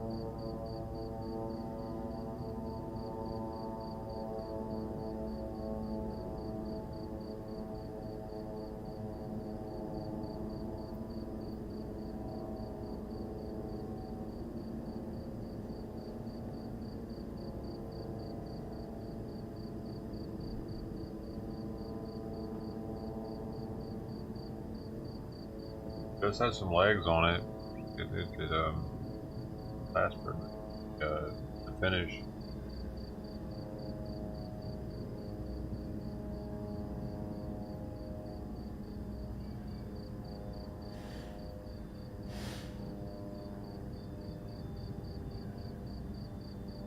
Okay. I mean, it's good. I don't see the secondary market. Why? I don't know why it's went up so much. Like, I think the gold spot that I almost opened, actually, it might actually be better, but it's much rarer than this is, and I don't know. This might be more guaranteed than I have any. Irish whiskey, you can't have any additives, can it? Either.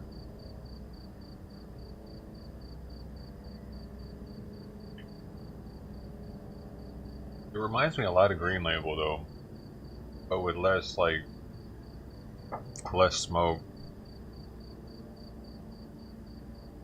A Green Label with less smoke. It's not just because the bottle's green either.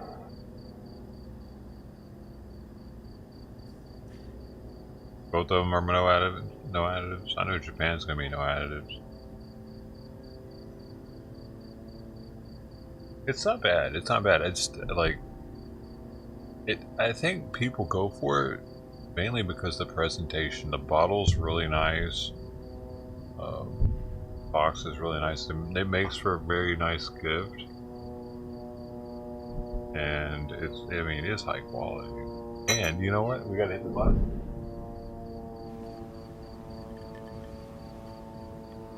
For relaxing times,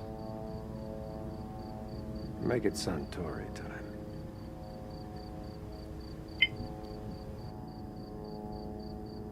It is a Suntory Beam product.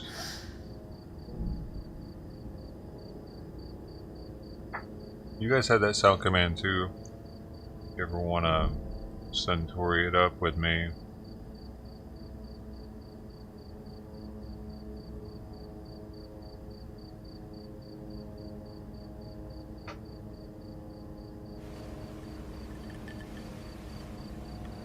For relaxing times, make it Suntory time. Oh, it's expensive though. Sheesh. Spender for that one.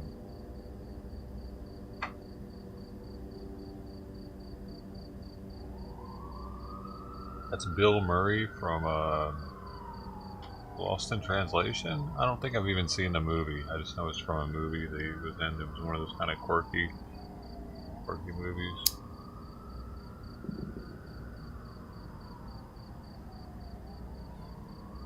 Trying to see what kind of synergistic flavors we got with some herb now, my man.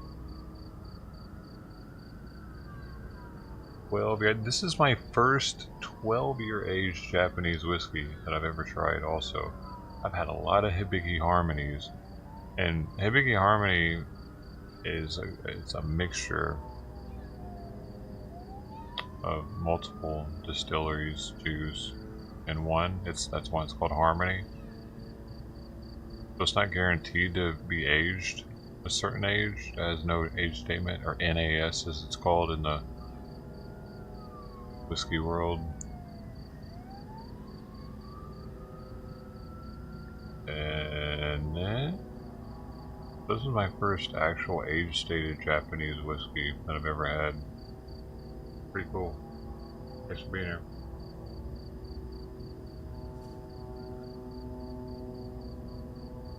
And I've wanted to try it. You guys know I've wanted to try this shit. It's just been sitting in there since January.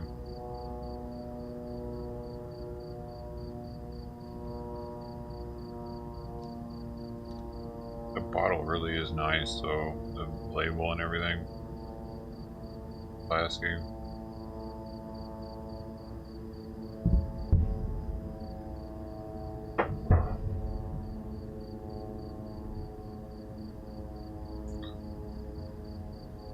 Where's Lou at? He's had this before.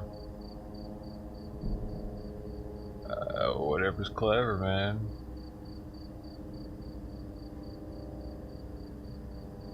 Full Hunter's Moon. Here, or where you're at? Hopefully it's here so we can see something.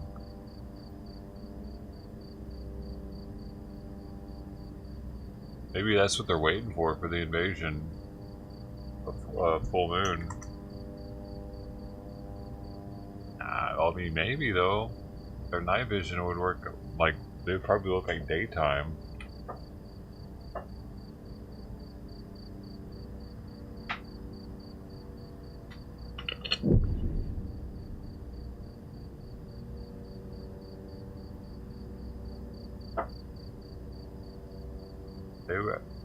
They would have the upper hand going in at night, because the enemy is not going to have night vision like that. Dude, IDF's going to have the most up-to-date night vision that is in existence.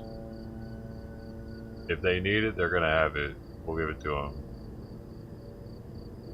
We got some shit now that looks crazy. Y'all seen the new night vision? It's not the green stuff. People show up with like super, like with outlines of their bodies and stuff in a different color. It's next generation night vision.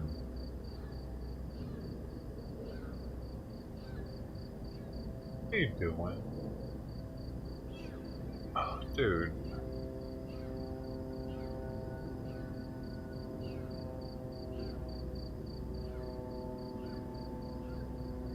But during the day, the terrorist or the Hamas will have the upper hand.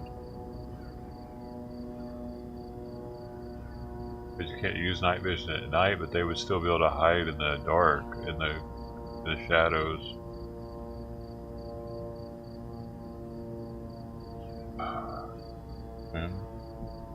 Yeah, interesting. I think they would have the upper hand if they went at night.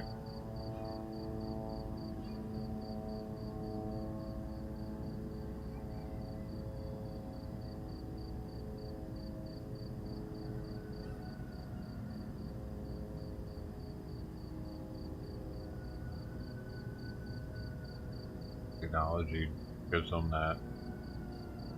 Otherwise they wouldn't. They didn't have the technology, because the tanks, everything have night vision on it. Now, the scope that the tank gunner is using, night vision. Maybe even heat vision, depending on what they're, like what they got. Like, just because they have an old tank doesn't mean that the internals haven't been upgraded to pressure optics or some shit. You know what I mean? Retrograde, whatever. Shit. I'm talking about. Because they do that on ships. They upgrade systems.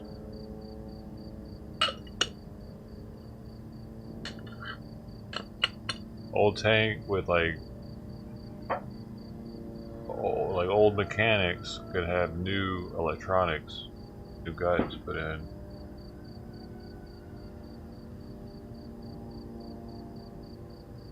I bet they do have like, heat and like infrared heat. As well as night vision for the tanks.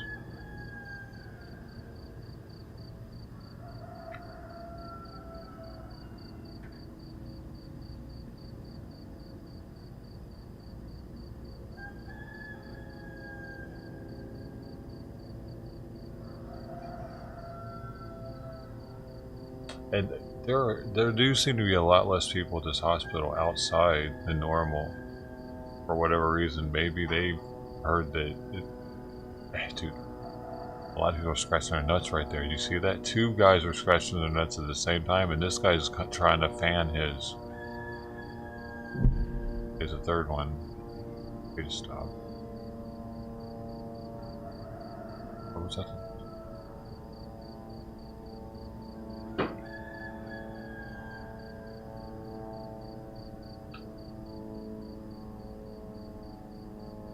Oh, the floods of vision? Oh, really? I didn't know that. That's cool. I mean, you could probably just do that by making it... Really? It floods people's vision with a light they can't actually see? I haven't heard about that one. Crazy. My headlamp's got a UV light on it. What's that all about? I got a 3-pack of headlamps from Costco because they were like $10, dude. They were on the 97 deal deep discount. So I'm like, you know what? I'll hang one of those up on my bedroom door just in case, like emergency happens. I can just throw this headlamp on my head and figure shit out, right? It's got like 9 or 7 or I don't know, it's got a bunch of different lighting things. It's got an infrared, so that I can be low key with it if I wanted to, and it's got like a beam one. It's got a broad one. You can combine the two. It's got a flashing one, but it's got a UV also for sure. It's got a UV on it. I don't know about, so I can look for proteins or something. Looking for splatters on the wall with it? What exactly do I use that for?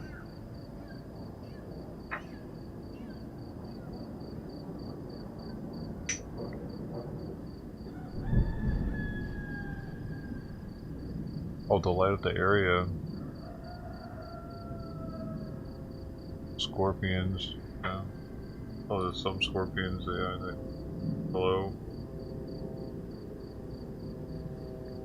Like at my CSI, I'm CSI now, just in case. I got it. You been fucking in my bed? Don't lie to me, boy. I got the UV headlamp. Don't make me go get it. Clean these sheets right before I left.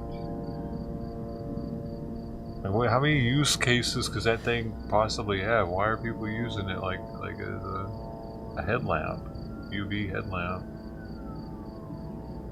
I'm glad I'm not the only one that doesn't know.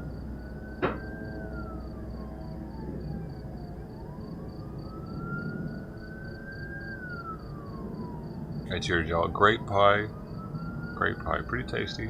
Fruity strain, tastes like Fruity Pebbles. In case you missed it, the lineage. I know some people are curious about the lineage because it's always kind of cool. If you've had cherry pie or grape stomper, this might taste kind of similar.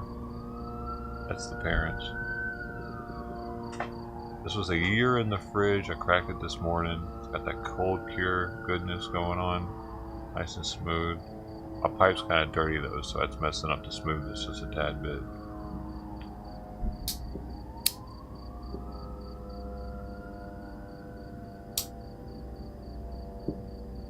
Dude, y'all. Shout out to SHG, Stuart Hotglass, who made this pipe, sent it all the way from Alaska.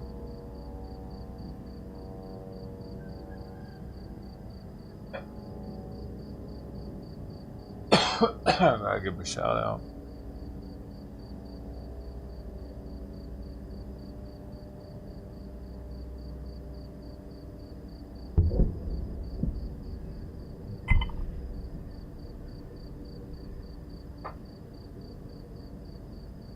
Oh, that's good. That's a good synergistic flavor combination there. It brings out the fruit in this somehow.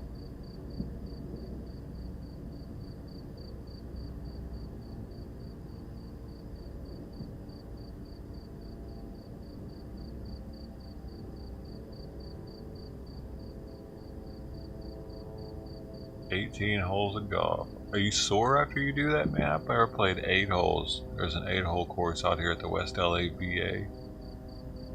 We would play, in this program I was in, we'd play like once a week, golf day. I got laid on par 2, the green, right before I got into the program. I was in an intermittent program, or temporary program. Anyway, that's another story. But man, I remember after it was only half of like an 8, for whatever reason. I was sore, dude. Walking, so we didn't have golf carts though. We had to walk the whole thing. A lot of walking, dude. You probably got a cart, huh? That'd be kind of fun though.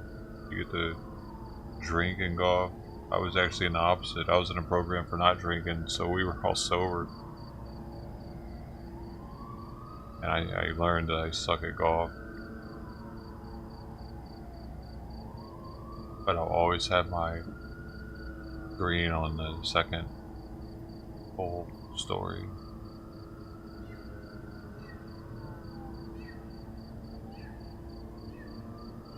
Risky, man. Had anywhere to go. I was a little horn dog back in the day.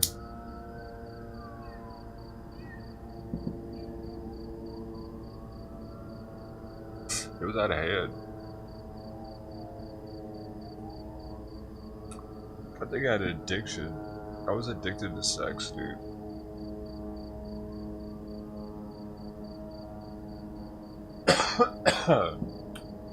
Relationships and sex. My hormones are out of whack or something.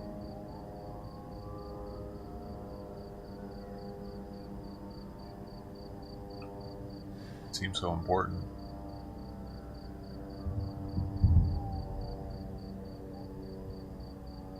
Of course, I was pre-DMT. I was pre-lemon tech and a bunch of mushrooms too. I changed things. Must have.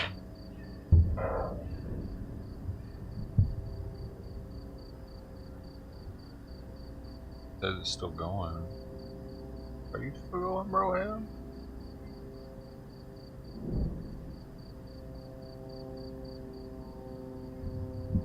It is still going. Wow, leave me up there. I was covered up. I was back. I'll bring it back.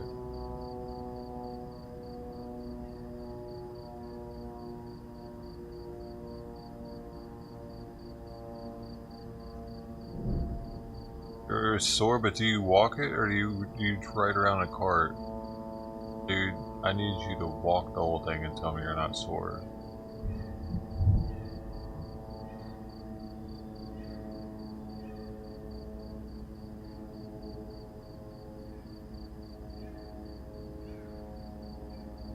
What? Wait, he's dead? They got him? He had to have committed suicide. Found dead? Yeah, he committed suicide. Because he left a suicide note for his son, dude. Like, he expected to die in this situation. And... dude, can you imagine? I wonder if he was, like, watching the news and he was realizing that he's fucking crazy. Like, shit, what have I done? I am hearing shit. These stupid hearing aids? Fuck. Or maybe he was just still just as crazy. Man, it's wild though. I figured they were gonna find him dead, dude. That's why I wasn't really even worried about the story. It was kind of one of those things like, that dude, yeah, he's probably dead. But the way, as soon as I heard about the suicide note, particularly,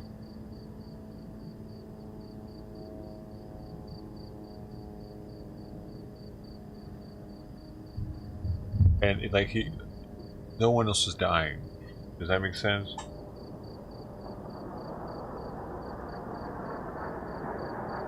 Damn.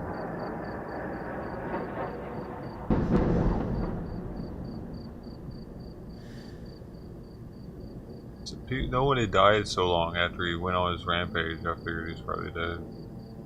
But you know, people don't just like do that. People don't just like go on a rampage and then get caught years later. Like, oh, you're that dude that killed 30 people. Holy shit. That ever happened? Yeah, maybe like a serial killer that does it over a certain amount of time, but not someone whose face is plastered all over the fucking place. They usually don't. They get them pretty quickly, or they're dead. That's how America works, at least.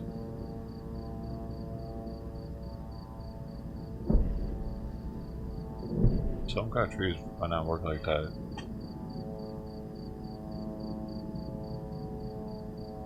There's some Middle Eastern countries where they're allowed to kill gay people. Or was that Iran? There's more than one.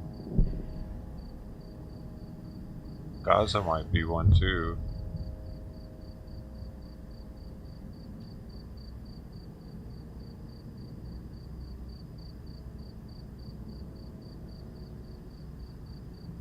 Like a citizen's allowed to just, if they find out you're gay, they're allowed to just choke you out and kill you. They'd be like, nah, Allah Akbar said he was gay, man. You said he was gay, Allah Akbar? Yeah, he did. Look, his dick's out. Allah Akbar. He is gay. Bury him. Like, that's some scary shit, dude. How does that work? How do they prove? Like, oh. He tried to kiss me, so I killed him. Allah Akbar. Allah Akbar? Allah Akbar. Alright. Like, god dang, that's my honor system right there. If it's really like that. That means anybody can pretty much kill anybody unless they got some serious, like, how would they know? What if they're like, yeah, no, he just had a family and kids, and that was a front. He stuck his hand down my crotch. Allah Akbar, dude. Well, Allah Akbar, I understand that. You can't be doing that, Allah Akbar. Muhammad said so. Go bury him.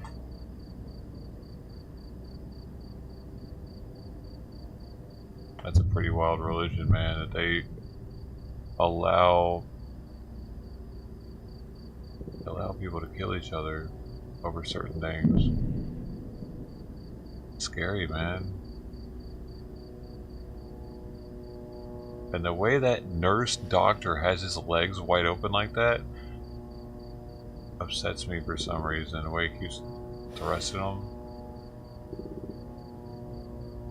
Like, what the fuck, dude? And you just touched your face? They're allowing anybody to be a surgeon up in there, aren't they?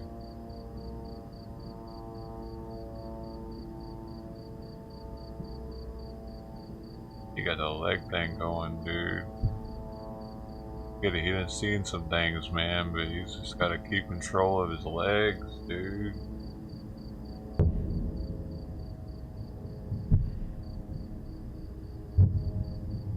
For not wearing a burqa? I mean, that's not here apparently, because there's plenty of them not wearing burqas. I don't know which one that's in.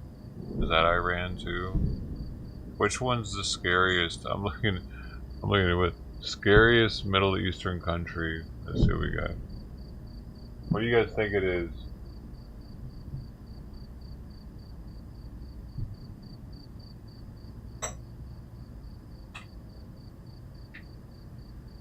see what we got here.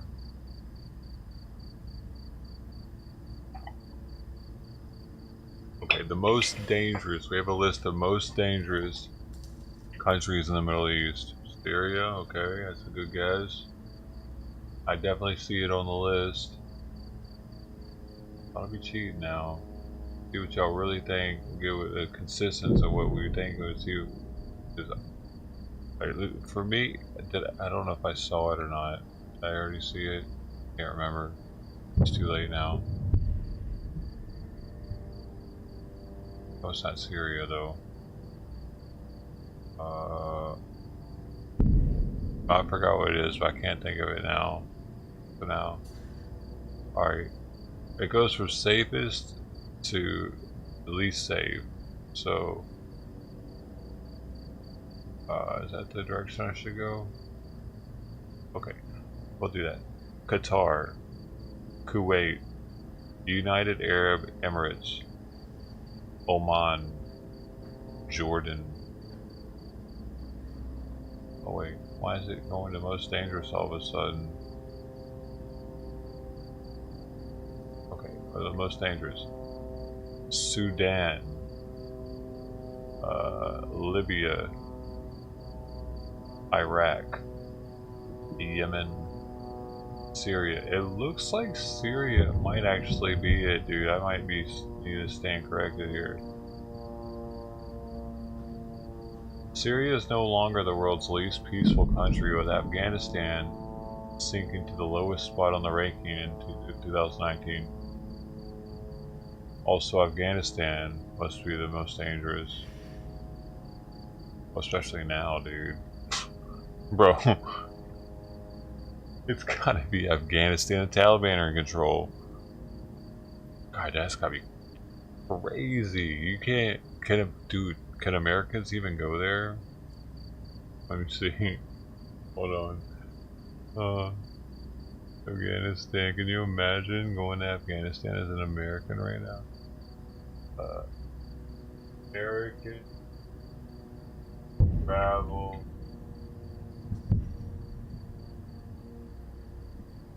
Afghanistan. Level 4. Do not travel. Reissued with updates to health information. Do not travel to Afghanistan due to armed conflict, civil unrest, crime, terrorism, and kidnapping, says the U.S. Department of State. Dude, can we even go there? Do we have flights that go there?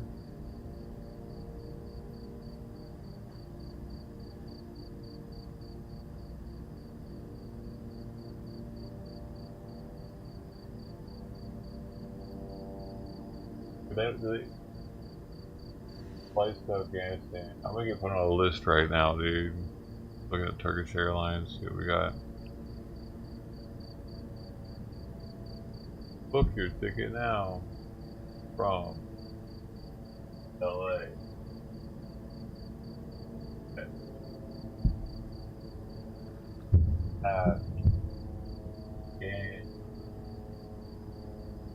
I'm not a spell this shit. Dude, how do I not know what it's still Afghanistan? I don't think it's in it. Oh, there it is. Oh, it's got an H after the G. That's why. I want to leave now. I gotta get there. Tomorrow. Dear passenger, we are sorry that we are unable to perform your transaction. Let me try a different day, I guess. Like never. We're sorry. I don't think it's letting me, dude. I'm picking different dates.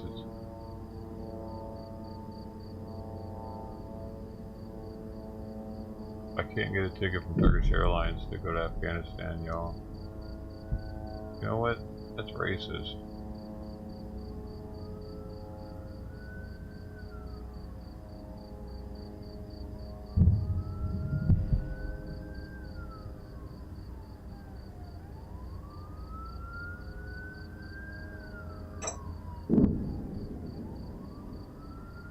See, I need to get a ticket, y'all, to go tomorrow, minimum. Let's see, cheapest flights. See if we got on cheap flights.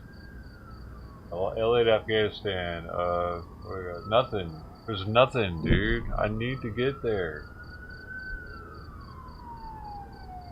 Dang it. Looks like I'm gonna have to take a donkey from another country.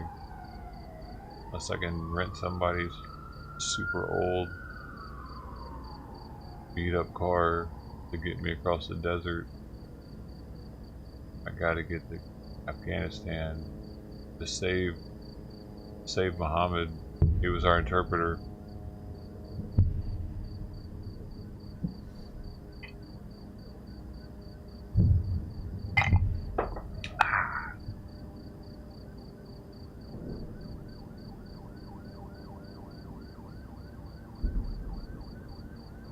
Oh, you got points? Bro, man, I missed a lot of my points from Lufthansa. I didn't like realize how golden those things were. I could have gotten a flight to Europe and back with all of them. Cause I did 3 international flight, 3 all the way to Austria and back with the same airline, and I booked through them every time. And I didn't use those points. Oh, I get the dude. I get the.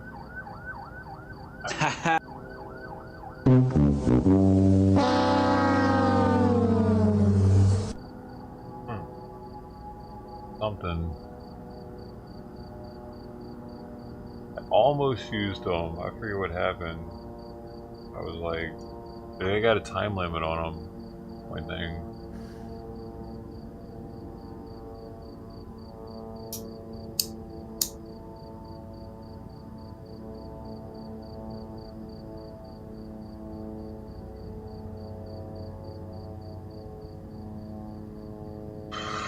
Sun's about to come up soon. Bruce is about to be crowing.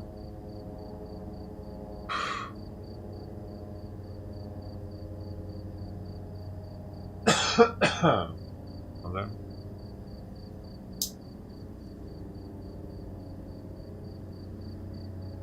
Look at this, assess this damage over here.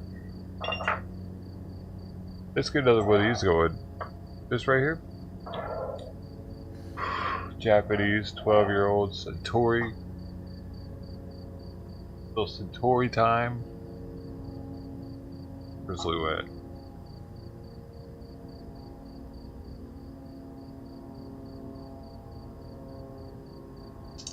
The screw top thing is throwing me off.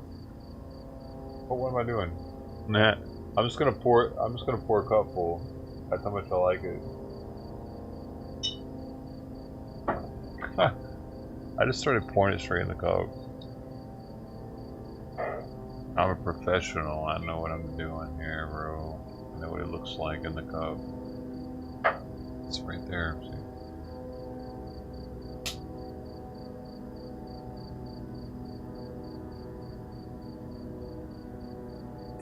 Drink the water? Well, there wasn't as much this time, hopefully. Point though. I should have. Rather right. It does look pretty watered down.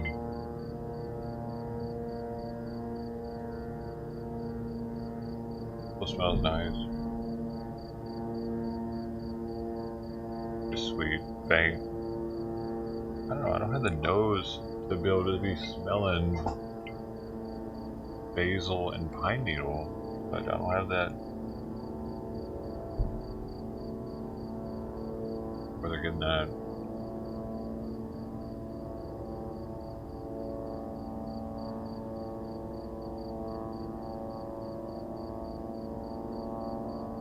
Sweet pear, mint and kiwi.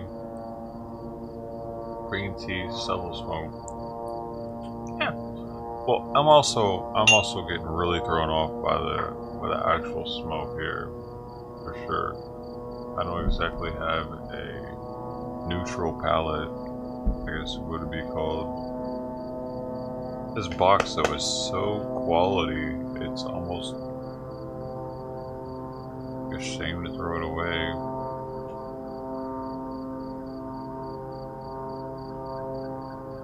It can be repurposed with arts and crafts or something. But I could probably even sell this empty bottle even. That's how weird this whiskey is.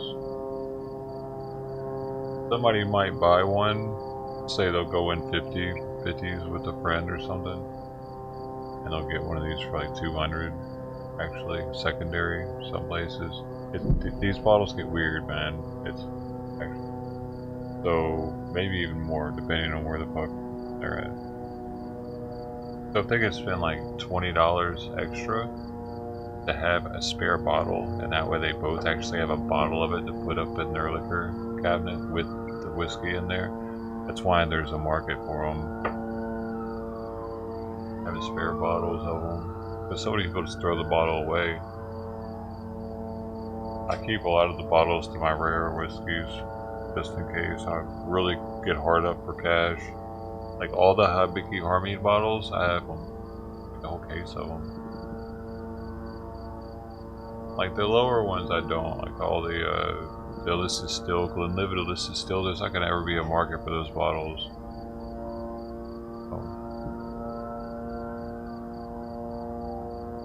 The Harmony bottles are actually very decorative. People use them for different things. They make lamps out of them and stuff.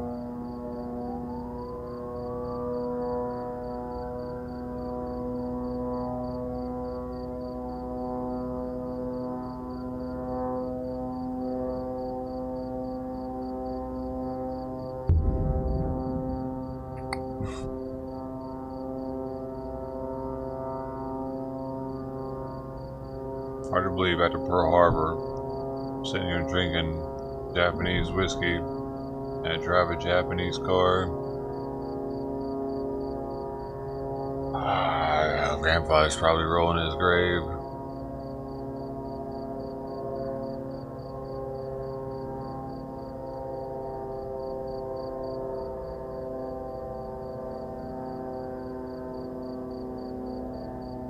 Sorry, Gramps.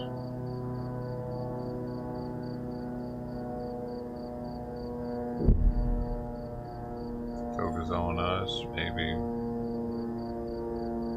It's interesting too because their society is actually starting to drink less at the same time that Centauri, parent company to this,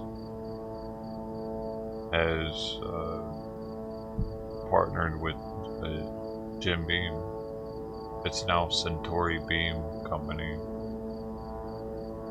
So now they're starting to push a lot of their product to America. Maybe they're trying to kill us? Is that what you're saying?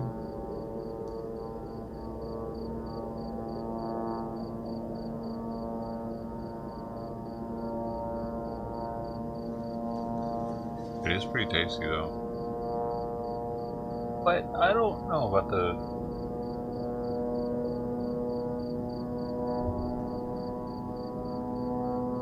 Like I'm really trying to chew it and get the most out of it that I can, and like a $200. I think this is just something to get women to drink with you. Hey baby, I got some Hakushu 12 though. Oh, you ain't heard about this? And they look at the bottle and like, ooh, it's nice bottle. Yeah, oh yeah, I'll drink this with you. It sounds good. And then the woman will be like, what's it taste like? The woman will be like, basil, pine needles. I don't know. Green apple, that's kind of nice. In the palate, sweet pear, mint, and kiwi. Oh, that sounds real nice. Finish, green tea. All chicks like green tea. And just subtle smoke. Oh yeah. Oh, just a little. Oh yeah, that might be nice. This is a get you laid whiskey. That's why it's so expensive and people chase it. Yeah, like. Yep. That's what's going on with this. Because pussy is it's like ultimate for most dudes. They're constantly chasing it. It's the thing. Gotta get the pussy. I somehow snapped out of that.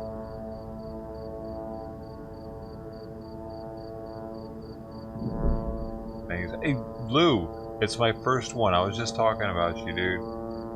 Did you notice it on the... Because of supply? You talking about this one? Is it that... It's not that... It's not that big of a deal though, is it? That's silly.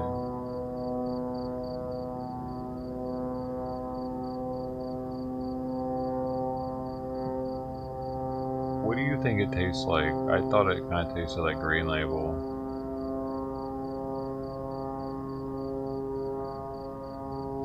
I still think it kind of tastes like Green Label. It's a little different, but close.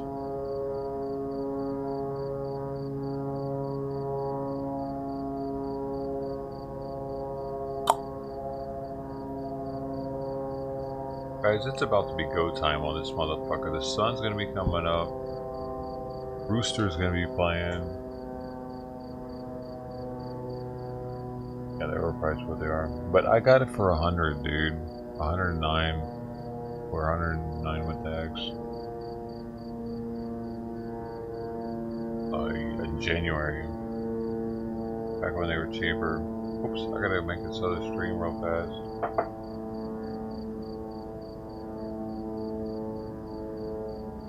So we can't get a flight to Afghanistan, y'all. I'm sorry. Maybe next year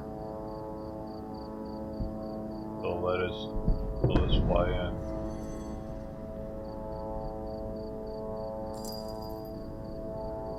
Flying to Iraq or something, maybe Saudi Arabia. Yeah, for 100 it's not bad.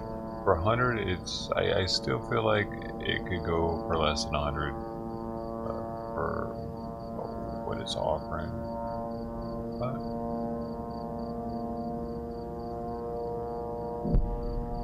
I understand why it is, though. It's limited and it does taste a little bit different, so it's its own thing. And the presentation is top notch, giftable.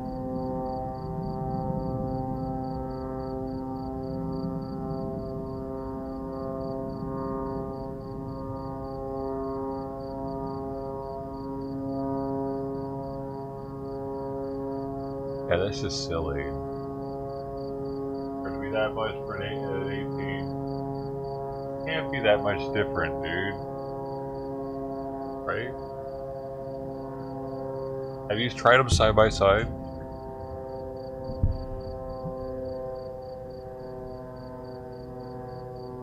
Anybody doesn't know Lou here? Do you want to tell Lou why you know anything about alcohol? I don't want to dox your shit or anything. It clears not impressed you. This one? Yeah, it's not impressive.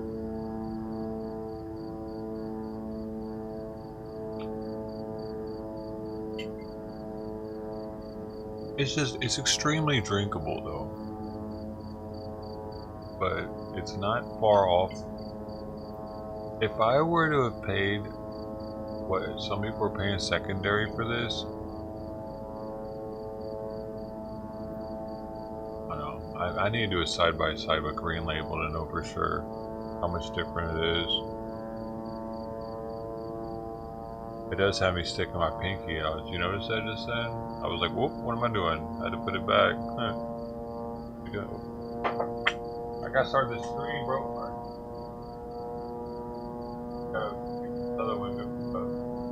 The computer's starting to lock up, so in the morning I'm definitely gonna have to restart everything.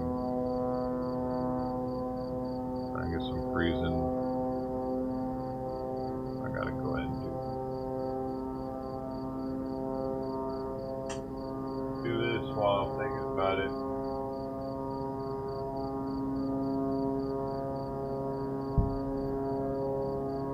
Yeah, I would normally have to pull his food up right now, but he's already eaten all of it anyway, so I should probably go in and pull it up. That way we don't get out of the routine. Then after I pardon.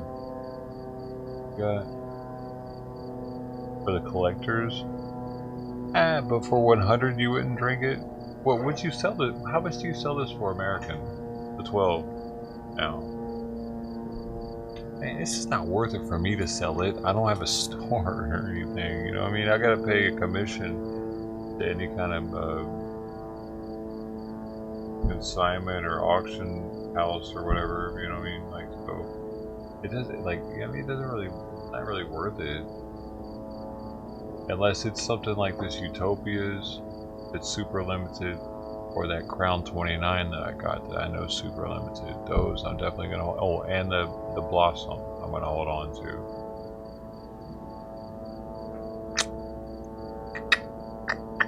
That has a year statement on it, so we know, you know what I mean, that could go up over the years. I know when I'm doing a little bit when it comes to what not to drink. I figured this one wasn't really a big deal to drink, right? I'll die. Why you retract your comments on me? You're making me do work now.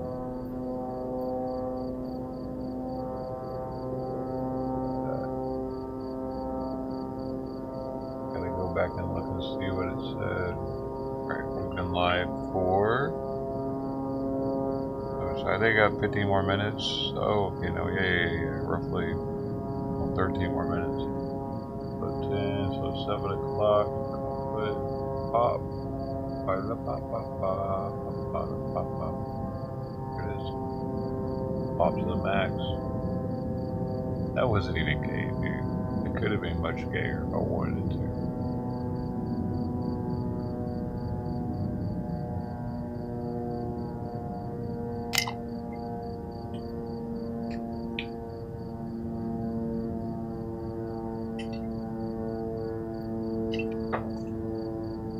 Definitely not a bad whiskey though.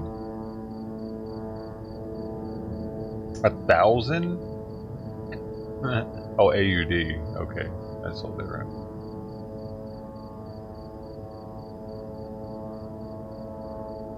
Look at this, got a hot mic.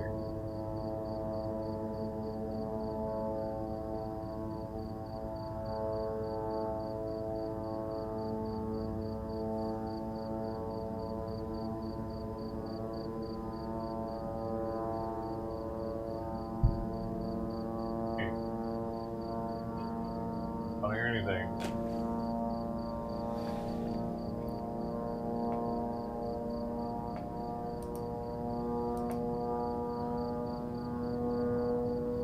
It's not there anymore. I've heard of the Bunnaman 12. I haven't never tried it though. Sounding better. What am I having? Sounding better. It's not better? Yeah. Not with a big box? I don't know what the hell he's got going on over there, dude. I haven't drunk any of them for years. Oh, really? Oh, whatever, man. What? You have no. You don't have 450 American, 450 AUD. What's that equal American, dude? Come on, bro. You don't put them out for $450 in USD. That's just silly talk.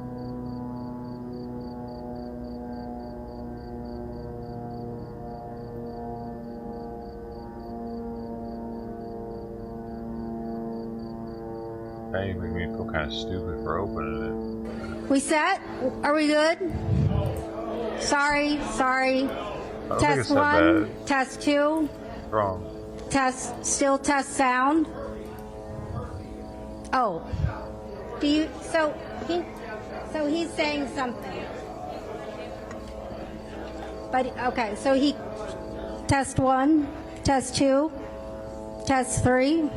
Is this what they've been doing for 30 minutes or something? No, sorry. Test 1, test 2, test 3.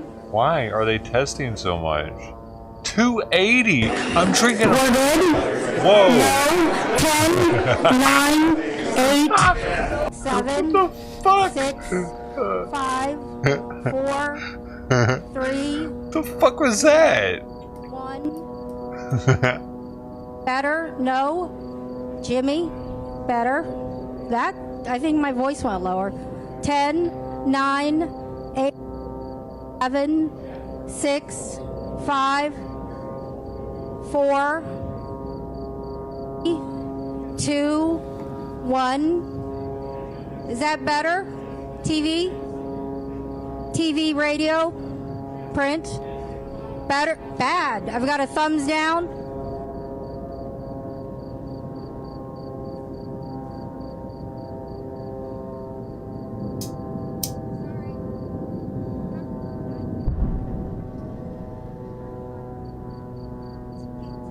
Dude, really?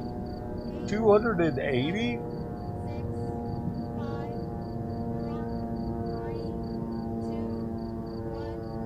Do they actually have it, dude, or is it just showing that price? Can you actually purchase it for $280? Just find ways of a chain.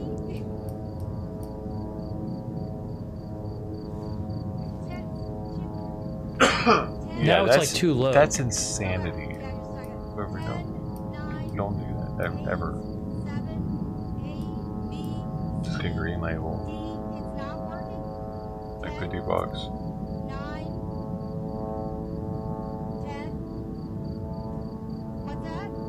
And it has more history.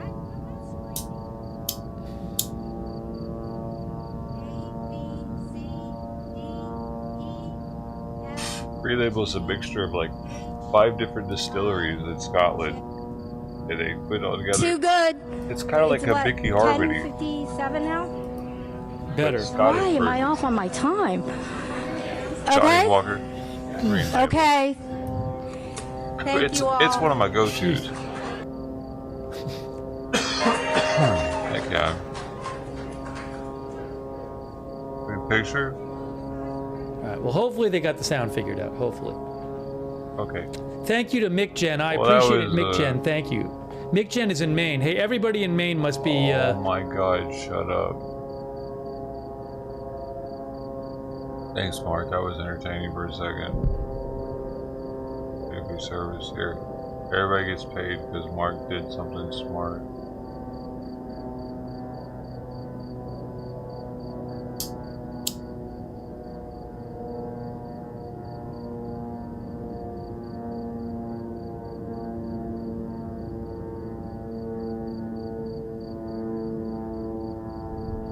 Whoa.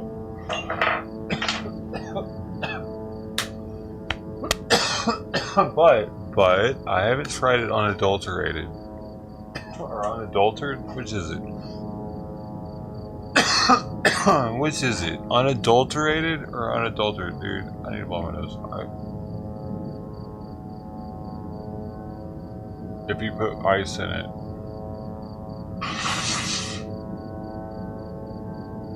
Very good.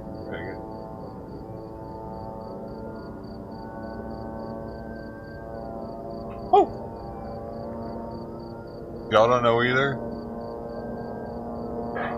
So this time, very little water's in there. Or even no water. Okay?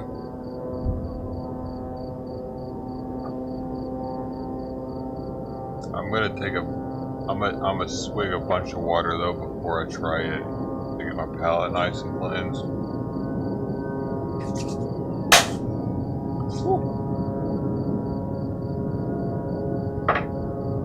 And hydrate. Don't get too fucked up over here.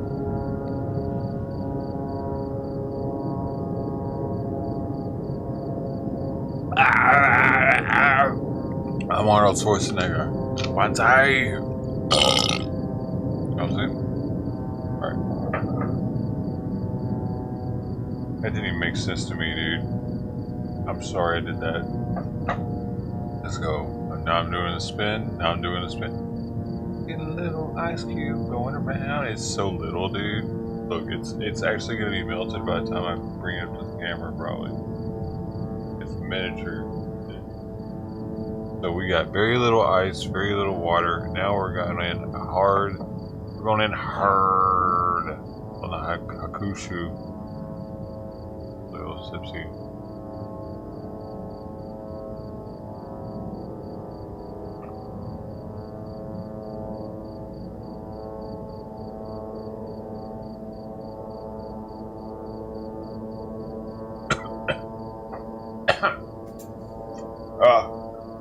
I pushed it way back to the back of the tongue. It was like,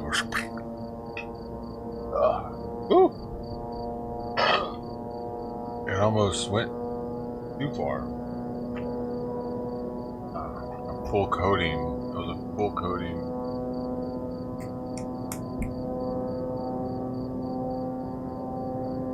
I'm pretty sure they got a wild hair on those, dude. Right here. It's right here. I didn't get it.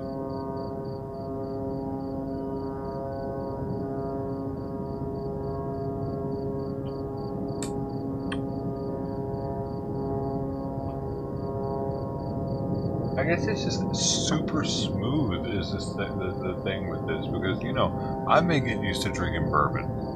Bourbons are very punchy with their flavor. We have harsh summers, cold winters. Japan doesn't really have that, right?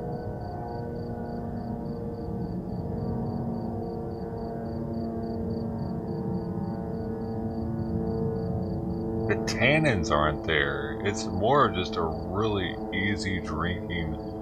You can get laid with this alcohol, whiskey.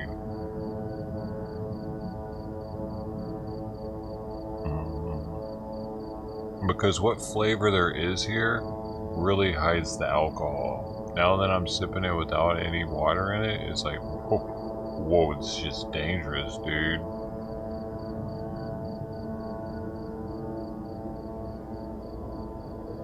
Gotta pump the brakes a little bit, homie. But I'm just having a little bit.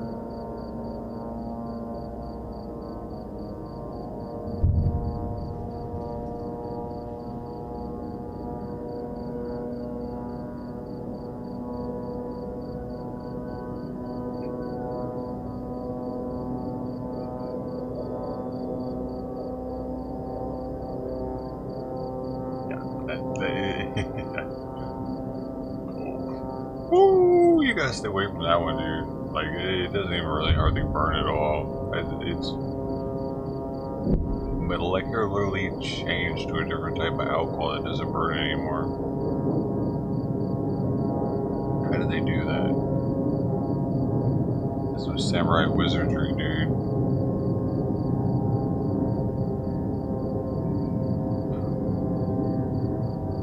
They know how to make extremely dainty, easy drinking whiskey and mayonnaise. I love their mayonnaise. And my car. I don't love them. I mean, I appreciate them for the mayonnaise, their vehicles, and their whiskey. I appreciate them for producing that for the world. The whiskey, it's not phenomenal.